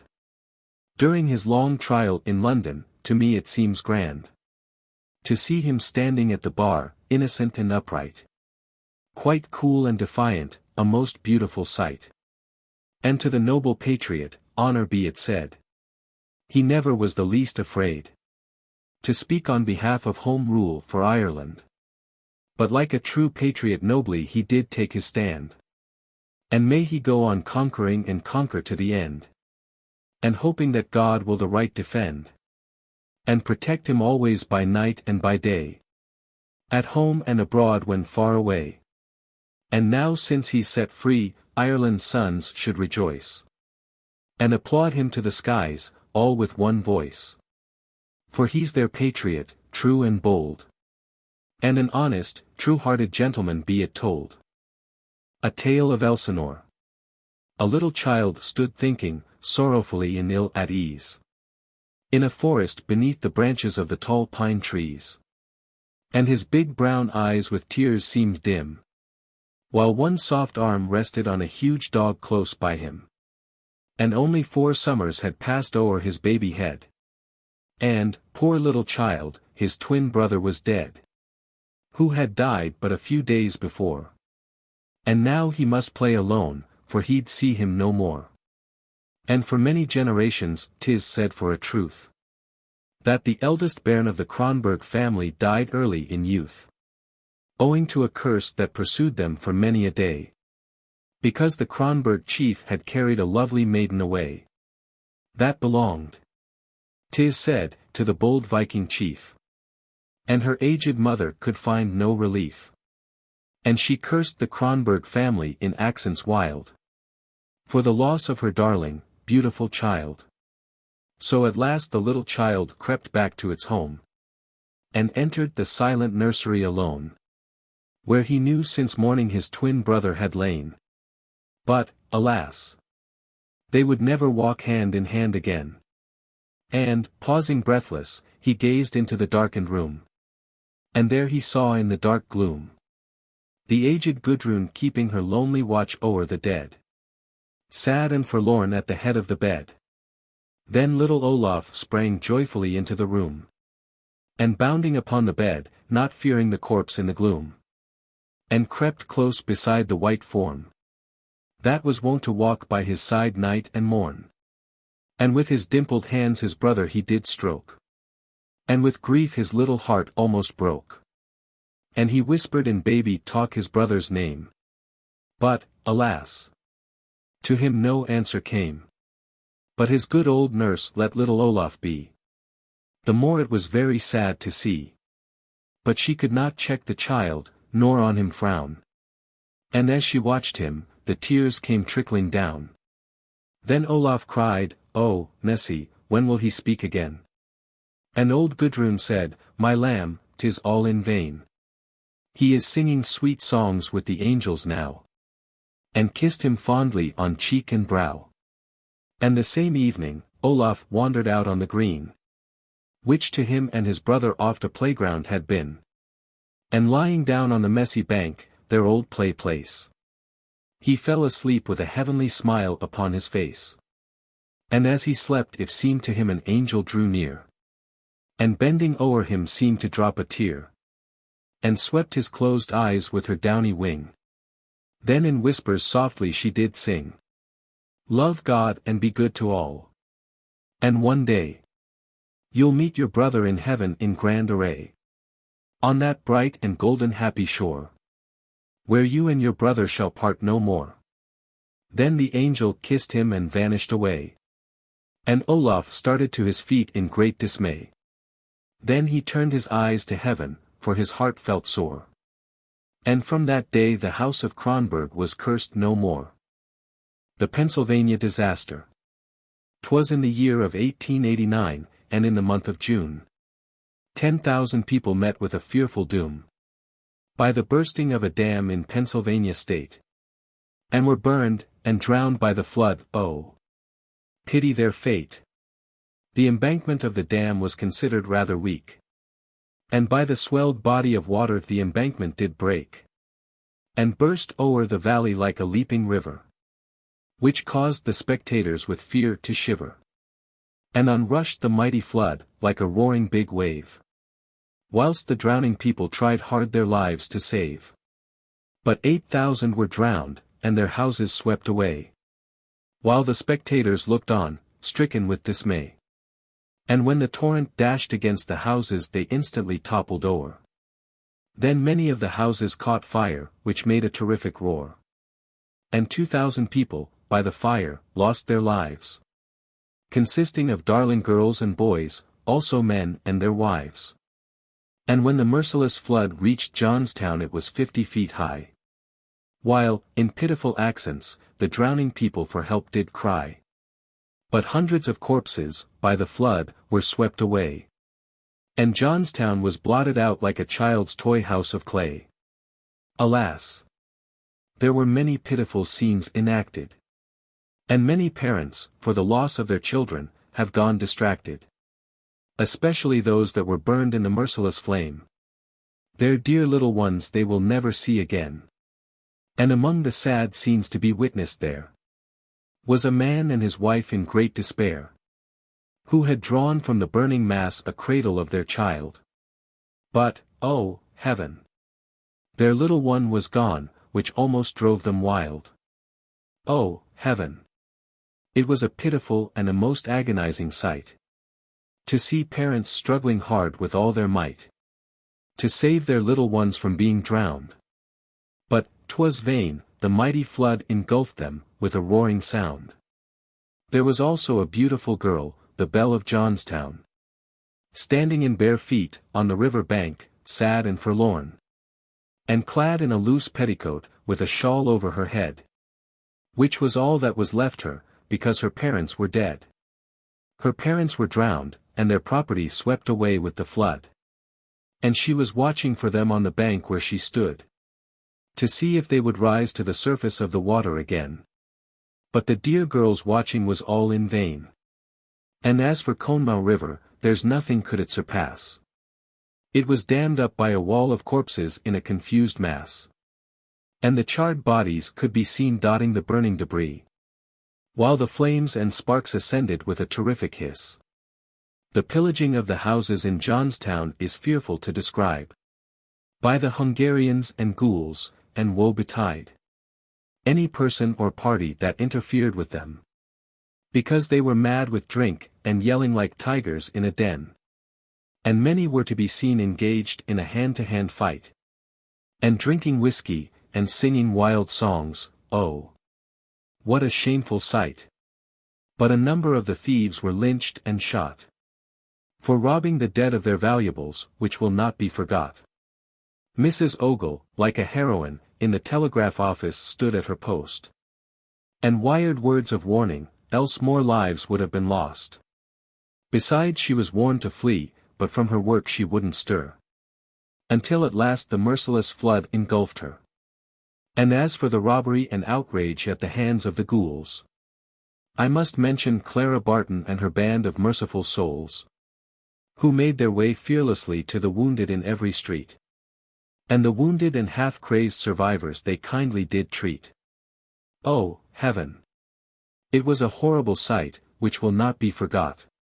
So many people drowned and burned, oh! Hard has been their lot. But heaven's will must be done, I'll venture to say. And accidents will happen until doomsday. The poacher and his family. 'Twas a cold night in November many years ago, and the winter had set in with frost and snow. And the villagers of Dusterley were very poor. And, for want of work, they scarcely could bread procure, because the 4-pound loaf was 9 halfpenny. Besides, the winter had set in with great severity, and the bread was going to be dearer, the baker said, all through the severe winter, and for the want of trade. And the public house in the village was called the Crooked Billet, and in the evenings hard drinkers helped to fill it. So night after night the big kitchen was filled, and with the noisy tipplers fighting, innocent blood was spilled. So, to proceed with my story, 'twas on a Saturday night, and the kitchen fire in the public house was burning bright, and the landlord sat in the chimney corner smoking his pipe, while the servant girl was busy cooking potatoes and tripe. Men of all ages, country labourers, were assembled there, cursing and shouting about their rights, I do declare. Never thinking about their wives and families at home, that were starving for want of bread, and could find none. At least, the poacher's family were crying for bread. And their mother didn't like to send them supperless to bed. So she gathered up the dried crumbs, saved through the week. While poor little Willie and Fanny wondered, but they didn't speak. Then she divided the crumbs, with a mother's tender care, so that Will and Fanny might have an equal share. Then she put the crumbs into 2 small bowls, to appease the hunger of 2 hungry souls. Then with boiling water she filled the little bowls, while in amazement sat the 2 innocent souls. Then she gave each child a spoon to sup the bread-sop, saying, "Now, my dear children, try and sup it every drop." So Willie and Fanny made quick work of the bread-sop. And in the little bowls they didn't leave one single drop. And they blessed their kind mamma, and thanked God for the food, crying, "Oh, dear mamma, taste it, it's really good." Then the kind mother tasted it to please her children dear, while adown her pale cheeks stole a silent tear, when she thought of their father, who was poaching in Dusterly Wood, and spending money on drink he should have spent on food. At last, poor Willie, the eldest child, said, "Mother, some harm has befell papa, I'm afraid. And father will be wet when he comes home, won't he?" "Yes, indeed he will, my dear, kind-hearted Willie." As Mrs. Strickland spoke, a noise was heard. But to the noise she paid very little regard, until a tap at the window did her attention engage. Then the door was opened, and her husband staggered into the cottage. Then he cried, "Bring a light. Mary, bring a light. For I feel faint and a dimness coming o'er my eyesight. And fetch me some water, Mary, quick if you can. For I fear in a short time I will be a dead man." Then poor Mary gave him some water, and put him to bed. And little Willie and Fanny thought their father was killed dead. And they asked mamma to tell them, and earnestly did beg. So she told them he was wounded in the right leg. Then their father cried, "Children dear, come near to me. I've been shot by the gamekeepers above the right knee. And oh, my dear children, it gives me great pain. But, my dear Willie and Fanny, I will never poach again." So, the next morning, he was taken away to Dusterly Hall, to appear before the magistrates, which did his heart appall. When the judge sentenced him to 10 years' transportation, he almost fainted with fear and consternation. Then far across the sea he was sent, and during his banishment he sincerely did repent, and resolved to lead a better life, and, if spared, be an affectionate husband to his wife. So when 10 long years were past, Edward Strickland returned home at last. And as it chanced to be on a Christmas day, it made his wife and children's hearts feel gay. So he settled down as a shepherd near Farmer Frank's, in a little cottage, and every night God he thanks for protecting him 12,000 miles away from home. And in conclusion, he never as a poacher again did roam. Lines in protest to the Dundee magistrates. Fellow citizens of bonny Dundee, are ye aware how the magistrates have treated me?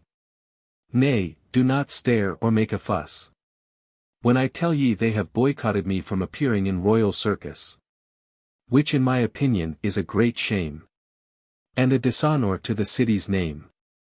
Fellow citizens, I consider such treatment to be very hard. 'Tis proof for me they have little regard, or else in the circumstances they would have seen to my protection. Then that would have been a proof of their affection, and how genius ought to be rewarded. But instead my genius has been disregarded. Why should the magistrates try and punish me in such a cruel form? I never heard the like since I was born.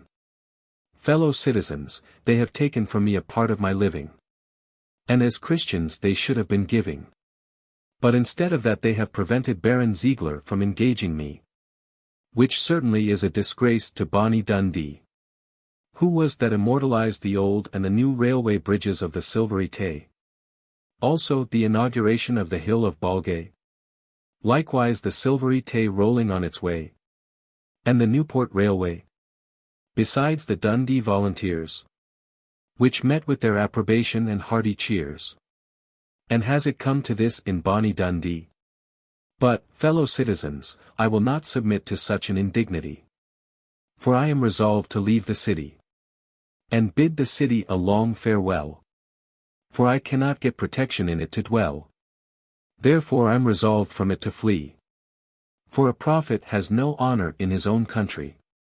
And try to live in some other town, where the magistrates won't boycott me or try to keep me down.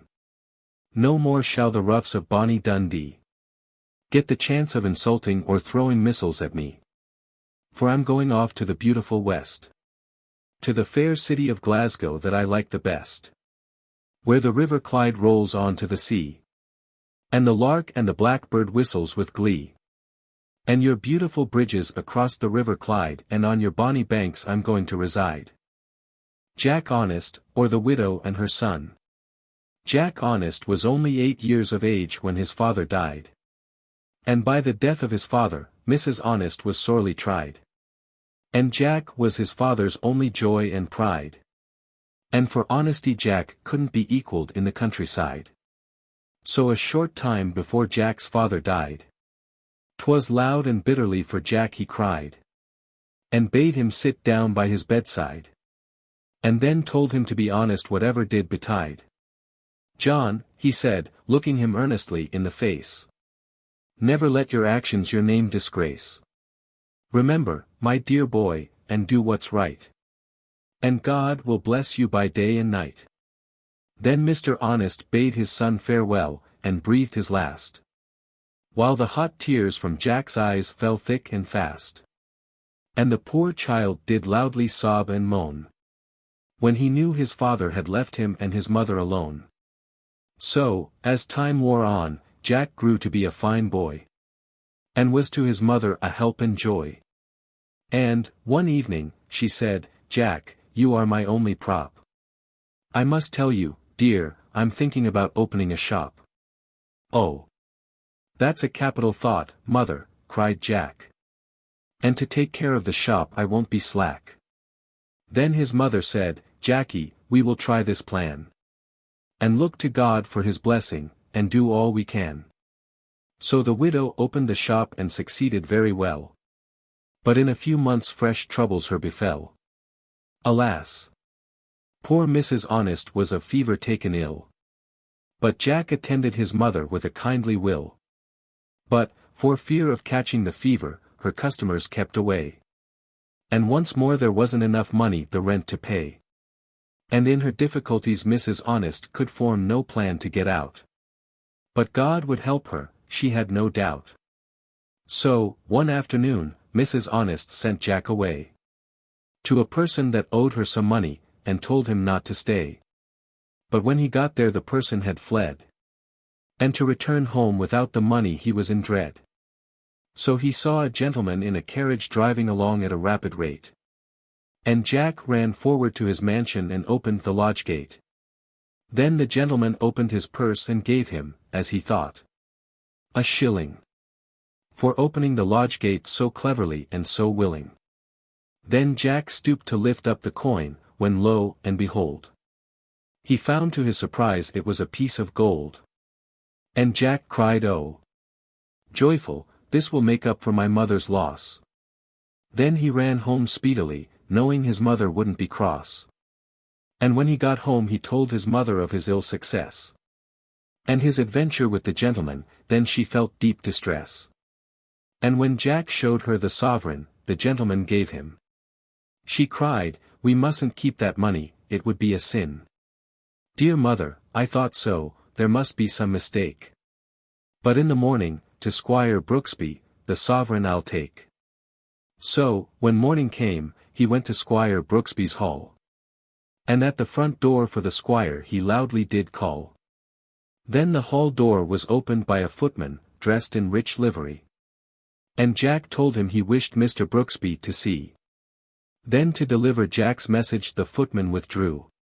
And when the footman returned he said, "Master will see you." Then Jack was conducted into a rich furnished room. And to Mr. Brooksby he told his errand very soon. While his honest heart, with fear, didn't quake. Saying, "Mr. Brooksby, you gave me a sovereign yesterday in a mistake." "Why, surely I have seen you before," said Mr. Brooksby. "Yes, sir," replied Jack Honest, bowing very politely. "Then what is your name, my honest lad?" asked Mr. Brooksby. "John Honest, sir," replied Jack, right fearlessly. "My brave lad, you are honest by name, and honest by nature. Which, really, you appear to be in every feature. But, I am afraid, such boys as you are very few. But, I dare say, your mother has taught you." Then Jack laid the sovereign down on the table before Mr. Brooksby. But Mr. Brooksby said, "No. My lad, I freely give it to thee." Then Jack said, "Oh, sir, I'm obliged to you I'm sure. Because, sir, this money will help my mother, for she is poor."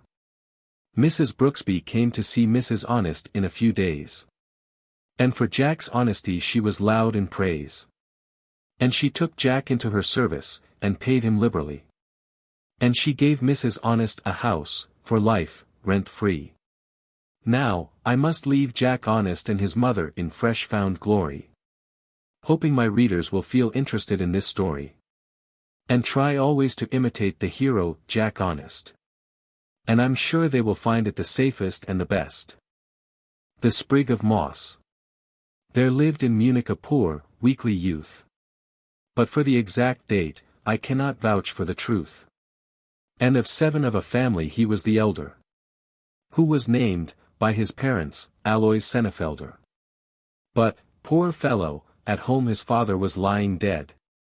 And his little brothers and sisters were depending upon him for bread.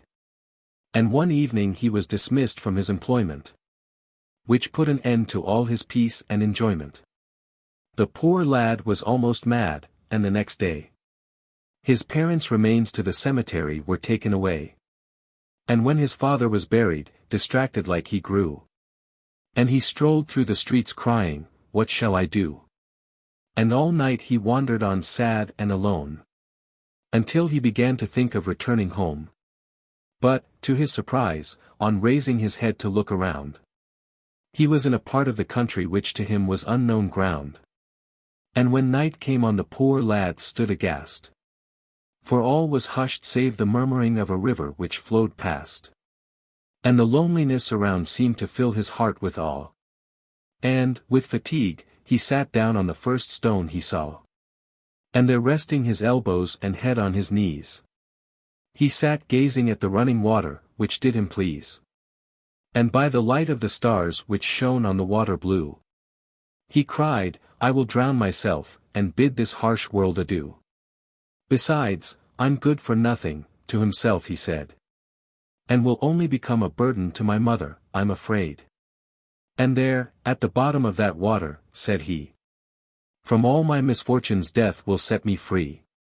But, happily for Alois, more pious thoughts rushed into his mind.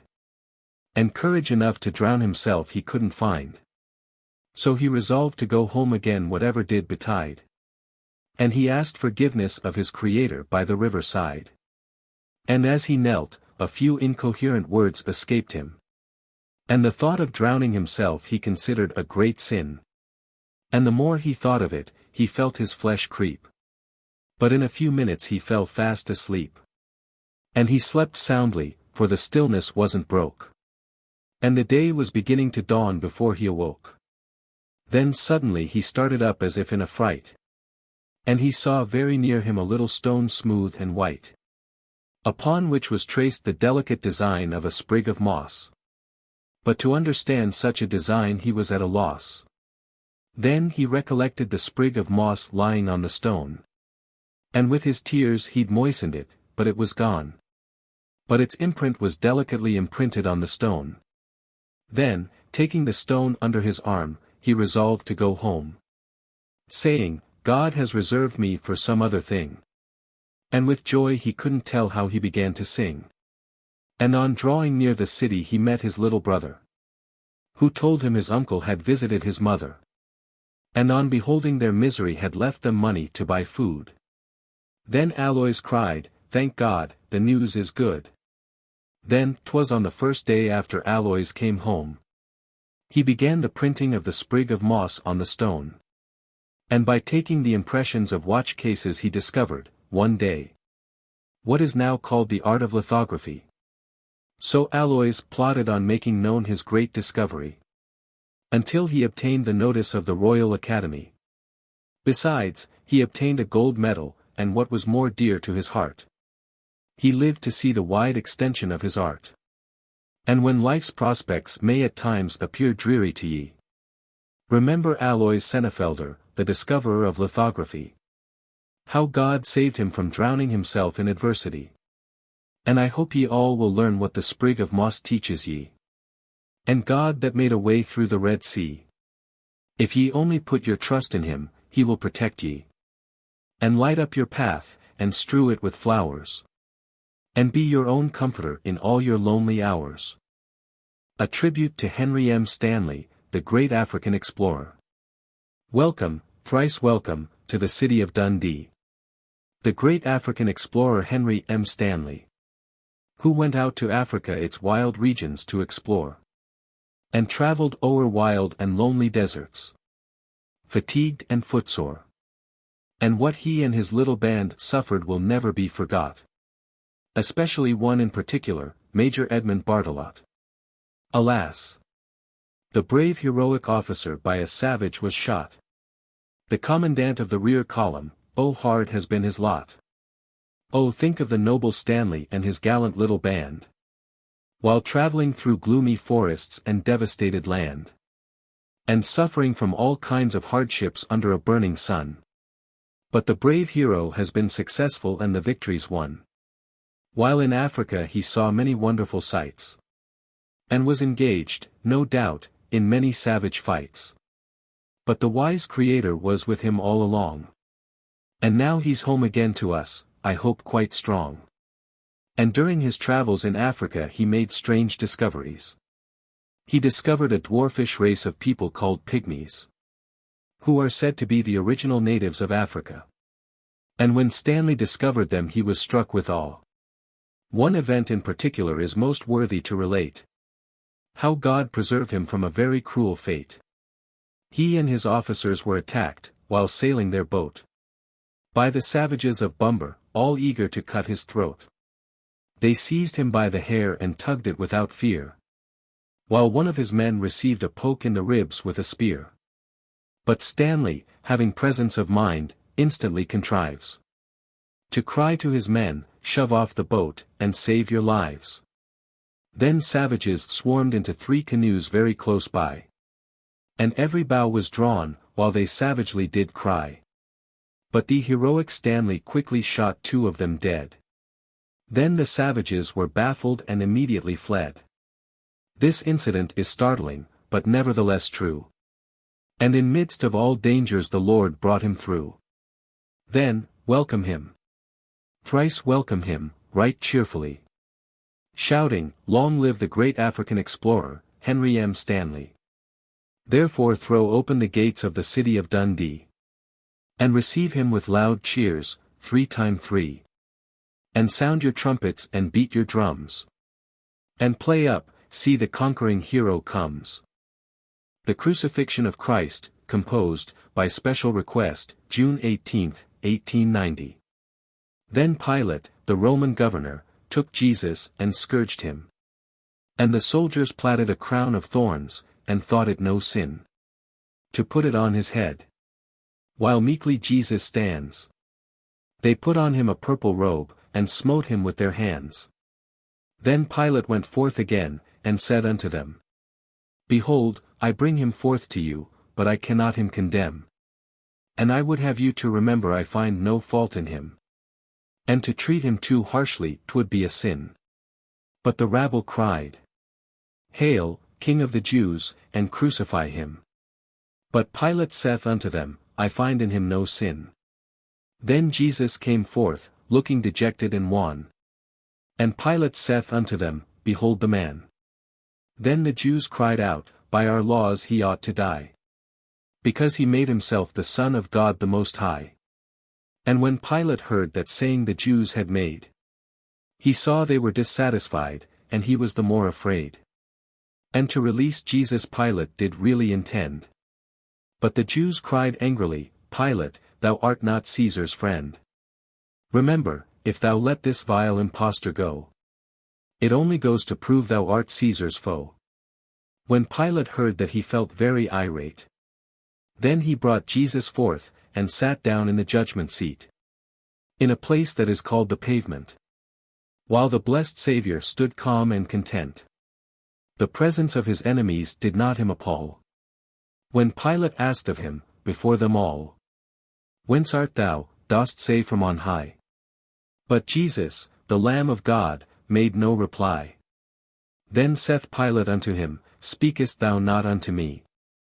Remember, I have the power to crucify thee. But Jesus answered, Thou hast no power at all against me, except from above it were given to thee.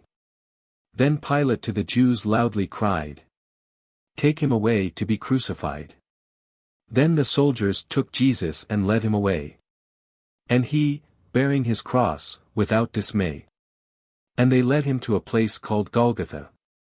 But the Saviour met his fate without any awe. And there crucified him with two others, one on either side. And Jesus in the midst, whilst the Jews did him deride.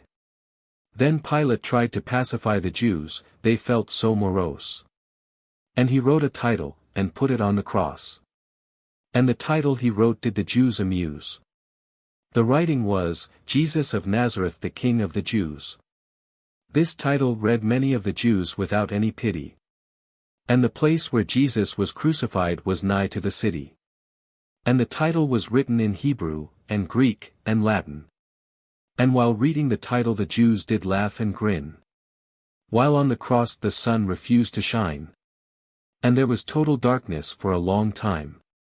The reason was God wanted to hide his wounds from view.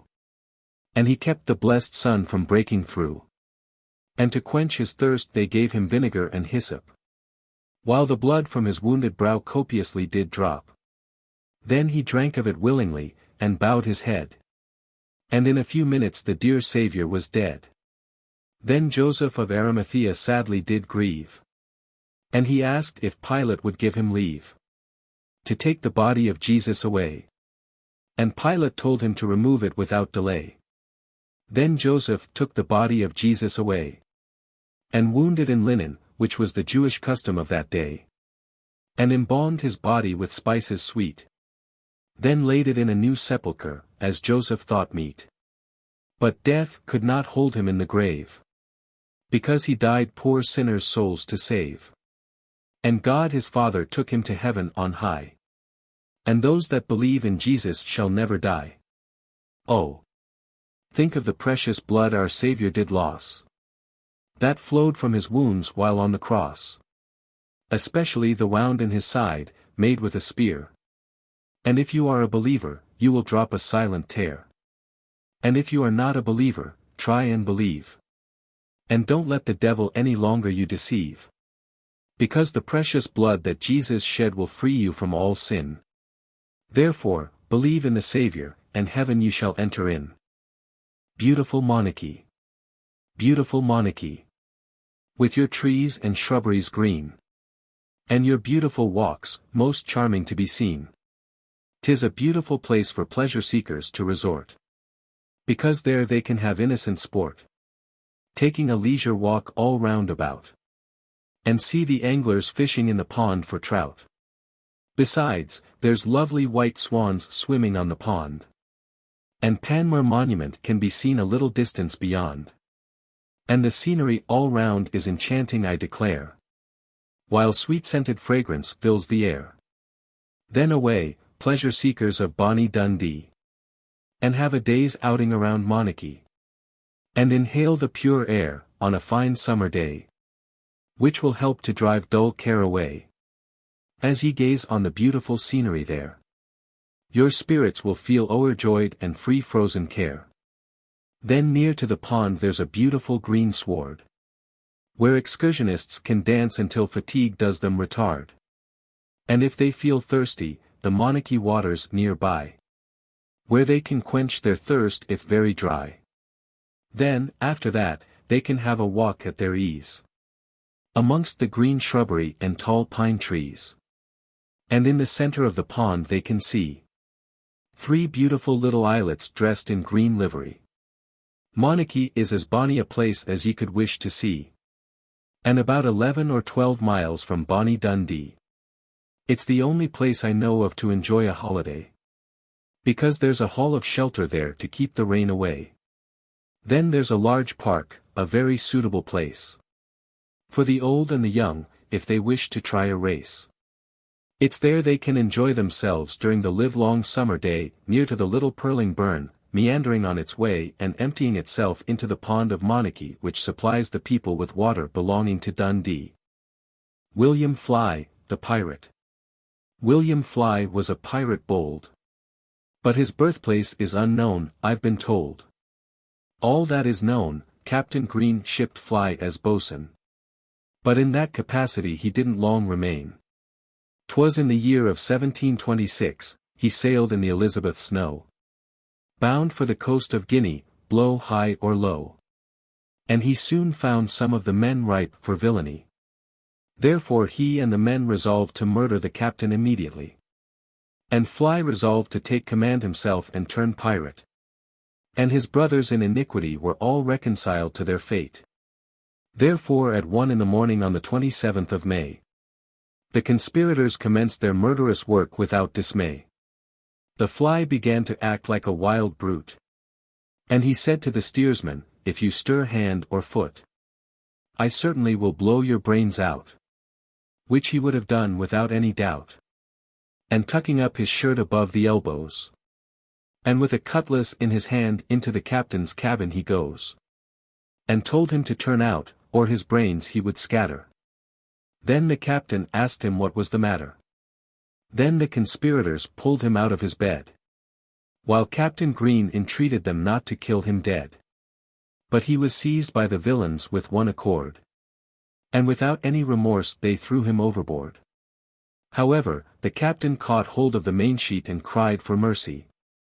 But his hand was chopped off and he was swallowed up by the sea. When the captain was thus dispatched, Thomas Jenkins the mate was next brought up on deck to share the same fate. And the mate pleaded for mercy, but his cries were in vain. Alas! They were deaf to his cries and did so remain. They jested with his agonies while he did cry for mercy, until at last they threw him overboard into the merciless sea. Then the conspirators next held a long debate. What should be the doctor's fate? And some were for sending him after the mate, but in that the majority did feel irate.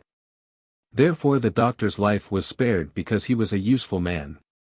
Then the conspirators began to make merry, and a carousal began. And they pledged each other's health in punch, resolved to do or die. And true to their new commander, Captain William Fly. Then from Nantucket they sailed away to the eastward, when the wind began to blow very hard, and they espied a fishing schooner at the run. So, when she drew near they fired at her a gun. Then Fly hoisted his black flag, and told them to bring to, or if they didn't they certainly would rue. But the schooner obeyed and sent her boat on board the Snow, while the poor captain's heart was full of woe. And about 12 at noon, the same day, another schooner hove in sight while all on board seemed gay. Which was the 23rd day of June. Which proved to be an unlucky day, because it sealed Fly's doom. Because other fishing vessels hove in sight, which filled Captain Fly's heart with affright. Because they attacked him left and right. And, unfortunately, Captain Fly was captured that night. So at the courthouse of Boston they were brought to trial. And when asked if they were guilty they made no denial. And in the year 1726, and on the 12th day of July, 3 other pirates were executed along with Captain Fly. Thus ended the short reign of an inhuman wretch, who only wanted skill. To be as infamous as any who scoured the seas in ill. But God in his goodness otherwise did will. Because he was hanged along with Samuel Cole, George Condick, and Henry Greenville. The late Sir John Ogilvy. Alas! Sir John Ogilvy is dead, aged 87. But I hope his soul is now in heaven. For he was a generous-hearted gentleman, I am sure. And, in particular, very kind unto the poor. He was a Christian gentleman in every degree. And, for many years, was an MP for bonny Dundee. And, while he was an MP, he didn't neglect to advocate the rights of Dundee in every respect. He was a public benefactor in many ways. Especially in erecting an asylum for imbecile children to spend their days. Then he handed the institution over as a free gift and a boon to the people of Dundee. He was chairman of several of the public boards in Dundee. And among these were the Asylum Board and the Royal Infirmary. In every respect he was a God-fearing true gentleman. And to gainsay it there's nobody can. He lived as a Christian gentleman in his time. And he now lies buried in the family vault in Strathmartine. But I hope his soul has gone aloft where all troubles cease. Amongst the blessed saints where all is joy and peace. To the people around Baldivan he will be a great loss. Because he was a kind-hearted man and a soldier of the cross. He had always a kind word for everyone he met. And the loss of such a good man will be felt with deep regret. Because such men as Sir John Ogilvy are hard to be found. Especially in Christian charity his large heart did abound.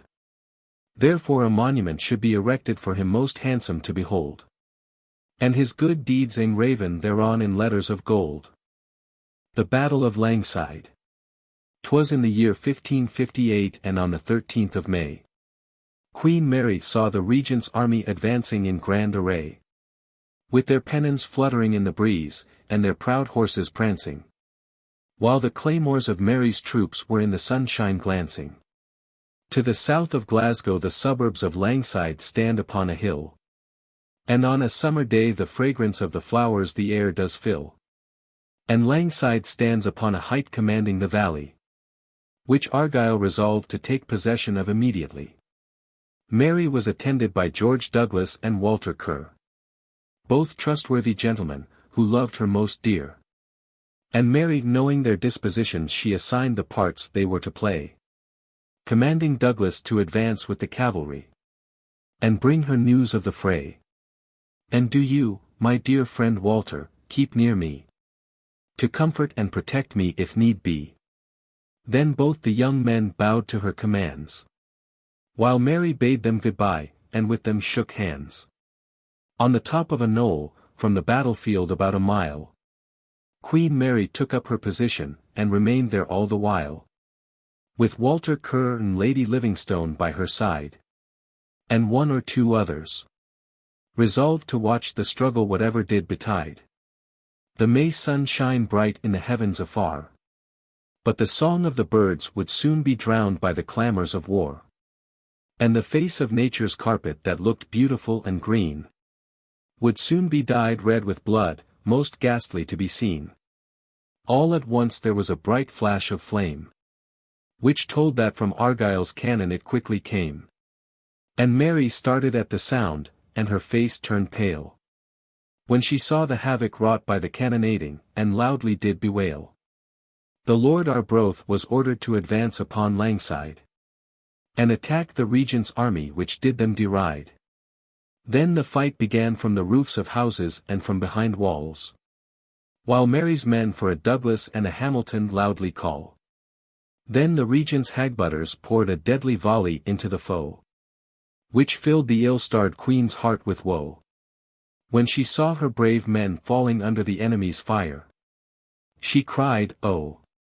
My brave fellows, you will have to retire. See! See! They fall, and are wounded for my unworthy sake. God pity me, why did I leave Loch Leven? My poor heart will break." "Gracious madam," said Walter Kerr, "they count it joy to die for you. And rest assured, dear madam, every man will prove true. Meantime the clash of war rose and fell like the waves of the sea. And the Queen's men fought with the Regent's men most fiercely. Each man with frantic hate glowing in his eyes. While the blood of wounded men the green sword dyes. The spearmen drove at each other with all their might. While their lances entered the joints of their armor, a most exciting sight. And by pulling hard, the lances from the armor were torn. And as Queen Mary looked on she seemed sad and forlorn. It soon became known the day was going against the Queen. Which was to Mary Stuart a very sad scene. To see here royal army beaten by the rebels that day.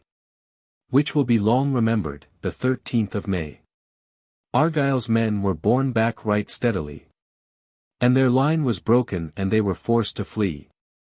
Then the fight was over and the Queen's troops ill requited. And the hope that Mary built on them hopelessly blighted. When Mary saw troops beaten, she cried, God pity me. Then Lord Herries rode up, and cried, to horse immediately. For soon Murray's cavalry will be here to seize your majesty. Which, believe me, madam, I would be sorry to see. Without a word Mary suffered herself to be lifted to her horse. While the ill-fated Queen looked pale and ashen as a corpse. Then Mary and Lord Herries galloped off with all their might. And poor Mary reached the house of Lord Herries, and refuge for the night. The Nithsdale widow and her son. 'Twas in the year of 1746, on a fine summer afternoon. When trees and flowers were in full bloom.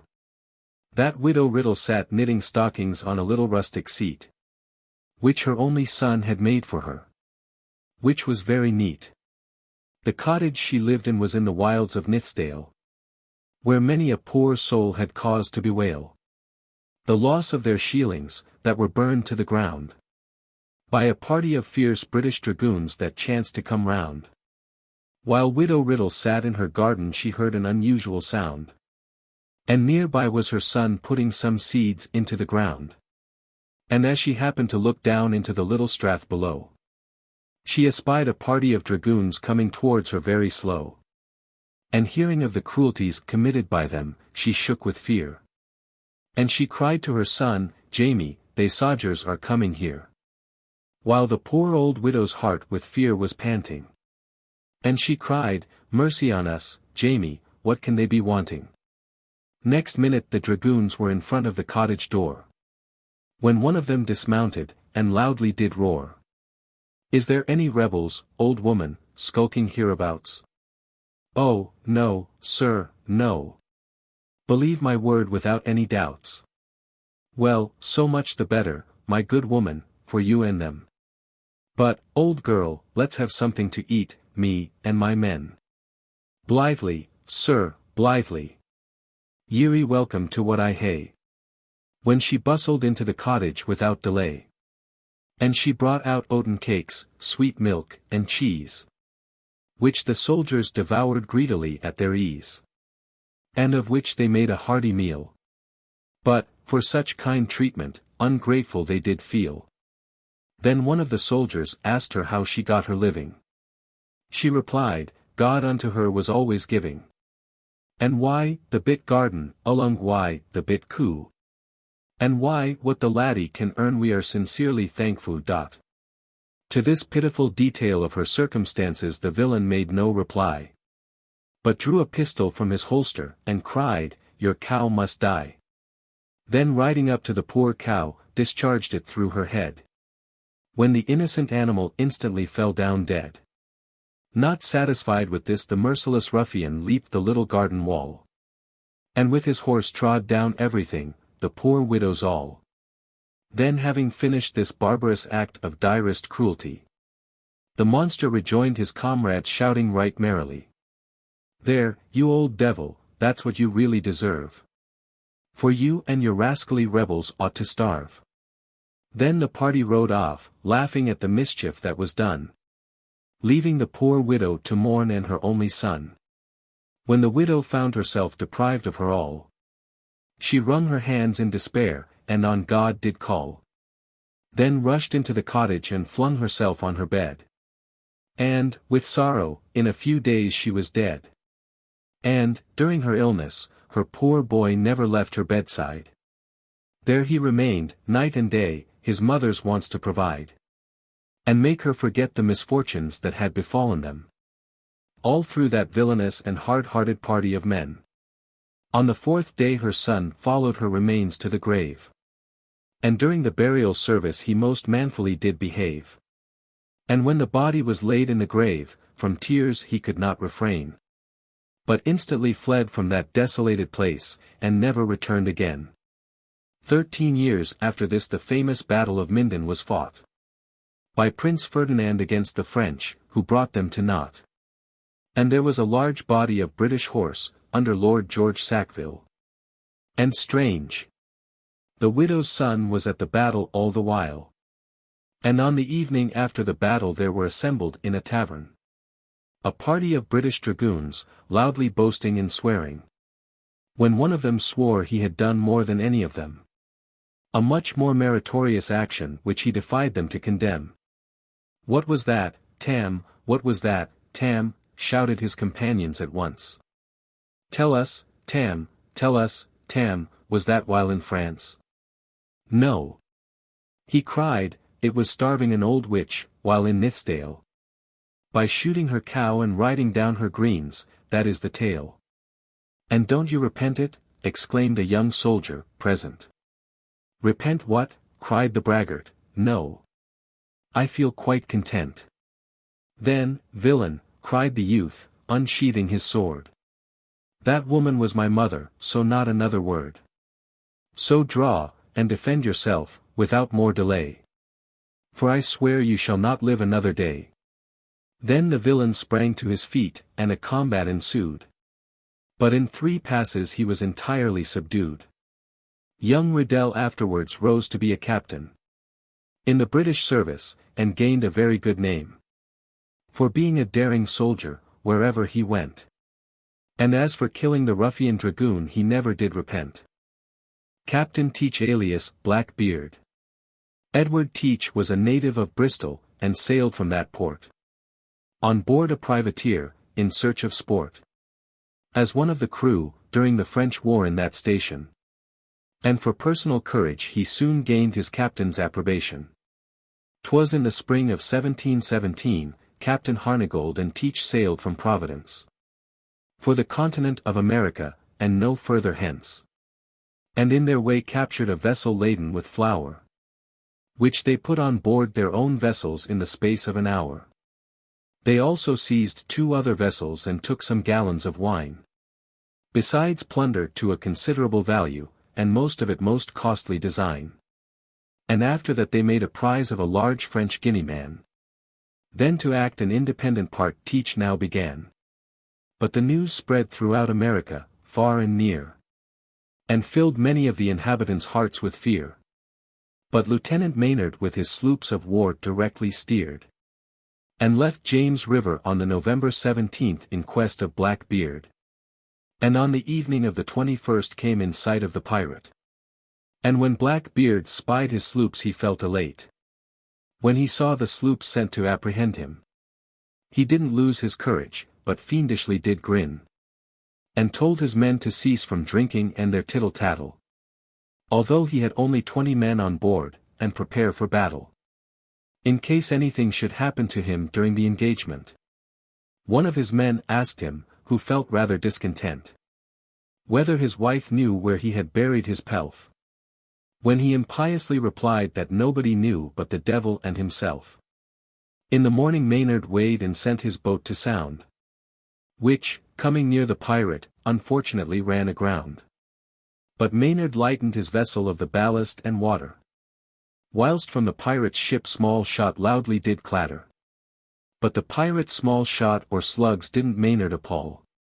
He told his men to take their cutlasses and be ready upon his call. And to conceal themselves every man below. While he would remain at the helm and face the foe. Then Blackbeard cried, they're all knocked on the head. When he saw no hand upon deck he thought they were dead. Then Blackbeard boarded Maynard's sloop without dismay. But Maynard's men rushed upon deck, then began the deadly fray. Then Blackbeard and Maynard engaged sword in hand. And the pirate fought manfully and made a bold stand. And Maynard with 12 men, and Blackbeard with 14, made the most desperate and bloody conflict that ever was seen. At last with shots and wounds the pirate fell down dead. Then from his body Maynard severed the pirate's head, and suspended it upon his bowsprit end, and thanked God who so mercifully did him defend. Blackbeard derived his name from his long black beard, which terrified America more than any comet that had ever appeared. But, thanks be to God, in this age we need not be afeard of any such pirates as the inhuman Blackbeard. The bonny lass of Rewley. 'Twas in the village of Rewley there lived a bonny lass, with red, pouting lips which few lasses could surpass. And her eyes were as azure the blue sky, which caused Donald McNeill to heave many a love sigh. Beyond the township of Rewley she never had been, this pretty maid with tiny feet and aged 18. And when Donald would ask her to be his wife, no, she would say, I'm not going to stay here all my life. I'm sick of this life, she said to Donald one day, by making the porridge and carrying peats from the bog far away. Then marry me, Belle, and peats you shall never carry again. And we might take a trip to Glasgow and there remain. Then she answered him crossly, I wish you wouldn't bother me, for I'm tired of this kind of talk, as you may see. So at last there came a steamer to Rewley one day, so big that it almost seemed to fill the bay. Then Belle and Effie McKinnon came to the door with a start, while Belle's red, pouting lips were wide apart. But when she saw the redcoats coming ashore, she thought she had never seen such splendid men before. One day after the steamer, Resistless, had arrived, Belle's spirits seemed suddenly to be revived. And as Belle was lifting peats a few feet from the door, she was startled by a voice she never heard before. The speaker wore a bright red coat and a small cap, and she thought to herself, he is a handsome chap. Then the speaker said, 'Tis a fine day, and began to flatter, until at last he asked Belle for a drink of water. Then she glanced up at him shyly, while uneasy she did feel at the thought of having to hoist the peat creel. And she could see curly, fair hair beneath his cap. Still, she thought to herself, he is a good-looking chap.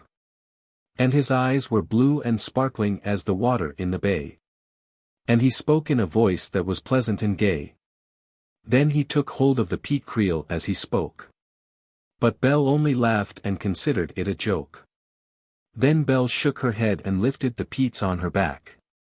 But he followed her home whilst to her he did crack.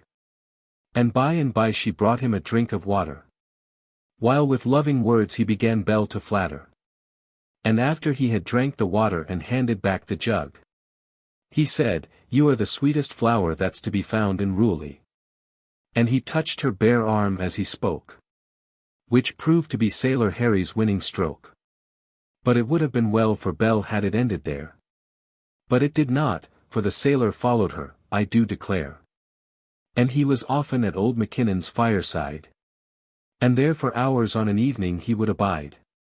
And Belle would wait on him with love-lit eyes, while Harry's heart would heave with many love sighs. At last, one night Belle said, I hear you're going away. Then Harry Lockton said, 'Tis true, Belai, and I must obey. But, my Heather Belle, if you'll leave Rewley with me, I'll marry you, with your father's consent, immediately. Then she put her arms around his neck and said, Harry, I will. Then Harry said, You'll be a sailor's wife for good or ill. In 5 days after Belai got married to her young sailor lad. And there was a grand wedding, and old McKinnon felt glad. And old McKinnon slapped his son-in-law on the back, and said, I hope good health and money you will never lack. At last the day came that Harry had to go away. And Harry said, God bless you, Belle, by night and day. But you will come to Portsmouth and I will meet you there. Remember, at the railway platform, and may God of you take care. And when she arrived in Portsmouth she was amazed at the sight. But when she saw Harry her heart beat with delight. And when the train stopped, Harry to her quickly ran. And took her tin box from the luggage van. Then he took her to her new home without delay. And the endless stairs and doors filled her heart with dismay. But for that day the hours flew quickly past. Because she knew she was with her Harry at last. But there came a day when Harry was ordered away. And he said, "My darling, I'll come back some unexpected day." Then he kissed her at parting and "Farewell," he cries. While the tears fell fast from her bonny blue eyes. Then when Harry went away she grew very ill. And she cried, "If Harry stays long away this illness will me kill." At last Harry came home and found her ill in bed. And he cried, "My Heather Bell, you're as pale as the dead." Then she cried, "Harry, sit so as I may see your face. Beside me here, Harry, that's just the place." Then on his shoulder she gently dropped her head. Then Harry cried, "Merciful heaven, my Heather Bell is dead." The wreck of the Abercrombie Robinson. 'Twas in the year of 1842 and on the 27th of May.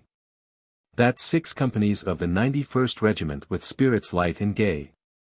And forming the 2nd Battalion, left Noss without delay.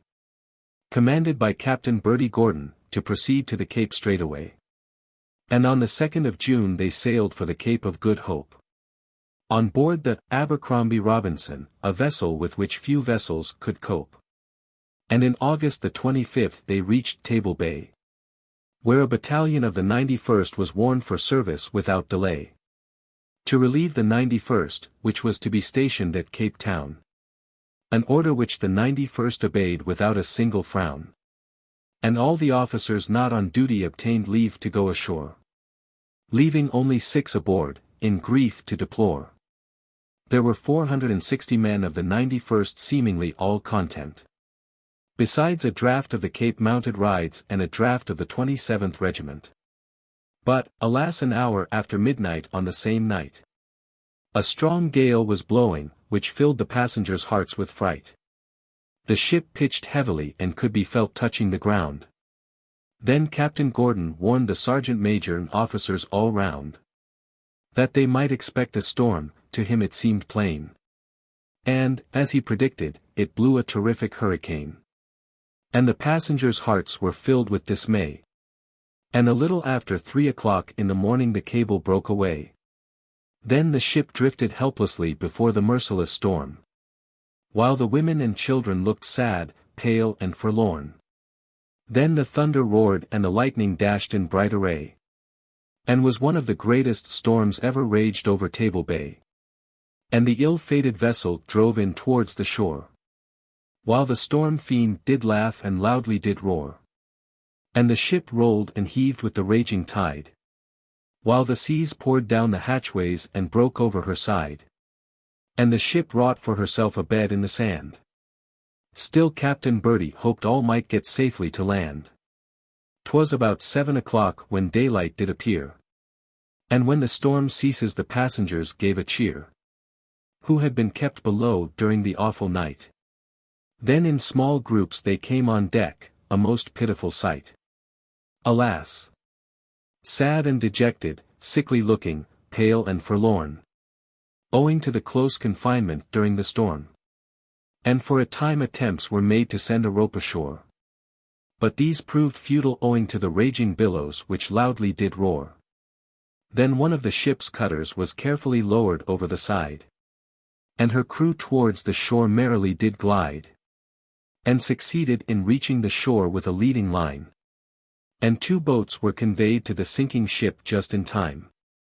And to save the women and children from being drowned, Captain Gordon gave orders to the 91st all round. For the women and children to disembark immediately. Who to God were crying for help most, frantically. And the 91st made a most determined stand. While lowering the women and children it was awful and grand. As they lowered them gently into the boats over the ship's side. Regardless of their own lives whatever would betide. Then the sick were to disembark after the women and children. And next the 27th Regiment and Cape Mounted Riflemen. And from 8:30 till 10 o'clock the disembarkation went on. While the women and children looked ghastly pale and woebegone.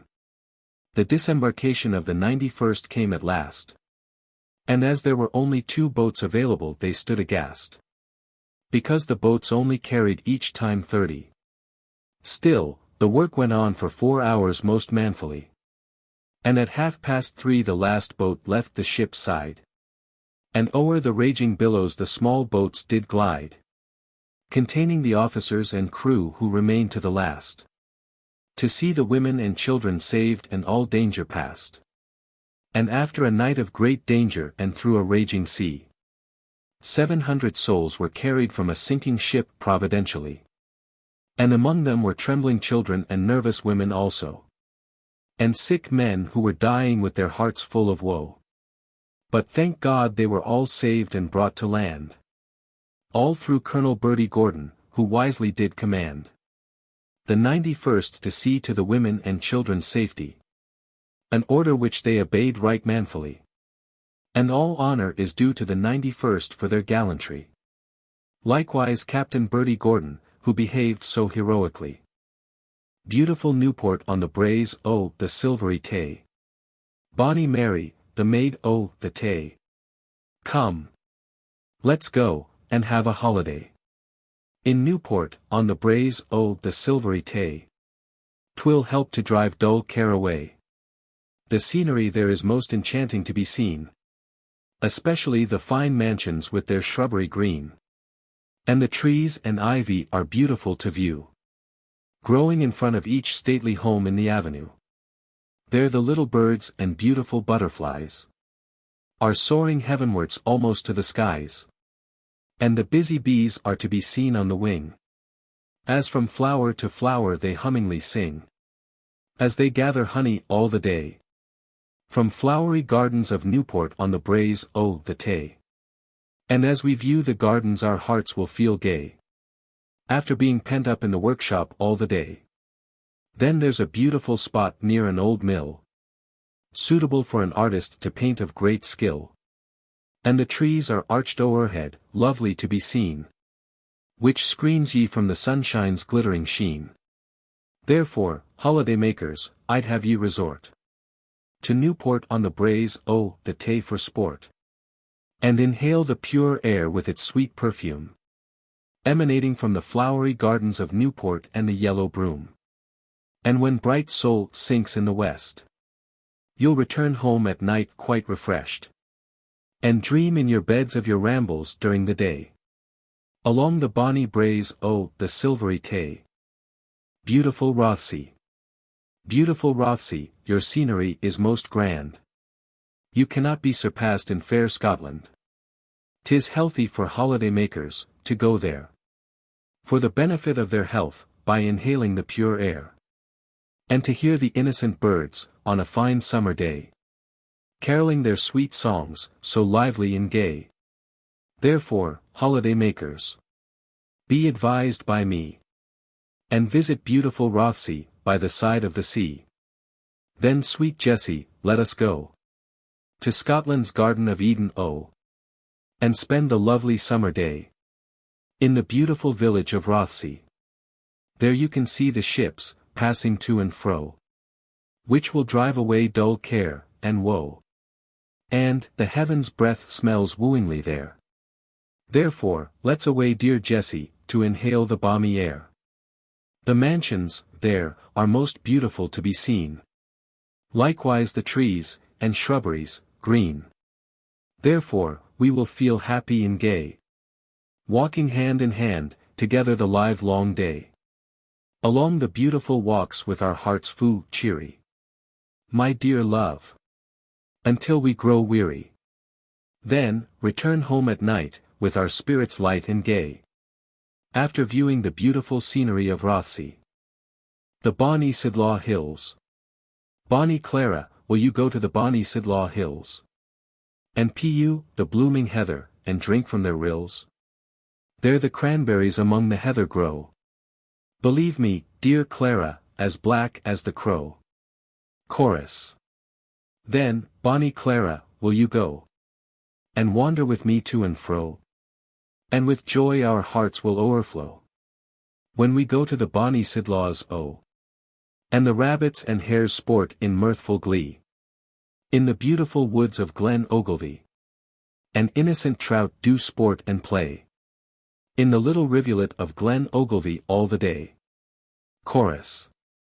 And in the bonny woods of Sidlaw the blackbird doth sing, making the woodlands with his notes to ring, which ought to make a dull heart feel gay, and help to cheer us on our way. Chorus. And there the innocent sheep are to be seen, browsing on the purple heather and pastures green. And the shepherd can be heard shouting to his dog, as he chases the sheep from out of the bog. Chorus. And from the tops of the Sidlaws can be seen the beautiful How of Strathmore with its trees and shrubberies green. Likewise Lahi and its spinning mills can be seen on a clear day from the Sidlaw hills. Chorus. Therefore, bonny Clara, let's away to Sidlaw hills without delay, and pu the cranberries and bonny blooming heather, while we wander to and fro on the Sidlaws together. Chorus.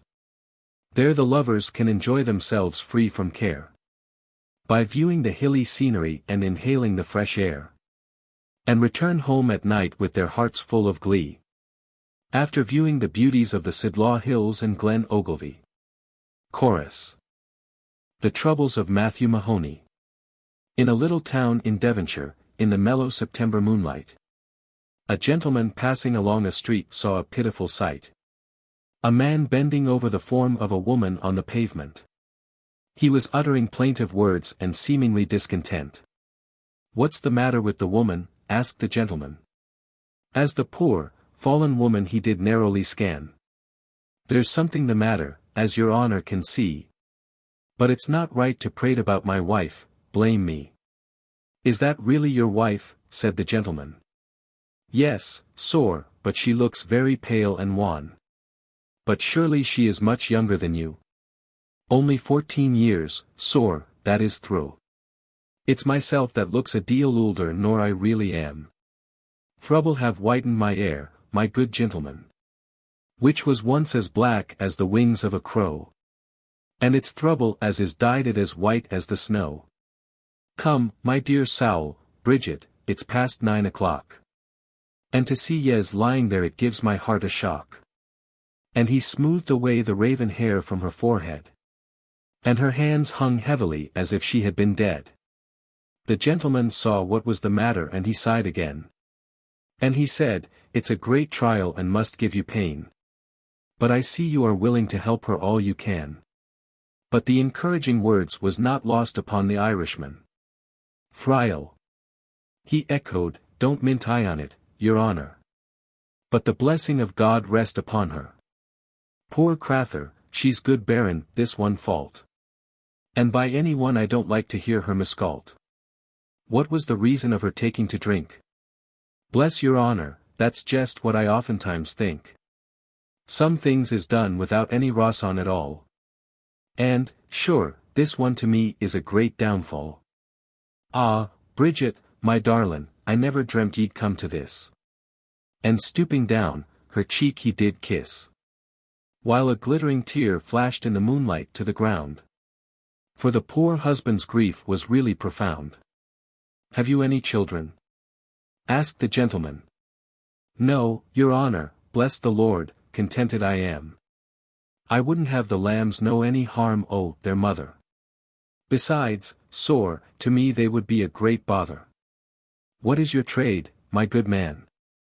"Gardening, sir, and mighty fond of it I am. Kind sir, I am out of a job and I am dying with sorrow."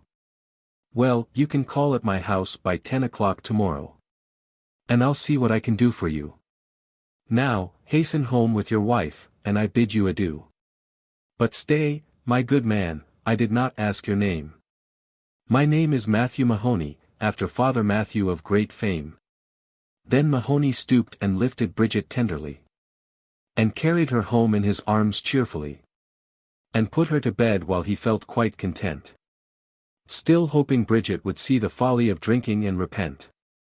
And at 10 o'clock next morning Matthew was at Blandford Hall. And politely for Mr. Gillespie he did call. But he was told Mrs. Gillespie he would see. And was invited into the parlour cheerfully. And when Mrs. Gillespie entered the room, she said, "Matthew Mahoney, I suppose you want to know your doom. Well, Matthew, tell your wife to call here tomorrow.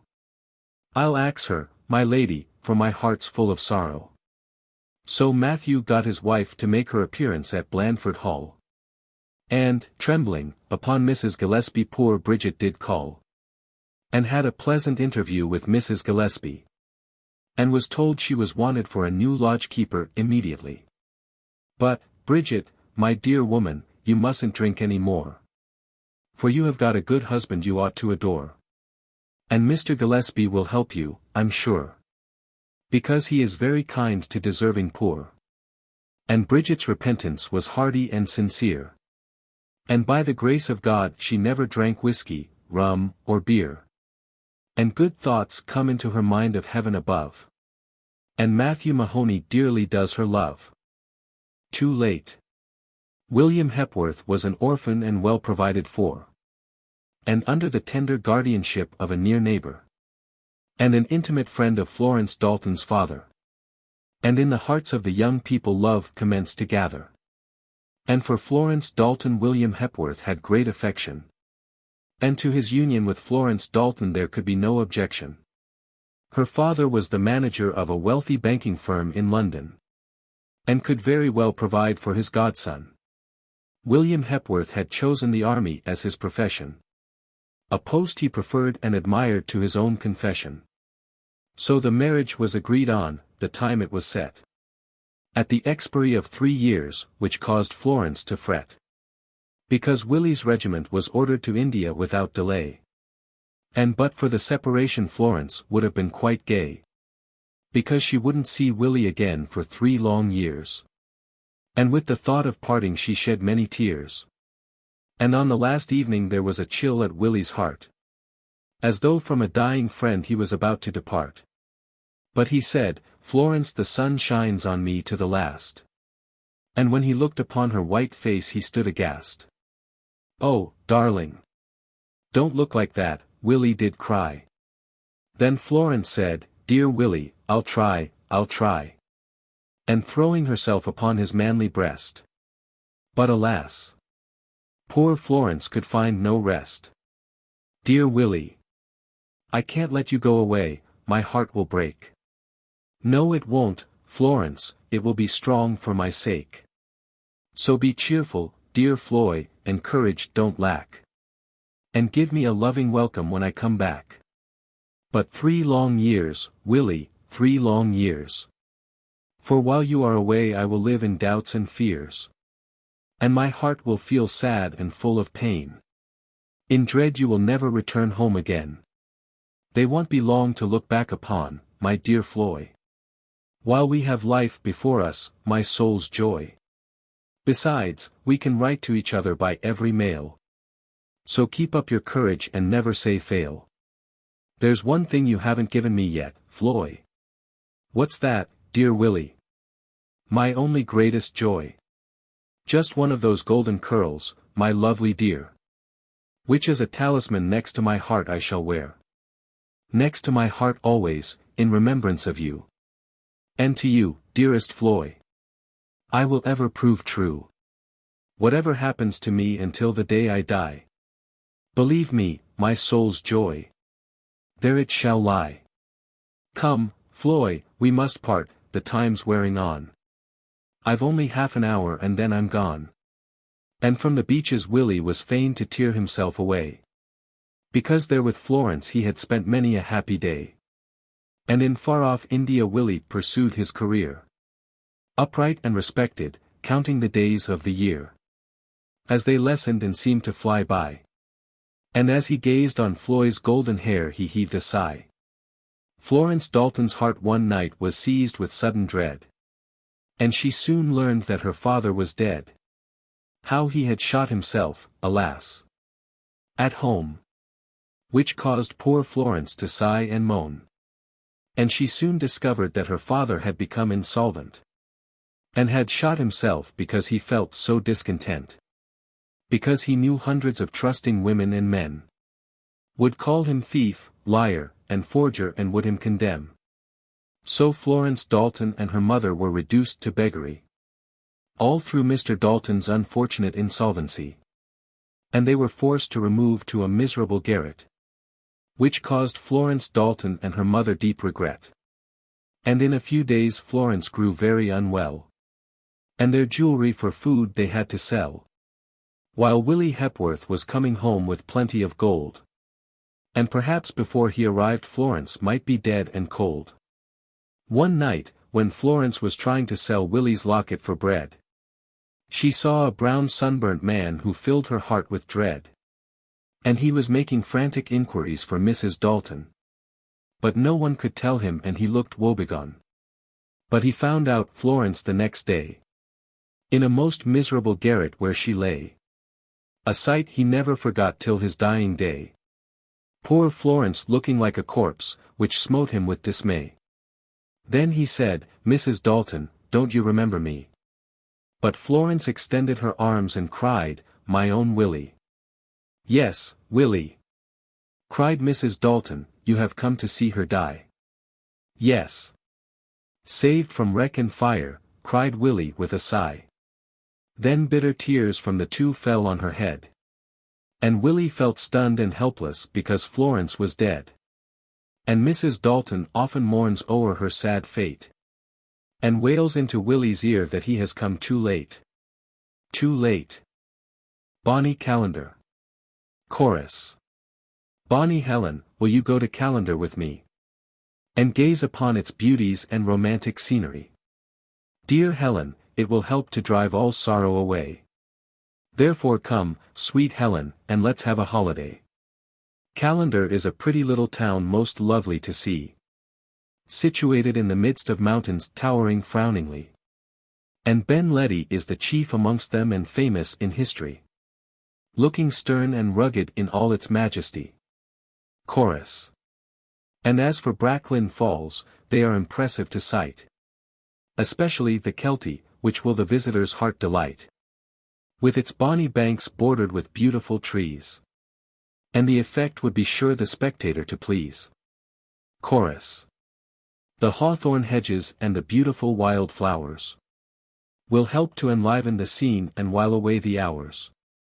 And as the spectator gazes upon Kelty waterfall, the rumbling and fumbling of the water does his heart appall. Chorus.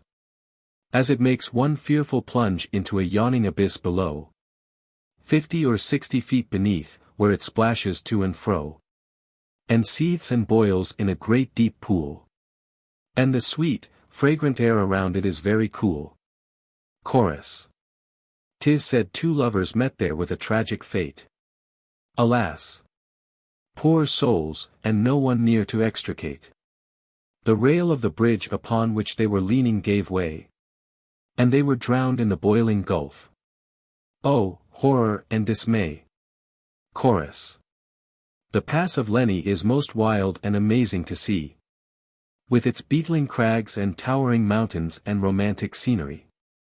And the brawling Lenny, with its little waterfalls, will repay the visitor for the time occupied any time he calls. Chorus. Then lovers of the picturesque make haste and go away to the pretty little village of Calendar without delay, and breathe the fresh air in the harvest time, and revel amongst romantic scenery in the beautiful sunshine. Bonnie Kilmeny. Bonnie Kilmeny, in the county of Fife, is a healthy spot to reside in to lengthen one's life. The scenery there in the summer time is truly grand, especially the beautiful hills and the woodland. Chorus. Then, Bonnie Annie, will you go with me, and leave the crowded city of Dundee, and breathe the pure, fragrant air in the How of Kilmeny, so lovely and fair. And the little village in the How is lovely to see, in the midst of green trees and shrubbery. And the little rivulet, as it wimples along, can be heard singing aloud an aquatic song. Chorus. And the old church there is built on a knoll.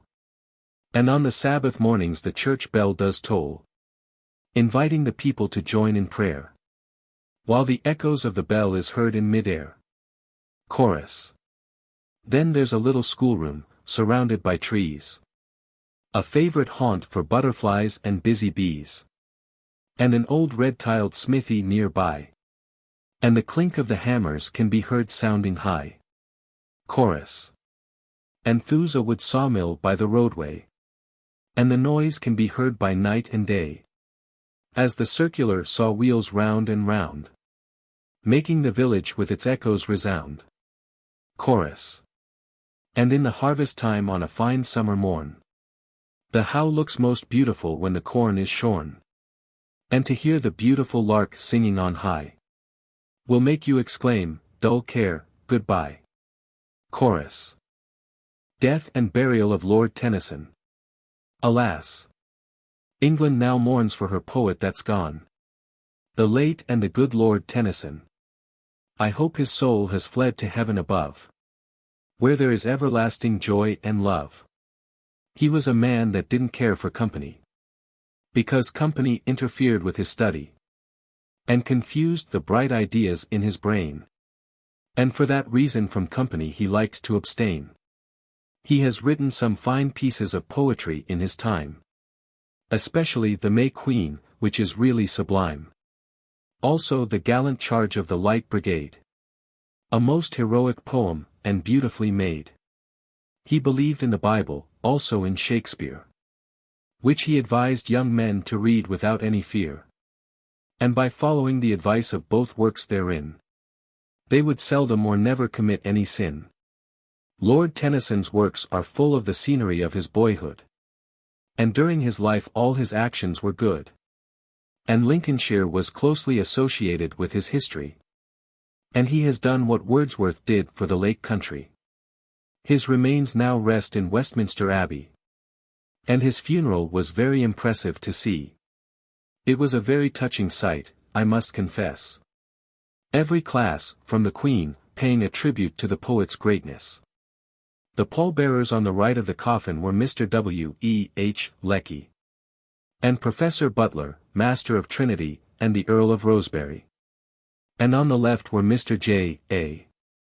Froude and the Marquis of Salisbury. Also Lord Selborne, which was an imposing sight to see.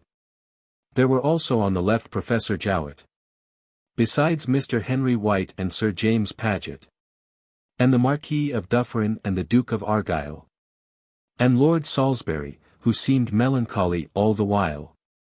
The chief mourners were all of the Tennyson family, including the Honourable Mr. and Mrs. Hallam Tennyson, and Masters Lionel and Aubrey, and Mr. Arthur Tennyson, and Mr. and Mrs. Horatio Tennyson. Also Sir Andrew Clark, who was looking woebegone. The bottom of the grave was thickly strewn with white roses. And for such a grave kings will sigh where the poet now reposes. And many of the wreaths were much observed and commented upon. And conspicuous amongst them was one from Mrs. Gladstone. The Gordon boys were there looking solemn and serene.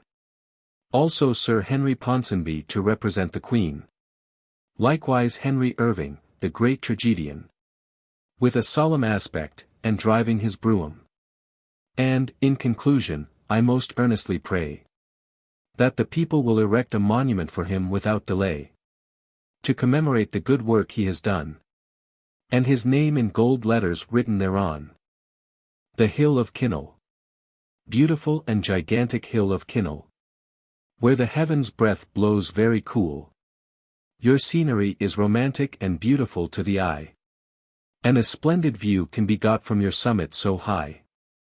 The beautiful river Tay can be seen, glittering like silver in the sun's sheen, which seems most lovely to the eye, as ye gaze upon it nearby, which is magnificent in the summertime, when the trees are green and the woodbine, and the face of nature looks green and gay. 'Tis then you see the beauties of the Tay. As you gaze downward from Kinnell height, you will see a most delightful sight. You will see the beautiful city of Perth. One of the grandest on the earth. The romantic scenery of Kinnell will fill your heart with awe. 'Tis said a gypsy king lived there of the name of Johnny F.A., who kept the countryside in fear, he and his band, until they were exterminated by the king's command. Beautiful hill of Kinnell with your rugged rockery. Likewise your woodlands and shrubbery. 'Tis enchanting to be there on a fine summer day, to gaze upon your scenery and the beautiful Tay. Then away to the gigantic hill of Kinnell, where the sweet zephyrs blow refreshing and cool, and inhale the fragrant air on a fine summer day. It will help to chase dull care away. The lifeboat demonstration. 'Twas in the year of 1892, and on the 24th of September, which the inhabitants of Dundee will long remember. The great lifeboat demonstration, which caused a great sensation. Such a sight was really magnificent to see. The like was never witnessed in the city of Dundee. To see so many trades and bodies all in rotation, it certainly filled the spectators' minds with admiration.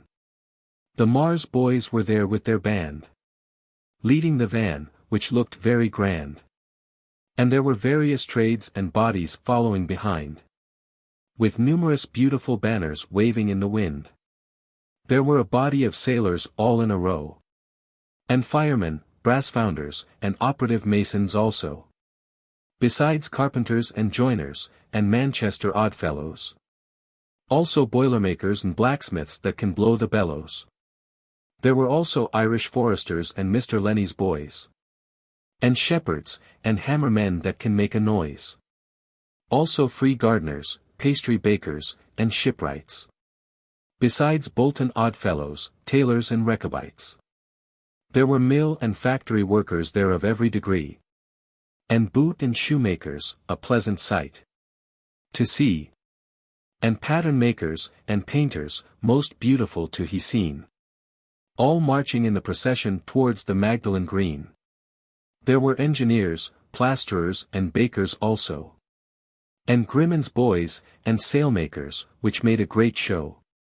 Along with the A.O. foresters, and a model lifeboat, with their beautiful banners in the air afloat. The bakers looked well in red caps and white aprons, I must confess, and were observed by the sightseers for their tidiness. And amongst the spectators caused great admiration, because they bore several striking features in the demonstration, such as a big loaf of over 50 pounds. And the cheers of the spectators had no bounds, when they saw it held aloft along with a sheaf of corn. They declared they never saw the like since they were born. And according to the spectators' own confession, the lifeboat Samuel Shawcross was the greatest show in the procession. Drawn by 8 beautiful brown horses, belonging to Messrs. Wardeye and Company, which inspired the hearts of the spectators as onward they did go. And along the route it received ovation after ovation, because the magnificent sight caused quite a sensation. And from the spectators showers of coppers followed it, all willingly subscribing their mite as they thought most fit. And as for Whitehall Crescent and Whitehall Street, it was an imposing sight and quite a treat. And the money collectors were running into the thickest of the crowd, rattling their boxes and shouting aloud, "Come, good people, with your coppers, and man the lifeboat." While along the line the banners were waving in the air afloat, and the windows and balconies with spectators were fully occupied. And never have the inhabitants of Dundee such a sight espied. The pipes did skirl, and the bands did play. The death of Nelson and the Bay of Biscay, and the hearts of oak and the white squall. But the red, white, and blue surpassed them all. While the raging seas, varied now and then by Scotland yet, not forgetting Pullar's band, which certainly was a treat. The music they discoursed from their famous band, L.S. now well known throughout Scotland.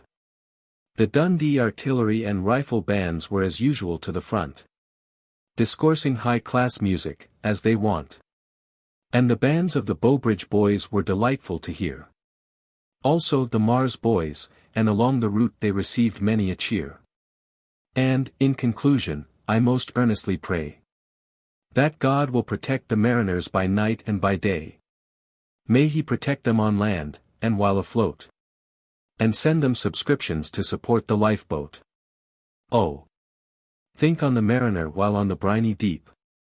Good people, every night, when ye lie down to sleep. Think of the tempest-tossed mariner while on the sea. And pray to God every night for his safety. Hawthornden. In all fair Scotland there's no spot within my ken like the bonny classic shades of Hawthornden, which is a very sweet and solitary seat, and would suit a poet well for a calm retreat. The house of Hawthornden is magnificent to see, situated on the edge of a precipitous cliff towering majestically, and at the base the river Esk doth smoothly run, shaded by the copsewood and shrubbery from the sun. And on the south side of the house there's an old tower. Likewise the cypress grove, where the poet Drummond spent many an hour, while composing the poem called Cypress Grove. A seat in the adjacent rock which the poet did love. The caves underneath the house are attractive to see, and will help to excite the visitor to a degree, because they are less rude than other riverside caves in Scotland. They were used by our savage ancestors, whom together there did band. And no doubt they have given shelter to many a refugee, thankful for a secluded spot to lie in security, for a time at least, from the pursuit of their enemies, who had hunted them o'er hill and dale, their wicked hearts to please. That was in the reign of David II, a long time ago, when the people in Scotland were hunted to and fro. But, thank God, we live in a more peaceable age, and the thought does our trials and troubles assuage. Royal visit of the Princess Louise and the Marquis of Lorne. The generous Princess Louise and the Marquis of Lorne came to Dundee on a Friday morn, on the 29th of October in the year 1892. Resolved the sick nurses home to view. The visit of the princess roused enthusiasm to a great degree, which has rarely been witnessed in the city of Dundee. It was evident that something unusual was to be enacted, and on the high street groups of loiterers seemed distracted, loudly talking about the coming great event of the day. The maddening crowds on the pavement and the roadway, and between the High Street and the Tay Bridge station, there was a detachment of mounted police which caused a sensation. The street decorations were magnificent to be seen. There were beautiful flags, and flowers, and ivy green. And the Tay Bridge station was a splendid sight, especially the north platform where the party were to alight. The platform was with crimson cloth spread, for the beautiful princess thereon to tread. WHIIE flags and banners floated o'er the station, which the people gazed upon with great admiration. And the royal arch was gay with bunting too, and over the custom house floated the red, white, and blue. And several buildings in Whitehall Street were beautiful to behold. They were draped in blue and crimson cloth fringed with gold. Mr. Hurry's buildings were ablaze with flags and draperies, which did the sightseers greatly please. And on the opposite side, and facing Whitehall Street, Mr. Melville's establishment was very neat. The two lampposts in front were wreathed with ivy green, intertwined with flowers and bannerets most lovely to be seen. And the flags on the front of the building made a grand show, which was very much admired by the high and the low. And the shipping in the harbour seemed beautiful to the eye, with flags waving in the breeze, topmast high, in honour of the royal visit to the city of Dundee, which certainly was a very eye-imposing sight to see. But the most attractive sight was at the town hall, so magnificent that it surpassed them all. Within the pillars, fitted up there was a grand entrance, which would have pleased the King of France. And the city arms were beautifully coloured and tastefully executed, which by the sightseers wasn't disputed. And from the top of the spire a string of flags floated in the breeze, which undoubtedly did the spectators please. The decorations were most splendid in Reform Street. Especially Strathtay House decorations were very neat. From pavement to roof flags of all nations floated I.U. the air. Which was a most gorgeous sight, people did declare. And the city warehouse, Messrs. Sprents and Company. Their decorations were also a grand show. It was crowned with a line of streamers blown out of fold, while the front was draped with crimson cloth relieved with gold. Lamb's Hotel also had a very grand show. The national flag of Scotland floating to and fro. The rampant lion of Scotland floating over all. Which in the days of yore did the English appall. A guard of honour took up a position in front of the station. 100 men of the Royal Highlanders, without any hesitation. And a detachment of the 1st Forfar Light Horse were there. Which looked most beautiful, I do declare. And as the royal party reached the station, the spectators were struck with admiration, while the band played God Save the Queen, which helped to enhance the grandeur of the scene. Then the Forfar Light Horse fell in as an escort immediately, which really was a grand sight to see. And as the royal party passed along, the spectators made great din, by cheering and shouting, "That's her! That's him!" And when they arrived at the town house, they received an address, which the Marquis of Lorne thanked the Provost for, on behalf of the Princess. Then, after receiving the civic address, they visited the nurse's home. Also ex-Provost Moncurs, to partake of luncheon. Then they went to Balmoral, Her Majesty's Highland home, where the deer and the roe together doth roam. The foundering of the steamer, Spree, while on her way to New York. 'Twas on the 23rd of November, and in the year 1892. The steamer Spree sailed from Bremen, with 753 passengers including the crew. And their spirits were as light as a cork. And bound for that famous city called New York. The great ship was steaming along at a rapid rate. And the passengers were never dreaming of their coming fate, when a big wave struck the propeller of the ship, which rendered her quite helpless to finish her trip. The steamer's stern was damaged to such an extent that the water rushed in through the gaping rent, and the passengers were thrown into a state of excitement, until women became hysterical and very discontent. Then everyone on board was in a state of alarm, because they knew to the ship there had been done serious harm. And the weather was bad, and the sea mountains high rolled, which tossed the ship from side to side, which was fearful to behold. And the tossing of the water in the ship made a great din. And the pumps were at work to save the bulkheads from being stove in. And many of the women began to swoon, through fear of being drowned. 'Tis an awful doom. Mr. Moody the evangelist, he was there. And amongst the passengers he engaged in prayer. Whilst the passengers knelt in the saloon all round, he prayed fervently to God to save them from being drowned. When prayer was finished the passengers ran to and fro, poor souls, with their hearts full of woe, whilst their cries rose high in mid-air, crying to God for help in their despair. One young man, an Austrian, became so much excited that he jumped overboard, he was so far fright, whilst the angry billows covered him o'er. And the storm fiend did laugh and did roar. The great ship was tossed about with her 3 bare poles, at the mercy of the elements with 753 precious souls. And the stern of the ship had sunk in the water so low, that the sight filled the passengers' hearts with woe. Sunday morning broke on them without any help in sight, which filled all the passengers' hearts with fright. And the thought alarmed them, for many felt sickly, while Mr. Moody prayed to God to send assistance quickly, and to prevent the waves from breaking over the ship. Bags of oil were thrown over her sides which did dip, and spread around the ship, and calmed the water where she lay, which helped to chase from the passengers' hearts all dismay.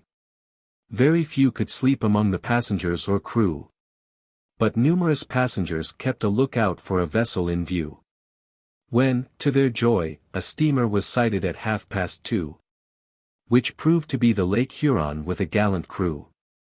Then there were shouts of delight by women and men, because the steamer had come to rescue them. Then a wire cable was attached to the Spree, and she was then towed ahead immediately. And the steamer Huron proceeded on her way, and anchored her prize inside Queenstown Harbour on Friday. And the passengers thanked God that did timely succour send. Also the captain and crew of the Huron that did them befriend. A New Year's resolution to leave Dundee. Welcome. Thrice welcome. To the year 1893. For it is the year I intend to leave Dundee, owing to the treatment I receive, which does my heart sadly grieve.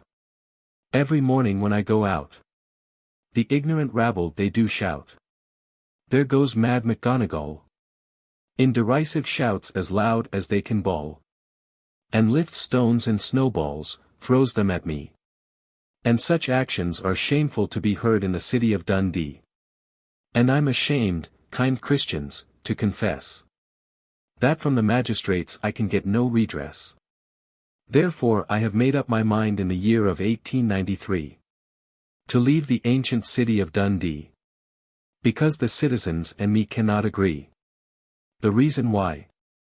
Because they disrespect me, which makes me feel rather discontent.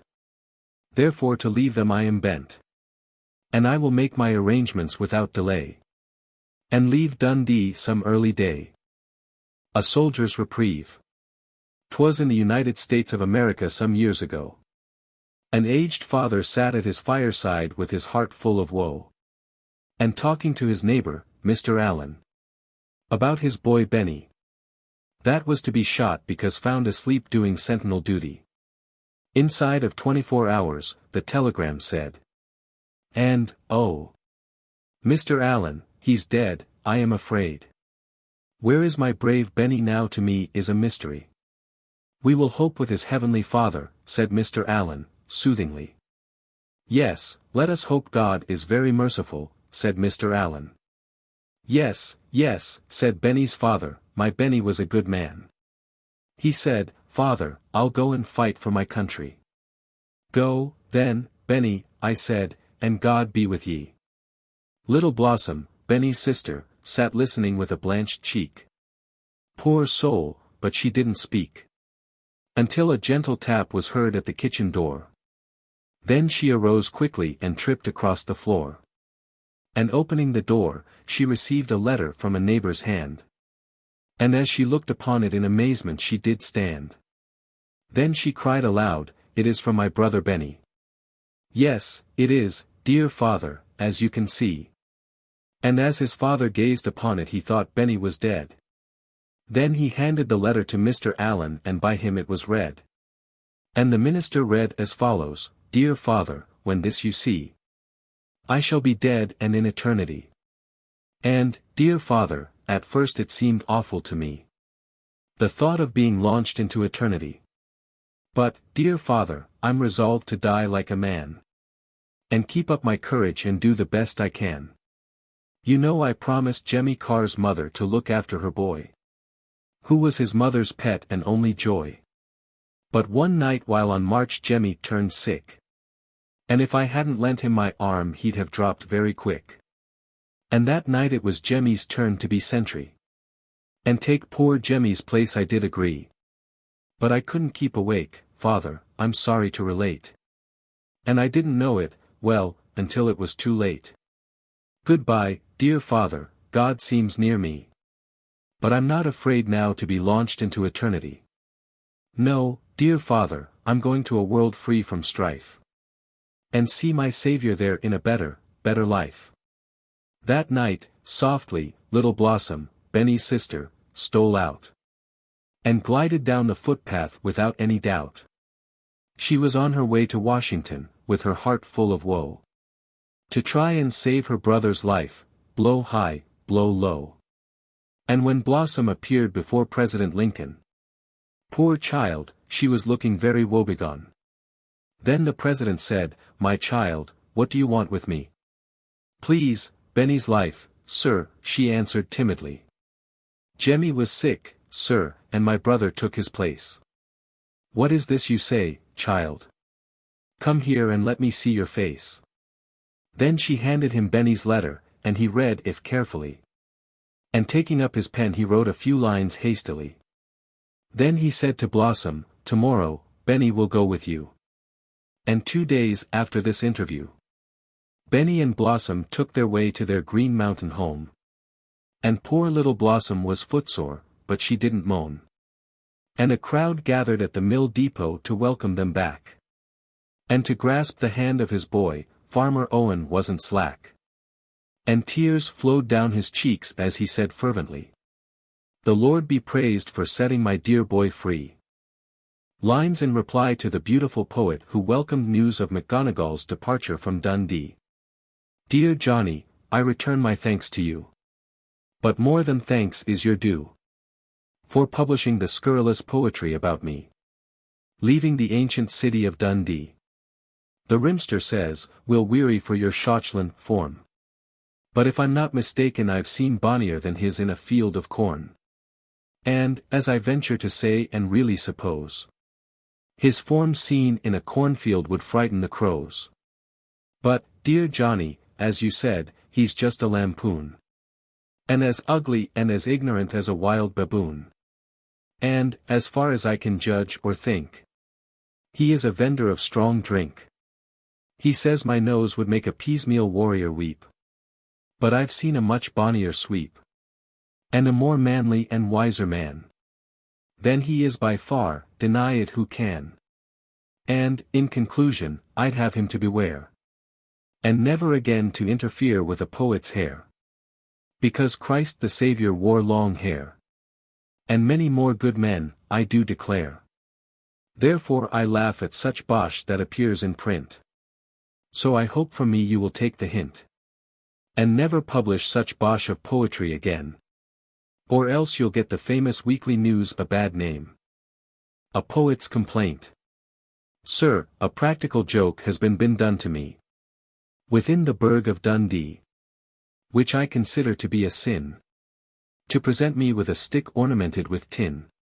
Which they said was silver-plated. But they will find I'm not to be cheated. Because I've found it is only tin. And at them I'm resolved to laugh and grin. Because it will never be used by me. The reason why, because it's a disgrace to Dundee. And, as for the purse, it's a shame to be seen. Near by Dundee and the Magdalen Green. And the contents therein was but small. 5 shillings and 4 pence, that is all. Which didn't pay me for one recitation. Which is a disgrace to the nation. And in conclusion I will say, I will remember such treatment for many a day. And he is unworthy to be called brother. That would try to wound the feelings of another. A tribute to Mr. J. Graham Henderson, the World's Fair Judge. Thrice welcome home to Hoyk, Mr. J. Graham Henderson. For by your Scotch tweeds a great honour you have won. By exhibiting your beautiful tweeds at the World's Fair. You have been elected judge of Australian and American wools while there. You had to pass a strict examination on the wool trade. But you have been victorious, and not the least afraid. And has been made judge of wools by Sir Henry Truman Good. And was thanked by Sir Henry where he stood. You have been asked by Sir Henry to lecture on wools there. And you have consented to do so, which made your audience stare. When you let them see the difference betwixt good wool and bad. You'll be sure to gain fresh honours, they will feel so glad. To think they have found a clever man indeed. That knows good wool and how to manufacture Scotch tweed. I wish you success for many a long day. Because your Scotch tweeds are the best, I venture to say. May you always be prosperous wherever you go. Always gaining fresh friends, but never a foe. Because you are good and a very clever man. And to gainsay it there's few people can. Beautiful Aberfoyle. The mountains and glens of Aberfoyle are beautiful to sight. Likewise the rivers and lakes are sparkling and bright. And its woods were frequented by the Lady of the Lake. And on its lakes many a sail in her boat she did take. The scenery there will fill the tourist with joy. Because, 'tis there once lived the bold Rob Roy, who spent many happy days with his Helen there, by chasing the deer in the woods so fair. The little vale of Aberfoyle and its beautiful river is a sight, once seen, forget it you'll never. And romantic ranges of rock on either side form a magnificent background far and wide. And the numerous lochs there abound with trout, which can be had for the taking out, especially from the lochs Chon and Ard. There the angler can make a catch which will his toil reward. And between the two lochs the Glasgow waterworks are near, which convey water of Loch Katrine in copious streams clear, to the inhabitants of the great metropolis of the West. And for such pure water they should think themselves blessed. The oak and birch woods there are beautiful to view. Also the Ochil hills which are blue in hue. Likewise the Lake of Menteith can be seen far eastward. Also Stirling Castle, which long ago the English besieged very hard. Then away to Aberfoyle, Rob Roy's country, and gaze on the magnificent scenery. A region of rivers and mountains towering majestically, which is lovely and fascinating to see. But no words can describe the beautiful scenery.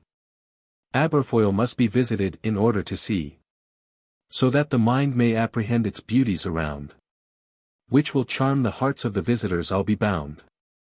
As for the Clachan of Aberfoyle, little remains but a hotel, which for accommodation which will suit the traveller very well. And the bedding there is clean and good cooks there to cook the food. Then away to the mountains and lakes of bonny Aberfoyle, ye hard-working sons and daughters of daily toil, and traverse its heathery mountains and view its lakes so clear, when the face of nature's green in the spring of the year. Lines in praise of Mr. J. Graham Henderson, Hoyk. Success to Mr. J. Graham Henderson, who is a good man, and to gainsay it there's few people can. I say so from my own experience. And experience is a great defense. He is a good man, I venture to say, which I declare to the world without dismay, because he's given me a suit of tweeds, magnificent to see, so good that it cannot be surpassed in Dundee. The suit is the best of tweed cloth in every way, and will last me for many a long day. It's really good, and in no way bad, and will help to make my heart feel glad. He's going to send some goods to the World's Fair, and I hope of patronage he will get the biggest share, because his tweed cloth is the best I ever did see. In the year of our Lord 1893, at the International Exhibition, and the Isle of Man Exhibition, he got a gold medal from each, in recognition of his Scotch tweeds, so good and grand, which cannot be surpassed in fair Scotland. Therefore, good people, his goods are really grand, and manufactured at Weinsforth Mill, Hoyk, Scotland, where there's always plenty of tweeds on hand, for the ready cash at the people's command. Mr. Talker measured me for the suit, and it is very elegant, which no one will dispute. And I hope Mr. Henry in Reform Street will gain customers by it, the suit is so complete. The ancient city of St. Andrews. The ancient city of St. Andrews stands on a rocky foundation, which has but a very small population, and the principal edifices are on the northern side of the town, namely, St. Leonard's, St. Salvator's, and the Old College of Renown. Then there's St. Mary's, or the Divinity Hall, in the South Street, a building of ancient structure, elegant and complete. And the cathedral is supposed to have been founded in the year 1159, which was demolished by a mob in John Knox's time. And the university is the oldest in Scotland, and the interior of it is really grand. Besides, there are numerous relics of bygone days, also monuments which are all worthy of praise. St. Andrews is a place of great antiquity, and has been the scene of remarkable events in history. Wishart was burnt there before Cardinal Beaton, a very sad doom. And the Cardinal was murdered the same year in his own room. St. Andrews is the healthiest town in fair Scotland. And the links, for the game of golf, are truly grand. And the golf course is fully 2 miles in length, where the lovers of that game can expend their strength. And the sea bathing is excellent in the summer time. And visitors flock to the city from many a clime. 'Tis the finest city I know of for healthy recreation, and where visitors can have the best accommodation. There are also open and covered tennis courts and a bowling green, which in the summer season is lovely to be seen. And 'tis health for visitors during their stay there, to bathe in the pure salt water, and inhale the sea air. St. Andrews is a beautiful resort in the summer time. And the surrounding scenery is very fine, with the blue sky above and the lark singing merrily, and soaring high above the lovely calm sea. 'Tis delightful to look upon, on a fine summer day, and to see the shipping passing along the Silvery Bay, laden with goods for different parts of the world, with their beautiful white sails to the breeze unfurled. To hear and see St. Andrews fishermen trimming their nets, the brave hardy men who seldom fret, only when they fail to catch some fish, to make for them a dainty dish. And many scenes in the life of Queen Mary took place there, when she was hunted from place to place in a state of despair, with her heart full of woe, and all comfort fled.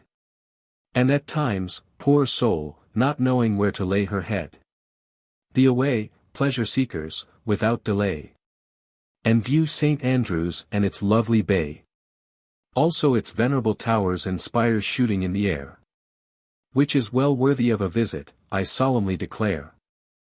Lines in Memoriam regarding the entertainment I gave on the March 31st, 1893, in Reform Street Hall, Dundee.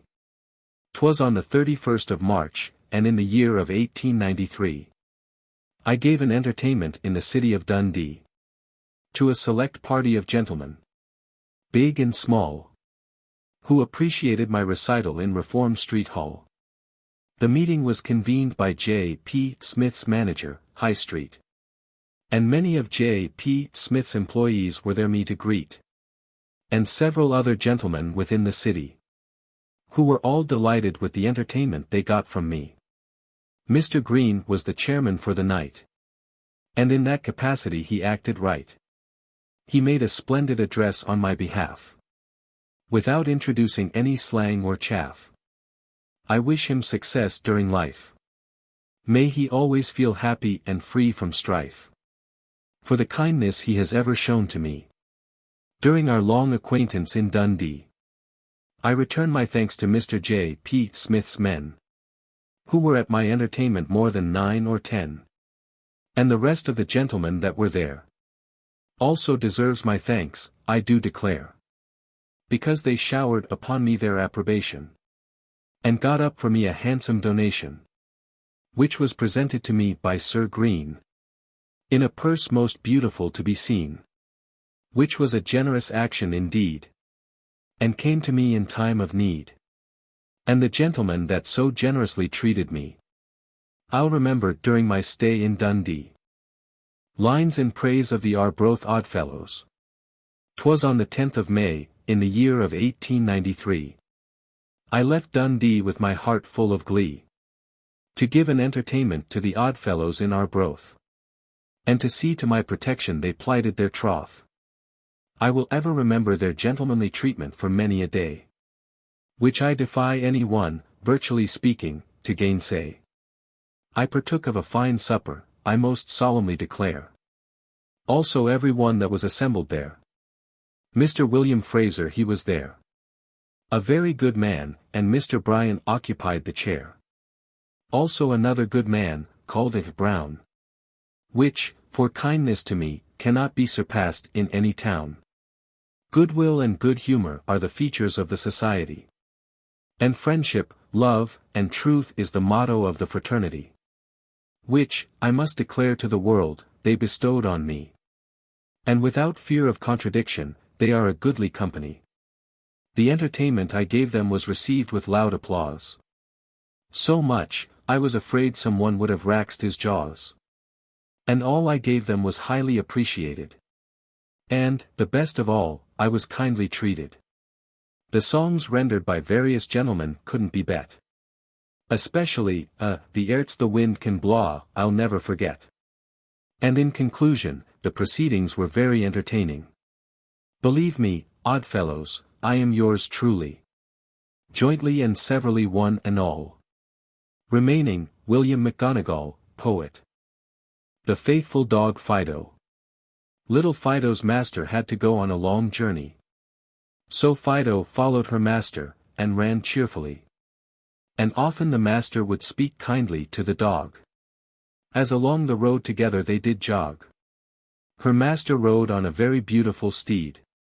And Fido followed behind at slow speed. And so they travelled on and on. And the road was dusty, and they felt woebegone. The sun shone hot, and the horse was covered with sweat. And poor Fido was tired and began to fret. And she felt so tired that no farther could she go.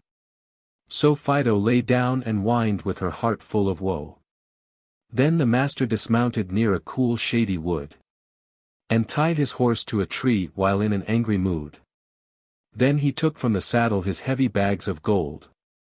And laid them beside Fido, and to watch them she was told. Then he drew his cloak about him, and lay down.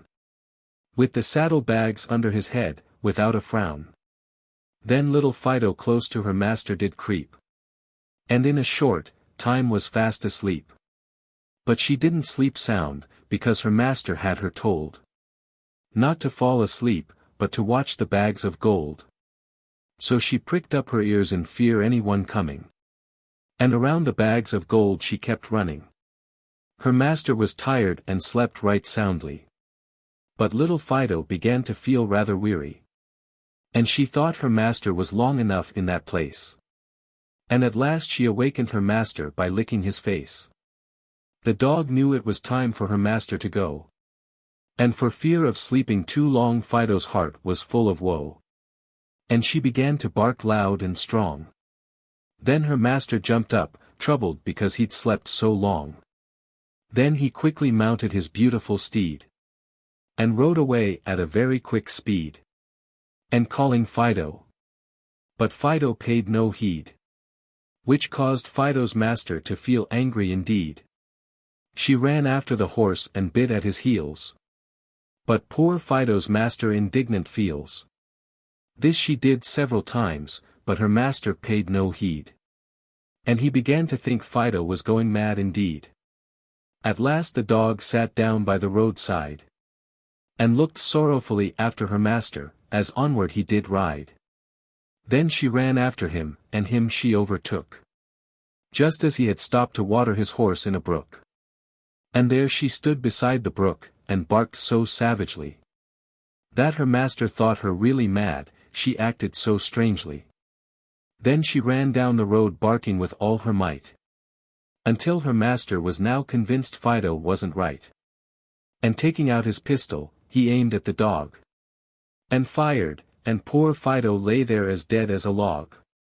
Then with a sad heart he rode hastily away. Spurring on his noble steed without delay. But he hadn't ridden far, when he stopped as in dismay. And searched for his bags of gold, but they were away. And pondering in his mind as spellbound he stood. Had he dropped them, or left them behind in the wood? Then he turned and rode back as fast as he could go. And crying on his little dog, with his heart full of woe. And all along the road he still saw drops of blood. Which brought tears into his eyes in a flood. And oh! how guilty he felt as he galloped by the roadside. And found the bags of gold, and there lay beside. The faithful dog Fido, alas! Quite dead. And when he saw her he was terror-stricken with dread. And taking the bags of gold with him he rode away.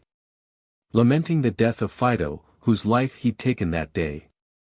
Who was true to her trust in protecting her master's gold. And an ill reward for doing to, be it told. The loss of the Victoria. Alas! Now o'er Britannia there hangs a gloom, because over 400 British tars have met with a watery tomb, who served aboard the Victoria, the biggest ship in the navy, and one of the finest battleships that ever sailed the sea, and commanded by Sir George Tyrone, a noble hero bold, and his name on his tombstone should be written in letters of gold. For he was skillful in naval tactics, few men could with him cope, and he was considered to be the nation's hope. 'Twas on Thursday, the 22nd of June, and off the coast of Syria, and in the afternoon, and in the year of our Lord 1893, that the ill-fated Victoria sank to the bottom of the sea.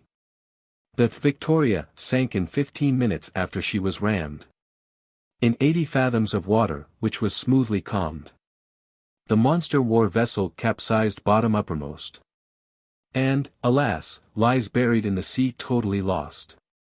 The Victoria was the flagship of the Mediterranean fleet, and was struck by the Camperdown when too close they did meet, while practicing the naval and useful art of war, how to wheel and discharge their shot at the enemy afar.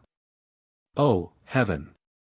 Methinks I see some men lying in their beds, and some skylarking, no doubt, and not a soul dreads the coming avalanche that was to seal their doom, until down came the mighty fabric of the engine room.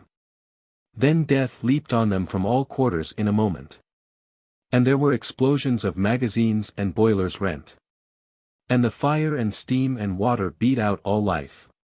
But I hope the drowned ones are in the better world free from strife. Sir George Tyrone was on the bridge at the moment of the accident, with folded arms, seemingly quite content. And seeing the vessel couldn't be saved, he remained till the last, and went down with the Victoria when all succor was past. Methinks I see him on the bridge like a hero brave, and the ship slowly sinking into the briny wave. And when the men cried, "Save yourselves without delay," he told them to save themselves, he felt no dismay. 'Twas only those that leaped from the vessel at the first alarm, luckily so, that were saved from any harm, by leaping into the boats o'er the vessel's side, thanking God they had escaped as o'er the smooth water they did glide. At Whitehall, London, mothers and fathers did call, and the pitiful scene did the spectators' hearts appall. But the most painful case was the mother of J.P. Scarlett, who cried, "Oh, heaven, the loss of my son I'll never forget. Oh, heaven! Befriend the bereaved ones, hard is their fate, which I am sorry at heart to relate.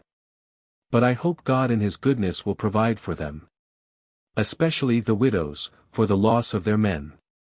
Alas! Britannia now will mourn the loss of her naval commander, who was as brave as the great Alexander. And to his honor be it fearlessly told, few men would excel this hero bold. Alas! 'Tis sad to be buried in 80 fathoms of Syrian sea, which will hide the secret of the Victoria to all eternity, which causes Britannia's sorrow to be profound, for the brave British tars that have been drowned. The horse parade, or demonstration in respect of the royal wedding. 'Twas on the July 6th, and in the year of 1893. There was a grand horse parade in the city of Dundee, in respect of the royal wedding, which was magnificent to see. And the beautiful sights filled the citizens' hearts with glee. The bells of the old steeple a merry peal rang out, which caused the school children with joy to shout. And the town house on the high street was beautiful to view. It was decorated with crimson cloth and true blue, and banners floated at every window and surmounting a double line. And the flags from the east and west gables looked very fine, and meeting in an apex on the top of the spire. The beautiful scene the people seemed to admire. And Strathtay House, Reform Street, seemed beautiful to the eye, and arrested the attention of pedestrians while passing by. And many of them said, Mr. Ismail deserved great praise for having the large block with colored flags ablaze. And Messrs. James Spence's and Company. S city warehouse was grand to see. It was decorated with flags and magnificent drapery. And the whole length of the shop windows were adorned with crimson cloth, which surpassed any of the decorations in the town of Arbroath. Besides, there was a splendid scroll fluttering in the air. And on it was inscribed, "Health and happiness to the royal pair." Also, long curtains in orange, shaded with blue, which seemed most lovely to the view. The Bank of Scotland buildings were adorned in grand array, with bunting from the first flat, which made a grand display. Besides, to the terraced roof, high and low, which really was a very gorgeous show. Mr. Lamb's Hotel in Reform Street. The appearance of it was gay and neat. From every window flags stretched in lines across the street, which made Reform Street decorations quite complete. Mr. W. H. Melville's shop at the west end of the High Street. The decorations there were really a great treat. The whole front was wreathed with laurel green, and pretty little flags which enhanced the scene. Above the main door a canopy was erected, which, by the sightseers, was highly respected. LT was draped with colored banners the whole length of the elevation. And as the people gazed upon the scene, they were struck with admiration. There was a little girl dressed like Cupid ringing imitation marriage bells on the balcony, while the tinkling music on the air swells, which to the people seemed to give great satisfaction, and was declared by them to be the greatest attraction. At the West Port, the Messrs. Philip and Company, drapers, and Mr. Hind, clothier, made a grand show. And G. B. Craig, their decorations were lovely to be seen. For on a streamer was inscribed, "Long live our future king and queen." The decorations throughout the city were really grand, and surpassed many towns in fair Scotland. All in respect of the Duke of York and the Princess May, in recognition of their royal bridal day.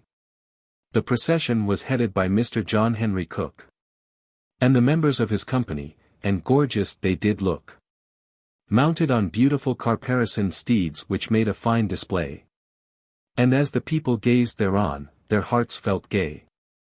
There were 3 lorries belonging to Messrs. Malcolm, Ogilvy and Company, and they were beautifully decorated and made a splendid show.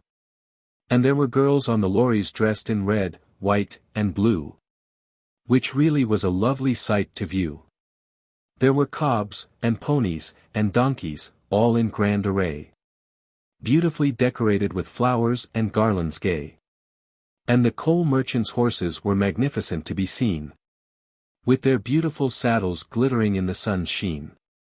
On the back of one was displayed the portraits of the royal pair, which looked very lovely, I do declare. And such a magnificent procession, I will venture to say, hasn't been witnessed in the city for many a day. All in respect of the Duke of York and the Princess May, which I hope will be happy and prosperous for many a day. The Blind Girl. Kind Christians, pray list to me, and I'll relate a sad story concerning a little blind girl, only 9 years of age, who lived with her father in a lonely cottage. Poor girl, she had never seen the blessed light of day, nor the beautiful fields of corn and hay, nor the sparrows, that lifted their heads at early morn, to bright soul that does the hills adorn. And near the cottage door there was an elm tree, but that stunted elm tree she never did see. Yet her little heart sometimes felt gay, as she listened to the thrushes that warbled the livelong day. And she would talk to the wren when alone, and to the wren she would her loneliness bemoan, and say, "Dear little wren, come again tomorrow. Now be sure and come, your singing will chase away my sorrow." She was motherless, but she had a drunken father, who in his savage moods drank all he could gather, and would often cruelly beat her until she would cry, "Dear father, if you beat me I will surely die." She spent the days in getting ready her father's food, which was truly for her drunken father's good. But one night he came home, reeling drunk, And the poor child's heart with fear sunk. And he cried, "You were at the door when I came up the lane. Take that, you good-for-nothing slut, you're to blame. For not having my supper ready, you will find. That's no excuse, Sarah, because you are blind." And with a stick he struck her as he spoke. Across the shoulders, until the stick almost broke. Crying aloud, "I'll teach you better, you little sneak." And with the beating, Sarah's heart was like to break. Poor little Sarah had never seen the snow. She knew it was beautiful white, some children told her so. And in December, when the snow began to fall, she would go to the door and make a snowball. One day she'd been very cheerless and alone. Poor child, and so cold, almost chilled to the bone. For her father had spent his wages in drink. And for want of fire she was almost at death's brink. Her face was pinched with hunger but she never complained. And her little feet with cold were chilblained. And her father that day had not come home for dinner. And the dull grey sky was all of a shimmer. So poor Sarah was very sick when her father came home. So bad, little dear, that she did sigh and moan. And when her father saw her in bed, he was heart-stricken with fear and dread. So within a few days poor Sarah did die. And for the loss of Sarah the drunken father did cry. So the loss of his child soon converted him from drinking either whiskey, rum or gin. Little Popeet, the lost child, near by the silent waters of the Mediterranean. And at the door of an old hut stood a colored man, whose dress was oriental in style and poor with wear, while adown his furrowed cheeks ran many a tear. And the poor colored man seemed very discontent. And his grief overcame him at this moment. And he wrung his hands in agony wild. And he cried, "Oh, help me, great God, to find my child. And Ada, my dear wife, but now she is dead. Which fills my poor heart with sorrow and dread. She was a very loving wife, but of her I'm bereft. And I and my lost child are only left. And, alas, I know not where to find my boy, who is dear to me and my only joy. But with the help of God I will find him. And this day in search of him I will begin." So Meadow leaves Turkey and goes to France, expecting to find his boy there perhaps by chance. And while there in Paris he was told his boy by an Arab had been sold to a company of French players that performed in the street. Which was sad news to hear about his boy Popeet. And while searching for him and making great moan, he was told he was ill and in Madame Mercy's home. Then away went Meadow with his heart full of joy, to gaze upon the face of his long-lost boy, who had been treated by the players mercilessly, but was taken to the home of Madame Celeste. She was a member of the players and the leader's wife. And she loved the boy Popeet as dear as her life, because she had no children of her own. And for the poor ill-treated boy often she did moan. And when Popeet's father visited the home, he was shown into a room where Popeet lay alone, pale and emaciated, in his little bed.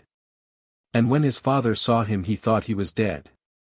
And when Popeet saw his father he leapt out of bed.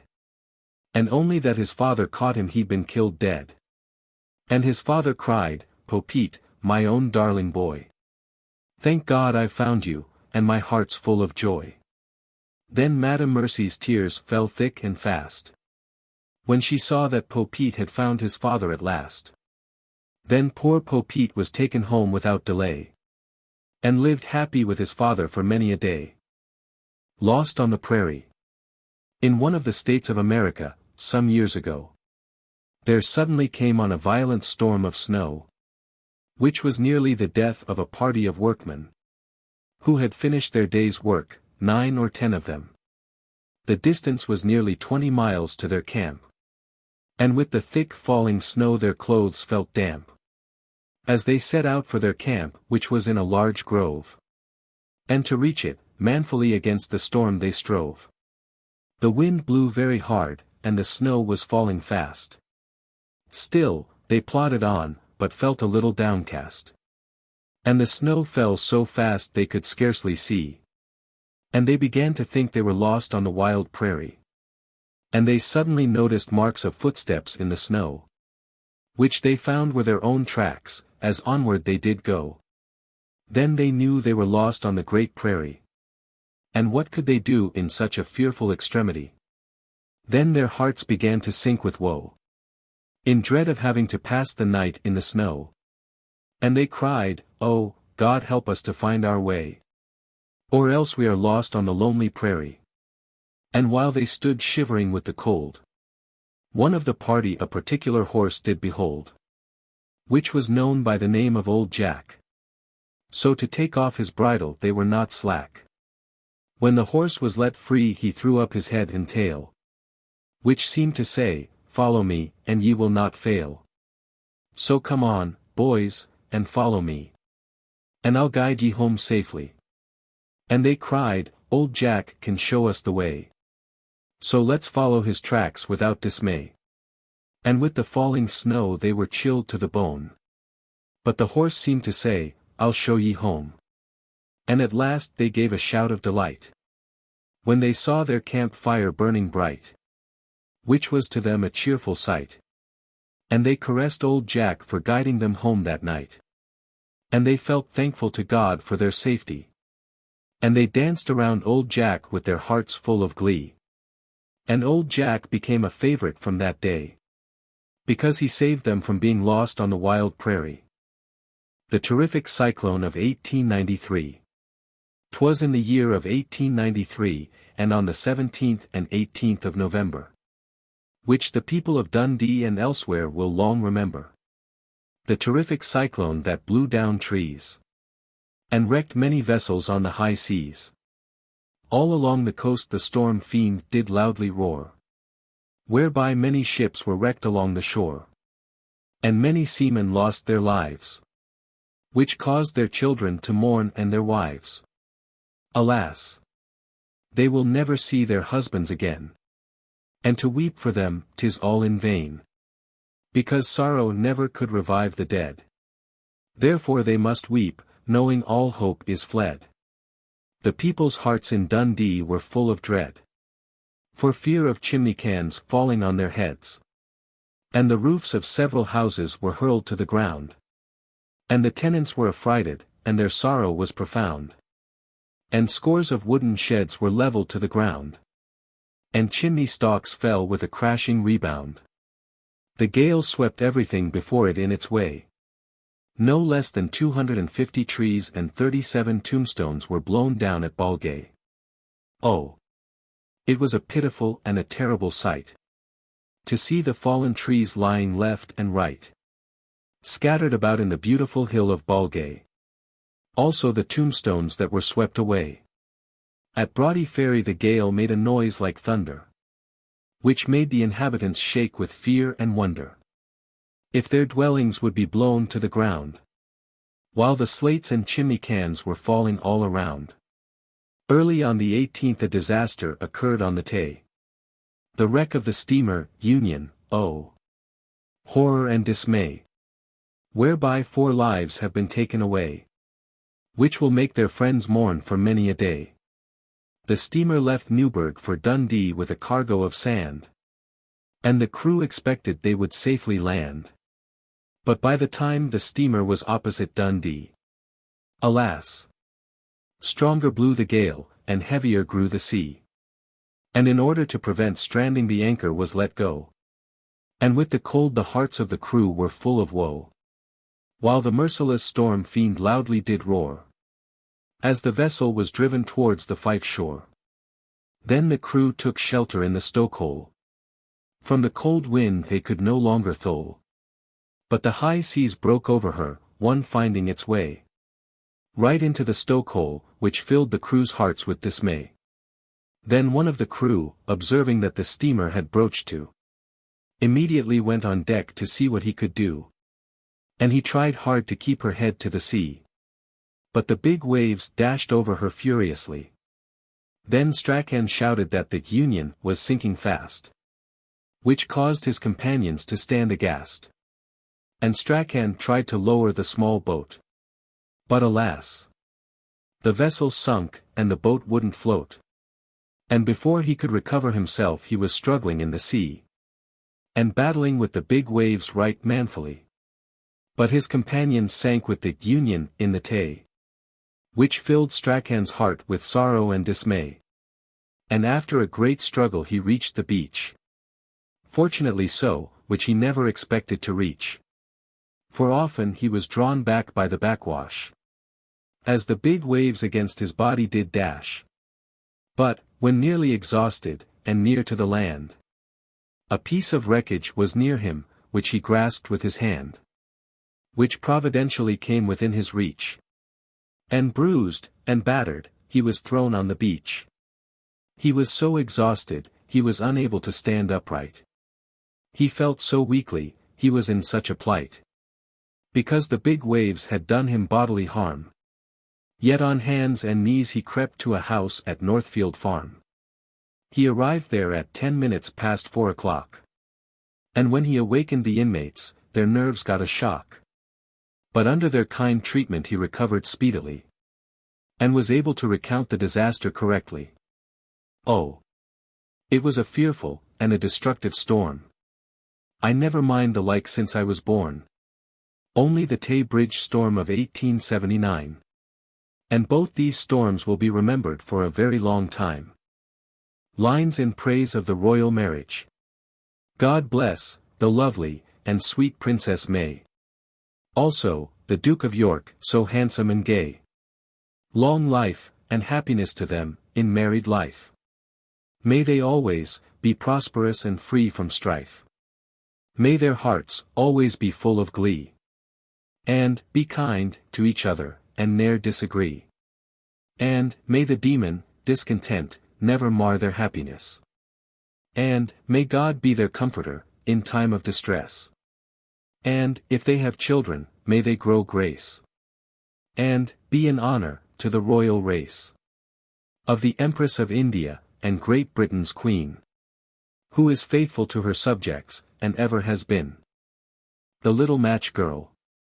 It was biting cold, and the falling snow, which filled a poor little match girl's heart with woe, who was bareheaded and barefooted, as she went along the street, crying, "Who'll buy my matches? For I want pennies to buy some meat." When she left home she had slippers on. But, alas! Poor child, now they were gone. For she lost both of them while hurrying across the street, out of the way of two carriages which were near by her feet. So the little girl went on, while the snow fell thick and fast. And the child's heart felt cold and downcast, for nobody had bought any matches that day, which filled her little mind with grief and dismay. Alas! She was hungry and shivering with cold. So in a corner between two houses she made bold to take shelter from the violent storm. Poor little waif, wishing to herself she'd never been born. And she grew colder and colder, and feared to go home, for fear of her father beating her, and she felt woebegone, because she could carry home no pennies to buy bread. And to go home without pennies she was in dread. The large flakes of snow covered her ringlets of fair hair, while the passers-by for her had no care, as they hurried along to their homes at a quick pace, while the cold wind blew in the match girl's face, as night wore on her hands were numb with cold, and no longer her strength could her uphold. When an idea into her little head came, she'd strike a match and warm her hands at the flame. And she lighted the match, and it burned brightly, and it helped to fill her heart with glee. And she thought she was sitting at a stove very grand. But, alas! She was found dead, with a match in her hand. Her body was found half covered with snow. And as the people gazed thereon their hearts were full of woe. And many present let fall a burning tear, because she was found dead on the last night of the year, in that mighty city of London, wherein is plenty of gold. But, alas! Their charity toward street waifs is rather cold. But I hope the match girl's in heaven, beside her Saviour dear. A bright reward for all the hardships she suffered here. Lines in praise of sunlight soap. Ye charwomen, where'er ye be, I pray ye all be advised by me. Nay, do not think that I do joke, when I advise ye to wash with sunlight soap. In my time I've tried many kinds of soap, but no other soap can with it cope, because it makes the clothes look nice and clean, that they are most beautiful to be seen. Ye can use it, with great pleasure and ease, without wasting any elbow grease. And, while washing the most dirty clothes, the sweat won't be dripping off your nose. Therefore think of it, charwomen, one and all. And, when at any shop ye chance to call, be sure and ask for sunlight soap. For, believe me, no other soap can with it cope. You can wash your clothes with little rubbing, and without scarcely any scrubbing. And I tell you once again without any joke, there's no soap can surpass sunlight soap. And believe me, charwomen, one and all, I remain, yours truly, the poet McGonagall. Lines in praise of the University of St. Andrew's Liberal Association Annual Dinner. 'Twas on the 9th of February, in the year 1894. I was invited to St. Andrew's, near by the seashore, where a dinner was given by the members of the Liberal Association, which, I must confess, met with my appreciation. The dinner was held in the Marine Hotel, and a very sumptuous dinner, few could it excel. There was beef and potatoes, bread, fruits, and ham. And we ate until we were as full as we could cram. There were M.P.s. and clergymen present there. And, in particular, an old minister, who offered up a prayer. A most beautiful prayer, invoking God to bless the food, so it might do our sinful bodies good. There were eloquent speeches delivered by several gentlemen, numbering, I dare say, about 9 or 10, which made the company's hearts feel light and gay, and helped to drive dull care away. There were several songs sung by gentlemen there, and some of them were well sung, I do declare, which were loudly applauded by the social company. And such a social company was most beautiful to see. It was the most select company ever I was in.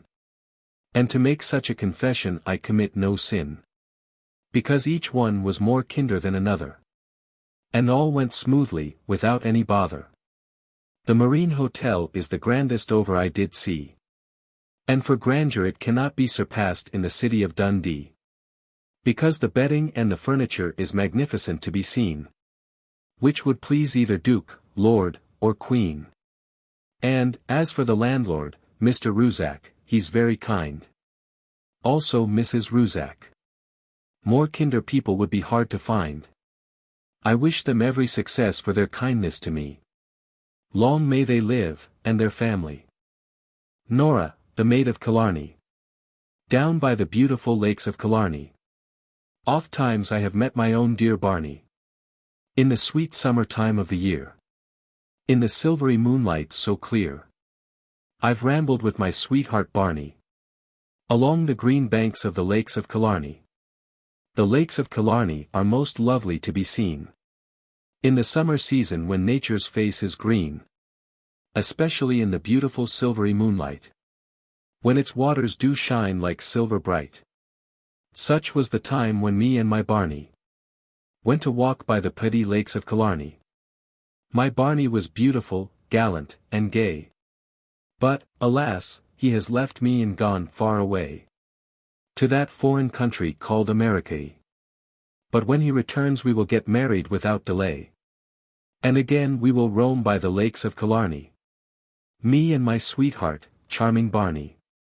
And until he returns I will feel rather sad, for while walking with Barney I always felt glad. May God send him home again safe to me, and he will fill my sad heart with glee, while we walk by the lakes of Killarney. I dreamt one night I was walking with Barney, down by the beautiful lakes of Killarney. And he said, Nora, dear Nora, don't fret for me. For I will soon come home to thee. And I will build a nice cabin near the lakes of Killarney. And Nora will live happy with her own dear Barney. But, alas, I awoke from my beautiful dream. For, och, it was a most lovely scene. But I hope it will happen some unexpected day. When Barney comes home from America. Then Barney will relate his adventures to me. As we walk by the silvery lakes of Killarney. We will ramble among its green trees and green bushes. And hear the sweet songs of the blackbirds and thrushes. And gaze on its lovely banks so green. And its waters glittering like crystal in the moonlight's sheen. Och! How I long to be walking with Barney. Along the green banks of the lakes of Killarney. Of all the spots in Ireland, Killarney for me. For 'twas there I first met my dear Barney. He was singing, I remember, right merrily. And his singing filled my heart with glee. And he said, Nora, dear Nora, will you walk with me? For you are the prettiest girl I ever did see. Now, Barney, I said, you are just mocking me. When you say no other girl like me you can see. Then he said, Nora, you are the only girl I do love. And this I do swear by the saints above. I will marry you, dear Nora, without delay. When I come home from America. But when Barney landed in America. He courted another girl without dismay. And he married her in the month of May. And when I heard it I fainted away. So maidens beware of such men as Barney. Or else they will deceive ye with their flattering blarney. The Kessack ferryboat fatality. 'Twas on Friday the 2nd of March, in the year of 1894. That the storm fiend did loudly laugh and roar. Along the Black Isle and the Kessack ferry shore. Whereby 6 men were drowned. Which their friends will deplore. The accident is the most serious that has occurred for many years. And their relatives no doubt will shed many tears. Because the accident happened within 200 yards of the shore. While Boreas he did loudly rail and roar. The ferryboat started from the North or Black Isle. While the gusty gales were blowing all the while. From the south, and strong from the southwest. And to get to land the crew tried their utmost best.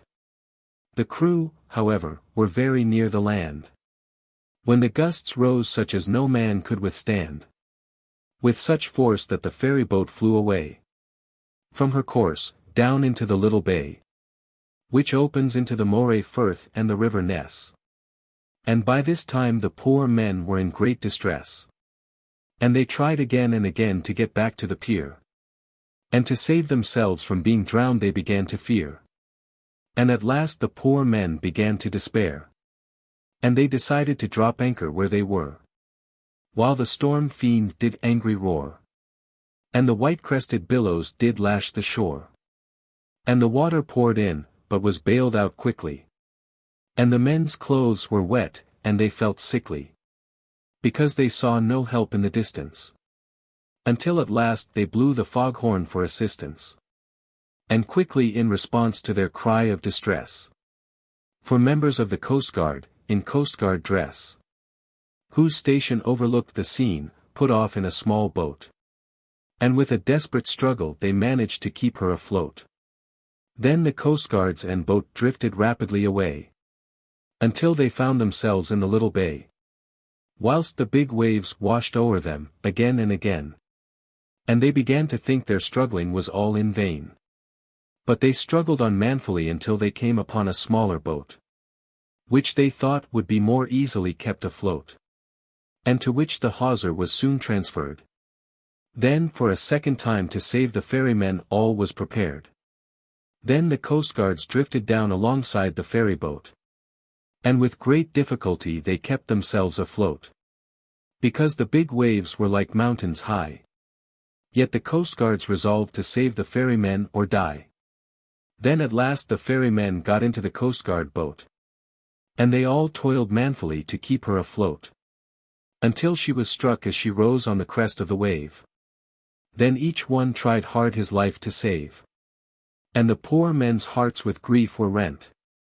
For they were thrown into the merciless sea in a moment.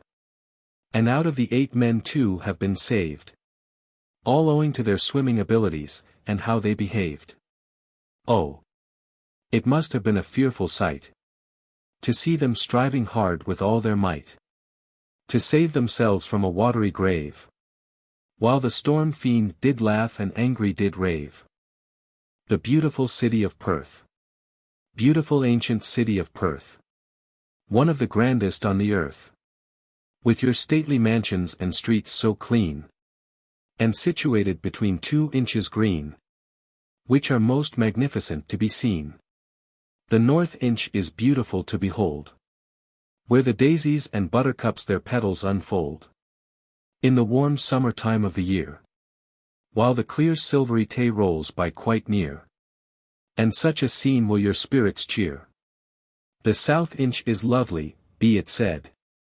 And a splendid spot for military parade. While along the highway there are some big trees. Where the soldiers can rest or stand at ease.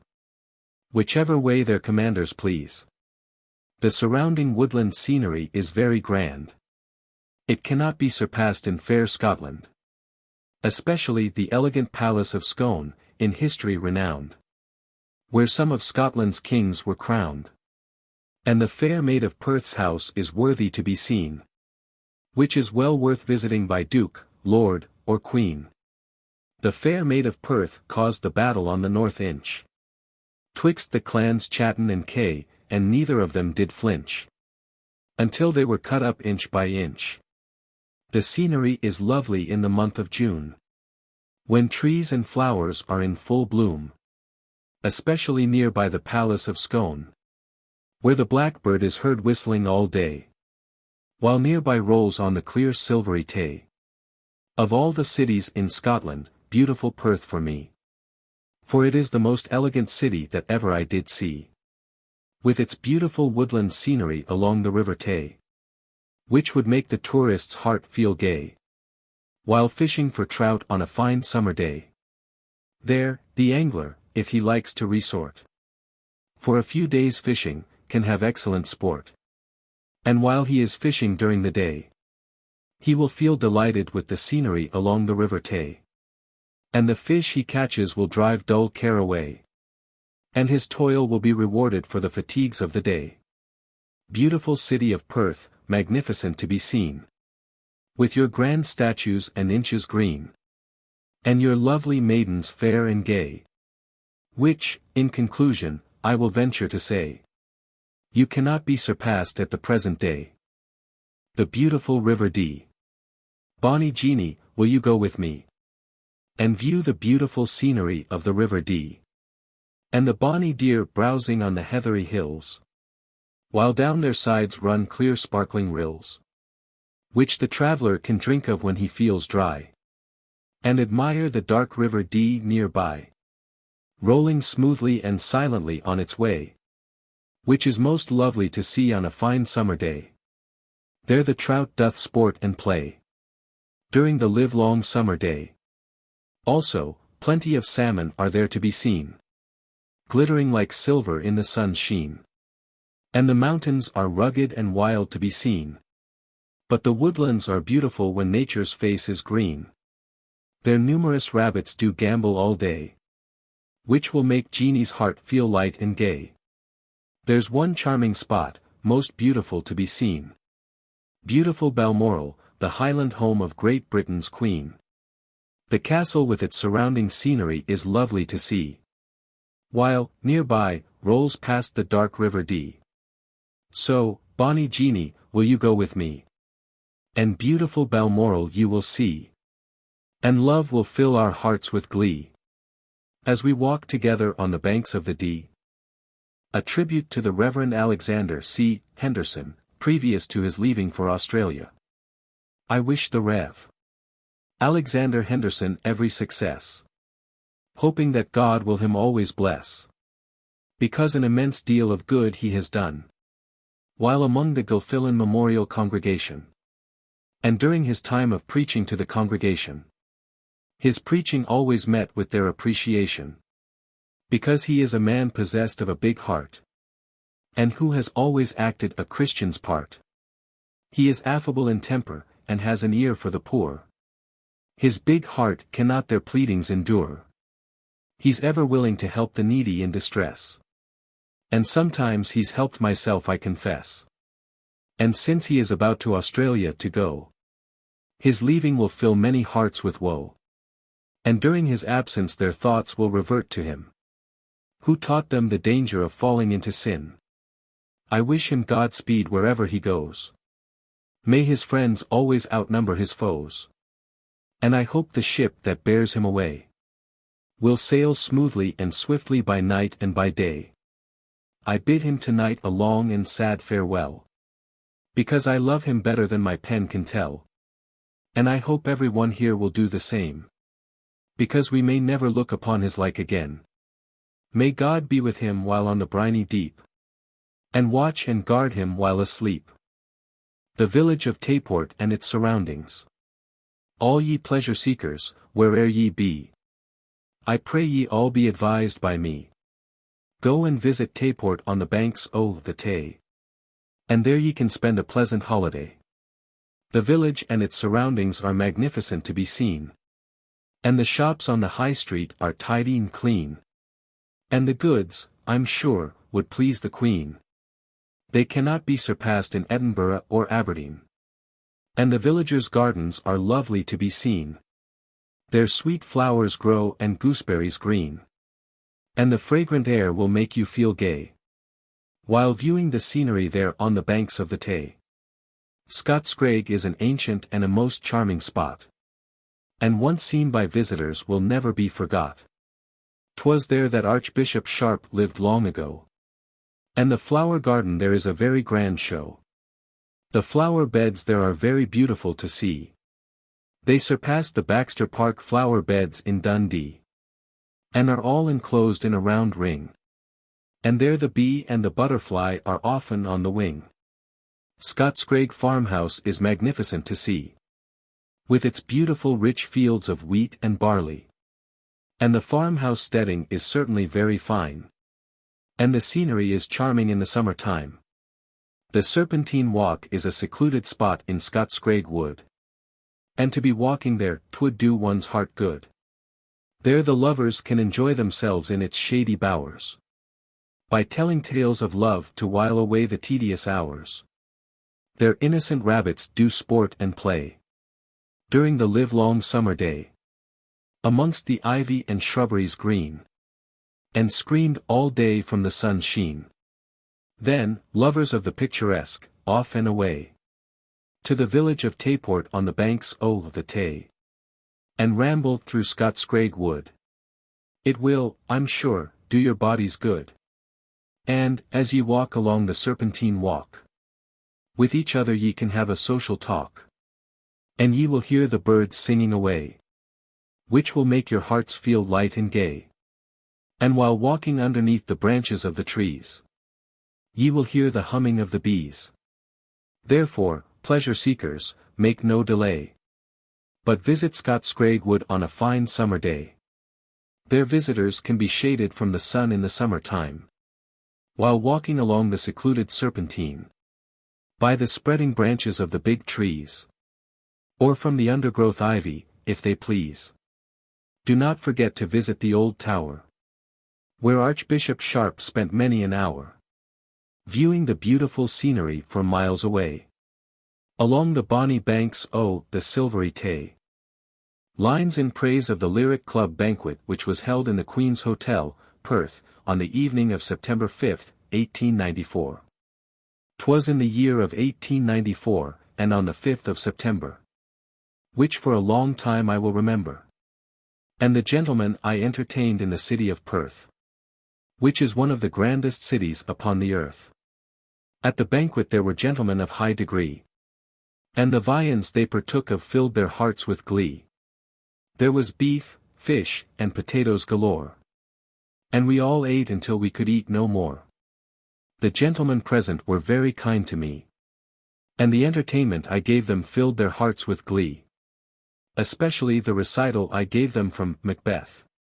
They were so much fascinated they almost lost their breath. The audience were orderly and all went well. As cheerily and as smoothly as a marriage bell. Mr. James Speedy was the chairman, and behaved right manfully. And sang a beautiful song, which filled our hearts with glee. But when I sang my Rattling Boy from Dublin town, the audience were like to pull the house down. With the hearty applause they showered upon me, because I sang the song so merrily. But, in conclusion, I must honestly say, I haven't been so well treated for many a day. Because I got a splendid bed in the Queen's Hotel. And the breakfast I got there I liked right well. The treatment I received there would please the Queen. Because the cooking is most excellent and the beds are clean. And, in conclusion, I return my thanks to one and all. Especially the members of the Lyric Club, big and small. Also the landlord of the Queen's Hotel, yours truly. McGonagall. The fair maid of Perth's house. All ye good people, afar and near. To my request pray lend an ear. I advise you all without delay to go. And see the fair maid's house, it is a rare show. Some of the chairs there are very grand. They have been cut and carved by a skilful hand. And kings, perchance, if the truth were told, have sat on them in days of old. King James the First of Scotland was murdered there. And his cries for mercy rent the air. But the Highland robbers only laughed at him. And murdered him in the dungeon and thought if no sin. Then there's an ancient shrine upstairs, where the monks and saints said their prayers. To the Holy Virgin, be it told. And the house, it is said, is 600 years old. The old cruzy lamps are there to be seen, which let the monks see to write from their sheen. And if the walls could speak, they could tell a fearful tale, which would make the people's cheeks turn pale. Then there's an old claymore dug up from Culloden Moor, which in its time shed innocent blood, I am sure. If not at Culloden Moor, some other place, which no doubt the truth of it history might trace. The interior of the house is magnificent to be seen. And the wood panelling, I'm sure, would please the Queen. And the old fireplace, with its big fire, is all that visitors could desire. Then there's a ring in a big stone near by the door, where gentlemen tethered their horses in days of yore. And on the staircase door there's a furling pin, for making a rattling noise when anyone wanted in. The mistress of the house is very kind. A more affable woman would be hard to find. And to visitors she is very good, and well versed in history, be it understood. The Heatherblend Club Banquet. 'Twas on the 16th of October, in the year 1894. I was invited to Inverness, not far from the seashore, to partake of a banquet prepared by the Heatherblend Club. Gentlemen who honored me without any hubbub. The banquet was held in the Gilfillan Hotel. And the landlord, Mr. Macpherson, treated me right well. Also the servant maids were very kind to me. Especially the girl that polished my boots, most beautiful to see. The banquet consisted of roast beef, potatoes, and red wine. Also hare soup and sherry and grapes most fine. And baked pudding and apples lovely to be seen. Also rich sweet milk and delicious cream. Mr. Gossip, a noble Highlander, acted as chairman. And when the banquet was finished the fun began. And I was requested to give a poetic entertainment, which I gave, and which pleased them to their heart's content. And for my entertainment they did me well reward, by entitling me there the Heatherblend Club Bard. Likewise I received an illuminated address. Also a purse of silver, I honestly confess. Mr. A.J. Stewart was very kind to me, and tried all he could to make me happy. And several songs were sung by gentlemen there. It was the most social gathering I've been in, I do declare. Oh, magnificent city of Inverness! And your beautiful river, I must confess, with its lovely scenery on each side. Would be good for one's health there to reside. There the blackbird and the mavis doth sing, making the woodlands with their echoes to ring. During the months of July, May, and June, when the trees and the shrubberies are in full bloom, and to see the river Ness rolling smoothly along, together with the blackbird's musical song, while the sun shines bright in the month of May, 'twill help to drive dull care away. And Macbeth's castle is grand to be seen, situated on Castle Hill, which is beautiful and green. 'Twas there Macbeth lived in days of old, and a great tyrant he was, be it told. I wish the Heatherblend members every success, hoping God will prosper them and bless. Long may Dame Fortune smile upon them, for all of them I've met are kind gentlemen. And in conclusion, I must say, I never received better treatment in my day than I received from my admirers in bonny Inverness. This on my soul and conscience I do confess. Beecham's Pills. What ho! Sickly people of high and low degree, I pray ye all be warned by me. No matter what may be your bodily ills, the safest and quickest cure is Beecham's Pills. They are admitted to be worth a guinea a box. For bilious and nervous disorders, also smallpox, and dizziness and drowsiness, also cold chills. And for such diseases nothing else can equal Beecham's Pills. They have been proved by thousands that have tried them, so that the people cannot them condemn. Be advised by me one and all, is the advice of poet McGonagall. Lines in praise of Professor Blackie. Alas! The people's hearts are now full of sorrow for the deceased Professor Blackie, of Edinburgh, because he was a Christian man, affable and kind, and his equal in charitable actions would be hard to find. 'Twas in the year of 1895, March the 2nd, he died at 10 o'clock.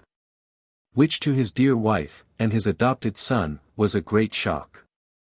And before he died he bade farewell to his adopted son and wife, which, no doubt, they will remember during life. Professor Blackie celebrated his golden wedding 3 years ago, when he was made the recipient of respect from high and low. He leaves a widow, but, fortunately, no family, which will cause Mrs. Blackie to feel less unhappy. Professor Blackie will be greatly missed in Edinburgh. Especially those that met him daily will feel great sorrow when they think of his never-failing plaid and hazel rung. For, although he was an old man, he considered he was young. He had a very striking face, and silvery locks like a seer. And in the hearts of the Scottish people he was loved most dear. And many a heart will mourn for him, but all in vain, because he never can return to them again. He was a very kind-hearted man, and in no way vain. And I'm afraid we ne'er shall look upon his like again. And to hear him tell Scotch stories, the time did quickly pass. And for singing Scotch songs few could him surpass. But I hope he is in heaven, singing with saints above, around God's throne, where all is peace and love. There, where God's children daily doth meet, to sing praises to God, enchanting and sweet. He had visited almost every part of Europe in his time. And, like Lord Byron, he loved the Grecian clime. Nor did he neglect his own dear country. And few men knew it more thoroughly than he. On foot he tramped o'er most of bonny Scotland. And in his 70s he climbed the highest hills most grand. Few men in his day could be compared to him, because he wasn't hard on fallen creatures when they did sin. Oh, dearly beloved Professor Blackie, I must conclude my muse. And to write in praise of thee my pen does not refuse. Because you were a very Christian man, be it told, worthy of a monument, and your name written thereon in letters of gold. Edinburgh. Beautiful city of Edinburgh, where the tourist can drown his sorrow by viewing your monuments and statues fine during the lovely summertime. I'm sure it will his spirits cheer, as Sir Walter Scott's monument he draws near. that stands in East Princes Street. Amongst flowery gardens, fine and neat. And Edinburgh Castle is magnificent to be seen. With its beautiful walks and trees so green, which seems like a fairy dell. And nearby its rocky basement is St. Margaret's Well, where the tourist can drink at when he feels dry, and view the castle from beneath so very high, which seems almost towering to the sky. Then as for Nelson's monument that stands on Calton Hill, as the tourist gazes thereon, with wonder his heart does fill, as he thinks on Admiral Nelson who did the Frenchman kill. Then, as for Salisbury Crags, they are most beautiful to be seen, especially in the month of June, when the grass is green. Their numerous molehills can be seen, and the busy little creatures howking away, searching for worms among the clay. And as the tourist's eye does wander to and fro, from the south side of Salisbury Crags below, his bosom with admiration feels all aglow, as he views the beautiful scenery in the valley below. And if, with an observant eye, the little loch beneath he scans, he can see the wild ducks about and beautiful white swans. Then, as for Arthur's Seat, I'm sure it is a treat, most worthy to be seen, with its rugged rocks and pastures green, and the sheep browsing on its sides, to and fro, with slow-paced strides, and the little lambkins at play, during the livelong summer day. Beautiful city of Edinburgh, the truth to express, your beauties are matchless I must confess, and which no one dare gainsay, but that you are the grandest city in Scotland at the present day. The River of Leith. As I stood upon the Dean Bridge and viewed the beautiful scenery, I felt fascinated and my heart was full of glee. And I exclaimed in an ecstasy of delight, in all my travels I never saw such a sight. The scenery is so enchanting to look upon, that all tourists will say, dull care, be gone. 'Tis certainly a most lovely spot, and once seen it can never be forgot. Then away, away, to the River of Leith, that springs from the land of heather and heath, and view the gorgeous scenery on a fine summer day. I'm sure it will drive dull care away. The waterfall near the bridge is most beautiful to be seen, as it falls and shines like crystal in the sunshine. And the sound can be heard all day long, while the innocent trouts sing an aquatic song. The glen is a cool spot in the summer time. There the people can be shaded from the sunshine, under the spreading branches of the big trees. And there's seats there to rest on if they please. Then near St. Bernard's Well there's a shady bower, where the lovers, if they like, can spend an hour. And while they rest there at their ease, they can make love to each other if they please. The water of St. Bernard's Well is very nice, but to get a drink of it 1 penny is the price. I think in justice the price is rather high, to give a penny for a drink when one feels dry. The braes of the River Leith is most charming to be seen, with its beautiful trees and shrubberies green. And as the tourist gazes on the river in the valley below, his heart with joy feels all aglow. There the little trouts do sport and play, during the livelong summer day, while the bee and butterfly is on the wing, and with the singing of birds the glen doth ring. The walk underneath the Dean Bridge is lovely to see, and as ye view the scenery it will fill your heart with glee. It is good for the people's health to be walking there, as they gaze on the beauties of nature and inhale pure air. The Dean Bridge is a very magnificent sight, because from the basement it is a great height, and it seems most attractive to the eye, and arrests the attention of strangers as they pass by. The braes of Belgrave Crescent is lovely to see, with its beautiful walks and green shrubbery. 'Tis health for the people that lives nearby there, to walk along the bonny walks and breathe the sweet air. Therefore all lovers of the picturesque, bo advised by me, and the beautiful scenery of the River Leith go and see. And I am sure you will get a very great treat. Because the river of Leith scenery cannot be beat. The inauguration of the Tallow Water Scheme. Rejoice all ye people of Edinburgh and Leith who are alive. In this year 1895. Because of the Tallow Water Scheme which the trustees did inaugurate. On Saturday last, September the 28th. About which I now something to you relate. For on that day a new supply was to be found out. Which over the rugged stones and heath did rush and spout. And so beautiful appeared the silvery stream. It made the trustees murmur, and sob, and scream. For delightful was the sweet water and heather bell. Also all the trustees, and the provost's lady was a great swell. And the engineer presented Mrs. Provost with a silver spade. So that it might never from her memory fade. Then the provost's lady the first, sod she did cut. Which she did most excellent well by the aid of her foot. And after that upon her spade she did most graceful lean. Which was a sight most beautiful to be seen. While Bailey Archibald put the sod in a little barrow. And wheeled it along a plank quite narrow. Tumbling it over just like the fall of a sparrow. All the while in brown study poet Colston sat. But, jumping up, in mid-air he threw his big hat. And with majestic mien and mighty force. Shouted out a lot of poetry, which made him hoarse. Yes. Poet Colston into a wild poetic fire did blaze. Which was very grand, and did every one amaze. For though the poetry is not so good as mine. Yet, for all that, it is very fine. Then one and all partook of the water, so sparkling and so pure. Because it is the gift of God both to rich and poor.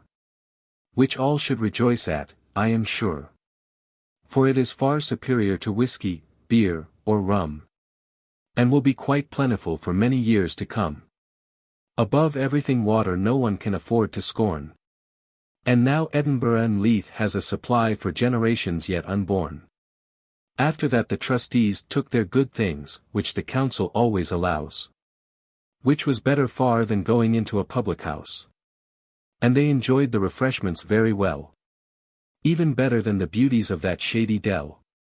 Surely all will agree with me when I do say. That long shall be remembered this great day. For though it will be many years till it is paid. It is bound in the long run to increase our trade.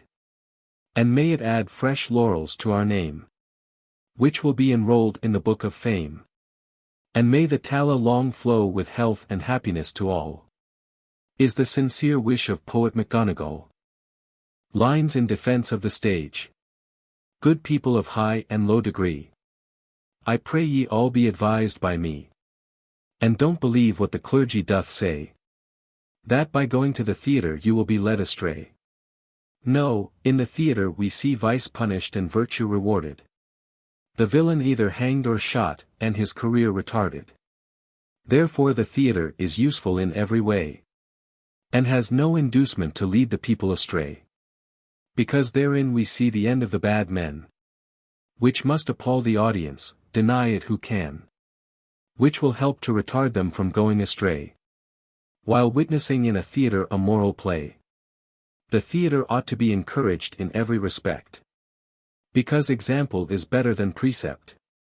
And is bound to have a greater effect. On the minds of theatre-goers in every respect. Sometimes in theatres, guilty creatures there have been. Struck to the soul by the cunning of the scene. By witnessing a play wherein murder is enacted. They were proven to be murderers, they felt so distracted. And left the theatre, they felt so much fear. Such has been the case, so says Shakespeare. And such is my opinion, I will venture to say.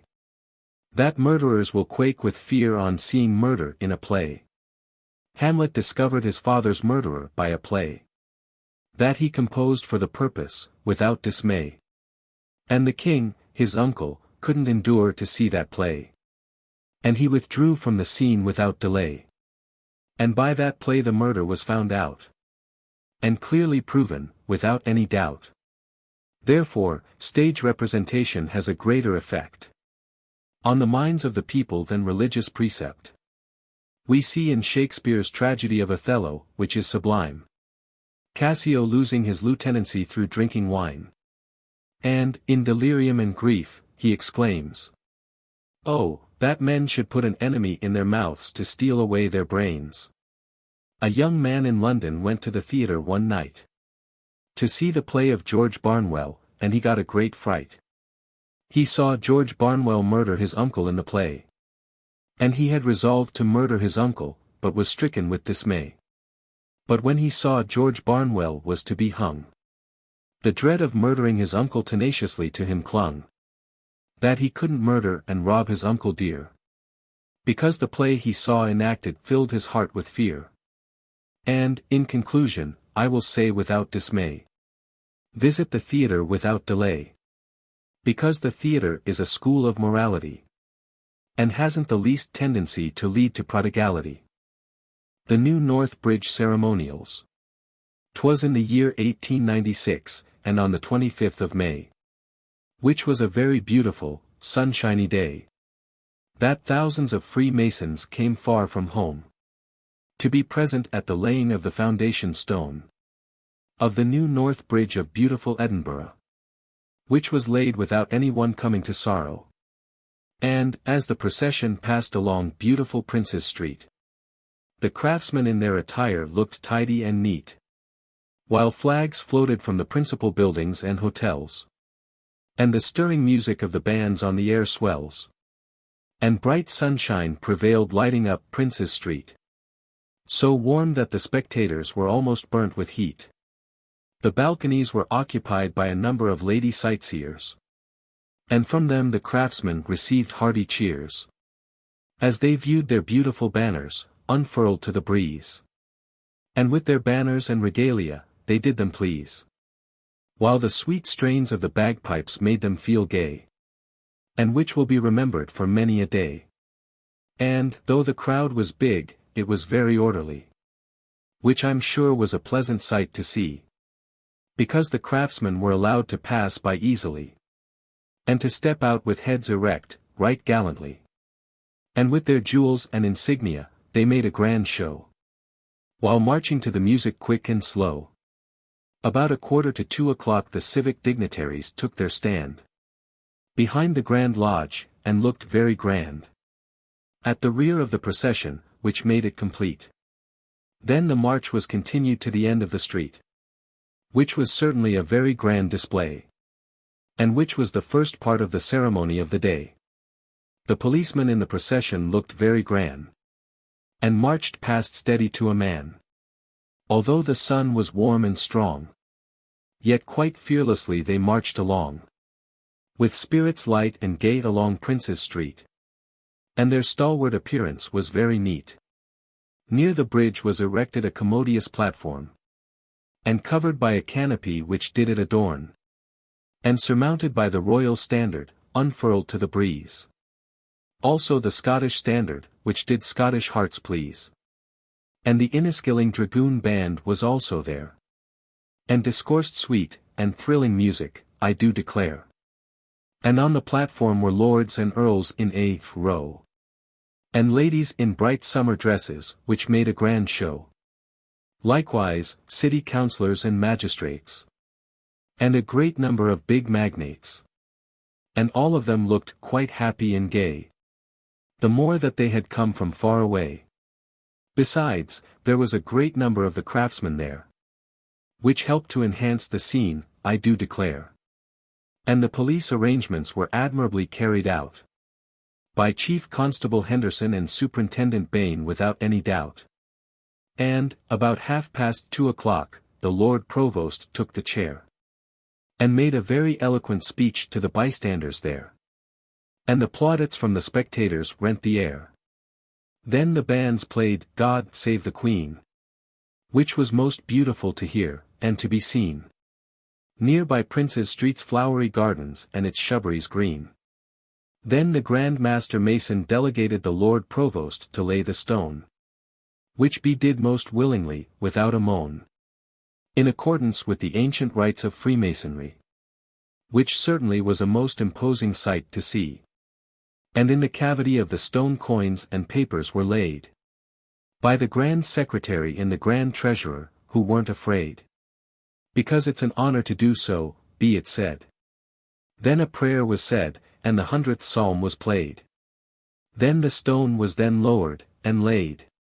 With 3 distinct stops during music by the band. Then the Lord Provost stepped forward with a silver trowel and mallet in hand. And gave the stone 3 gentle knocks. And the people, wishing to be nearer the platform, eagerly flocks.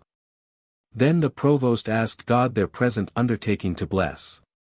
Hoping that the bridge in course of time would prove a success. And that God would protect the builders every day. So that every stone would be laid secure, without delay. Then the Merry Masons was played by the band. And really the scene was inspiring and grand. Then the ceremonial concluded with 3 hearty cheers. While the loud music from the bands deafens the bystanders' ears. Then the people dispersed quietly with spirits light and gay. Saying they would long remember 1896, and the 25th of May. The Edinburgh Lifeboat Procession, a fragment. It was on the 20th day of June, 1896. That the lifeboat procession took its stand. On Bruntfield links so grand. With Councillor Watterson in command. To see them was a sight most grand. Which was good enough for the noblest in the land. Their banners were most beautiful to be seen. And the silk they were made of was of the finest green. Then the bands were most lovely to hear. Who the people often did cheer. And when the procession did advance. It was quite enough to make you dance. In the park it was lovely to see. How the people did dance in their glee. When the lifeboat was launched on the loch. The money came largely, of course. Colinton Dell and its surroundings. Ye lovers of the picturesque, away. Away. To the beautiful dell of Colinton, and have a holiday. And bask in the sunshine and inhale the pure air. Emanating from the beautiful trees and shrubberies there. There the butterfly and the bee can be seen on the wing. And with the singing of the birds the dell doth ring. While the innocent trout do sport and play. In the pools of water all the day. Therefore, lovers of the beautiful and who are fond of recreation. Go visit the dell of Colinton without hesitation. And revel among the scenery on a fine summer day. And it will elevate your spirits, and make you feel gay.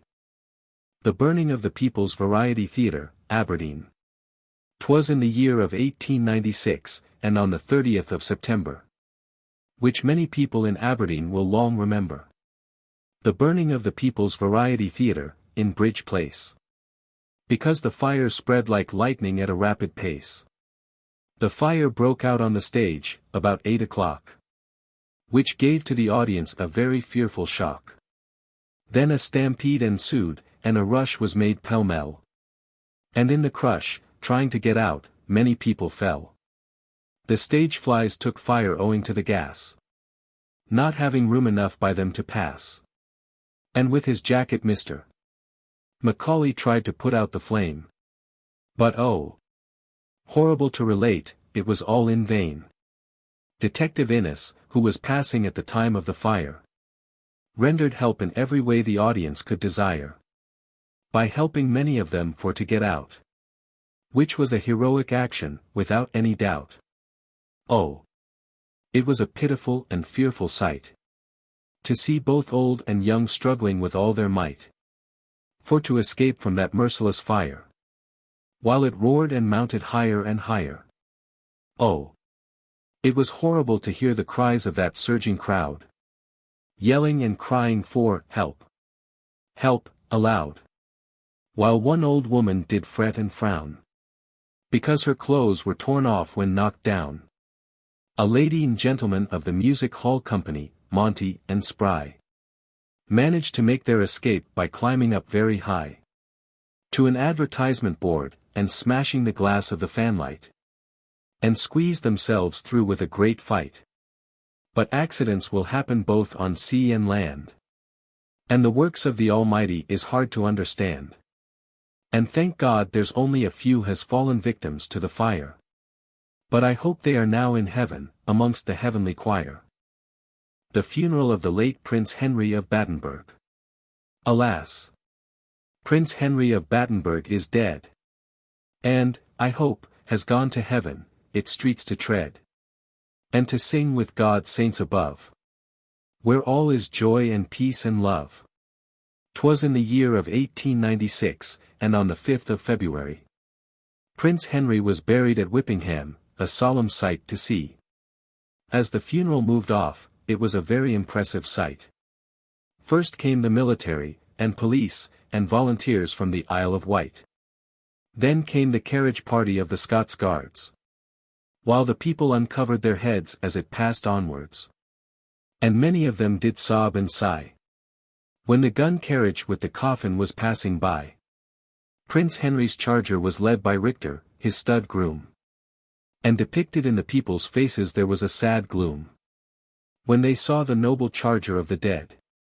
It seemed that all joy from them had fled. The Queen's carriage was followed by the Princess of Wales, and other princesses. All clad in gorgeous mourning dresses. And there was a number of military representatives, which enhanced the scene. And as the procession moved along it was solemn in the extreme. Her Majesty looked very sad and serene. Leaning back in her carriage could plainly be seen. And the carriage was drawn by a pair of greys in grand harness. And Her Majesty seemed to be in deep distress. By Her Majesty's side sat the Princess Beatrice. And the two younger Battenberg children, looking very nice.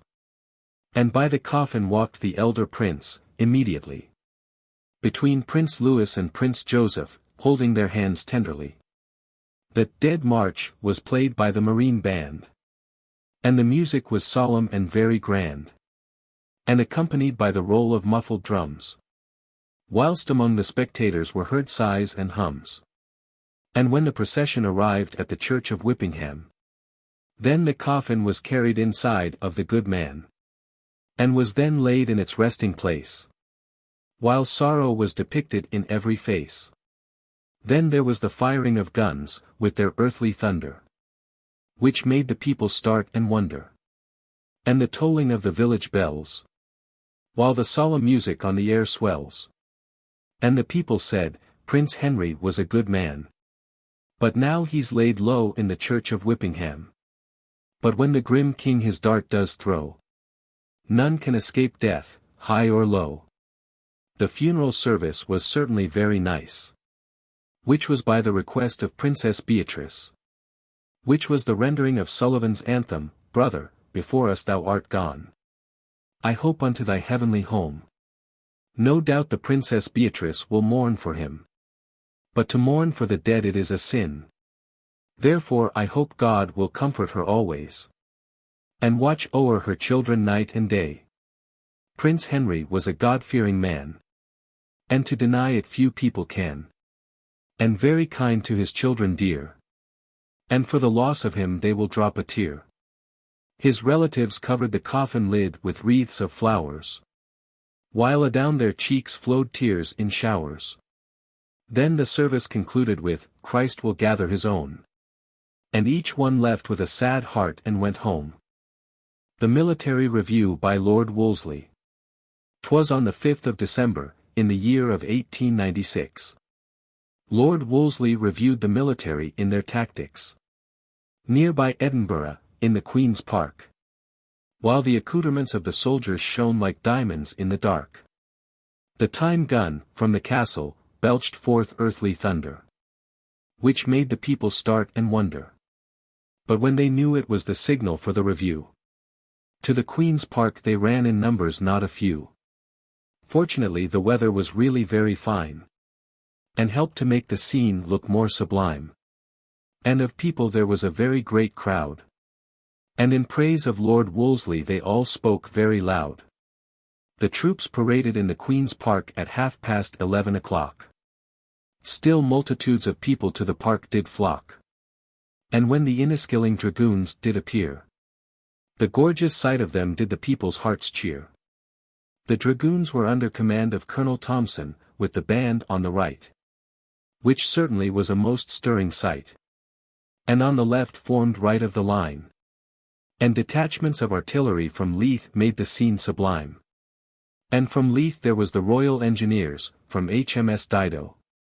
And they looked beautifully dressed up all in a row. And the LST Royal Scots looked very fine. Then on the left were the volunteer infantry in front of the line. Lord Wolseley by the centre staff rode along the line, with his spirits light while the sun did shine on the burnished arms of the soldiers in grand array, while he seemed to be highly pleased with their grand display. Then preparations were made for the march past. First came the headquarters staff Captain Elliot riding very fast. Then came Lieutenant Smith and Captain Pollock. Also Colonel Street, Patton and Rooke, and General Chapman all in a flock, who alone of the number saluted with his sword, while the spectators in admiration spoke not a word. Then followed the dragoons in squadrons at the walk, bearing lances, while followed contingents of artillery, and Royal Engineers at their back. Then followed the Royal Scots, while their pipes loudly thrums, and most beautiful their band played Dumbarton's drums. The last movement of all was an advance of the whole line, which Lord Wolseley declared was really very fine. Then the Royal Scots band played Blue Bonnets over the border. Then the line halted and gave the general salute in good order. And that concluded the military review for the day. And the spectators returned to their homes with spirits light and gay. I wish success to Lord Wolseley, for he's a good man. And to deny it there's few people can. Because he is a great military commander. And as brave as the great Alexander. An ode to the immortal bard of Ayr, Robert Burns. Ye sons of Scotland, my heart often mourns when I think of the treatment of Robert Burns. Because, while he was living, the people unto him were seldom giving. Alas, by the people, you were neglected, which caused your spirits to be dejected, and made thee in agony, for to groan, with hunger and sorrow, sad and forlorn. Oh, pity the sorrows of a poor poet, when in want of bread, and help him while living, for he requires no help when he's dead. Immortal Robert Burns of Ayr. There's but few poets can with you compare. Some of your poems and songs are very fine. To Mary in heaven is most sublime. And, then again, in your Cotter's Saturday Night, your genius there does shine most bright, and fills the readers' hearts with delight, as pure as the dewdrops of night. Your Tam O'Shanter is very fine, funny, racy, and divine. And from John O'Groats to Dumfries, all critics consider it to be a masterpiece. And, also, you have said the same. Therefore you are not to blame. And in my own opinion both you and them are right. For your genius there does sparkle bright, like unto the stars of night, which I most solemnly declare to thee, immortal bard of Ayr. Your banks and braes of bonny Doon are sweet and melodious in its tune, because the poetry is moral and sublime. And in my opinion nothing can be more fine. Your Scots Whae why Wallace bled is most beautiful to hear sung or read. For your genius there does shine bright, and fills Scots' hearts with delight. Immortal bard of Ayr, I must conclude my muse. And to write in praise of thee my pen does not refuse. For you were a mighty poet, few could with you compare. And also an honour to Scotland. For your genius it is fair. The Queen's Diamond Jubilee Celebrations. 'Twas in the year of 1897, and on the 22nd of June. Her Majesty's Diamond Jubilee in London caused a great boom, because high and low came from afar to see the grand celebrations at Her Majesty's Diamond Jubilee. People were there from almost every foreign land, which made the scene really imposing and grand. Especially the Queen's carriage, drawn by 8 coloured bays. And when the spectators saw it joyous shouts they did raise. Oh! It was a most gorgeous sight to be seen. Numerous foreign magnates were there for to see the Queen. And to the vast multitude there of women and men, Her Majesty for 2 hours showed herself to them. The head of the procession looked very grand. A party of the Horse Guards with their gold-belaced band, which also headed the procession of the colonial states. While slowly they rode on until opposite the palace gates. Then the sound of the national anthem was heard quite clear. And the sound the hearts of the mighty crowd it did cheer, as they heard the loyal hymning on the morning air. The scene was most beautiful and surpassing fair. On the housetops thousands of people were to be seen, all in eager expectation of seeing the Queen. And all of them seemed to be happy and gay, which enhanced the scene during the day. And when Field Marshal Roberts in the procession passed by, the cheers from thousands of people arose very high. And to see him on his war horse was inspiring to see, because he rode his charger most splendidly. The natal-mounted troops were loudly cheered, they looked so grand. And also the London Irish Emerald Isle Band. Oh, it was a most magnificent sight to see. The Malta Militia and Artillery. And the Trinidad Artillery, and also bodies of infantry. And, as the crowd gazed thereon, it filled their hearts with glee. Her Majesty looked well considering her years. And from the vast crowd burst forth joyous cheers. And Her Majesty bowed to the shouts of acclamation, and smiled upon the crowd with a loving look of admiration. His Excellency Chon In Hun in his carriage was a great attraction. And his oriental garb seemed to give the people great satisfaction. While the two little Battenberg's carriage, as it drove along, received from the people cheering loud and long. And when the dragoon guards and the hussars filed past at the walk, then loudly in their praise the people did talk. And the cavalry took 40 minutes to trot past, while the spectators in silent wonder stood aghast. Her Majesty the Empress Frederick a great sensation made. She was one of the chief attractions in the whole cavalcade. And in her carriage was the Princess Louise, the Marchioness of Lorne, in a beautiful white dress, which did per person adorn. The scene in Piccadilly caused a great sensation. The grand decorations there were the theme of admiration. And the people in St. James Street were taken by surprise, because the lovely decorations dazzled their eyes.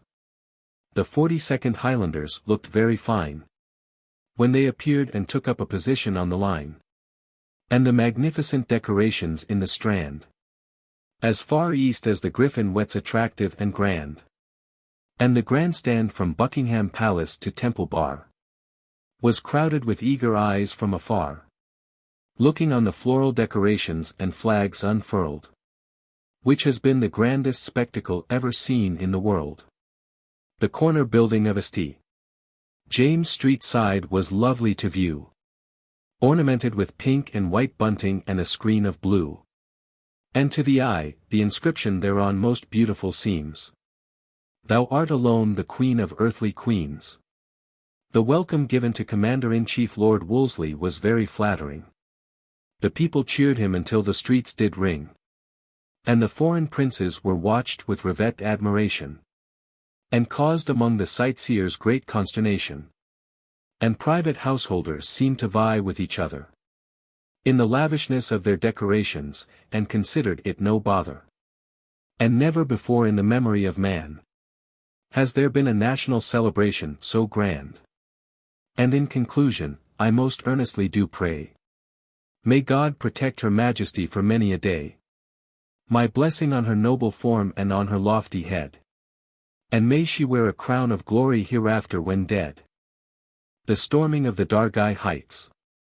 'Twas on the 20th of November, and in the year of 1897, that the cheers of the Gordon Highlanders ascended to heaven, as they stormed the Dargai Heights without delay, and made the Indian rebels fly in great dismay. Men of the Gordon Highlanders, Colonel Matthias said, now, my brave lads, who never were afraid, our general says you must take Dargai Heights today. So, forward, and charge them with your bayonets without dismay. Then with a ringing cheer, and at the word of command, they bounded after their leaders, and made a bold stand. And, dashing across the open ground with their officers at their head, they drove the enemy from their position without any dread. In that famous charge it was a most beautiful sight to see the regimental pipers playing with all their might. But, alas! One of them was shot through both ankles, and fell to the ground. But still he played away while bullets fell on every side around. Oh! It must have been a gorgeous sight that day, to see 2,000 Highlanders dressed up in grand array, and to hear the pibroch sounding loud and clear, while the Highlanders rushed upon the foe with a loud cheer. The Gordon Highlanders have gained a lasting fame, which for ages to come will long remain. The daring gallantry they displayed at the storming of Dargai, which will be handed down to posterity. Methinks I see that gallant and heroic band, when brave Colonel Matthias gave them the command, as they rushed upon the rebel horde, which was their desire, without the least fear through a sheet of fire. Then the rebels fled like frightened sprites, and the British were left masters of the Dargai heights. But, alas! Brave Captain Robinson was mortally wounded and cut down, and for his loss many tears from his comrades fell to the ground. Success to the Gordon Highlanders wherever they go. May they always be enabled to conquer the foe, and may God guard them always in the fight, and give them always strength to put their enemies to flight. Calamity in London, family of 10 burned to death. 'Twas in the year of 1897, and on the night of Christmas Day, that 10 persons' lives were taken away by a destructive fire in London, at No. 9 Dixie Street. Alas! So great was the fire, the victims couldn't retreat. In Dixie Street, No. 9, it was occupied by 2 families, who were all quite happy, and sitting at their ease. One of these was a labourer, David Barber, and his wife, and a dear little child, he loved as his life. Barber's mother and 3 sisters were living on the ground floor, and in the upper 2 rooms lived a family who were very poor, and all had retired to rest, on the night of Christmas Day, never dreaming that by fire their lives would be taken away.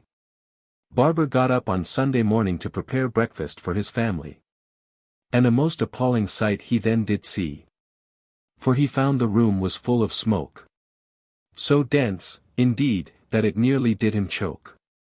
Then fearlessly to the room door he did creep, and tried to arouse the inmates, who were asleep, and succeeded in getting his own family out into the street. And to him the thought thereof was surely very sweet. And by this time the heroic Barber's strength was failing, and his efforts to warn the family upstairs were unavailing. And, before the alarm was given, the house was in flames, which prevented anything being done, after all his pains. Oh! It was a horrible and heartrending sight, to see the house in a blaze of lurid light, and the roof fallen in, and the windows burnt out. Alas! 'Tis pitiful to relate, without any doubt. Oh, heaven! 'Tis a dreadful calamity to narrate, because the victims have met with a cruel fate. Little did they think they were going to lose their lives by fire. On that night when to their beds they did retire, it was some time before the gutted house could be entered in. Then to search for the bodies the officers in charge did begin, and a horrifying spectacle met their gaze, which made them stand aghast in a fit of amaze. Some time before the firemen arrived, 10 persons of their lives had been deprived by the choking smoke, and merciless flame, which will long in the memory of their relatives remain. Oh, heaven! It was a frightful and pitiful sight to see 7 bodies charred of the Jarvis family, and Mrs. Jarvis was found with her child, and both carbonised. And as the searchers gazed thereon they were surprised, and these were lying beside the fragments of the bed, and in a chair the 10th victim was sitting dead. Oh, horrible! Oh, horrible! What a sight to behold! The charred and burnt bodies of young and old. Good people of high and low degree. Oh! Think of this sad catastrophe. And pray to God to protect ye from fire. Every night before to your beds ye retire. The Battle of Bannockburn. Ye sons of Great Britain, pray list to me.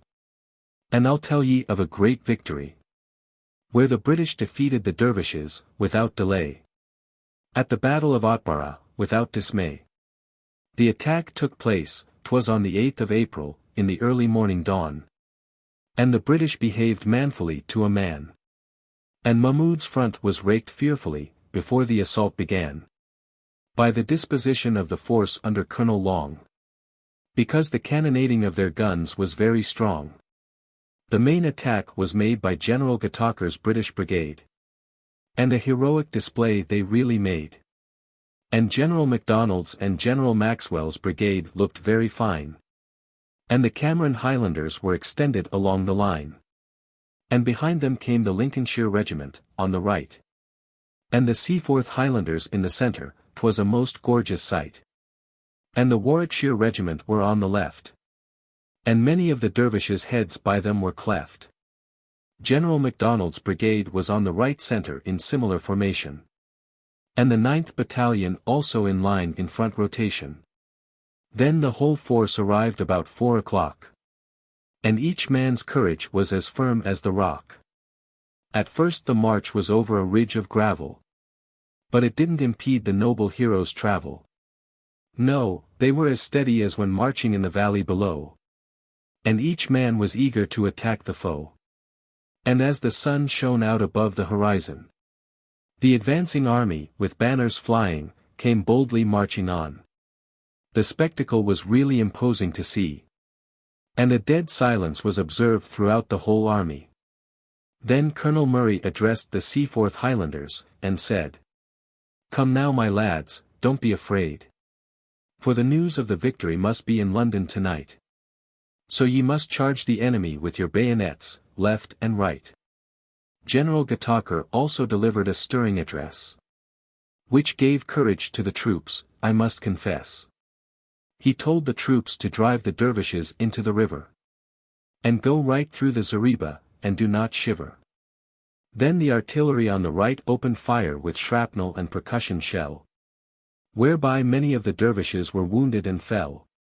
And the cannonading raked the whole of the dervishes' camp, and did great execution, which to Mahmud and his followers has been a great retribution. Then the artillery ceased fire, and the bugles sounded the advance. And the Cameron Highlanders at the enemy were eager to get a chance. So the pipers struck up the march of the Cameron men, which reminded them of the ancient Camerons marching o'er mountain and glen. The business of this regiment was to clear the front with a rifle fire, which to their honour, be it said, was their greatest desire. Then there was a momentary pause until they reached the zareba. Then the dervishes opened fire on them, but it did not them awe. And with their pipes loudly sounding, and one ringing cheer, then the Cameron Highlanders soon did the zareba clear. And right through the dervish camp they went without dismay, and scattered the dervishes across the desert, far, far away. Then the victory was complete, and the British gave 3 cheers, while adown their cheeks flowed burning tears, for the loss of their commanders and comrades who fell in the fray, which they will remember for many a day. Captain Urquhart's last words were, "Never mind me my lads, fight on." While, no doubt, the Cameron Highlanders felt woebegone for the loss of their brave captain, who was foremost in the field. Death or glory was his motto, rather than yield. There have been 4,000 prisoners taken, including Mahmud himself, who is very fond of dancing girls, likewise drink and pelf. Besides 3,000 of his followers have been found dead. And the living are scattered o'er the desert with their hearts full of dread. Long life and prosperity to the British Army. May they always be able to conquer their enemies by land and by sea. May God enable them to put their enemies to flight, and to annihilate barbarity, and to establish what is right. The burial of Mr. Gladstone, the great political hero. Alas! The people now do sigh and moan for the loss of William Ewart Gladstone, who was a very great politician and a moral man. And to gainsay it there's few people can. 'Twas in the year of 1898, and on the 19th of May, when his soul took its flight for ever and aye, and his body was interred in Westminster Abbey. But I hope his soul has gone to that heavenly shore, where all trials and troubles cease for evermore. He was a man of great intellect and genius bright, and ever faithful to his queen by day and by night, and always foremost in a political fight. And for his services to mankind, God will him requite. The funeral procession was affecting to see. Thousands of people were assembled there, of every degree. And it was almost 11 o'clock when the procession left Westminster Hall. And the friends of the deceased were present, physicians and all. A large force of police was also present there. And in the faces of the spectators there was a pitiful air. Yet they were orderly in every way.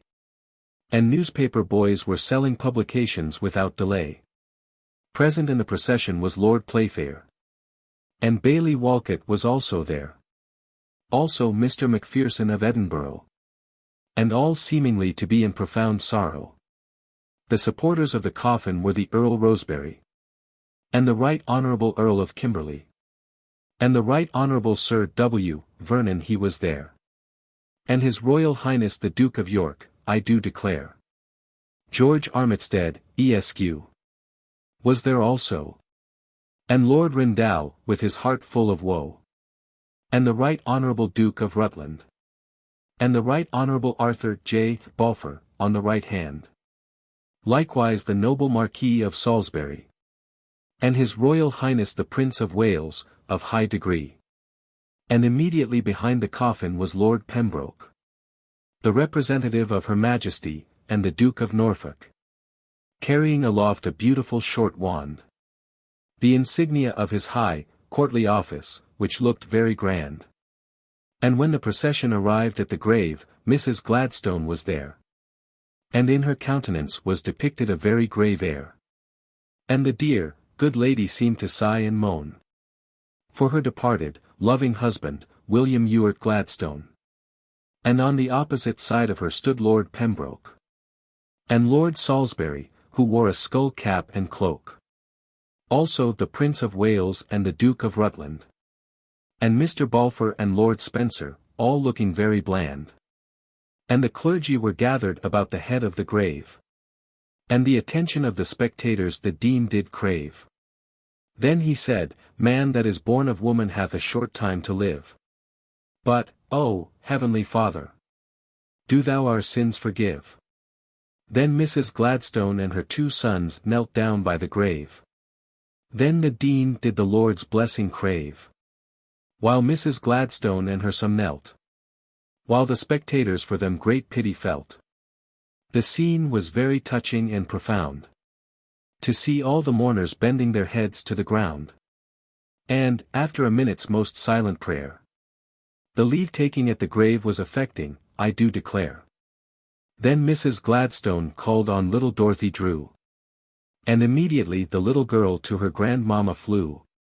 And they both left the grave with their heads bowed down, while tears from their relatives fell to the ground. Immortal William Ewart Gladstone, I must conclude my muse. And to write in praise of thee my pen does not refuse.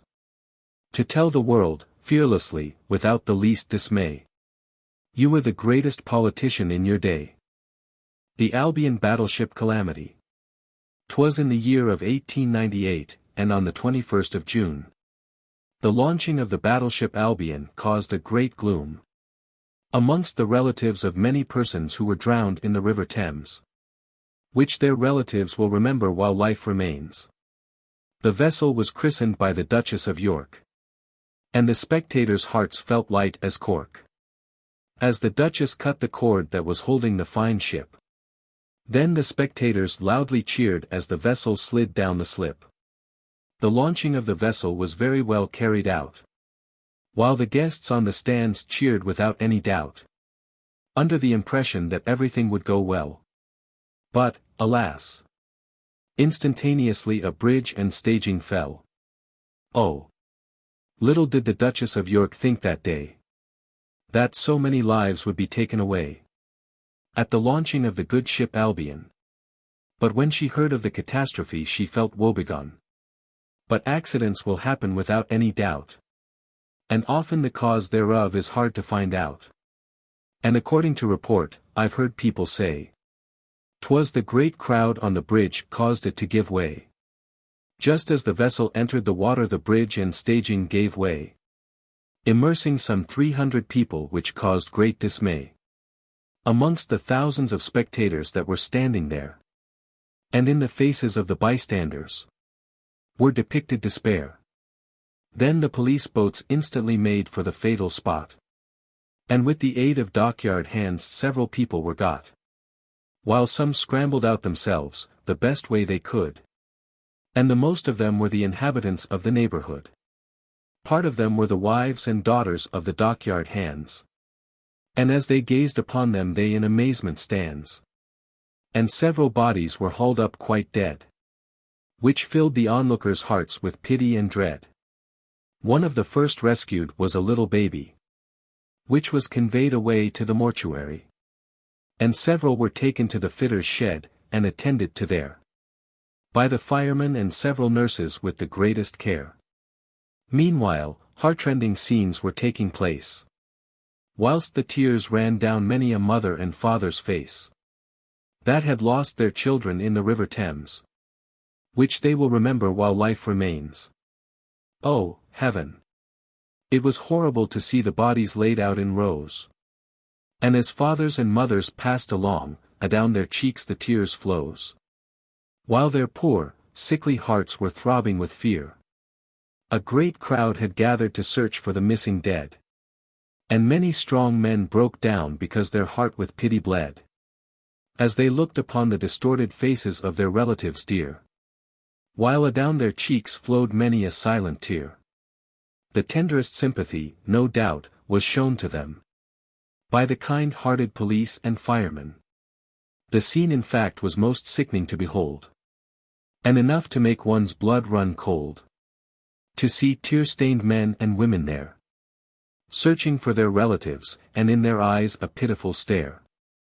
There's one brave man in particular I must mention, and I'm sure he's worthy of the people's attention.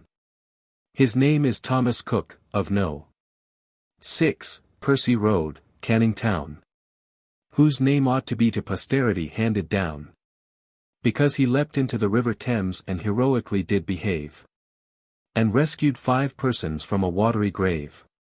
Mr. Wilson, a young electrician, got a terrible fright.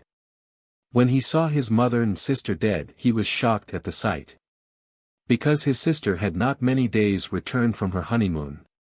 And in his countenance, alas, there was a sad gloom. Her Majesty has sent a message of sympathy to the bereaved ones in distress. And the Duke and Duchess of York have sent 25 guineas I must confess, and £1,000 from the directors of the Thames Ironworks and Shipbuilding Company, which I hope will hope to fill the bereaved ones' hearts with glee. And in conclusion I will venture to say that accidents will happen by night and by day. And I will say without any fear, because to me it appears quite clear that the stronger we our houses do build, the less chance we have of being killed. The disastrous fire at Scarborough. 'Twas in the year of 1898, and on the 8th of June, a mother and 6 children met with a cruel doom in one of the most fearful fires for some years past. And as the spectators gazed upon them they stood aghast. The fire broke out in a hairdresser's, in the town of Scarborough. And as the fire spread it filled the people's hearts with sorrow. But the police and the fire brigade were soon on the ground. Then the hose and reel were quickly sent round. Oh!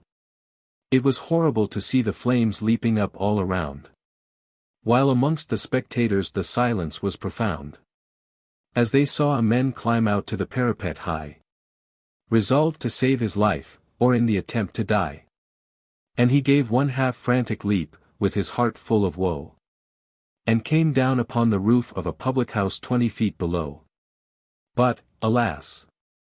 He slipped and fell through the skylight, and received cuts and bruises. Oh, what a horrible sight! He was the tenant of the premises, Mr. Brooks. And for his wife and family he inquires, with anxious looks. But no one could tell him, it did appear. And when told so adown his cheeks flowed many a tear. He had been sleeping by himself on the second floor. When suddenly alarmed, he thought he'd make sure, and try to escape from the burning pile with his life, and try and save his family and his wife. The fire brigade played on the first door with great speed. But the flames had very inflammable fuel upon which to feed, so that the fire spread with awful rapidity. And in 20 minutes the building was doomed to the 4th story. The firemen wrought with might and main, but still the fire did on them gain, that it was 2 hours before they could reach the 2nd floor. The heat being so intense they could scarcely it endure. And inside all the time a woman and 6 children were there. And when the firemen saw them, in amazement they did stare. The sight that met their eyes made them for to start. Oh, heaven! The sight was sufficient to rend the strongest heart. For there was Mrs. Brooks stretched dead on the floor, who had fallen in trying her escape for to procure. She was lying with one arm over her 10 months old child. And her cries for help, no doubt, were frantic and wild. And part of her arm was burned off as it lay above the child she was trying to shield, which shows a mother's love. For the baby's flesh was partly uninjured by the flames, which shows that the loving mother had endured great pains. It, however, met its death by suffocation. And as the spectators gazed thereon, it filled their hearts with consternation. The firemen acted heroically, without any dread. And when they entered the back premises they found the 6 children dead. But Mr. Brooks, 'tis said, is still alive. And I hope for many years he will survive. Oh, heaven! It is cruel to perish by fire. Therefore let us be watchful before to our beds we retire, and see that everything is in safe order before we fall asleep. And pray that God o'er us in the night watch will keep. The Battle of Omdurman. Ye sons of Great Britain, come join with me and King in praise of the gallant British army, that behaved right manfully in the Soudan, at the great Battle of Omdurman.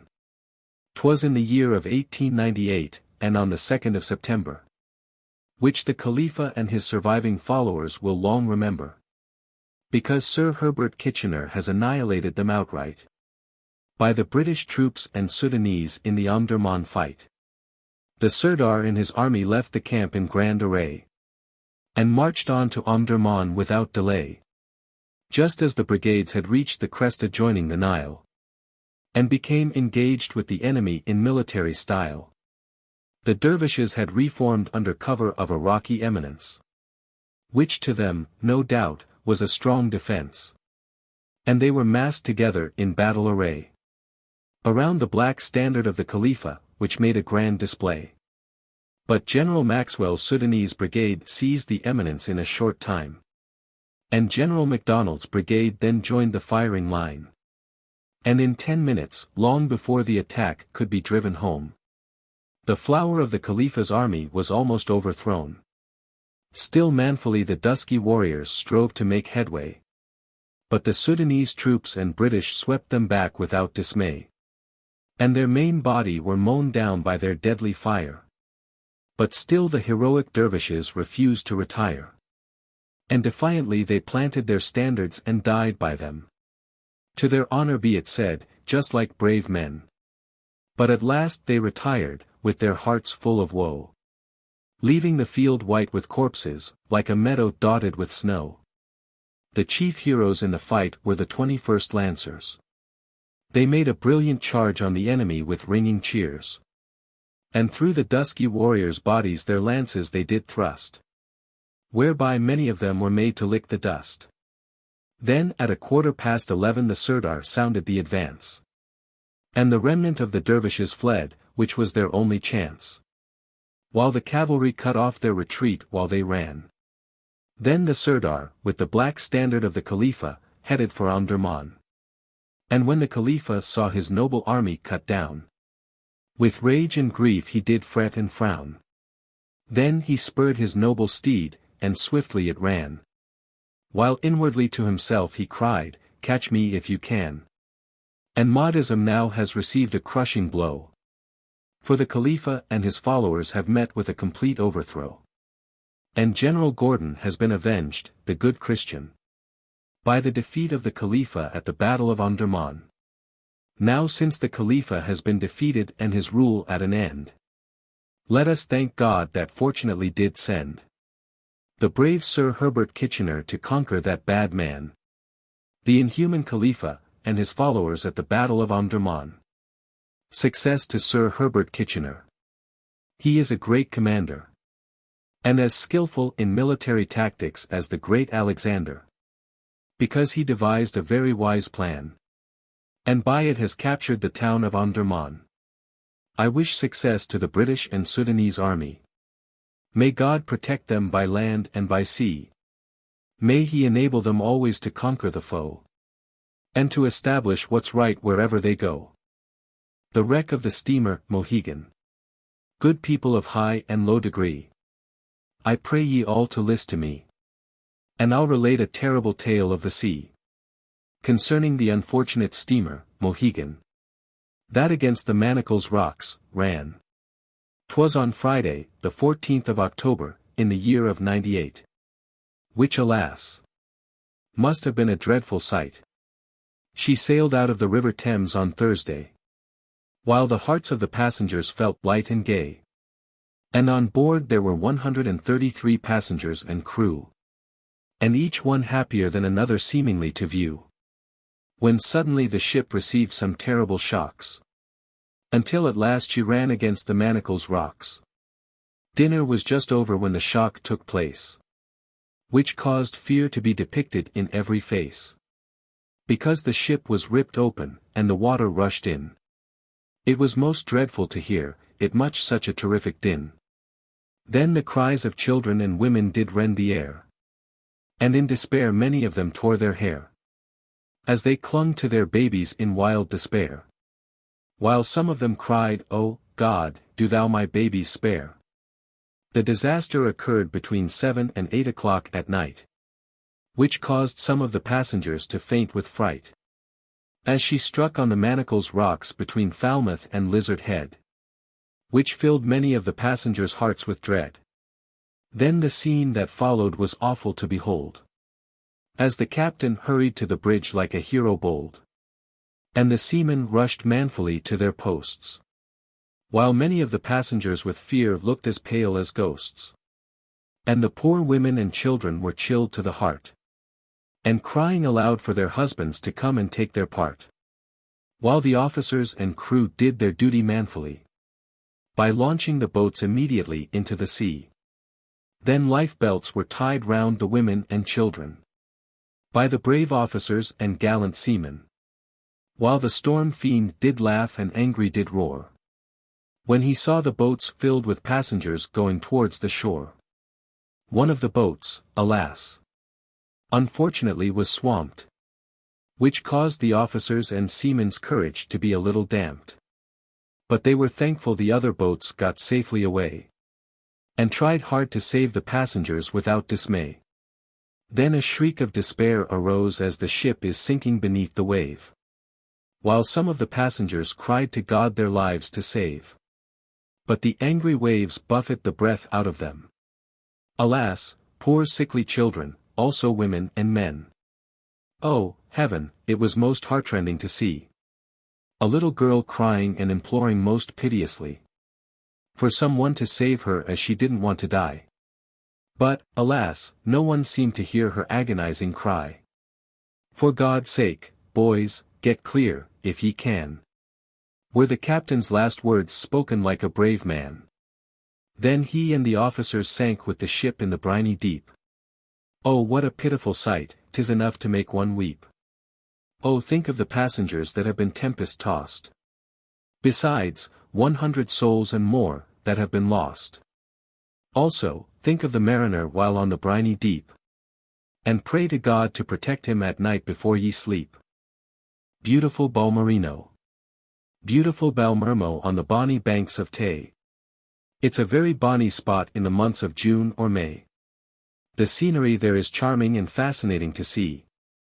Especially the surroundings of the old abbey, which is situated in the midst of trees on a rugged hill, which visitors can view at their own free will. And the trees and shrubberies are lovely to view.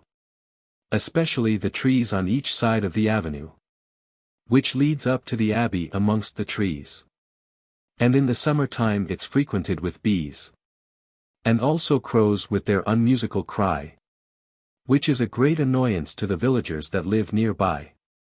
And there in the summer season the mavis sings. And with her charming notes the woodland rings. And the sweet-scented zephyrs is borne upon the gale, which is most refreshing and invigorating to inhale. Then there's the stately castle of Balmerino, situated in the midst of trees, a magnificent show. And bordering on the banks the Silvery Tay, where visitors can spend a happy holiday, as they view the castle and scenery around. It will help to cheer their spirits, I'll be bound. And if they wish to view Wormit Bay, they can walk along the braes the Silvery Tay. The Execution of James Graham, Marquis of Montrose, historical poem. 'Twas in the year of 1650, and on the 21st of May. The city of Edinburgh was put into a state of dismay by the noise of drums and trumpets, which on the air arose. That the great sound attracted the notice of Montrose, who inquired at the captain of the guard the cause of it. Then the officer told him, as he thought most fit, that the Parliament dreading an attempt might be made to rescue him.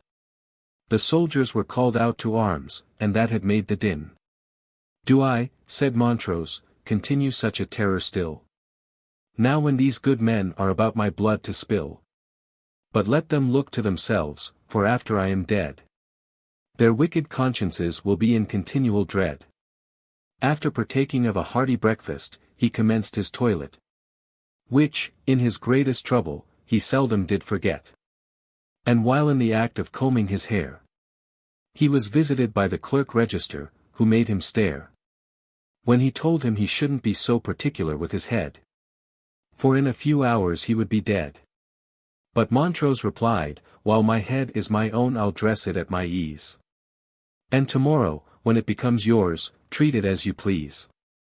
He was waited upon by the magistrates of the city. But, alas! For him they had no pity. He was habited in a superb cloak, ornamented with gold and silver lace. And before the hour of execution an immense assemblage of people were round the place. From the prison, bareheaded, in a cart, they conveyed him along the Watergate to the place of execution on the High Street, where about 30,000 people did wait. Some crying and sighing, a most pitiful sight to see. All waiting patiently to see the executioner hang Montrose, a man of high degree. Around the place of execution, all of them were deeply affected. But Montrose, the noble hero, seemed not the least dejected. And when on the scaffold he had, says his biographer Wishart, such a grand air and majesty, which made the people start. As the fatal hour was approaching when he had to bid the world adieu, he told the executioner to make haste and get quickly through. But the executioner smiled grimly, but spoke not a word. Then he tied the book of Montrose's wars round his neck with a cord. Then he told the executioner his foes would remember him hereafter. And he was as well pleased as if his majesty had made him Knight of the Garter. Then he asked to be allowed to cover his head. But he was denied permission, yet he felt no dread. He then asked leave to keep on his cloak, but was also denied, which was a most grievous stroke. Then he told the magistrates, if they could invent any more tortures for him, he would endure them all for the cause he suffered, and think it no sin. on arriving at the top of the ladder with great firmness. His heroic appearance greatly did the bystanders impress. Then Montrose asked the executioner how long his body would be suspended. 3 hours was the answer. But Montrose was not the least offended. Then he presented the executioner with 3 or 4 pieces of gold, whom he freely forgave, to his honor be it told, and told him to throw him off as soon as he uplifted his hands. While the executioner watched the fatal signal, and in amazement stands. And on the noble patriot raising his hands, the executioner began to cry. Then quickly he pulled the rope down from the gibbet on high, and around Montrose's neck he fixed the rope very gently. And in an instant the great Montrose was launched into eternity. Then the spectators expressed their disapprobation by general groan. And they all dispersed quietly, and wended their way home. And his bitterest enemies that sought his death that day, their hearts were filled with sorrow and dismay. Thus died, at the age of 38, James Graham, Marquis of Montrose, who was brought to a premature grave by his bitter foes.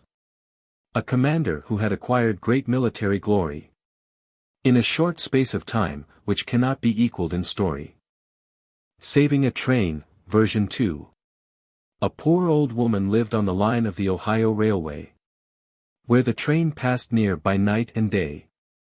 She was a widow, with only one daughter, who lived with her in a log hut near a deep gorge of water, which was spanned o'er from ridge to ridge by a strong metal railway bridge. And she supported herself by raising and selling poultry, likewise eggs and berries, in great variety. She often had to walk to the nearest town, which was many miles, but she seldom did frown. And there she sold her basket of produce right quickly, then returned home with her heart full of glee. The train passed by her hut daily to the town, and the conductor noticed her on the line passing down. He gave her a lift, poor soul, many a time, when he chanced to see her travelling along the line. The engine-man and brakesman to her were very good, and resolved to help her all they could, and thought they were not wronging the railway company by giving the old woman a lift when she felt weary. And by thinking so, they were quite right. For soon an accident occurred in the dead of night, which filled the old woman's heart with fright, when she heard the melted torrents of snow descending the night. Then the flood arose, and the railway bridge gave way, with a fearful crash and plash, horror and dismay, and fell into the seething and yawning gulf below, which filled the old woman's heart with woe, because in another half hour the train would be due. So the poor old woman didn't know what to do. And the rain fell in a flood, and the wind was howling, and the heavens above seemed angry and scowling. And alas, there was no telegraph along the line. And what could she do to warn the train in time? Because a light wouldn't live a moment in the rain. But to save the train she resolved to strain every vein. Not a moment was to be lost, so to work she went, and cut the cords of her bed in a moment. Then shouldered the side pieces and head pieces in all. Then shouted to her daughter to follow as loud as she could bawl. Then they climbed the steep embankment, and there fearlessly stood, and piled their furniture on the line near the roaring flood, and fired the dry combustibles, which blazed up bright, throwing its red light along the line, a weird-like sight. Then the old woman tore her red gown from her back, and tying it to the end of a stick she wasn't slack, then ran up the line, waving it in both hands, while before, with a blazing chair-post, her daughter stands. Then round a curve the red eye of the engine came at last, whilst the poor old woman and her daughter stood aghast. But, thank God, the engine stopped near the roaring fire, and the train was saved, as the old woman did desire. And such an old woman is worth her weight in gold, for saving the train be it told. She was a heroine, true and bold, which should be written on her tombstone in letters of gold.